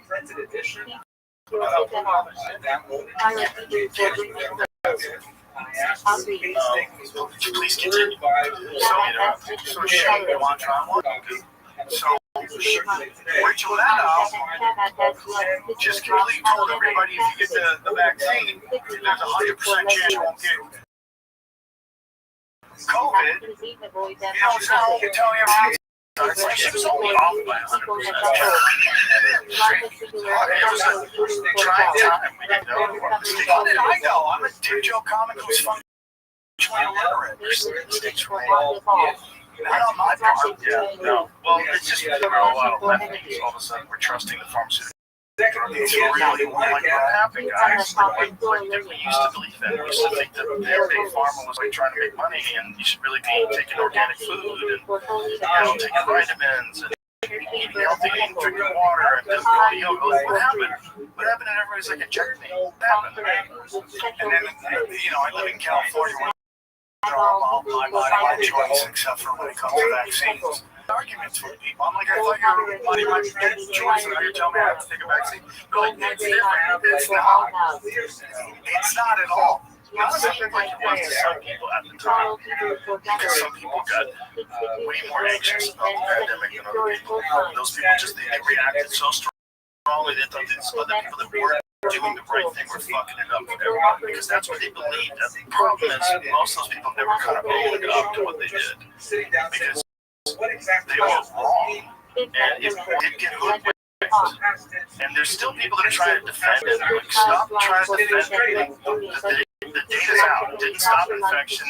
Didn't stop transmission. That alone would have stopped almost everybody from taking it, or a lot of people from taking it. And they knew that from the jump. They never did studies on whether or not it would stop infection. They just wanted to see the create antibodies. The whole thing is, when you listen to RFK Jr. talk about it, you're like, this can't be cool. He can't be telling the truth. And then you find out he is. You're like, this is nuts. Right. And then have you ever seen when they broke down how long it would actually take to make, like 5 billion vaccines that they wanted for everybody? It would take 10 years. It was just the thing that they had done it in front of everybody.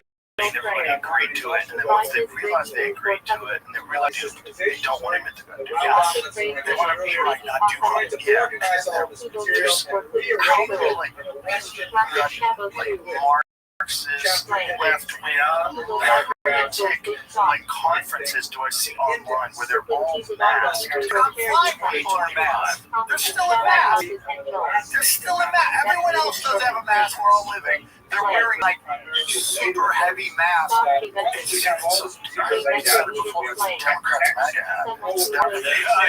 You let everybody know exactly what you vote for. You have a mask, you wear it everywhere. I love it. Like I know who the retards are. There's like groups online where they talk about the importance of masking. They meet up and about how unsafe these non-maskers are.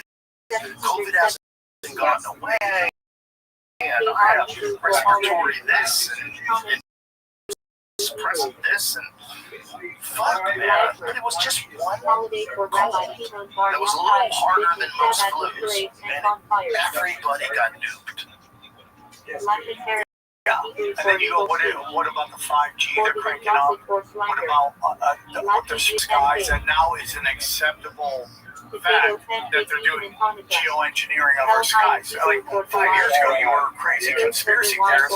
Now there's laws being passed about it. And you put all that together, you're like, let's get sick. It's really even cloud seeding.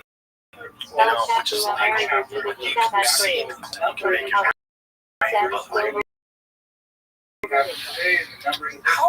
How you know it's fun when they did in Dubai. Did you see that camels just flying down the fucking Lamborghinis drowning? Nothing about 200 miles an hour. But if multiple things talking about aircraft, including helicopters used by the South, the Confederate Army. I get my phone for a second just to see if I can find it. I was digging through the trail. They have the General Lee helicopter. Here's the transcript. He's talking about the history. His friend Beasley or something like that. Who was saying? The guy he was talking about. What is his name again? His podcast. What's his name? Joseph B. Farrell. When the Civil War, the airship history by Fred Walter Bose has written an interesting book called Origins of the Galactic World. Airships that exist in this country prior to the Civil War. But that's it. Talked about it. It was either him or the Souls later. They talked about how much airship. And that's like went to Congress to get funding. We're trying to get funding for some of this. There's nothing here about Corps of the Army back to the Civil War. Isn't like another one they ever Yeah. Like the closeted dog. Or maybe like everybody did it back then. That's what I'm thinking back then. So they just fucked. They put the link in. I just think they were like, come over really put together in the same bed. No, that's true. That's true. You know, it's probably not that weird for us, but back then it was like excommunicated. But yeah, airships are called airships. And there's just sort of like, so was that supposedly a thing where boats could get in? Oh yeah, it's boats and airbags, other flying machines. Okay, so what that looks like is like sails, right? Show me that thing. Look at that, Sam. That's like sails, like a sailboat. But it's even crazier to the base. So you just jump off a cliff with that and get that bitch off the ground. Describing, I think it's this, there's a traveling gas thing that went along with it, so it's refueling right here. So it's okay. Oh my God. See if you can look up Tinfoil Hat 901. That's the episode. There's a big after they had made. So they're just refueling these balloons with gas. It's like literally like aircrafts that go 200 miles an hour. What it is. That's why I bring it up is because if you go big silver cigar things, like think about how long that was. What do you mean that bug? Okay. Bug, sphere, whatever you want to do. Whatever else you sleep at night, you know, like, listen, they got the that's it. That's what they had in 2000. And then pretty simple. Supposedly, you might talk about Drew that. You can find those. I mean, I don't know who's listening. The guy's name's up there. That thing can go 200 miles an hour. What's it powered? Oh, no, that's it. It's guys with NYMZA arrows and the secret shit. Yeah, I'm not talking about I want to know what the image is. These are them. These are the maps that they had. They were working on. A person gets inside that fucking thing. Yeah, look at that. And then there's a propeller back there. The south. No, the north in Germany. The south. No, You said the south. Oh, South of the different kind of thing. So this thing is different. Yeah, whatever this is. So what is it? A bunch of fans? I don't know. It looks like a bunch of propellers. You know, they had that way back in the 1850s. I think that went 200 miles an hour. I think so was live.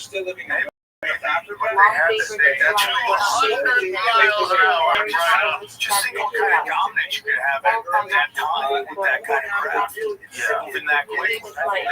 back then they used to thought if you went that fast, you were going to explode. Right. Yeah, they thought that was the trains. But again, Germany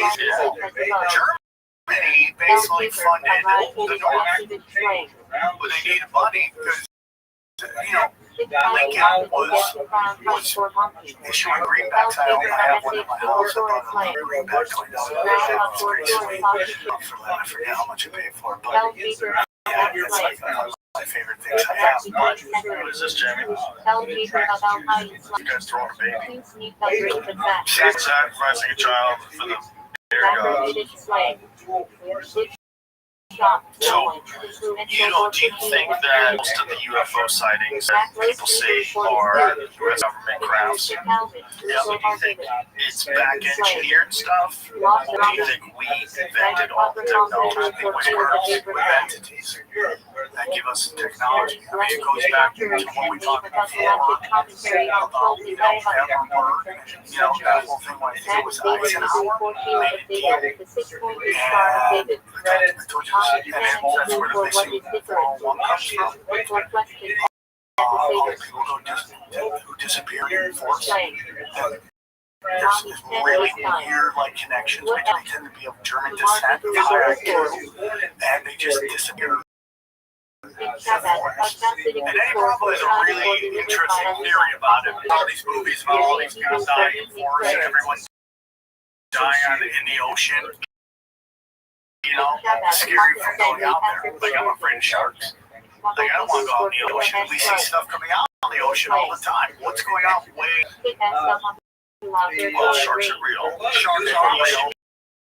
Scared of the ocean is unforgiving. And it's a rational fear. The ocean's very much, you know, Jaws makes this big boomerang your face, right? When probably before that, nobody was thinking about sharks. Well, you know, Jaws is based on a real event, right? They use something to anti-gravity called What? And they had anti-gravity gas in World War II.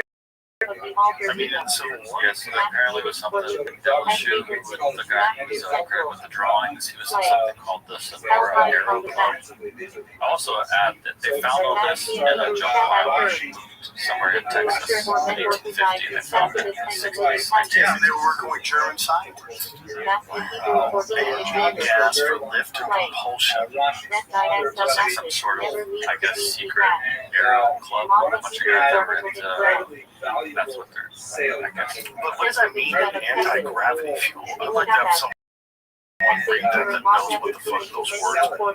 It doesn't sound like a fuel deterrent. We could base it on our timelines and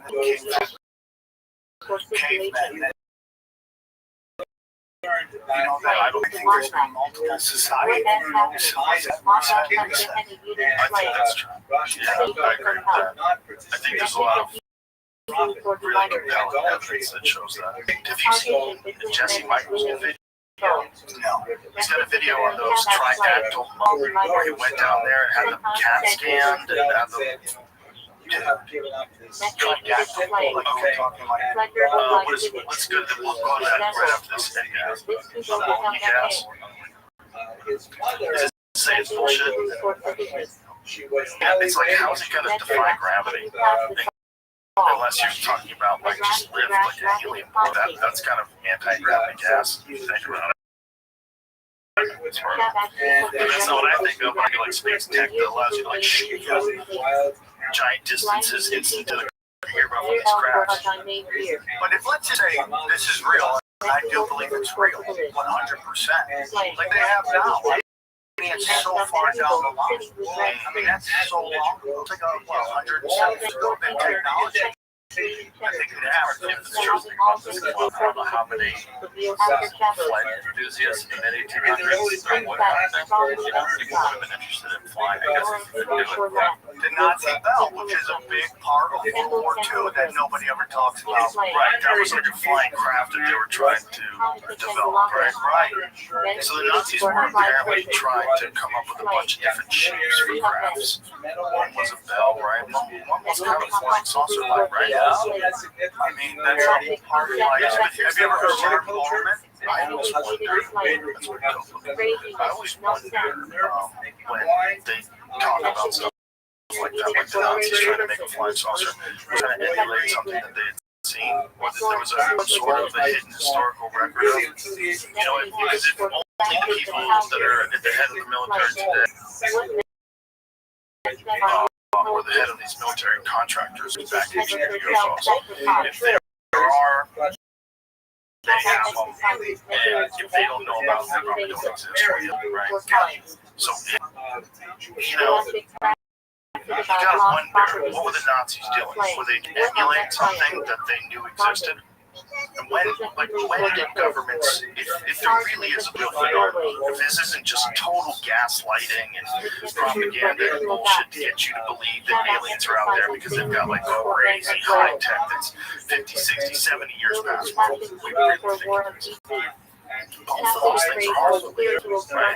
It's hard to believe that the government would hide the kind of program that would develop a genuine anti-gravity engine that can move through space and time and the ocean. That makes the device transmedium, creates like a portal around it. It's completely independently of everything that we're experiencing in 3D space. It just goes through stuff. The idea that they have that in secret seems kind of crazy. I'm not saying it's possible. It's like you hear famous stories of people whose fathers worked at Area 51 and he never once told them what they did then. Oh yeah, people keep their mouth shut. But they also know that they have to keep their mouth shut because if you don't, you can get in real trouble. You know, if you have top secret clearance and you go blabbing, they're listening to everything you say, they're checking your emails, they know. 100%. I really do. And they have you looking over here when it's really over here. They do that. Area 51 is kind of like the shiny object. Everyone's, oh, that's crazy. And that's really the mountain that's like 10 miles away that they've hollowed out. That's or you get into NASA, right? Everyone thinks it's in Houston. The real NASA is in Huntsville. So this is a funny story. So Eddie and I are doing stand-up, and we're doing the Tim Hack comedy night. And we do Nashville. We pack it out. Zany's, I think it is. We pack it out great. So they sent us to Huntsville. And we go, camping in Alabama. It's going to be great. Let's go. So we drive up. We get to the hotel. We go to the comedy club. And the fucking parking lot is packed, and we're like, this motherfucker, it's gonna be great. Well, it's like Sharon Underwood or one of those black female comics in there. It's all her crop. No, it's not her. So what was the daytime? I forget what her name is. No disrespect, she's hilarious. She comes and it's her crowd, so she runs the show. And all of a sudden, her crowd leaves, and our crowd comes in, and it's 45 people. And I'm like, oh, fuck. And I just keep looking up there going, fuck. And he's going, I know we're in trouble because Sam's always positive about it, and he just can't stop yelling, fuck. So we do the show, 45 minutes, it's a great show, we have a good time. We get off stage. The sound guy goes like, he goes, whoever sent you here sent you up to fail. Because this is the real NASA.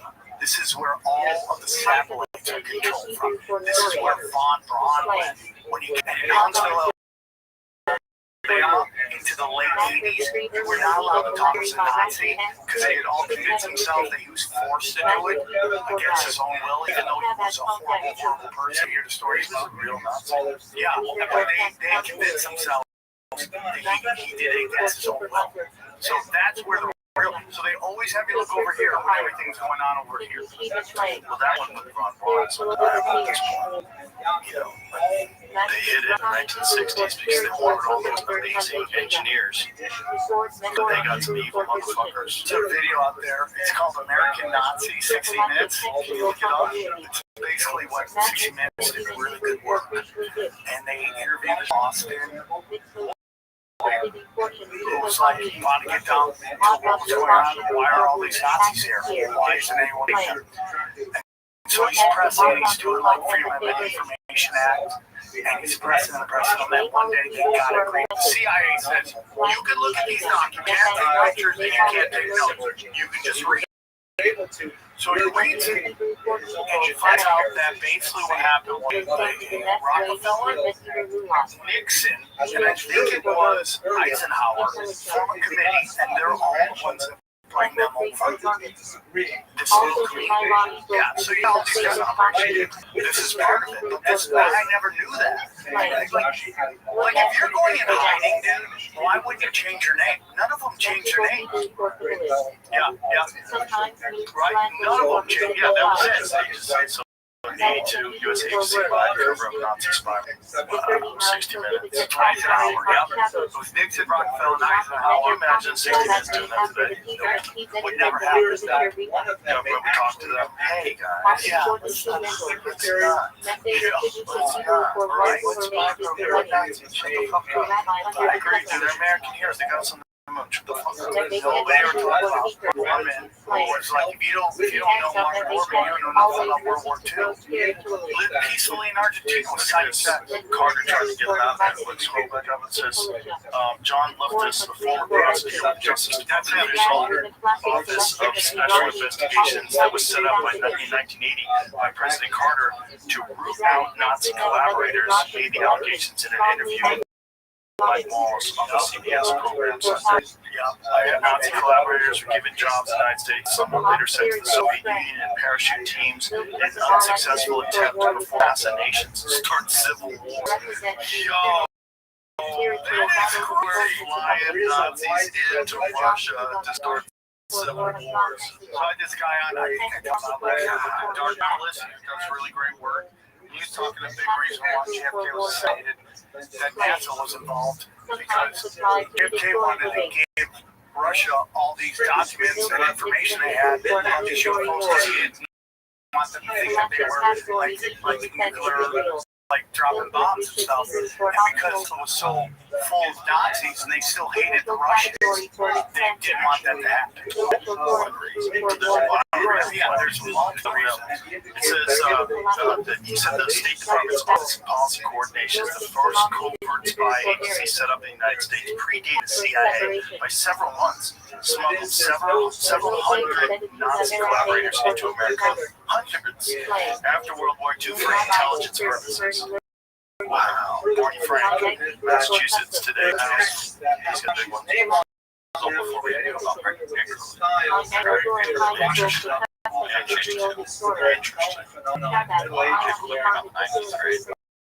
I don't remember. But they hit it, and then all these guys were in NASA, and Nazi tooling squad.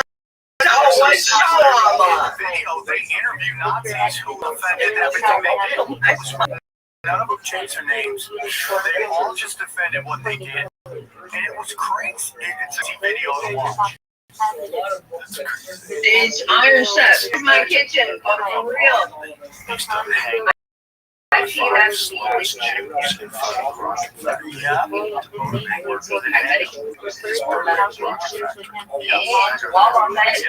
they convinced themselves he didn't want to do it. And this gets into this whole thing that what's going to happen in Gaza and it's all been prophesized, dude. What's going to happen next? What does it say, Jack? This is 1982, so it's like 30 do because there's nothing else Since we to do. never comment on intelligence matters, and we're not commenting on something that happened in the 1950s. And then this shit You're saying we're not commenting on it. Right, can you imagine? I mean, we're still trying to find out what the fuck happened to JFK. That was 63. Right next to me, and They don't want to tell me what she did. I don't know exactly her role in it, but she supposedly is a part of it. She was like kind of selfless when she dies. They'll release the album. That's the families. That's why they're slow rolling this out, because they don't want anyone who's still alive to fix any prosecution. My question was always though, what could possibly be in there? It's not like you showed up and she was probably Jeffrey Epstein list is like, what do you think they're going to do? What their name and what they order? You know, they're never going to work. This is one thing. What she was saying about it is, that's crazy. Well, that's the whole point. They believe behind the P. Diddy trial was that there's really not getting his case. And why would they release it? I can have the names and blackmail everybody on the list and in the video. Well, to take things down. When they control these people, goddamn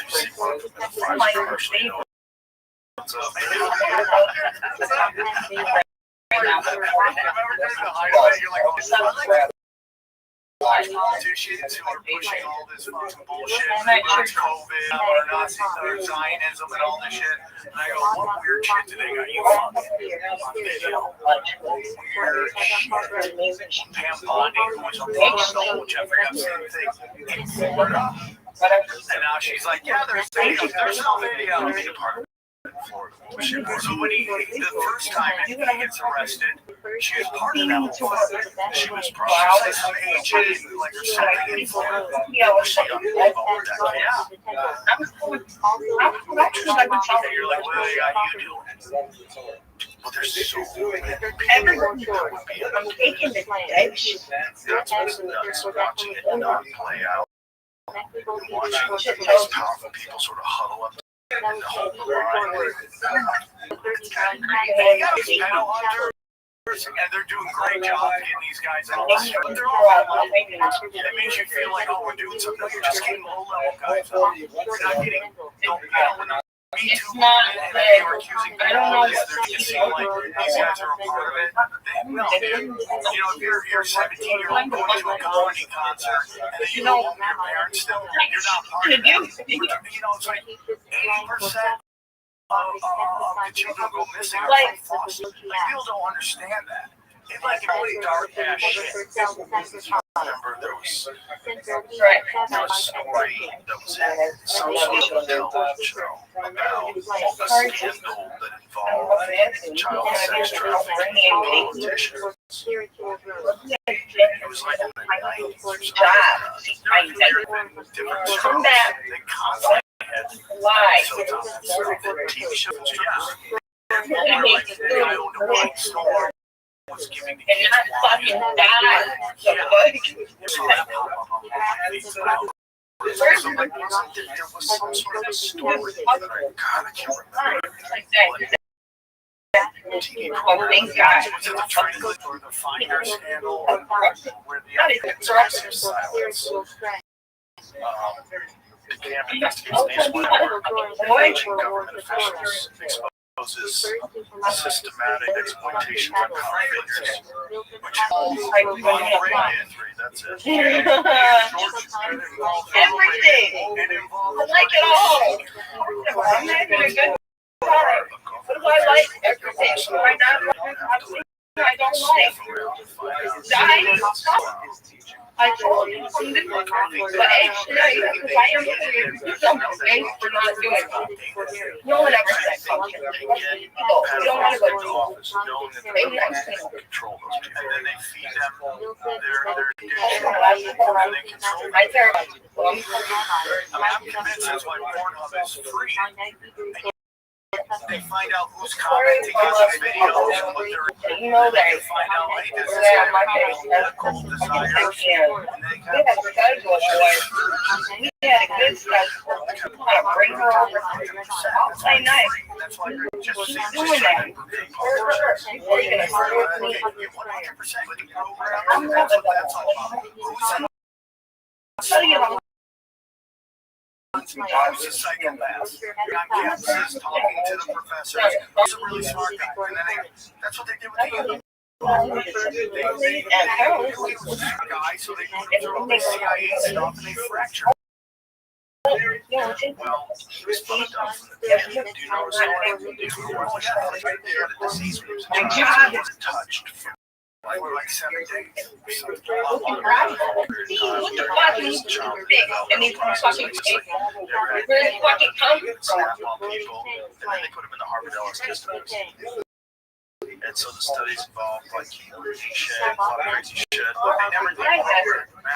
This is how we get a deep program, a guy who got broken from childhood because he got left alone. Didn't time with his mother, supposed to have contact with the person. And everything.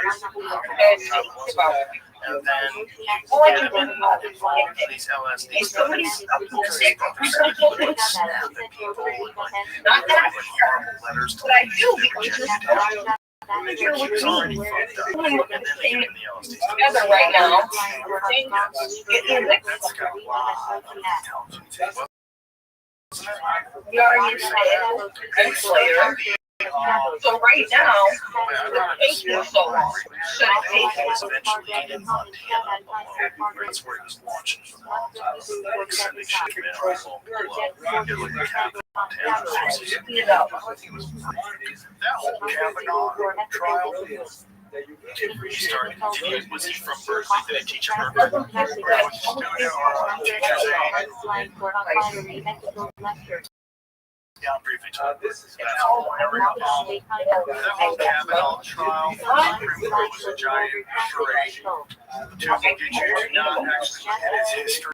Now, because the woman who accused him worked at the CIA program at Stanford, and they didn't want you to look into that Kavanaugh was a deep state guy. He wrote the Patriot Act. He cover up. I mean, they didn't want you looking at it, so they made it Patriot Act. He doesn't believe in he believes in warrantless entering the houses. He thinks the president's above the law. They didn't want you ever discussing that stuff, so they make it a sex trial that by a woman who has deep connections to the CIA. Her father was in charge of funding for black ops operations. So she's spook to the core. And she says this stuff. So that was a diversion. And it wasn't really that she was going about to get you to concentrate on that and not for people that thought 100%. Which no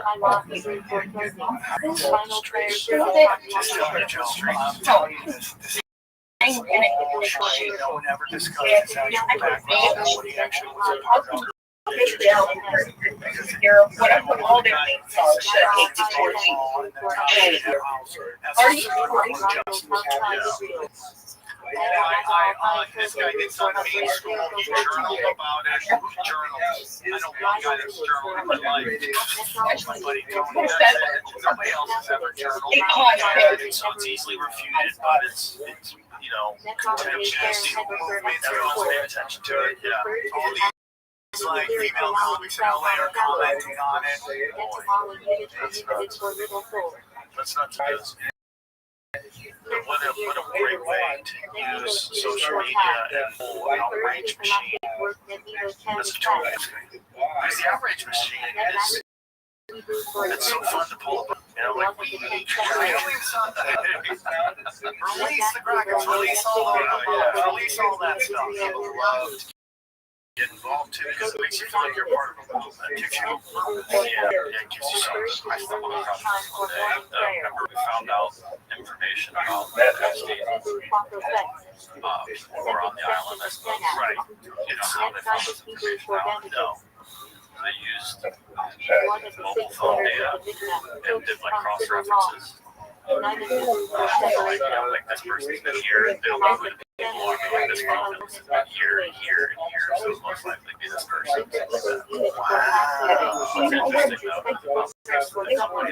very large which is the translation on the side that shows like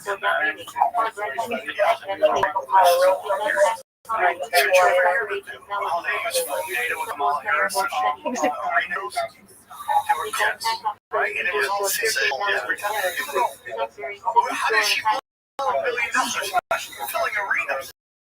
Yeah, they tried to manufacture because they know that's what killed Hillary Clinton. You know, Bernie Sanders is doing arenas and Hillary Clinton's saying drilling numbers in a cafeteria of like 40 people. So they realized the illusion of that. What that shows is there's no way following her. So when they run her, they go, we can't let this happen again. So we have to make money like this at any restaurant. That was like a Grateful Dead concert. People were just throwing her around everywhere. I don't need Yeah, I mean, they're making a living doing it. And there's also people that are professional protesters, which is wild. This guy's been documented people protesting in different places, and he's talking about how much you get paid, and like people are making a living protesting. How is that legal? Yeah. My eyes. I thought, what's really protest something else? You just show up and all that. They believe in it, they're getting paid, and they believe in it. That's what they would say.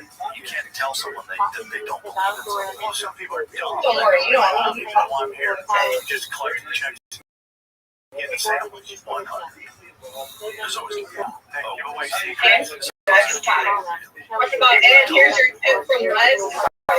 Because you know me now I get to do 5 jobs. It's good. See me 2 times. I'll you all like how it works for that money. Yeah, I just think you're just born with it. And then Also, maybe factors like you're working with some chemicals every day. People are doing that. How many people are working in print shops just like sucking in all the fucking chemicals? Well, that's a good dome. That can't be good. Full service lecture. Right here on About when you took it as a child. Oh, yeah. Gasoline. We were young. That shit was everywhere. We got lead poisoning in the brain. Drops your IQ a little bit. Measurable. We talked about that the other day. They fucking used the lead poisoning. Well, they put it in anyway because they can save money. About what? Gas about lead? No. That's what everybody does that. And the reason they want to get lead out of paint is because they made it harder for you to see the people. And that's why all these house of class will go so that's for walls. They're like, look at your amazing view through this glass window. I was watching like one of those collecting shows, and they have a giant glass there. That is easier to look through that. And, you know, now the fans driving around right through your walls and what you're doing. How are they looking for your music? I know they can do it with Wi-Fi now. Yeah, that's basically what they're doing. They just have Wi-Fi is bananas. In fact, they have technology that allows you to see like 3D images in their room based on how the Wi-Fi is somehow or another like sending it back to them. Like what is Wi-Fi even doing to you? Like what is happening to you if this shit is just I don't know if your Wi-Fi is on passwords. Have you ever seen it on our the fact they can see, you know, like everyone's scared of radar machines, right? Everyone's scared of going through an X-ray, right? You don't want that. The guys give you the X-ray machine behind the giant protector. They go fucking hide. They go hide. And we're just cool with Wi-Fi. It's not as bad as an X-ray, but it's this weird low-level signal.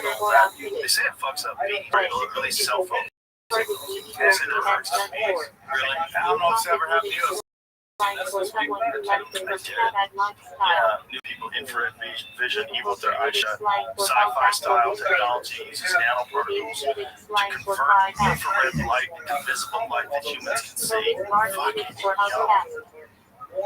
How about those bright vision goggles that they had to change the color because they were seeing things that weren't on the radar? I think it was like red. They were doing aliens.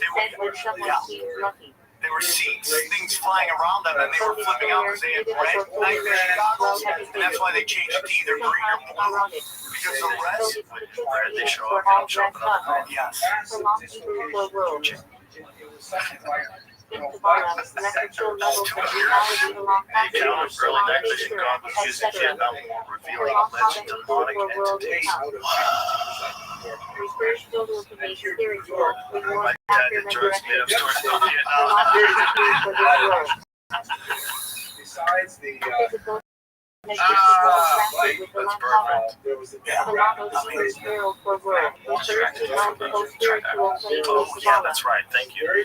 So Jesse Michaels released a new video. He went down to Peru, and these people have been telling him about these mummies. You haven't seen them in person. They are humanoid, but they don't seem to be human. They have a different amount of ribs, but they have like all the cartilage and all the ligaments and all the bones, and everything is in place. It makes it look like, if you go to Jesse's show, go to his YouTube channel, because he's got some video footage of the actual like CAT scans, and they're showing you the tissue. Look at those small bananas. So this is Jesse's take. I'm paraphrasing. I hope I'm not fucking this up, but some of these things are forgeries. Some of these things are just fake, just like an art piece that someone created. But he thinks they actually have some of them that a creature, and this creature has 3 toes and 3 fingers, and there's depictions of these in Peru, in these ancient like carpets and ancient weaves that are hundreds of years old. I think even 1,000 years old. So some of these they think are 1,700 years old, and some of these are as recent as 400 or 500 years old. Look at this tissue.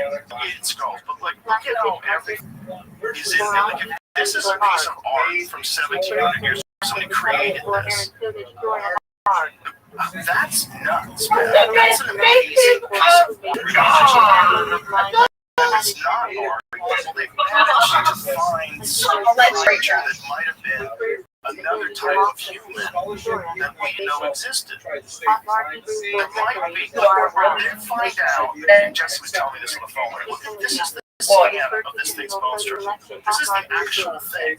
Like, how nuts is that, man? If that's fake, that's fucking extraordinary, because it looks like a real creature. I mean, the amount of detail, it looks incredibly real. I mean, this is incredibly real. And the head is very different than ours, very different than ours, elongated, but also matches up with so many descriptions that people have had with encounters with beings, including the James Fox movie, Contact, about Varginha, Brazil in the 1990s.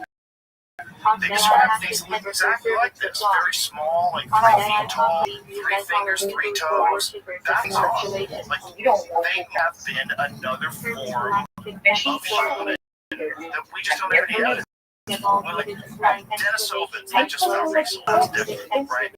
And then there's those new people with Romeo and Juliet. I'm not going to die. 24, they released this paper. Found another type of human. The Flores, people in Flores, that's like, I think the 90s. So it's interesting. It's interesting. It's like, there's a bunch of stuff that we're just now finding out, but we want to be rigid and pretend that we know the entire landscape as far as like, what different type of humanoids existed. What the fuck is that? If that really is 1,700 years old, that's true, or 700 years old. If that really is that, and that's a real being, and then there's more than one of them has a fetus inside of it, they think also has 3 fingers and 3 toes. So they're trying to get better scans on this thing, but it has a fetus inside of it. Like, if that's a hoax, like, I want to know who carbon dated it, what's the results, have we done it more than once, okay, do we know for sure how old it is? Yeah, one of them has like an implant on the back of its head. Yeah, I can't recommend this episode enough. alien mummies found in Peru, and it's on Jesse Michael, American Alchemy, great fucking show. And he actually went to Peru to see these things and get them studied and scanned. And there's biologists that are looking at this that are saying this is a real creature. Whatever this is, we need to do more and find out more. And they're very suspicious about the actual location in which the guy said that he found them. Because they seem like great robbers that find these things, man. Yeah, and they found more than one. But the crazy thing is, show them the ancient art from Peru. It shows three-fingered beings. Because they look just like that 100%. This ancient art is hundreds of years old, man. Like, look, they're like fucking 3 toes and 3 fingers. This is all in Jesse's just go watch that episode if you're interested. My theory on our reality is every movie you've ever watched in your life will going on at the same time. All of these movies just kind of tell you what's really going on. Aliens and 3 fingers. It's very interesting. I had an interview with a guy who's an American, and he's talking about how, based on your religious beliefs, is what you see. So let's say When I disappear, it's all that matters. religious, you see angels and goes down to cryptids and all that stuff. It's like, so it's like you only see what you want to see in the form that is acceptable to you. And so I think, yeah, so you make 100%. One of the craziest stories ever told to me was by a guy I met at a show. You want to know why He was telling me he did a show where people would send in their like high weirdness stories. I don't know why it was Good driving morning. through his girlfriend and dog, and they pull him for a second, and the dog takes off. So he goes to chase him through the woods. And he looks at his dog. His dog's looking up. He looks up. There's like what seems to be a green screen with something crawling on it. And they're just, and then the thing stops, noses them. They're camouflage stuff. He looks down at his dog and he ran back and abandoned him. And he ran back, and his girlfriend saw him. They're like, let's get the fire. And that gets into like, kind of like the whole, again, not missing 411 is that it's almost like Grand Theft Auto. You ever drive fake Grand Theft Auto has to render itself forever. So the whole theory is that these people go missing because the simulation doesn't want to render for just one person, and that's why they disappear. That's possible. Let me give you another possibility. Getting lost in the woods is easy. Getting out of the woods is hard. You can easily starve to death trying. You can easily break a leg, get injured, and no one would ever find you. Is that what the odds of you right now? No. Well, listen. The odds of you getting found if you die in the deep wilderness are not very high. They might find your clothes, but your body will be scavenged. All kinds of animals will eat you. They'll drag your bones away. There'll be nothing left. If there's bears in the area, there might literally be nothing left. If there's pigs in the area, there'll be nothing left. Nothing. They'll eat your bones. They'll eat everything. There'll be nothing left. So if you're just a person and you go missing, and you're in the deep woods, like miles in, you're in a bad place, and they might.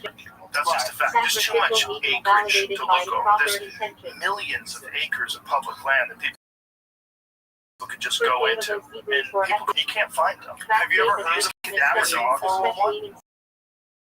Yeah, and how they like these people disappear and they can't remember what just happened. Well, that's the Travis Walton story. Yeah, I just felt that way. Yeah, that is a crazy story. Yeah, he was one of the more interesting to talk to that have had experiences. Because he, I'd say the same about Babylzar. They don't seem like they're lying. They don't seem at all like they're lying. Lazar seemed like he was telling me, this is going to sound crazy, but here's a story. That's what it seems like. Like, it did not seem like a guy making up a story. And then you go back and see he talking about it in the 1980s, talking about the same way. Exact same topic. I'm inclined, the more time goes on. So that's the meeting with Eisenhower, where he makes a deal with them, with the aliens, that they want to be able to test and kidnap and all that stuff. but he makes it so that you can only do it. You can't do it in the regular places, so that's why people go missing in the forest. Now, obviously, bad things happen and people, you never get hear from them again, but supposedly these people disappear and then they're found a couple days later in a totally different place and they can't remember what just happened. Well, if I was going to do it, I mean, I had a bit in my act about it. But that's what I would do. I wouldn't land on the White House lawn. I'd find some dude cooking meth. Just snatch him up. And like, go tell someone. You're not going to know yet. They'll believe you. Yeah, but that's, if you're just looking for biological studies, you're just doing tests on people. A lot of people have talked about hybridization programs that they're exposed to, like, their children. Like they had been multiple times, they had visited, and then they were the human alien hybrid towards their child. Wow. Dude, that is crazy. Wow. Yeah. Guys are getting fucked by female aliens. Female aliens like hold them down, right? They're dead. Like actually having sex with them. Trannies are from the future. No, I don't think they're trannies. I think they're aliens. They're just a different kind of whatever the fuck we are. I think we're a combination of whatever, some intelligent, advanced species, whatever, the God ultimately for the whole thing, for the whole ball of wax. But I have a feeling, just like we've done weird shit and created poodles, I think someone might have come here and, for lack of a better term, monkeyed around with our genes and added some good shit. You know, and that's in a lot of ancient texts, man.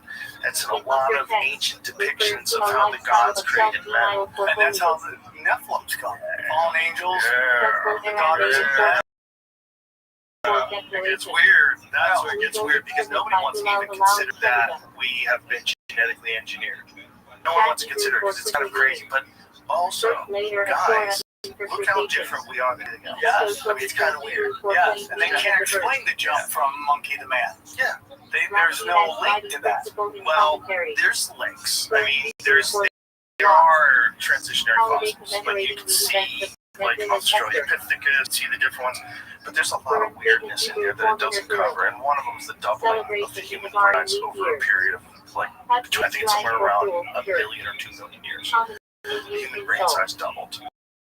And it just, they're like, what happened? Maybe it was mushrooms. Maybe it was also mushrooms are aliens, and that's real possible. That it's an alien life form, like, exists on our planet and gives you enlightenment if you can survive. I want to microdose during jiu-jitsu. That's what I would like to do. I would love to. Didn't you just have a politician talking about the book of Enoch? Oh yeah, Anna Paulina Luna. Yeah, You know, that's a super. You know, you bring up Gnosticism, Christians go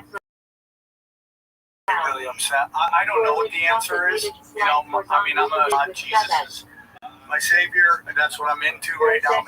Makes me happy and vibrate at a higher level. But if you study Gnosticism, you know, the whole story of the demiurge is very interesting. That's where fallen angels mating with the daughters of men come from. And that's where the original feminist was. The first ever feminist was Sophia, who was the feminine energy of the universe. And literally, she was like, I don't need a man, right? She literally said, like, I don't need a man. And she creates life. And she instantly knows she made a mistake, which sounds like every single mother to me, right? So she creates the demiurge. And the demiurge doesn't understand about the higher of God. He thinks he is God. And a lot of people believe the first God of the Testament is the demiurge. And his whole thing is about just basically he wants to destroy humanity. That's kind of what everyone talks about in Satan. But Sophia gave us the spark of life. She gives us a spark. What do you want to know? Go back to the time when they were Bhagavad Gita. I would love that. What do you know? Yeah. I think about that all the time. Yeah, like what are these flying crafts you're talking about? Yes, dude. And Vedic texts. And so you talk about fallen angels. A lot of people think that's a Christian mumbo jumbo. I don't believe it is at all, because the Vedics talk about it and the Hindus talk about it, about God trapping entities in this realm that we live in. So I think the Vedics were for the Hindus, I think, are 2 or 3, and then we have the 33%, which is the fallen angels.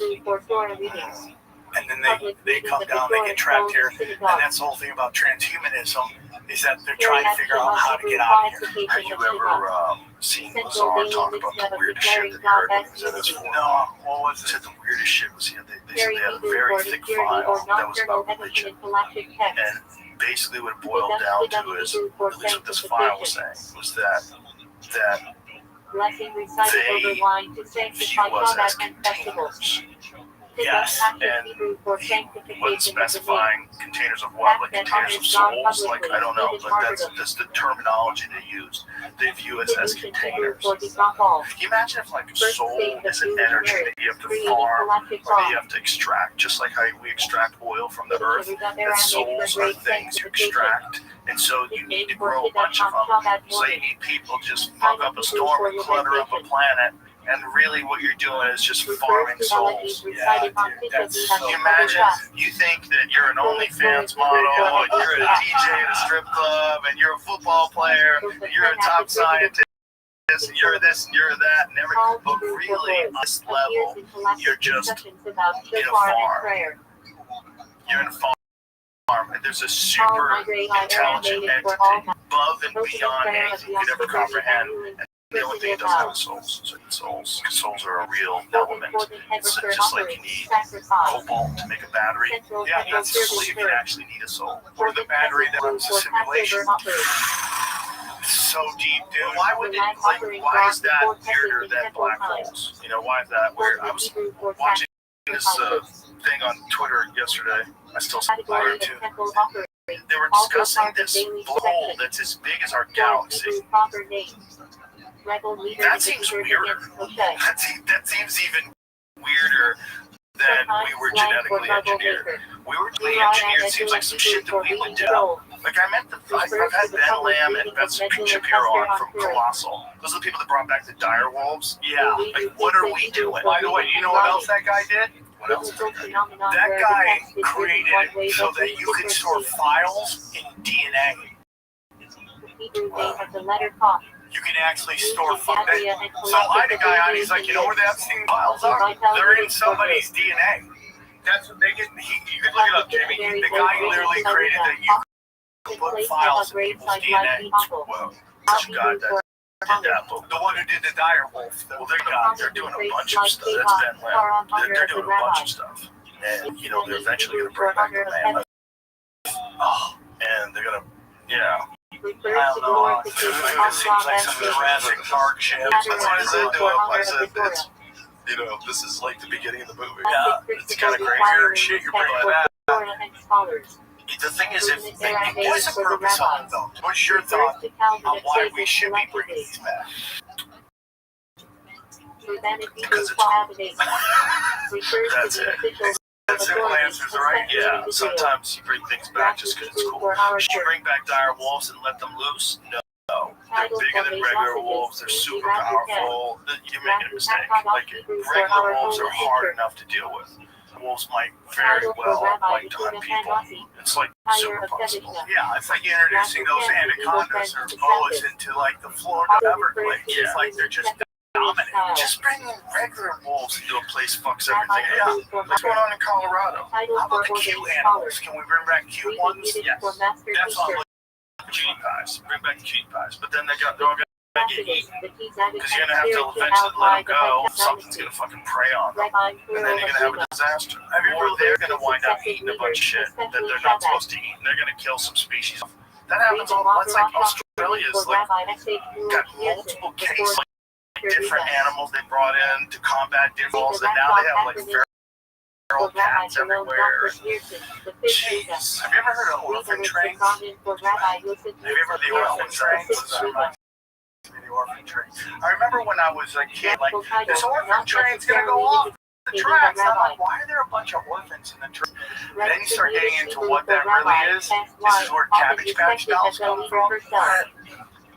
Genetically, yeah, what the fuck are you saying? Orphan trains, dude. What is an orphan train? The theory is, you know, they kind of did this in Canada with the indigenous, when they sent them to other parts of the country so they couldn't learn any of their culture. And basically the thought is that either brought kids from where they were and brought them to the other parts of the country and gave them to the elites to raise his children and do whatever they wanted to do with them. Yeah, here it is. Okay, it's a large-scale social experiment in the United States where orphaned, abandoned, or homeless children were transported from crowded to rural areas in the Midwest to be adopted or living homes. Between 1854 and 1929, an estimated 250,000 children were relocated primarily by the Children's Aid Society and its founder, Charles Loring, a precursor to the modern foster care system. So that's a very clean version of it. Right. But the whole belief is that these are the children of, I'm just going to throw out a name out, Tataria or stuff like that, and that they're the children of this to kind of erase history. Well, it gets even crazier into Cabbage Patch dolls, right? These Cabbage Patch kids, they had these world fairs where they would literally sell, like, incubated children. Have you heard of that? And Jerry Seinfeld says both his parents were those type of kids. What is it, incubated children? If you look up World Fair Cabbage Patch kids, they almost like science laboratory children. Hold on. What are you saying? What? I can't hear you, Jerry. Something weird about what I'm trying to figure out. Right. What is it? Well, we're not anywhere really yet. Cabbage Patch is straight of repopulation postcards. And Seinfeld says his, and they would have displays at World where you could go and get a kid. Wait a minute, what do you mean his parents were made in a lab? Is that what you're saying? I think he said his parents were either orphan train kids or Cabbage Patch kids. And a lot of people think that's where the NPCs come from. Orphan trained kids would mean that his parents were orphans and they were shipped off to other hands, whatever they were being West. You know, but that's what he said. We'll have to Google that. That sounds like Essentially crazy I'll have enough. to make sure that that's correct. Okay. That sounds crazy. But I don't understand what the Cabbage Patch thing is. So, what are you saying? They were cloning kids. When was cloning even possible? When did it first become possible? Years There's a thumbnail that links all three things he's talking about together, but I don't know. Bro, you go down the wrong Reddit threads, don't you? No, dog. I'm really on like Cabbage Patch, so they're growing them in a Cabbage Patch, and then World's Fair incubator babies. Look at that guy over there holding two babies up. These are incubator babies. So what is an incubator baby? Sounds Is like it raised entirely in an incubator? Like, what does that mean? Inspiration. really Boardwalk attractions save thousands of premature births. That sounds like I don't know, man, because supposedly you can get a kid at the World Fairs. But I do know that people do that when a child is premature, right? They put them in an incubator. But the word is that you can get a kid there. So buy a kid, Yeah. so someone would have this premature birth and then put the kid in the Maybe. I mean, that's what this is trying to tell us. I don't know if that's real though, but that goes back to the World Fairs that we talked about before. It's just like technology beyond good and what we know now. And they wipe that all out. Why would they do that? Do you think they might go out, or do you think they're hiding secrecy? Well, they probably have still, but they don't want us to have it. Like, what do you think happened with all of Tesla's notes? When he died, whatever organization, I don't know. it was all, Trump's uncle, Trump's uncle got him. oh, that's right. he went in there early because he was in Yale, and then they grabbed him all before, and that gets into that little Baron Trump book and all that stuff that's like time travel stuff, Yeah. which I think is totally possible. I think time is in this, I think time is this, and everything's going on with time. And it's like a book. Like if you're reading a book, you can be on page 46, and 46, that's the reality of the time. But you can jump to page 320, and now that's the reality of time. Then you can go back to page 18, and that's the reality of time. I think that's. So do you think that we'll eventually be able to manipulate that, or we can? I think we already can. Who's we though? The masses of mankind. Man. the masses of mankind, the 13 families. The 13 families made deals with fallen angels. That's my power. That's the power structure of the world. And what method are they using to travel back and forth through time? Whatever technology they got. So that if, let's say, they back engineer UFO in 1947, these companies get involved that know how to make technology, all these different contractors, Boeing, Lockheed Martin, whoever it is, they manufacture a time machine. They manufacture based on what they have learned, and they start to use it, and they go back and forth around. Eventually, they want to tell somebody. I think they know, again, it goes back, they know who's crazy enough, who can keep a secret, who can do all that stuff. That's what they always say about if they fake the moon landing. They're like, wouldn't somebody in there or something? Well, people do say something and they end up going missing. But most of them understand that they're in on it. The only people getting into that room are the ones that they know are in on it. Have you ever seen when India landed on the moon? Have you ever seen that video? It's just a probe, right? It's not even a probe. It's like an Atari graphic that lands better graphics than that. And they're all cheering in the room. They're all high-fiving each other. You don't think India landed a probe? Can I see it? I want to see if I believe it. I've had so many people that agree with that. Spiritual striving upward. Alright, let's see it. No, that can't be real. Yeah, that's what they're landing. Wait a minute, hold on. We're seeing just flashes of it. It would be a lot of video. Okay, it would be landing too. Right. But I want to see what happens when it actually touches down. Wait a minute. That's it. Oh. Okay, everyone needs to go to jail. You guys all need to go to jail. You guys all need to go to jail. It's so fake. What did you do with the money? What did you do with the money? You got their own island, bitches. Yeah, how dare you? Imagine how much money they spent on that probe. But that's everybody in the room. So if you look at the JFK assassination, right? So he goes into that plaza. They're all assassins in that plaza. Yeah. Like, everybody's in it. There was a lot of people. Yeah, they all go missing and end up dead. You know, my friend Evan, he had a really good point about that. My friend Evan Hafer from Black Rifle Coffee. He said during the Day of Pigs, when they told Kennedy Coffee, they had help. You know, when they told Kennedy about it, and he didn't allow the airstrikes. He didn't allow air support. Yeah. That fucked everybody. The beaches in Northwood hardened. No, that was different. Operation Northwoods was where they were going to have armed Cuban friendlies and attack one. Well, that was all part of how to pull Cuba into war. Right. So, but with the Bay of Pigs thing in specific, those guys had a plan based on air support, and then they did get that air support, and a bunch of people died that shouldn't have died. It's like those are the types of people you could have gotten to kill Kennedy. Yep. Yep.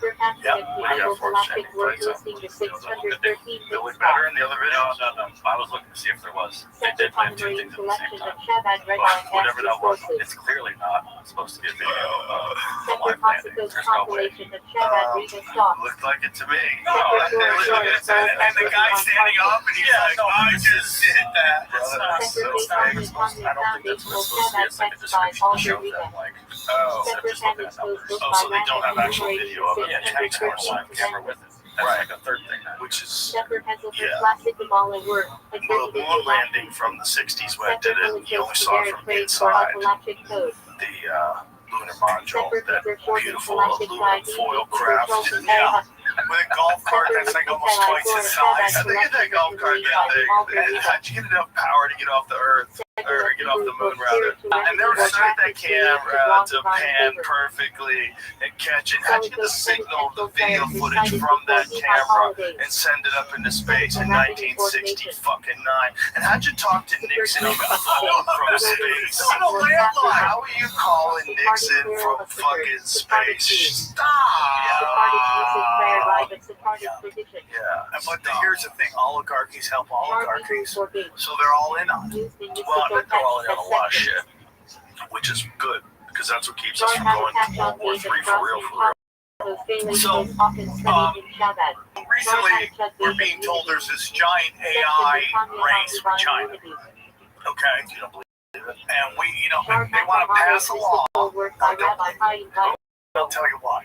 So, Point the finger. yeah, there is. I pointed at the side, but the point is, so they tell us there's this giant race with AI, and if we allow China to just get a fraction ahead of us, it's over. So, to the point where they pass a law where you cannot, no state can pass any laws that get in the way of technology with AI. And everyone's really upset about it because 10 years of AI is an insane amount of time.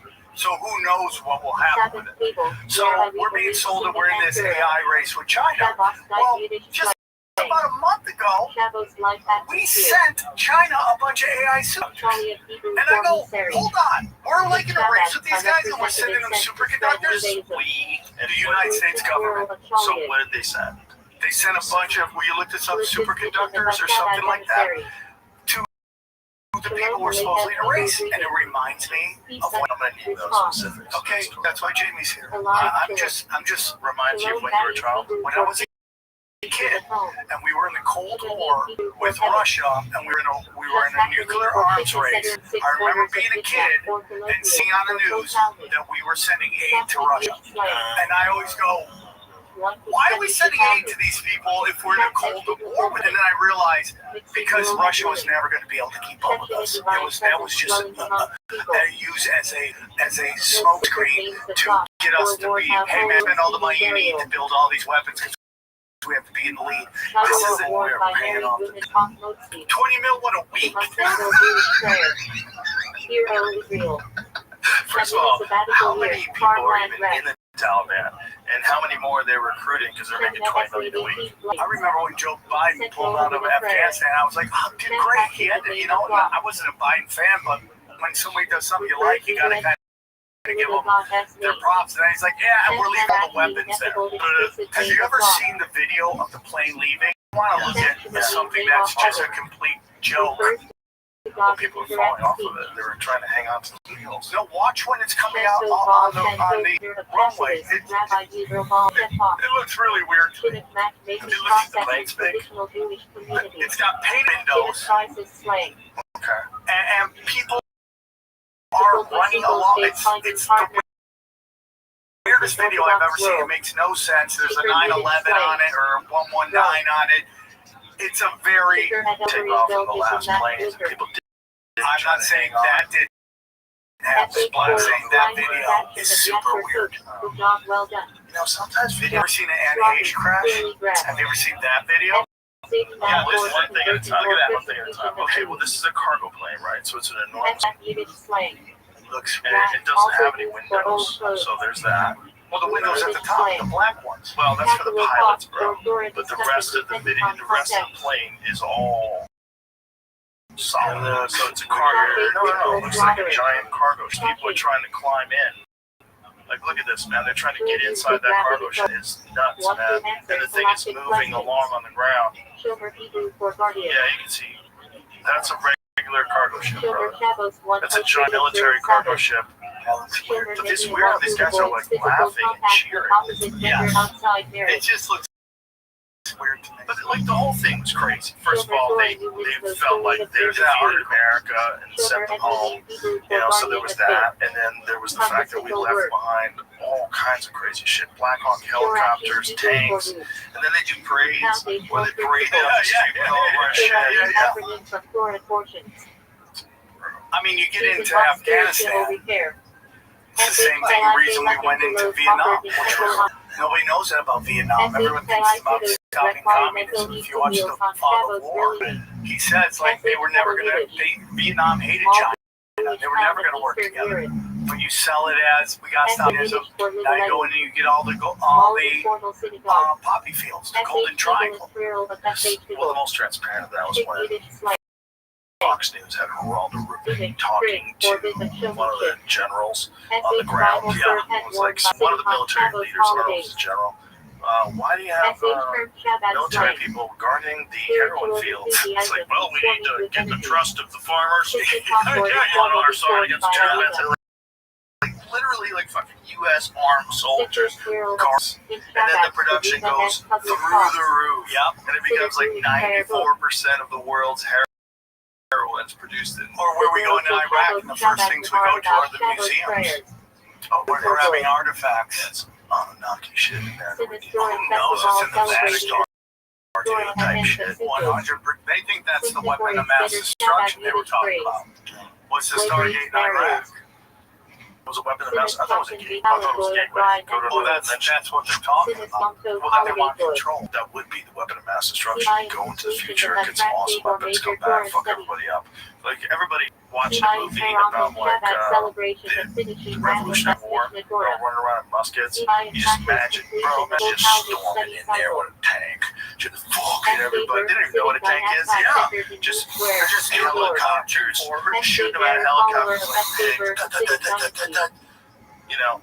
That's what you think of when you think of like modern weaponry. Now imagine applying that times 1,000 years, getting that modern weaponry, bringing it back to this timeline. Do you think that you could travel back and forth through timelines? Or do you think once you travel once, you're stuck there?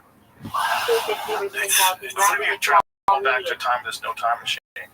You might be fucked. Yeah. Or it's like, you know, you see movies about this all the time where like you gotta go exactly to the place, get it right, or you go to a dimension you don't even know what it is. What was that article you just pulled up, Jamie? Iraqi Stargate Conspiracy, a modern perspective on an ancient mystery. Look at that building. Bro, what were they doing? 4,100-year-old massive tiered shrine lined with giant staircases. How weird, man. Dude, our timeline is way more interesting than anyone even understands. It really is. It really is when you get into ancient history. Yeah, it's just so strange, especially when you read their stories and, you know, like all the Anunnaki, Nephilim stuff, and then you see the buildings they were creating. Like, or the doors that are so huge, or the steps that are too big for people to go up. Put it back up, Jim. It says, mysterious military bases near ancient sites. U.S. established military zones near ancient Mesopotamian ruins, such as Ur, how do you say that? Nineveh and Babylon. Some speculate this was to prevent independent researchers from accessing the sites. Control the information. The alleged time warp incident. Some claim that strange time anomalies and electromagnetic disturbances were reported by soldiers in Iraq, further supporting the idea of an active portal or advanced technology buried underground. Is there any scientific basis for a Stargate in Iraq? How could there be? Lack of physical evidence, no concrete rule, you don't have access. Mythological misinterpreted texts describe the Anunnaki as deities, but scholars believe these are mythological representations rather than historical accounts of extraterrestrial beings.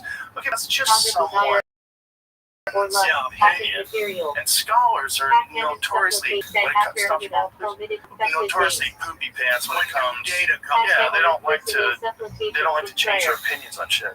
No confirmed technology retrieval, despite years of military presence in Iraq. No official reports have suggested advanced technology was discovered. But if it was, where would it go? Defense contractors, right? The same thing is like the UFOs. Like if they really did have a crashed UFO. And I'm in the middle of a great book. Richard Dolan has a, let me find the name of this so I don't fuck it up. It is UFOs for the 21st century mind. I can't fucking remember. There's a lot of stuff in there that I'd never considered before. One of them, when they were talking about the crashed UFOs, they did a bunch of like explosions of nuclear bombs in the 1950s. They like just shot them up 150 miles in the sky and then blew them up. They did it a bunch of times. Like you could have easily fucked up if they didn't know you were doing that. They had no reason to believe. They're just hovering there watching Earth. And also, it's interesting to me because you remember when we had the balloon? What is this, Jim? These are CIA reports. I don't know how accurate they are, but it's a report nonetheless. Creation date 2016, document release date is 98. Read the first paragraph. I think if you could. Said after Well, completing it's her hard to work. read. It's weird. Where should I read it from? Simple. Third line, weather problem. Well, it said something about military. Whether rainstorms will be a problem in the southern area in 3 to 5 days, some heavy equipment is anticipated in near term in Kuwait. Within 1 to 3 days, Iraq will launch missiles into Saudi areas. Frontline troops will not advance. Future potential strikes may occur in areas B. Iraq Army will have 2 special weapons, some type of quote interference devices, electronic or mechanical quote freeze out. Some type of energetic beam type of device may be located in the sand area, see figure 1. Preemptive action is not anticipated until February 91. Strike attack may occur anytime from Kuwait. Whatever energetic beam under the sand. Plus, the activity in the vicinity of Mecca. Just let these documents pop up. Is it a legit document? Who knows, right? This is a FOIA document. Stargate collection. It's such an interesting. Also, if I had a print in paper, some shit that's like super top secret that no one's supposed to know that we have, I would say Iraq has it, so we can use it on them. Yeah, Iraq had some beam weapon. Yeah, that was it, and it was destroyed. We destroyed it. Where people could read it later on because of the FOIA request. Well, I probably didn't anticipate that, right? But on top of that, it's like, they overestimated the Iraq Army's capabilities as is, right? Like, that was one of it. It's like they were always saying, like Hicks had a joke about it. That's the 4th largest army in the world. He's like, yeah, well, after the first 2 is a real big drop off. Yeah, for sure. Salvation Army's number 8. I loved him, man. But that was a great joke about that because like that was a cakewalk, that first Iraq war. They went in, fucked everything up. The war was over really quick. So, imagine how disgusting a human being could have to be to invade another country, find secrets that change his way human beings would view our history. Yeah. And, the history of technology that has existed here, like completely remaps the entire landscape. Imagine they're gonna hide it. Yeah, well, that's the whole Vatican library. Like, what's in there? I want to know what's in there. That Tibetan one? No. Oh, it's crazy. This is ancient Tibetan library, and there's this video that's walking past these texts. It's fucking thousands of years old, these texts. And they're all in these bound books on these shelves that nobody's touching. See if you can find Why video isn't of that anyone guy read walking by that. What's in there? What about the Library of Alexandria, which all the secrets are in there? All the probably depictions of how they built the pyramids, who did it, when it happened, Erasing our whether or not they found them already built. That's a real possibility. Claim of 10,000-year-old Tibet library, find not one paper it's written on. But there is some sort of a Tibet library. I'm not saying it's 10,000 years old, but I think it's 1,000 years old. It was just, there was a library of these ancient books like this. Is that real? Is that bullshit? That's bullshit. Oh, okay. That's not exactly the one that I saw, but it was just like that. But it wasn't. The AI probably took that photo and animated it. Now that's been going around a lot. Oh, no.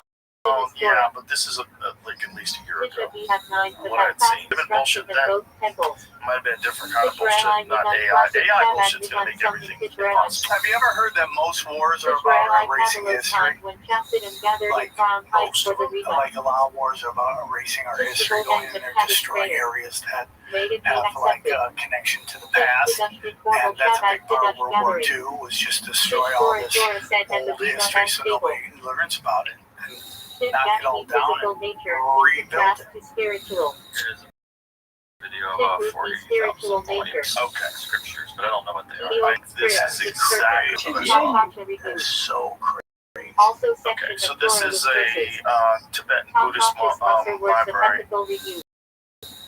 and does it say how old this thing is?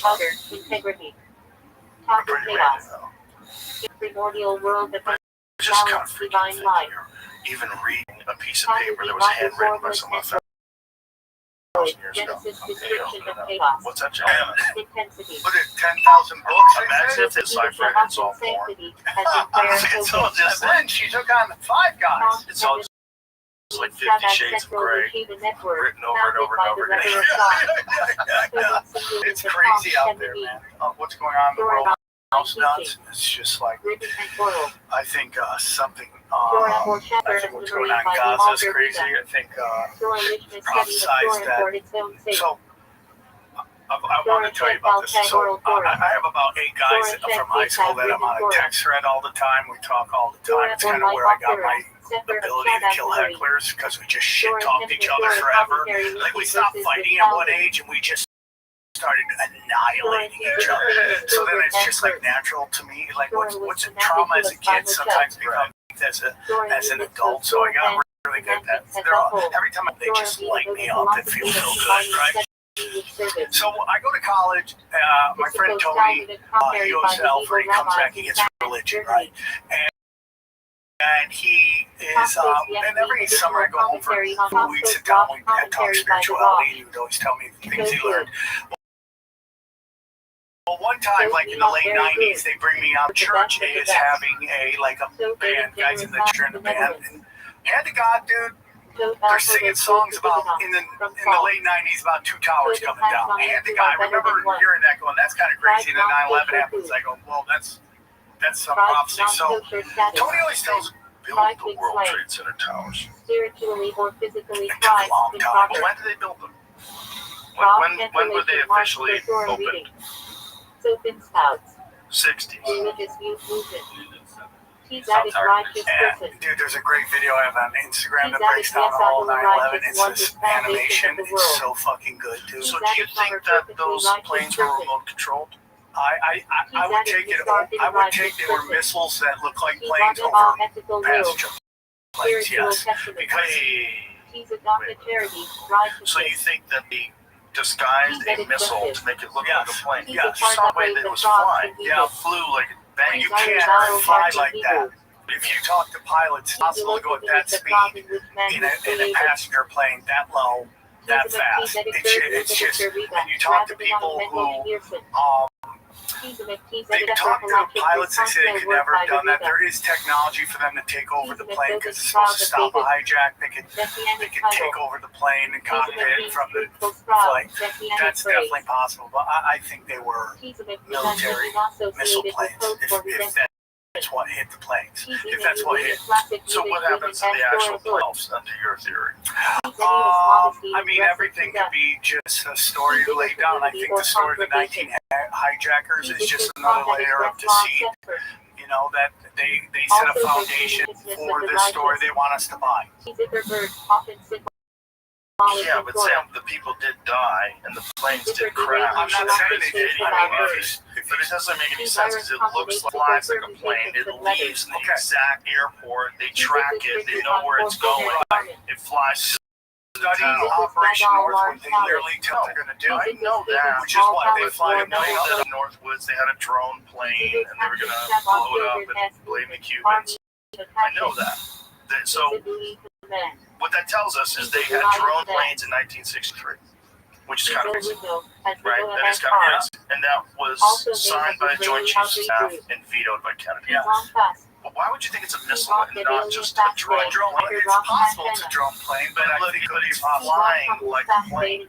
Like, what makes more sense to me is that they took over a plane, remote control, whoever they is, whether it's a terrorist or whatever demonic entities. Okay, took over the remote control plane and flew into those towers. I don't necessarily know. I mean, that's definitely possible. That makes sense. The thing that didn't make sense to me was like the box cutter thing is weird because just a mass of peanuts, there's not some big guys on the plane that are going to overwhelm you. You're going to get access to everything with box cutters. Yeah.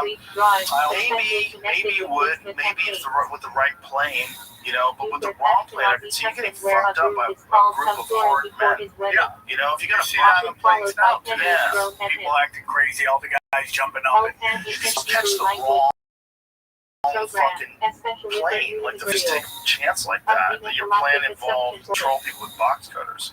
There's only a few of you, right? How many guys are on each plane? Yeah. I mean, there's what, 4 planes, there's 19 hijackers. I mean, break it up into 4 or 5 guys every plane. It's hard.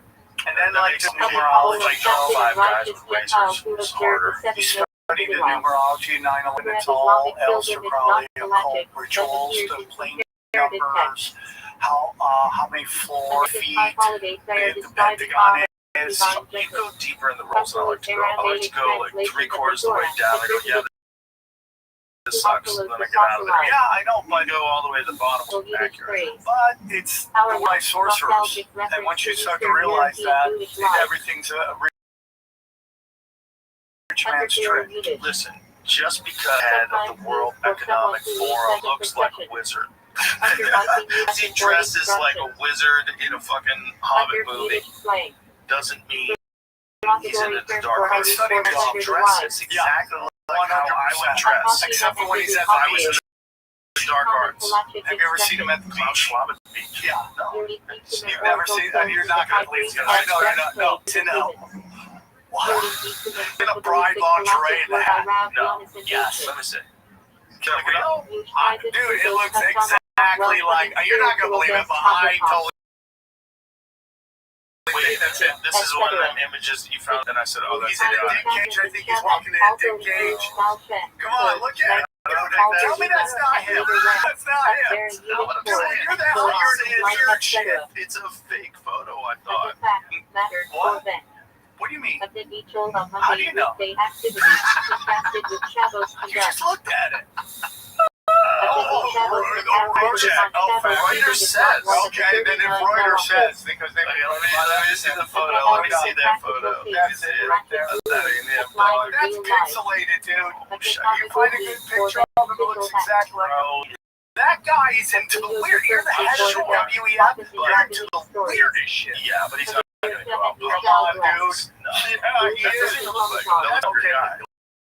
Look at that. You're telling me that guy. That sounds like the exact same guy. They got a little weird. No, it does not look like him. That guy's a different chin jaw structure. Go to the other guy. That's different. This guy has a lot more jowls.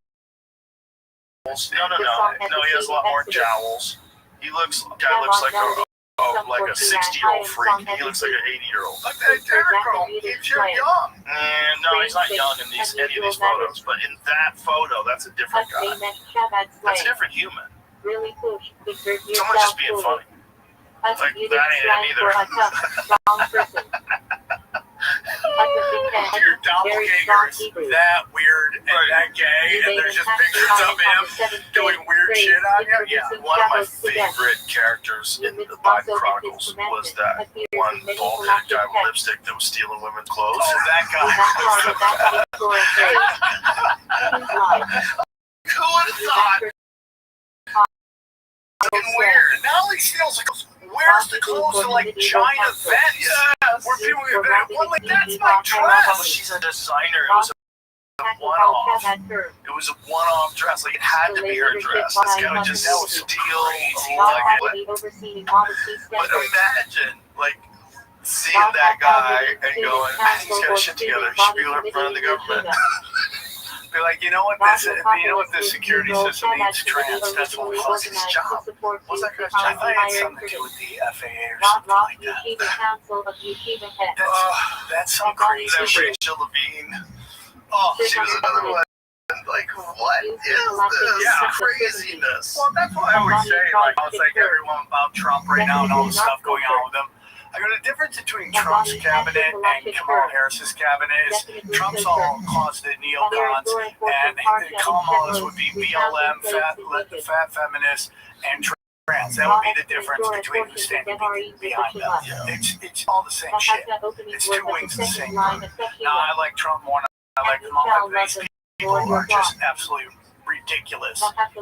Because they would be anything Completely corrupt system at this point. 100%.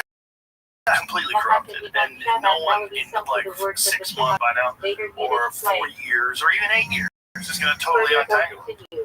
No, it's so deep, and it's at every single level. Every single level, dude. And that's what the internet did. Took our eyes off the here. Took our eyes off that guy. That'd be a great podcast. She's going. That guy should be in the U.S. government. That's what I've been saying. We'll take a plea deal. What's that? Oh yeah, that's what I want to run the power. Check out them windmills. Look at that, dude. Wear lipstick and then sending them to represent us at all these like international conferences. I wouldn't care if he was good at his job and didn't steal women. I wouldn't care. Like if you want to show up for work, I'm gonna wear a dress. Job. Yeah, but I mean, yeah, I don't want either one of those things. But I mean, if you just show up hard, but you want to wear a dress, like, okay. Mike likes wearing dresses. I don't care. Like, why would I care? I'm wearing shorts. Yeah, it's kind of the same. It's not much different. There's a little piece of cloth that tape. Yeah, so much different than a skirt. I would wear pajamas if people would let me. I'd love to do your job, and you had a regular job, and you wore pajamas. Like, yeah, he's a weird one. Sam wears pajamas to do stand up. Isn't it weird that like they expect certain jobs, like they expect if you wear a suit, you're gonna behave differently. You know, more professional. I've got a suit on. I can't be bothered with normal talk, right? Like if it's a t-shirt, like Mike's not even serious. Look at him.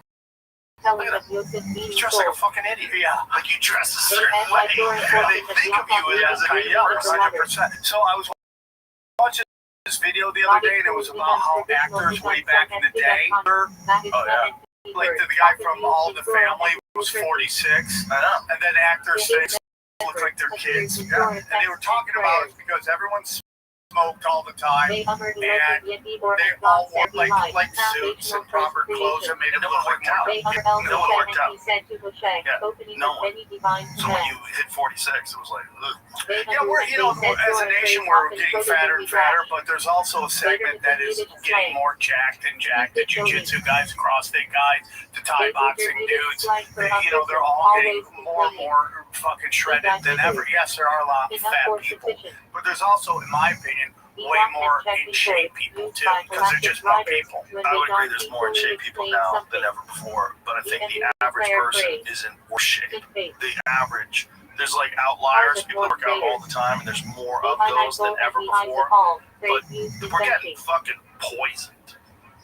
Our food is terrible. This is one of the more never, the RFK Jr. thing is one of the most important things of this administration. I thought, like, get in there and find out, how do these companies grip on what they're putting in the American diet? How do these companies have this grip on medications they're making sure that you take every year? And how many, you know, they're not responsible at all for the adverse effects. This is crazy. Getting in there and just trying to at least untangle some of that fucking evil octopus mess. Just all the different tactics of control. The fact that they're telling you, oh, we know these dyes cause cancer, you can't use them anywhere else in the world, but we have to use them here. We're going to hurt our company. Yeah, that's crazy. That's the same company that makes stuff that they send to Canada that does other dyes. It's nuts. It's crazy. Or how, you know, I saw Ian Carroll talk about this, how they have a drug that causes hair loss, and then the company sells you stuff that'll help your hair grow back. Yeah, well, there's companies right now that are working on drugs that help people that have heart inflammation, myocarditis, issues with heart repair. There's a particular NBA legend in Kareem Abdul-Jabbar who during the whole COVID stuff was like, he was going after LeBron James really hard about not getting the shit. And now when I listen, because I'm old, I still listen to sports talk radio, you know, he's doing commercials for heart problems. Like, that's the craziest storyline I've ever seen about the guy who was guilting everybody. And this was a guy who was a civil rights leader. Just doing commercials for heart problems in one way. Like, what are the commercials? Heart fibula. Can you look up what Kareem Abdul-Jabbar heart commercials? He's talking about how he's AFib. AFib? Yes. Yes. This was a guy who was full on in the civil rights movement, who understands, would have a great understanding of the black community's relationship with pharmaceutical companies and what, you know, that famous thing where they let everybody have syphilis forever, and then they sent like black nurses to convince them, AFib. So he was a guy who was pushing everybody. Oh, dude, that's so crazy. He's with Pfizer too, and he was a guy who was pushing everybody to get the jab. He was like really going after LeBron James, who didn't want to do it. And then now he's doing these commercials, which is so crazy to me. But did he have that before he got jabbed? I never heard of that. It's possible, but I never heard of it. But it's crazy. There's on both sides of that. Yeah. It is kind of crazy, but a lot of older people got real scared. That's one of the things that happened. A lot of old people, when COVID came around, got real scared, and they wanted to. The pharmaceutical drug companies had an answer, and they didn't want to hear any nonsense from the anti-vaxxers. Well, you saw they rolled it out, right? It started with China, and we saw these videos of people falling down, even though that never happened when everybody got COVID here until what? They got the jab, right? And then we started saying, God, you know? So, you watch how they slow roll these psyops out. The crazy thing is watching the compilation of casters fake. Oh, doing that? How about when they freak out and then they fall down? That's the weirdest thing. It's all weird, dude. It's all weird. It's weird that we all watched it in real time. The Heather McDonald video. I mean, it's almost like the universe had a script, right? The Heather McDonald video in particular, she's like, I got all the jab. Yeah, black. I mean, it was nuts. It was like the perfect punchline at the right. You know, if you want to have evidence of a simulation like that seems fake, that's so crazy on camera. Crazy. And then she falls back, and you know someone doesn't try to brace himself at all. It was so bad. I feel for her. But that was a bad fall, man. Scary fall. But it's just crazy how it lined up that way. And crazy how brought to you by Pfizer, people. You see those commercials, I mean, those compilations, rather, of all the different newscasters falling over. It's like, wow. And no one got suspicious other than these weirdos online. All the no newscasters, no media people got suspicious. New York City gets suspicious. Soccer players are dropping dead. What's going on? The healthy athletes having heart attacks. Yeah, how many people are just having heart attacks when they're 18 years old, which never happened before? What the fuck is going on? And no one wants to admit that they made a terrible mistake and that they got duped. So they continue to do the work of the people that duped them. They're like, they got bit by the vampire and they're trying to bite other people. It's weird. It's yeah. Have you ever heard that? Okay, this is a really weird conspiracy. No, from you? No fucking way, Sam. I don't believe you. The Chinese population. Have you ever looked into that? Oh, that the population is a lot lower than they said it is. Yes. And that there's all this data that kind of lines up. Like the funeral homes have quadrupled. China's lied about the amount.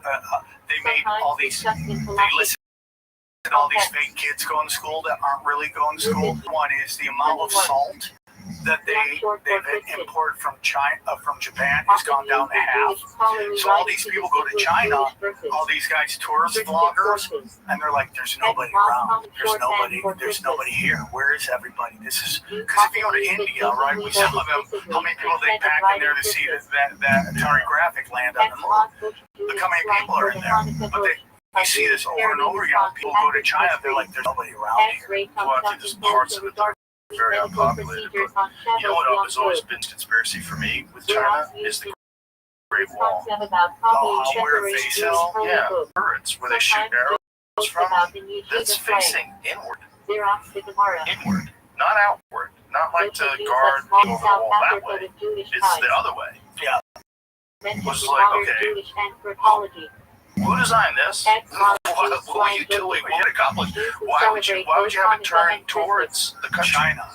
Right. So that like China. Yeah, that doesn't even make any sense. Yeah, it's kind of like when you look at like a camp, right? Or a prison. The people that want to keep in, they put all the wire and stuff this way so you can't call out. Yeah. So it's the same thing with that. Did you see how long it is, too? It is pretty, isn't it? What is the full length? I think it's 14,000 miles. Imagine 14,000 miles of stone wall built by hand over hundreds of years, and you have the openings for arrows pointed towards the people. Yeah. Have you ever seen old pictures of like it being built? No, building it are like demons. It's like very weird, dude. Yeah, I was talking about. I found old drawings. Yeah, of drawings. The Great Wall of China being built. It's almost being built like by Aligned in Shabbat circle. Turrets, When a whatever, story has a either mystical all cross sides, connection between souls, like the multiple sides, revolution not just event. facing it. But sometimes they're just facing in. This guy did a whole video on this whole stretch of the Great Wall where it faces in. Xylophone occasionally What is used in Cleveland? civics Let's see what or it center says. for teaching Talk about rhythm. YouTubers Rare, sensationalizing but stuff. appears in some Oh, schools. okay. Xylophone reference in halachic agriculture texts when explaining tree Well, the growth. thing is, it's also, again, Xenophobia 14,000 miles, mentioned in right? Jewish sociology literature regarding treatment of one use. So some of it probably territories change. Right. Sometimes, you know, you see that because, like, I'm Armenian, I'm from the village of Van. I'm Russian. And at that time, it was in Turkey. Bro, look at this, 13,170 miles. That's so crazy. How long would it take for you to build that? Acquired inserted in and birthday Amazon on holidays. Ross Ever. Imagine if you live forever, and like Sam, you can live forever, but you have to rebuild the Great Wall of China. If you do, don't worry, you live forever. It's going to take you a long time, but once you're done, you'll be free. You'll live forever. Yeah, you do it. No, I don't want to live forever. You know? No, I don't think we're meant to live forever. I think we're meant to come here, finish a task, wrap it up. Yeah, I think so too. And you know, this whole thing about extending life forever sounds miserable. It is weird. These techno people are about to grasp the ability to do something that has never been done before, and it's very strange. Like if you can change a human body, and you can enter some sort of chip into that person's brain that gives them entire access to the internet, instantaneous telepathic language.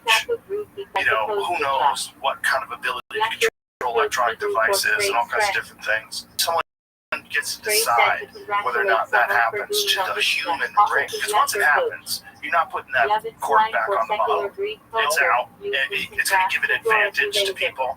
So everyone's going to want to do it. You don't want to be a regular meat ape when all these fucking geniuses are around here reading your PIN number from your mind. They're doing that. They're doing that with babies now. They can test IQs already. They're doing genetic tests because these really rich people want super smart kids. So they're making sure that the IQ of the baby is super high level. There's also a thing in China they did where they altered the baby's gene marker. Yeah, we're going to have genetically modified human beings for sure in the next year. I mean, they're going to be like Thor. Everyone's going to look like Thor. Everyone's going to look like, you know, fill in the blank. There's too much tits and ass on the internet. It's going to be amazing. It's going to be such a good time. There's going to be no sixes. It's just going to be, initially it'll be adopted by the rich, like cell phones. In the beginning, you know, fucking Mike Douglas had that big ass fucking stupid thing on the beach.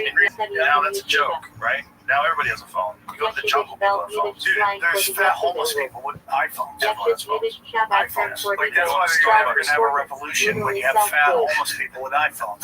Like, Fat, and they have no money. And they're still fat. Yeah, and they're living the best life. That's how comfortable it is. We're just comfortable enough not to get upset. Sam Tripoli, I gotta wrap this up. I love you to death. I don't agree with everything you said, though. I want to tell everybody. I'm always right. Last thing I want to tell you, Europe will go in and regulate it, and that is the prediction I want to give you. That is Europe's going to regulate Gaza. Yes. That's prophesied. Yes, and then it's basically going to be it's been prophesied there will be a war between the pagans and the lost tribes, and you go through this. Where can someone go to research this further? Let me just tell you this. I'll give you the name of it. I gotta pee. We gotta wrap this up. Just tell me what it is. I just got I've been holding my pee for 5 minutes. I appreciate you, dude. I'll give you the name right now. Here we go. You can go to the Living Church of YouTube at Miles World. It's all been prophesied. The United States and Israel versus the pagans. The pagans will be led like before they were now Germany. If that has to be true, I'll bring you back. That will be my third prediction I've got right. I love you so much. Thank you so much. Always been seeing always do it. All right, bye, everybody. Name of the Jewish people, the land, and Al-Soyatop after being renamed. Yitzchak Hebrew for Isaac, one of the patriarchs.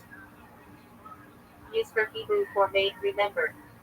Memorial prayer for the dead, recited on Yom Kippur and festivals. Yachid Hebrew for individual. In Chasidat, refers to one soul as unique mission. Yoti Hebrew slang for great, or nice. Yom Kippur Hebrew for Day of Atonement. Holiest day of the year, fasting and repentance. Yom Tov Hebrew for good day. Refers to biblical Jewish festivals Pesach, Shavuos, Sukkot, Rosh Hashanah. Yom Teruah Hebrew for day of blowing the shofar. Biblical name for Rosh Hashanah. Yom Tov Yiddish pronunciation of Yom Tov. Yossi common nickname for Yosef. Yabel Hebrew for Jubilee. 50th year size. Yud Aleph, Nisan Shabbat 8 marking the Rebbe's birthday 11th of Nisan. Yud Shabbat previous Rebbe and to start off the Rebbe's leadership. Yud Kislev Rosh Hashanah of Chassidus. Celebration of the altar Rebbe's release from prison in 1798. Young Herman Yiddish for married man studying Torah usually in Kollel. Young married scholars. Yontif Geld Yiddish for holiday money, usually Hanukkah Geld coins or gifts. Yash Yiddish slang pejorative for Jesus. Used dismissively in Jewish tradition. Zaid Yiddish for grandfather. Often used affectionately for older Chassidim. Zachar Hebrew for remember. Refers to mitzvot like remembering Amalek, Shabbos, or the Exodus. Zadchak Hebrew for merit. In Chassidic speech. Is the Bar Mitzvah. Zadik Hebrew for righteous one. In Shabbat, Adam is considered a Zadik, one who channels divine light to others. Zadik Yesadalam Hebrew for a righteous one's foundation of the world. From Proverbs, heavily emphasized in Chassidus. Hebrew for the letters E seventh letter. Al-Sabru for weapon. Zaydin the Adar Hebrew date of Moshe Rabbenu's birth and passing, observed with special customs. Zecher el-Turban Hebrew for remembrance of the destruction. Customs like leaving a square, unpainted in a house or breaking a glass at a wedding. Zechira Hebrew for remembrance. Related to Zachar commandments. Zechis for those Hebrew for merit of the forefathers. Often cited in prayers. Zech Hebrew for this. Comment in verses, e.g. Zecheli Enku. This is my God and I will glorify him. Zygazan Yiddish for be well. Common farewell phrase. Daimir Gezant Yiddish slang for be healthy for me, affectionate. Zykrank Yiddish slang meaning go be sick, say jokingly or dismissively. Zizich Yiddish for watch yourself. Zecher Hebrew for remembrance. Famous pronunciation debate in Parshat Zachar whether to say Zecher or Zyker Amalek. Zeman Hebrew for time. In Kalachak, Referso, time-bound mitzvah or Zemanim Kalachik times. Zemanim Hebrew for times. Used for Kalachik calendars. Zeman Tefillah Zeman Kriyas Shema, etc. Zeviros Zemir Hebrew Yiddish for songs. Refers to Shabbos stable songs. Zemer Hebrew for song. A single Shabbos stable hymn. Zibber Hebrew for community or congregation. Used in Phila BT Zibber praying with the Torah. Silver Yiddish slang for silver. Often used as nickname or jokingly for something flashy. Zimin Hebrew for invitation. introduction to communal Berkut Hamazon when three have eaten together. Zimtzum T Zimtzum Hebrew for contraction. Kabbalistic concept of God concealing his light to allow creation. Zion Hebrew for Jerusalem or the land of Israel. Zionism modern movement for Jewish return to Israel.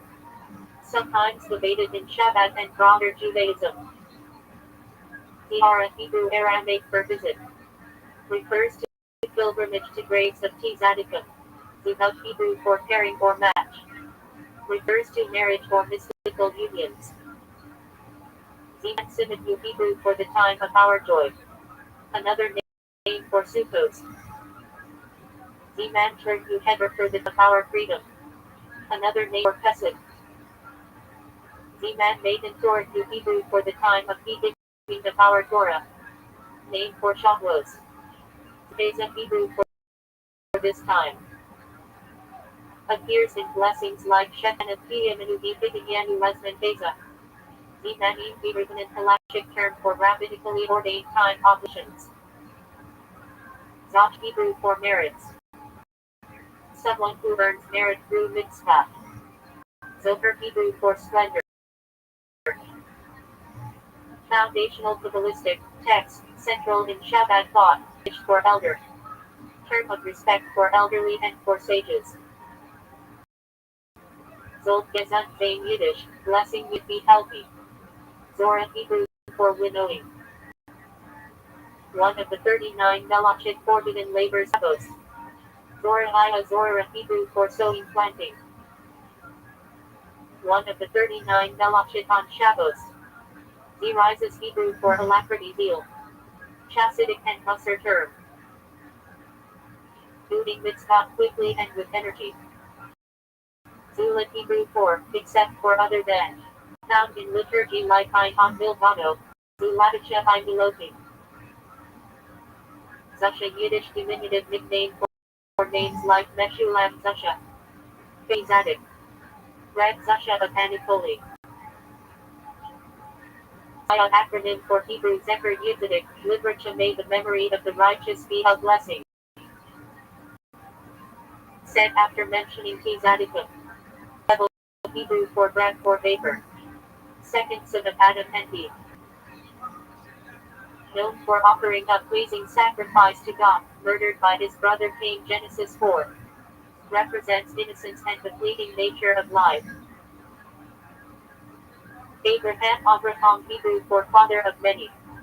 Originally Abraham exalted father. Forefather of the Israelite nation, central covenantal figure. Genesis 12:25. Considered a patriarch in Judaism, Christianity, and Absalom Hebrew for father of peace. Son of King David who rebelled against him. 2 Samuel 13:18. Famous for his beauty and tragic downfall, killed after leading a revolt. Adam Hebrew for man or earth, from Adam ground. First human created by God. Genesis 2. Symbol of humanity, responsibility, and the fall. Abraham Aaron Hebrew for mountain of strength or possibly Egyptian origin. Brother of Moses and Miriam. First high priest in Gadol. Helped lead the Exodus, spokesman for Moses' Exodus. Numbers. Ahasuerus the Chashbarash Hebrew rendering of Persian K.H. Xerxes. The Book of Esther, husband of King Esther, central in the Purim story. Amalek Hebrew for dweller in people that live. Descendant of Sal. Genesis 36:12. Enemy nation of Israel, symbol actual opposition to God and Israel. Famous Hebrew for burden or Prophet 8th century BC, author of the Book of Amos. Known for calls to justice and righteousness. Asa Hebrew for healer or physician. King of Judah 1 Kings 15. Remembered for religious reforms and reliance on God, faltering later. Asher Hebrew for happy or blessed. Son of Jacob and Zilpah. founder of tribe of Asher, Genesis 30:13. His descendants settled in northern Israel. Balaam, Bilam, Hebrew form of name, possibly meaning not of the people or devour. Non-Israelite prophet in Numbers 2:24. Hired to curse Israel but compelled to bless them. Known for the talking donkey episode. Barak, Hebrew for lightning. Military leader under the prophetess Deborah, Judges 4:5. Helped defeat Canaanite general Sisera. Bathsheba, Hebrew of the oath for daughter of 7. Wife of Uriah, later of King David, mother of Solomon to Samuel. Central in David's moral failure, but also in the Davidic lineage. Benjamin, Hebrew for son of the right hand or son of the south. Youngest son of Jacob and Rachel. His descendants formed the tribe of Benjamin, Genesis 35. Known as Hebrew for intended strength. Wealthy man of Bethlehem who marries Book of Ruth.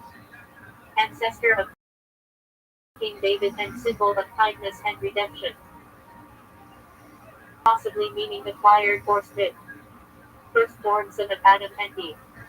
Known for murdering Abel, Genesis 4, archetype of jealousy and fratricide. Caleb, Hebrew for dog, symbol of loyalty or wholehearted. One of the spies sent by Moses. Stood firm in faith and inherited from Numbers 13:14, Joshua 14. Cyrus, Koresh, Persian name meaning son or throne. King of Persia, who allowed Jews to return and rebuild the temple, Ezra 1.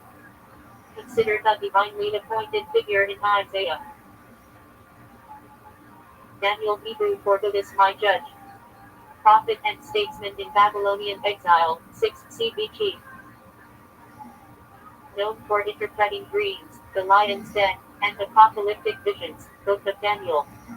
David, Hebrew for beloved. Second king of Israel, c. 1000 BG.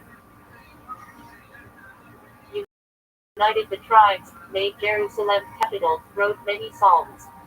Central figure in Jewish and Messianic tradition. Deborah, Hebrew for He. Prophetess and judge who led Israel to victory over Canaan under Sisera, Judges 4:5. Symbol of leadership and wisdom. Delilah, Hebrew possibly delicate or knight. Woman who betrayed Samson to the Philistines, Judges 16. Symbol of seduction and betrayal. Dinah, Hebrew for judge or vindicated. Daughter of Jacob and Genesis 34. Central to the story of Shechem. Eliyahu, Hebrew for my God is EWH. Prophet in 9c.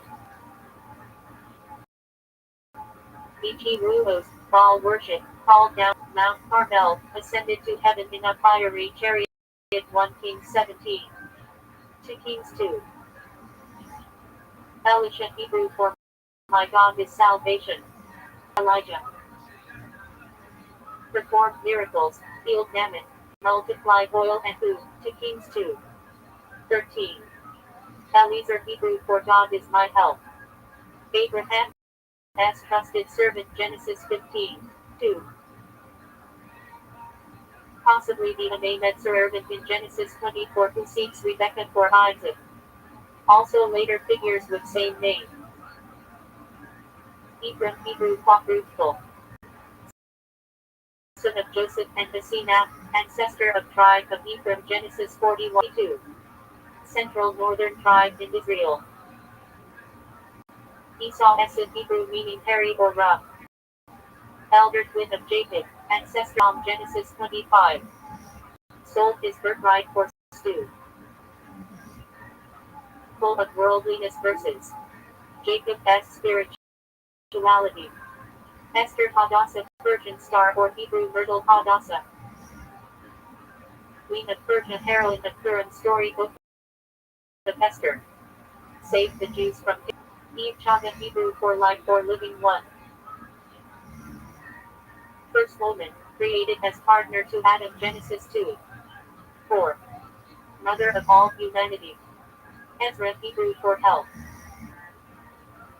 Priest and scribe who Ledish returned from Babylon and re-established Torah observance, book of Ezra. Gad, Hebrew fortune or truth. Son of Jacob and Gilgal, ancestor of tribe of Gad, Genesis 30. 11. Tribe settled east of the Jordan. Gideon, Jerubbaal, Hebrew for cutter. Judge who delivered Israel from Midian with only 300 judges. 6. 8. Called Jerubbaal for pulling down Baal's altar. Goliath, Philistine name, hostile. Giant warrior slain by David with us. 1 Samuel 17. Archetype of arrogance defeated by Hagar, possibly Egyptian for fugitive or danger. Egyptian maiden of Sarah. Lord Ishmael with Abraham, Genesis 16:21. Ancestor of Arab tribes. Haman, Persian name. Agagite, villain of Booker. Planned genocide, Ahuz, defeated through Esther and Mordecai. Central villain of Purim. Hannah, Jenna, Hebrew for grace or faith. Mother of prophet Samuel 2. Known for her heartfelt prayer at Shiloh. Hezekiah, Chispa, Iahu, Hebrew for my strength, ICWH. King of CBG, known for religious reforms, resisting Assyria, and her active Kings 18. 20. Hosea, Hebrew for salvation. Prophet CBG, author of Book of Hosea.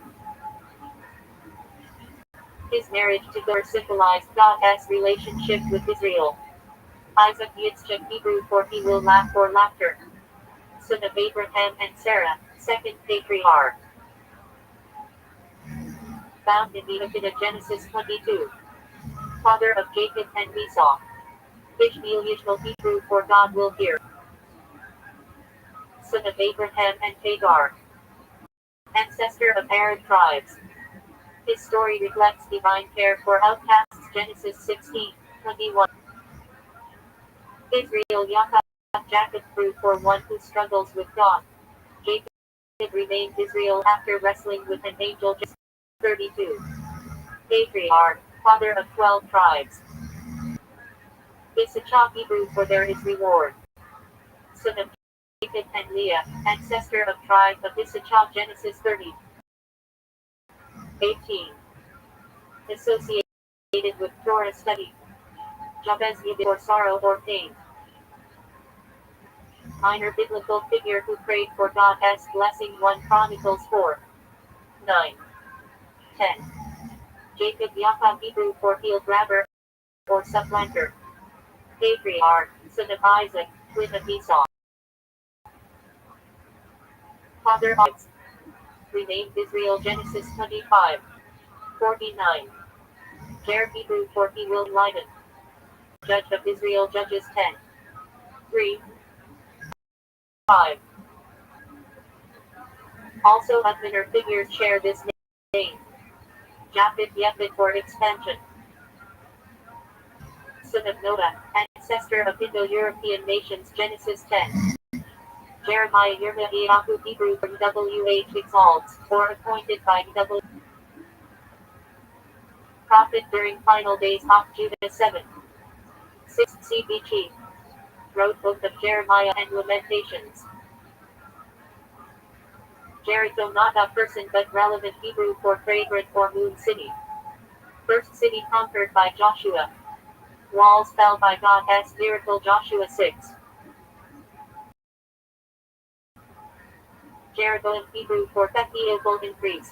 Northern Kingdom 10, CBG. Introduced golden calves, 1 Kings 12.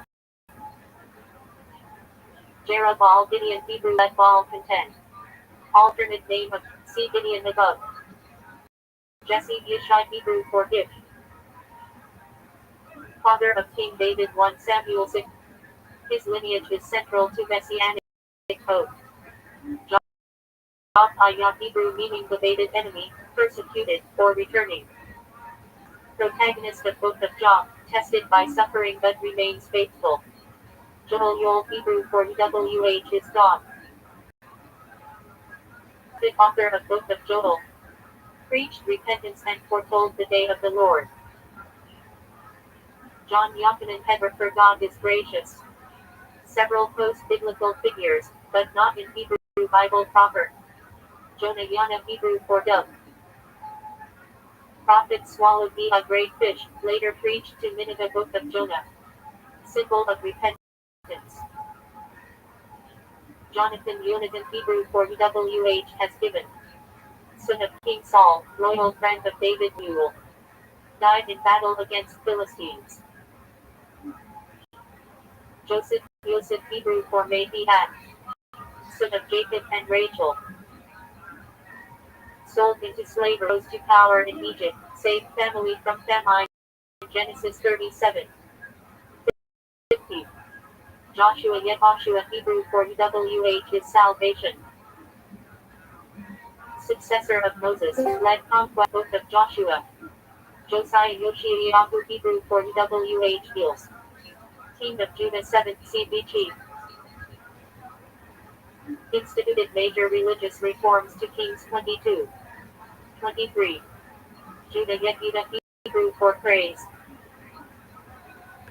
Fourth son of Jacob and Leah, ancestor of tribe of Judah, Davidic dynasty, and messianic line. Leah Hebrew for weary. First wife of Jacob, mother of 6 tribes and Dinah Genesis 29:30. Law Hebrew for covering or veil.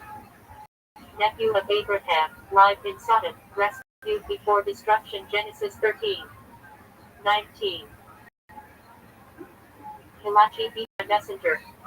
Last of the 12 prophets 5th CBG. Author of Book of Malachi. Montemenisha Hebrew for causing to forget. Son of Joseph, ancestor of tribe of Manasseh Genesis 41:51. Also King Manasseh of Judah to Kings 21. Miriam Hebrew for bitter or beloved. Sister of Moses and Aaron. Prophetess, led women in song after crossing the sea Exodus 15. Mordecai possibly from Persian Marduk is my warrior. Hero of Purim, uncle guardian of Esther Book of Esther. Moses Moshe Hebrew from Egyptian or drawn out. Greatest prophet, led Exodus from Egypt, received Torah at Sinai, guided Israelites 40 years. Naomi Hebrew for pleasant. Mother-in-law of Ruth. Later called Mara bitter after hardships Book of Ruth. Nathan Hebrew for he gave. During raid of David, confronted over Bathsheba to Samuel 12. Nebuchadnezzar Akkadian name meaning Nabu protect the crown. Babylonian king who destroyed the first temple 586 BC. Nehemiah Hebrew for Compuh. Leader who Jerusalem's walls after Babylonian exile, Book of Nehemiah. Noah Hebrew forest for comfort. Will PR, survived the flood, ancestor of all humanity Genesis 6:9. Obadiah Hebrew for servant of EWH. Prophet, author of Book of Obadiah, shortest book in the Bible. Pharaoh Egyptian title for King Great House. Opposed Moses during Exodus 1:14. Phinehas Pinchas Hebrew for ocean origin the Nubian. Grandson of Aaron. Zealous priest who stopped plague by slaying sinners Numbers 25. Rachel Hebrew for you female sheep. Beloved wife of Jacob, mother of Joseph and Benjamin. Symbol of maternal sorrow and of Genesis 29:35-31. 15.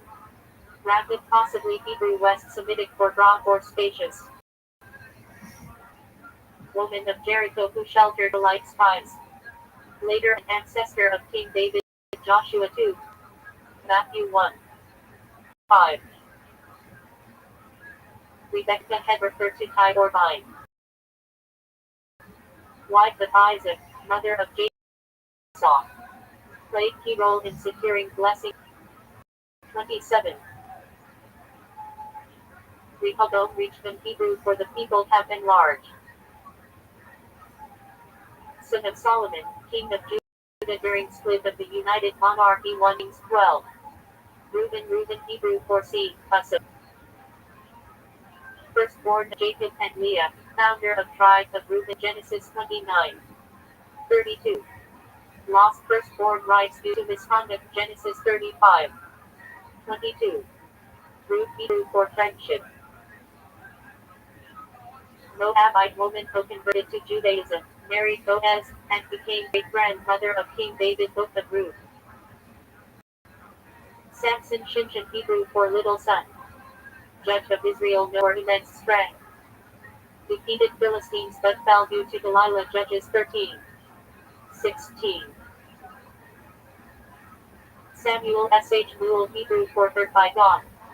Prophet, judge, and anointer of Saul and David. 1 Samuel. Central figure in transition to monarchy. Saul Shaul Hebrew for asked for. First king of Israel, chosen by God through Samuel. Ultimately lost favor for disobedience. 1 Samuel 9. 31. Senator of Akkadian named Sin whom God has replaced brothers. Assyrian king who besieged Jerusalem in 701 BC, but failed to Kings 18. 19. Seth Shet Hebrew for appointed or granted. Son of Adam and Eve, given in place of Abel. Genesis 4. 25. Ancestor of Noah. Shadrach, Meshach, Abednego. Babylonian names given to Canaanian Ishmael and Azariah. Survived being thrown into the furnace for refusing idolatry. Daniel 3. Shimei by fame. Rel is all who cursed David during his flight from Absalom to Samuel 16. Shipra Hebrew for beautiful or fair. One of two midwives who defied Pharaoh's order to kill Hebrew infants. Exodus 1. Shulamite female figure in Song of Songs. Possibly meaning peaceful from Shalom. Symbol of love and beauty. Simeon Shimon Hebrew. Second son of Jacob and Leah, ancestor of tribe of Sin. Genesis 29. 33. Solomon Shlomo Hebrew for peaceful. Son of David, third king of Israel. Built first temple, famed for wisdom. 1 Kings 1. 11. Tamar Hebrew for date palm. Daughter-in-law of Judah who secured her rights by bold action. Genesis 38. Also daughter of David to Samuel 13. For delay or station. Patham, Namar, and Haran. Migrated from Canaan. Genesis 11. Tiglath-Pileser Akkadian name, trust in the son of Asherah temple. Assyrian king who exiled Israelites in 8 THCBG to Kings 15. Uriah Hebrew for WH is my life. The night warrior in David's army, husband of Bathsheba. Betrayed and killed by Laban. Uzziah Azariah Hebrew for strength is EWH. King of Judah 8 CG. Prospered until punished with leprosy to Kings 15. Zechariah Hebrew for EWH remembers. Prophet Book of Zechariah 6 CBG. Also name of several kings and priests. Zebulun Hebrew for dwelling or honor. Son of Jacob and Leah, founder of tribe of Zebulun. Genesis 30. 20. Zedekiah Tzahiyahu Hebrew for EWH is my righteousness. Last king of Judah before Babylonian exile, 2 Kings 24. 25. Zephaniah T. Zephaniah Hebrew 40 W.H. Hashidin. Prophet, author of Book of Zephaniah Sebi. Zerubbabel Hebrew for sown in Babylon. Leader of Jewish returnees from exile, rebuild temple foundations Ezra 3, Haggai 1. Zippah T. Zippah Hebrew for birth. Midianite wife of Moses, mother of his sons Exodus 2, 4. Zophar Hebrew for chirping or leaping. One of Job's friends who debated from Job 11. His Hebrew name. Bereshit in the beginning. Number. First book. Covers creation through he descent into Egypt. Across. Timeline. Creation till 3760 BC in Jewish reckoning through death of Joseph till 1450 BC. Exodus Hebrew name. Shema names. Number. Second book. Israelite slavery, plagues, Exodus, Sinai, Tabernacle. Across. Timeline. Till 1450. 1310 BC. Leviticus Hebrew name. Barbara and P. Paul. Number. Third book. Priestly laws, sacrifices, purity, holy. Across. Timeline. Till 1310 BC at Sinai. Numbers Hebrew. From Midbar in the wilderness. Number. Fourth book. Census, wanderings, rebellions, Balaam. Across. Timeline.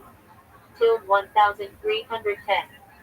1270 to BC 40 years in desert. Deuteronomy Hebrew name. Number. Fifth book. Moses farewell speeches, Shema, blessings, curses, Moses death. Timeline. Till 1270 to BC, plains of Moab. Joshua Hebrew name. Yet Joshua the Lord is salvation. Number. Sixth book. Conquest and division of Canaan. Across. Timeline. Till 1245 BC. Judges Hebrew name. Shoftim. Judges. Number. Seventh book. Cycles of sin, aggression, and deliverance. Across. Timeline. Till 1245 BC. Samuel Hebrew name. S.H. Rule his name is fit. Number. Eighth book. Rise of monarchy, Saul and David. Across. Timeline. Till 1070. 970 BC. King's Hebrew name. Melachim Kings. Number. Ninth book. Solomon, divided kingdom, prophets, exile. Across. Timeline. Till 970. 500 BC First Temple period. Isaiah Hebrew name. Yeshayahu the Lord is salvation. Number. 10th book. Seas of judgment and hope. Across. Time 740. 700 BC Assyrian era. Jeremiah Hebrew name. Yirmiyahu the Lord will uplift. Number. 11th book. Prophecies before and during Babylonian exile. Across. Timeline. Till 626. 586 BC. Ezekiel Hebrew name. Yechezkel God strengthens. Number. 12. Excellent prophet with visions of restoration. Till 593. On BC Babylonian exile. The 12 minor prophets. Rabbi Rothschild 12. Number 13th book. Collection of 12 prophets, spanning till 750 BC, covering Assyrian, Babylonian, and Persian periods. Psalms Hebrew name. Temple praises. Number 14th book. Prayers and hymns, attributed to David and others. Across. Timeline. Till 1400 BC. Proverbs Hebrew name. Mishlai parables. Number 15th book. Wisdom sayings, mostly attributed to Solomon. Across. Timeline. Till 900 700 BC. Job Hebrew name. I am hated, persecuted. Number 6. Wisdom literature on suffering. Across. Timeline. Debated, possibly till 500 BC. Song of Songs Hebrew name. Shir Hashir and Song of Songs. Number 17th book.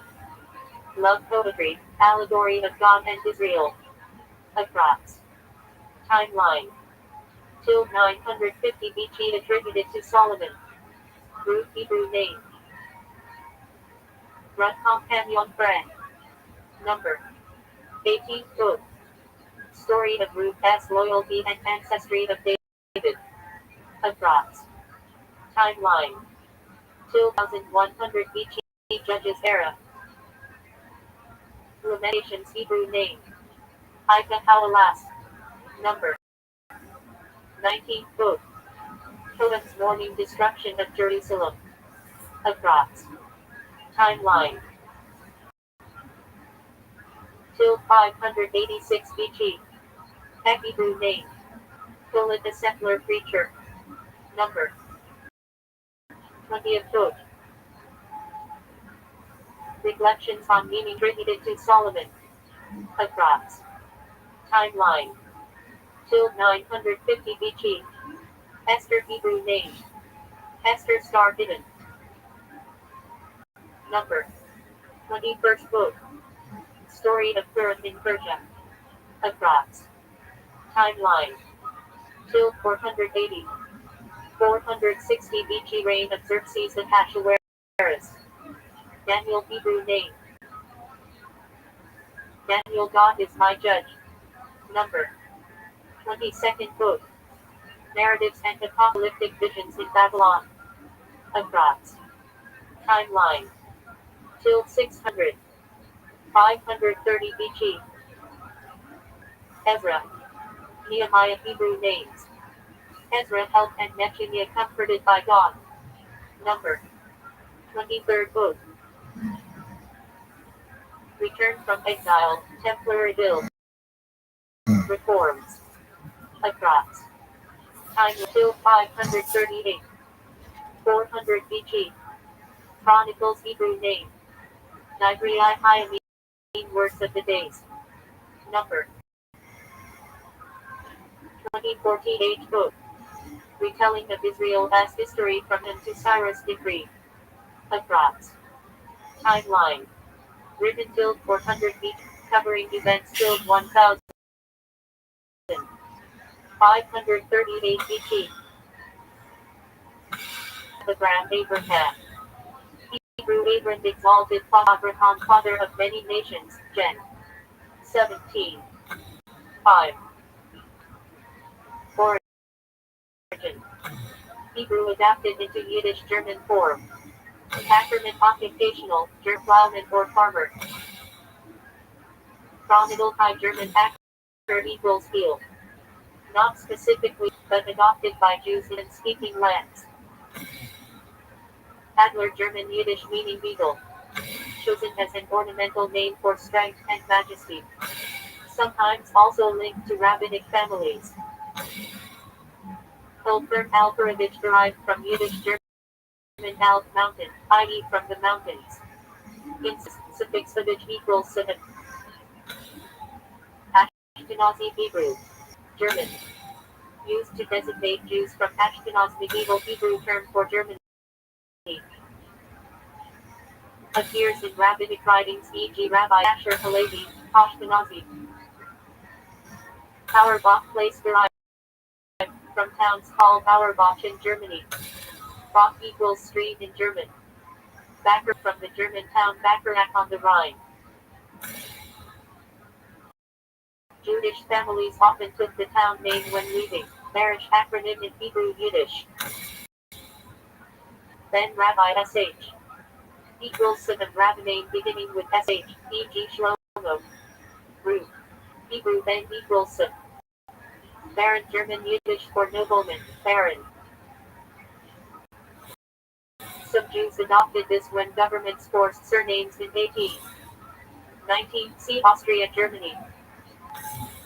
Balen Glinson Yiddish female name, Bale beautiful, from Slavic Bela equals Y. Patronymic. Son of Bale. Berenson patronymic son of Bern. Bern Yiddish for bear was often paired with a Hebrew name Dog, same meaning.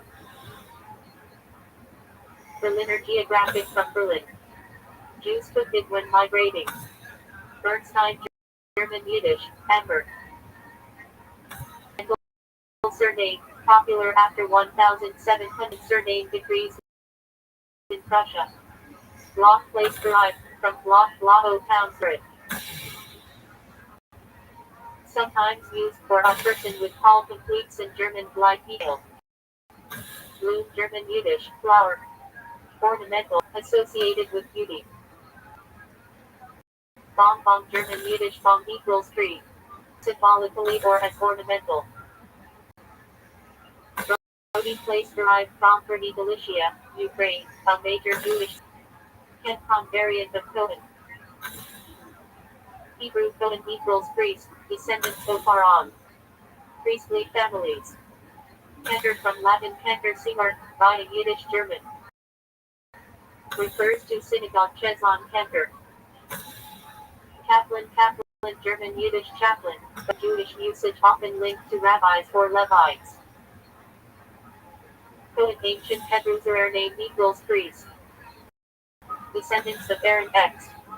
28. One of the oldest primary surnames in the world. Danzig from the city of Danzig, now Danzig, Poland. Jews often named after towns they lived in or left. Deutsch German Yiddish Sprach German. Used for Jews who had migrated eastward. Dreyfus from the city of Trier in French. German. From Trier. Drucker German Yiddish occupation name, printer. Common in early modern Jewish communities S. Prague, Amsterdam. Everson from Hebrew ever biblical ancestor of Abraham, Gen. 10. 24. Root equals the other side, crossing over. Patronymic equals son of ever. Edelman German Yiddish, nobleman. Sometimes ornamental. Eisenberg German Yiddish Iron Mountain. Ornamental. Elkanah Hebrew Elkanah equals God has acquired created Isam. 1. 1. Patronymic surnames formed from this. Epstein from Epstein, a town in Germany. Widespread rabbinic family name. Barber Yiddish German occupational name equals dyer of cloth. Weidenbaum German Yiddish fig tree.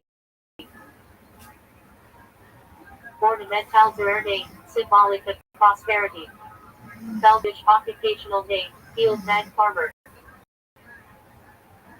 Finkelstein German Yiddish, sparkstone flint. Ornamental. Fisher German Yiddish occupational means fisherman. Not originally Jewish but adopted. Frankel diminutive of Frank. Person region of Germany. Friedman German Yiddish, man of peace from Fried equals peace or free man. Widely adopted. Geller from Yiddish German gel equals yellow, pale, or blonde. Sometimes applied as a nickname for a appearance. Gershon Bershuni Gershman patronymic, from Hebrew versions of Levi, X. 6:16. Name means expelled sojourner. Variants common in Ashkenazic communities. Ginsberg from the town of Günzburg in Bavaria. Often attached to rabbinic families. Gold Mountain. Ornament name. Goldman German Yiddish, man of gold. Arti. Goldstein German Yiddish, goldstone. Ornamental. Gottlieb German Yiddish, beloved of God. Sometimes parallel to Hebrew name Yedidia. Greenberg German Yiddish, Green Mountain. Ornamental surname. Grossman German Yiddish, large or great. Sometimes Athletus nickname. Grunberg German Yiddish, Green or Green Mountain. Ornamental. Heilbronn from Heilbronn, a town in Germany. Common rabbinic surname. Hamburger place name from Hamburg. Hammerstein German, Hammerstone. Ornamental or place-based. Heller place derived from Heller town in Germany or from like bride. Herzbergsman from Yiddish Berger equals heart. Sometimes parallel to Hebrew name Zagul, since Hirsch was paired with Zet. Herzman Yiddish, Hu. Adopted in surname decrees. Hirsch Yiddish German names Vihir Gazelle. Horowitz from Horowitz, Czech Republic. Rabbinic family name. Isaacson Itzkowitz patronymic, son of Isaac. Hebrew Yitzchak equals he will laugh Jen. 17. 19. Name for Sarah S. Laughter. One of the oldest biblical names. Israel's from biblical patriarch Jacob, renamed Yisrael. Gen. 32. 28. Used as given and later surname. Jacobson Yankelovich patronymic, son of Jacob. Hebrew Yaakov equals heel holder or supplanter. Gen. 25. 26. A central biblical patriarch. Jonas Yonason from Hebrew Yana equals dove. Biblical prophet in a book of Jonah. Symbol of peace and divine mission. Josephson Yoselowitz patronym Joseph. Hebrew Yosef equals, he will have Gen. 30. 24. Joseph son of Jacob became boy of Egypt. Joshua Yehoshua equals God saves. Biblical successor to Moses, conqueror of Canaan. Often used as surname in patronymic form. Young Herman German Yiddish equals young. Sometimes used affectionately for a young scholar. Young Herman equals married yeshiva student. Kavinovich Kagan variant of Cohen, meaning priest. Indicates priestly descent from Aaron. Common in Eastern Europe. Kahana Aramaic form of Cohen, same priestly root. Chaplain German Yiddish, chaplain. Among Jews, often used for Levite or rabbi. CATS acronym for Hebrew Cohen Tzedek equals righteous priest. Indicates priestly lineage. Kaufman German Yiddish occupational name, merchant, trader. Kalman from Yiddish diminutive of Kalamos Greek food name. Rooted in rabbinic tradition. Klein German Yiddish, small, little. Nickname name. Not fuller German Yiddish, button or knob. Occupational button maker or descriptive. Variant of Cohen, priestly. Cohen Yiddish equals headman or buyer. Occupational. Ford Bell German Yiddish, grain field. Occupational ornamental. Krakauer place name from Krakow. Crawl from German Krum equals croquet or possibly play space. Kruger German, jug organ keeper. Occupational. Kugel Kugelman nickname from Yiddish Kugel pudding casserole. Sometimes lamb German Yiddish, lamb. Often paired with crew name Peace Deer. Landau from the city of Landau, Germany. Rabbinic family name. Landsman Yiddish for countryman, meaning someone region. Lasky from Last Poland. Laser Lazarus Lazarson from Hebrew Elazar equals God has help. Biblical priests and apparent, Num. 3:32. Lebowitz Legalix patronymic, son of Lev. Equals Lion paired with Hebrew area. Levi Levin Levitsky Lewinson tribal name. From Levi, son of Jacob. Meaning equals attached, joint gen. 29:34. Denotes Levite lineage. Lieberman German Yiddish, beloved man. Sometimes Savia beloved of God. Linder Lindemann German, from Lind equals linden tree. Lichtman Lipsky Lipton from Yiddish name, Lichtman, linked to Hebrew from Greek Phoebus equals bride. Lowenstein German Yiddish, lion. Often parallel to Hebrew area Judah. Luria place name from Luria, Italy or Lviv, Ukraine. Prominent rabbinic family. Iari, Rabbi Isaac Luria, father of Arianic Kabbalah. Mandelbaum German Yiddish, almond or almond tree. Ornamental. In Hebrew, shape equals, almond, symbol of watchfulness. 1:11. Markovich patronymic, son of Mark. Mark derives from Latin Marcus from Mars, god of war. Adopted in Slavic Jewish communities. Marmorstein German, marble stone, ornamental. Mendelssohn Mendelowitz patronymic, bit of Menachem equals comforter of messianic name. Cf. Lamb. 1:16. Meyer Mir Mayovitz patronymic, son of Mir. Hebrew Mir equals one who gives life. A rabbinic given name from Talmudic sage Rabbi Mir. Milchman German Yiddish or milkman. Occupational. Milstein Milner German Yiddish, miller, one who grinds grain. Occupational. Minster Plaza name from Mainz, Germany. Mirsky place name, from near Belarus, site of famed yeshiva. Mizrahi Hebrew, Eastern. Refers to Jews from the Middle East, Iraq, Syria, Yemen, etc. Moritz Morsky German, Yiddish form of Maurice, from Latin Morris equals lure, dark skin. Nachmanovich Nachmanides patronymic son of Nachman. Hebrew Nachman equals comforter. Famous. By Moshe ben Nachman. Nadel Nadelman German Yiddish, needle or needle. Occupational.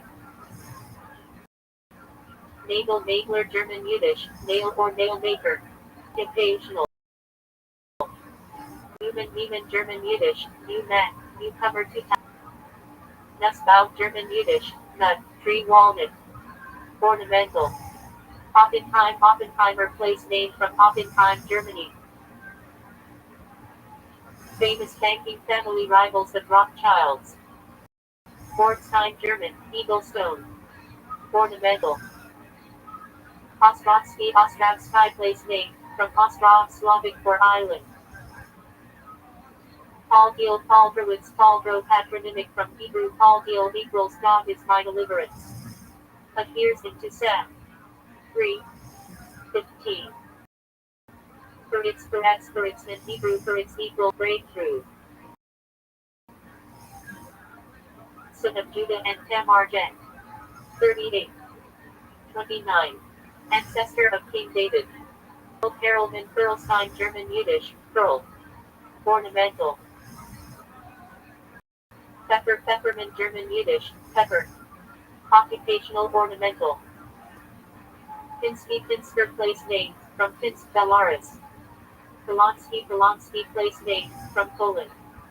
Portnoy Russian Yiddish, tailor. Occupational. Rabbi, patronymic, son of rabbi. From Hebrew rab equals master, teacher. Rachmaninoff proof, Arabic Rachman equals merciful, compassionate. Rappaport from Porto, Italy. Rabbinic family name.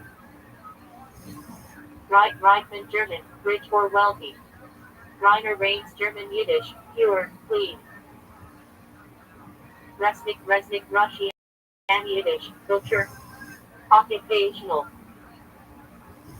Rosenthal German Yiddish, rose mountain valley of roses. Ornamental. Rosenzweig German, rose branch. Ornamental. Rotenburg German, red mountain. Place-based ornamental. Rubenstein German Yiddish, Rudon. Ornamental. Sachot Hebrew Sachar equals wages, reward. Also Slavic sandals in German Yiddish, shoemaker. Occupational. Sapphire in Hebrew, sapphire. Ornamental. Happiness. Famous Baghdadi family. Schechter Yiddish, ritual slaughterer. From Hebrew shashek. Shipper German, ship. Occupational or ornamental. Schlesinger place name, from Silesia Schlessi. Schmitz SH Midman German, metal worker. Occupational. Schneider SH Nader German Yiddish, tailor. Occupational. Schwartz German Yiddish, black, dark. Descriptive.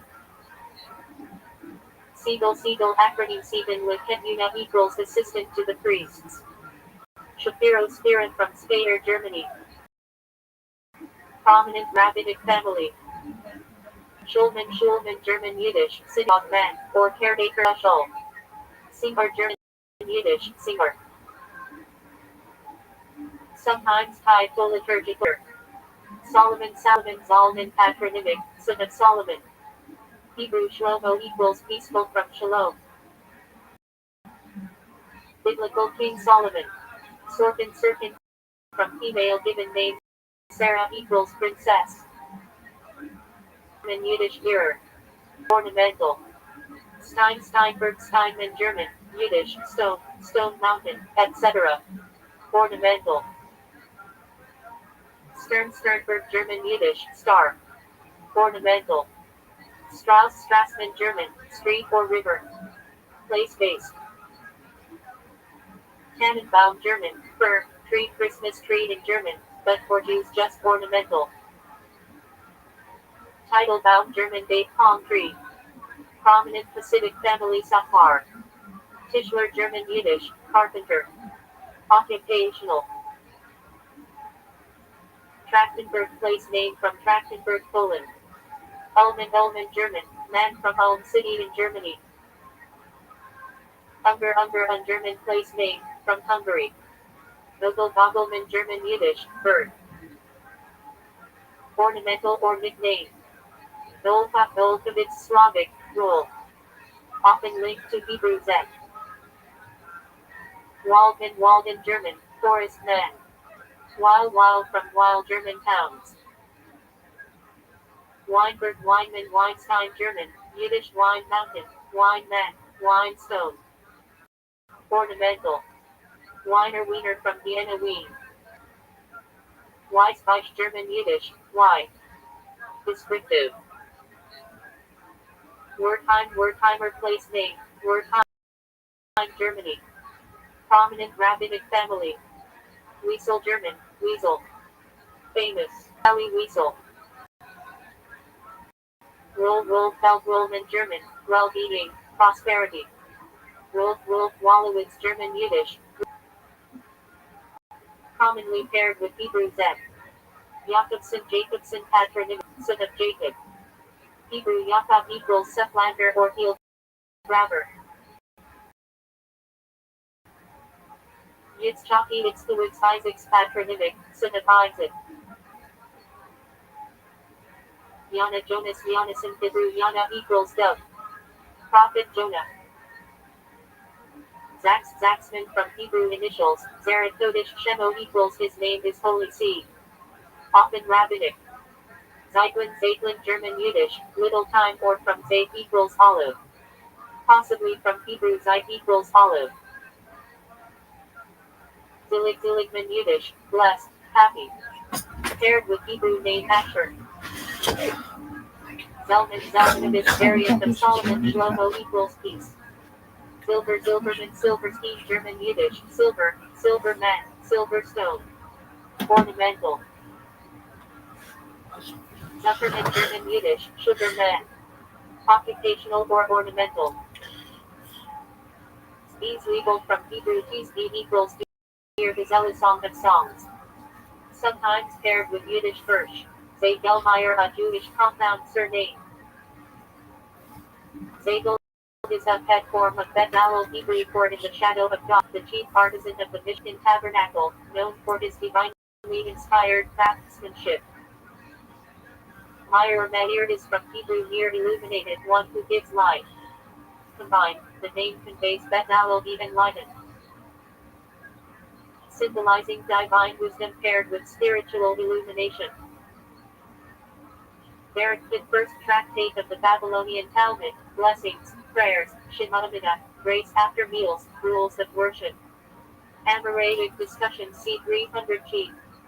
64 folios. Shabbat, second tractate of Babylonian Talmud, laws of Shabbat. 39 categories of labor, prohibited allowed activities, rules. Amoraic period. 157 folios. Arabic, third tractate of the Babylonian Talmud, law of Arab joining domains, carrying on Shabbat. Amoraic period. 105 folios. Chesapeake, fourth tractate of the Babylonian Talmud, laws of Passover. Shabbat's removal, Gordon Pesach, Seder night. Amoraic period. 121 folios. Shekelish, fifth tractate. Babri Lax Gemara, studied by Yerushalmi, half shekel tekel tax, finances, communal offerings. Yerushalmi edition use. 22 folios. Yoma, sixth tractate of the Babylonian Talmud, temple service on Yom Kippur, fasting, repentance. 88 folios. Sukkah, seventh tractate of the Babylonian Talmud, Sukkot. Sukkah construction, Lulach, Ekrid, festival rituals.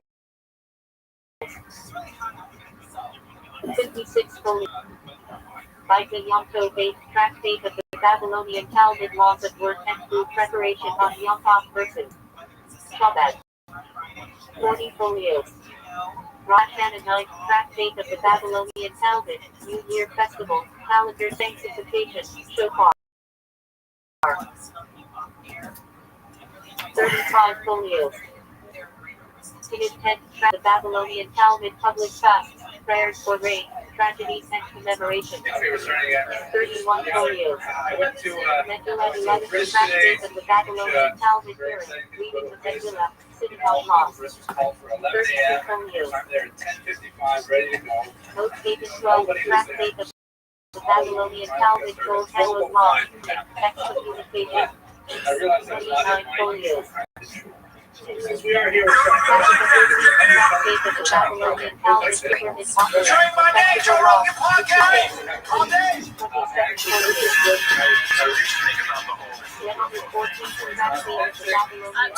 I actually had, when I was stationed at Portland Air National Guard, my job there was an airfield manager, so I would interface with the F-15 pilots at the unit. And so there had been an airspace incursion that had taken place when I was still at the time with the Guard. And I remember kind of talking to some of the pilots about it, and I was like, what was that? And they're like, we can't really talk about it. No one wanted to address it. And so from what I gathered, that had been likely a UAP.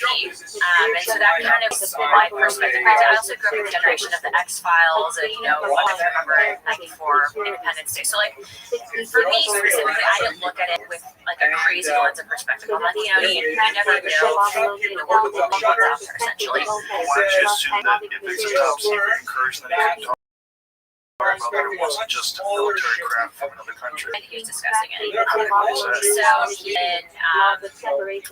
didn't want to, from what I gathered, get taken off flight status. He was like, I really can't discuss it. Couldn't really identify it essentially, and it had outperformed all of them. And so that first, from a military perspective, kind of experience with someone who basically, there's a stigma within the flight community. Do you want to lose your security clearance? Is there this level of crazy that people kind of brand that will stick with your career? Doesn't he have instrumentation? Well, at the time, right? So an older platform, but he really didn't want to even talk about it.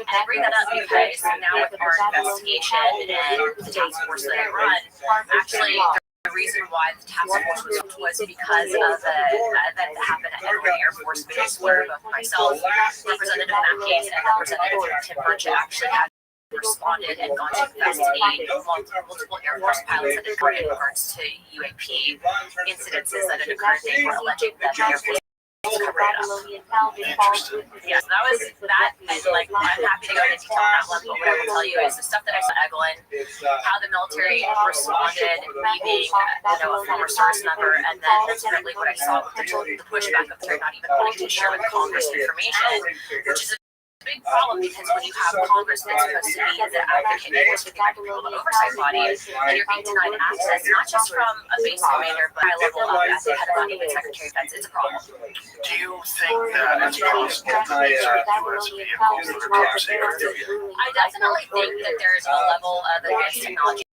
that the U.S. government has, and I think that tech housed within the defense contractor realm, and of course some information is classified, but I can also tell you, and this might sound crazy, but based on our investigations and stuff that we've seen, okay, there is definitely something that I think would rival what we know currently, and a tech that potentially is out there we don't have the ability to reproduce, because it would basically be like dropping a cell phone right off. So like we just don't have the tech to develop yet. What I can also tell you, and based on our interviews, and this has been something that you can go back and watch with the rest of my hearings, but I was actually able to ask them, what are these things?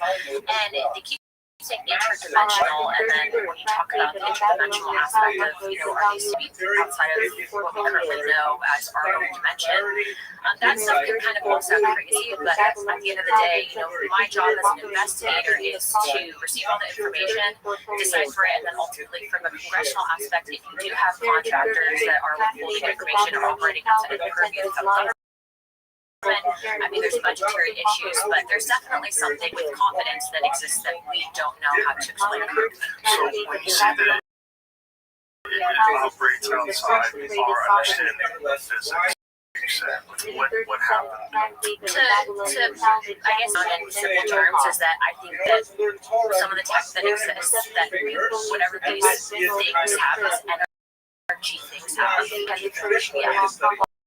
They call them interdimensional things. They can actually operate through the time spaces that we currently have. And that's not something I came up with on my own. That's based on stuff that we've seen. That's based on information that we've been told. And then also, too, I think that there's this historical aspect of, this gets into the deeper theories and concepts of religion and I think the history that we currently know, and that kind of spins off into another topic of, you have modern day Bible, you have this aspect of Bibles that are books of the Bible that explain and kind of these topics. And I think that we're in an age where you have such a vast amount of information that we're have access to via social media, via your cell phone, via the internet. And so it's really changing the way that we understand, the origins of life and the spiritual reality that we know. When you say interdimensional beings and they know that these are interdimensional beings, how do they know that? That, so, testimony would be based on witnesses that have come forward, but what I can tell you that they've seen things. And what I can tell you about getting into classified conversations is that there have been incidences that I believe where very credible people have reported that there have been movement outside of time space. That's very vague. Yeah, so look, have I seen a portal? But no. Have I seen a spaceship? Personally, no. Have I seen evidence of this? Yes. Have I seen photo documentation of aircraft that I believe were not mankind? Yes. Is there historical significance to this? Yes. Is there whole events that go back to, I would argue, maybe even before the time of Christ that documented this in text? Yes. So do I believe that the government has access to certain technology? Yes, to a certain extent, and I believe the contractors potentially have back engineered this tech. I think that that's what can explain the advancements that we're seeing, but I also believe that this is a level of hidden information for the American people, because if you have an aspect of the federal government, which I can tell you, I, with two other members of Congress, were denied access to information at Eglin Air Force Base pertaining to whistleblowers because of the fact that we can get into that story of what happened at Eglin in a second. But we were denied access and told that we don't have the security clearance or the reading authority on a special access program. That's a problem, because I'm supposed to represent an investigative body, and you have then people who are unelected that are operating basically in secrecy. And that's a problem. That's a big problem. So how do these people have authority to do that? I think it's been decades of classified secret information, and also this aspect of the intelligence community that's been empowered. And it's kind of serendipitous with timing, because when you talk about the intelligence communities and what they've done is to the trust in this country with the American people, I think this goes all the way back even into JFK, with how they basically have operated outside of the purview of Congress, and basically to an extent have gone rogue until recently, using the political pull to try to rein in these intelligence agencies currently. So I want to bring it back to evidence. You said that you've seen evidence. What kind of evidence have you seen? I have seen photos. I have seen What did you photos of? So I was in a skiff, and I can't discuss all that was in the skiff, but what I can tell you is based on the photos that I've seen, I'm very confident that there's things out there that have not been created by people. It seems that people have access to information that shows that there's something outside of us that is more intelligent, at least more capable than we are. And they hide it from everybody else. What I can tell you is that when you have thousands upon thousands of people around the planet throughout time that have reported something, to say that those people are crazy, to say that, the whole concept of even just asking the question that you might not necessarily be psychologically sound, that itself is information campaign to get people to shut up about it, and that's a problem. We know the U.S. government is not exactly clean, and a lot of what they've done with the American specifically to the topic of UFOs. Which makes you think that it's probably because there's something there. If you think about the motivation they had with the Project Blue Book, when J. Allen Hynek was running Project Blue Book, the specific intention was to discredit all stories. And he ended up ultimately, though, after all this investment becoming, someone was like, I think there's something here. But that's true. By the way, a lot of people might not necessarily go onto Google and look up that information. You can actually look up the declassified reports from Project Blue Book. What's also interesting, though, is when we're talking about tech, right, the ability for this tech, being that it exists, to change dependence for entire governments on things like fossil fuel, etc. It's, look, I think everyone has a moral obligation to do what they think is right. Okay, and so if you're in a position of power and you see something wrong and you're not addressing it, I think, this in itself, getting the truth out there for people to decide for themselves. I'm not telling you what to do. I'm just telling you in our investigations and what we're pushing for in regards to transparency. I would like to see the federal government roll out some of the stuff that we used to, because I think that information belongs in the hands of the American people. And it's not even just the U.S. government. I think there's other countries around the world that have done certain things like this. Look, I've had a lot of crazy people show up at my office and say, I've heard it all. Yeah, I've been to Mars. I have a chip in my brain. We had this one guy that showed up that was trying to give us a USB. He's like, put this in your computer and kill you. But it's no way. And I'm not putting that in my computer. But in investigations, what I will tell you is, there's been 2 members of Congress that are actually helping to lead out these investigations with me. And the reason I say that is because up until last Congress, if you even said the word UAP or UFO, people actually told us that if we went forward with these investigations, that we would ruin our political careers. And so, we're in the mindset of, why would we ask these questions? And also, too, if no one wants to touch it, there has to be something here, right? And so, in these investigations, the amount of people that will come up to us, very successful people, to multiple members of Congress that believe the same thing, it's definitely changed in regards to the stigma that used to exist about disclosure and all this. And so what we're trying to do currently was, there's a big documentary that was filmed about a year and a half ago. We're trying to get a screening up on Capitol Hill. But look, I think a lot of people say, well, this is a distraction from everything else happening in the country right now. All I'm simply trying to say is, it's not a distraction. The people that are kind of helping to all this information, you have an intelligence community, Tulsi Gabbard, Radcliffe, Kash Patel, they have been truly, in regards to our other nations, extremely transparent and wanting to get this information out. But it doesn't mean that within these intelligence communities there isn't pushback. And so part of the reason why the task force pertaining to things like UAP, pertaining to things like the Jeffrey Epstein stuff, pertaining to the GFK, MLK, and RFK investigations, is because even though we don't hold declassification authority, what we're trying to do is push these agencies and if you pitbull the attack dog on trying to get this information released. And to a lot of these agencies' credit, it's extremely transparent. And we have specifically on the JFK stuff, and we're still being notified and asking specifically on the UAP topic. What would be the rationale for keeping a photograph of a known absolute dot of this world craft from the American people or from the world? Why would anybody think that would be a smart thing to do, is to limit the access of that information to a very small amount of people? I think part of the fear is that you have advisors that think that, the American for humanity might not be able to handle it, right? There's this protective complex, but then also too, I think when you are talking about these, for a lot of people, I think that it kind of can rock your world a little in regards to where you stand in a faith perspective, and then also too an aspect of, how do you even begin to explain it? And all I'm going to say is, look, and we can go into some books that were removed from what we know as the modern day Bible, but I read through the book of Enoch multiple times. I'm not saying that these things also, that's not at all what I'm saying. What I am saying is that depending on where you are in regards to your whole perspective on whether or not God exists, I believe in God acquisition.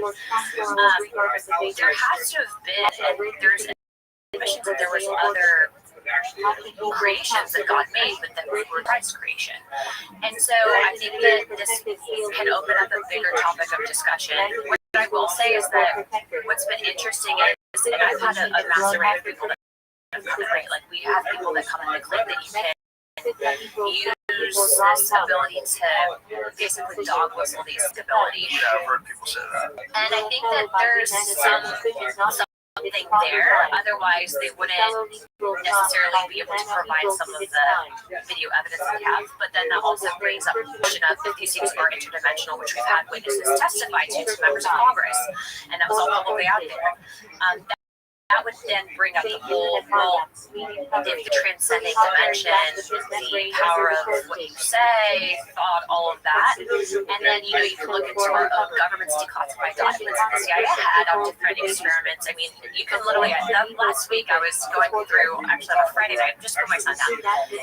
And I was going through some of the declassified, you can go to CIA.gov/reading, reveal the declassified documents. And so I looked, it was called Stargate, and it was talking about, the basically psychological experiments where they're trying to basically promote you and all that.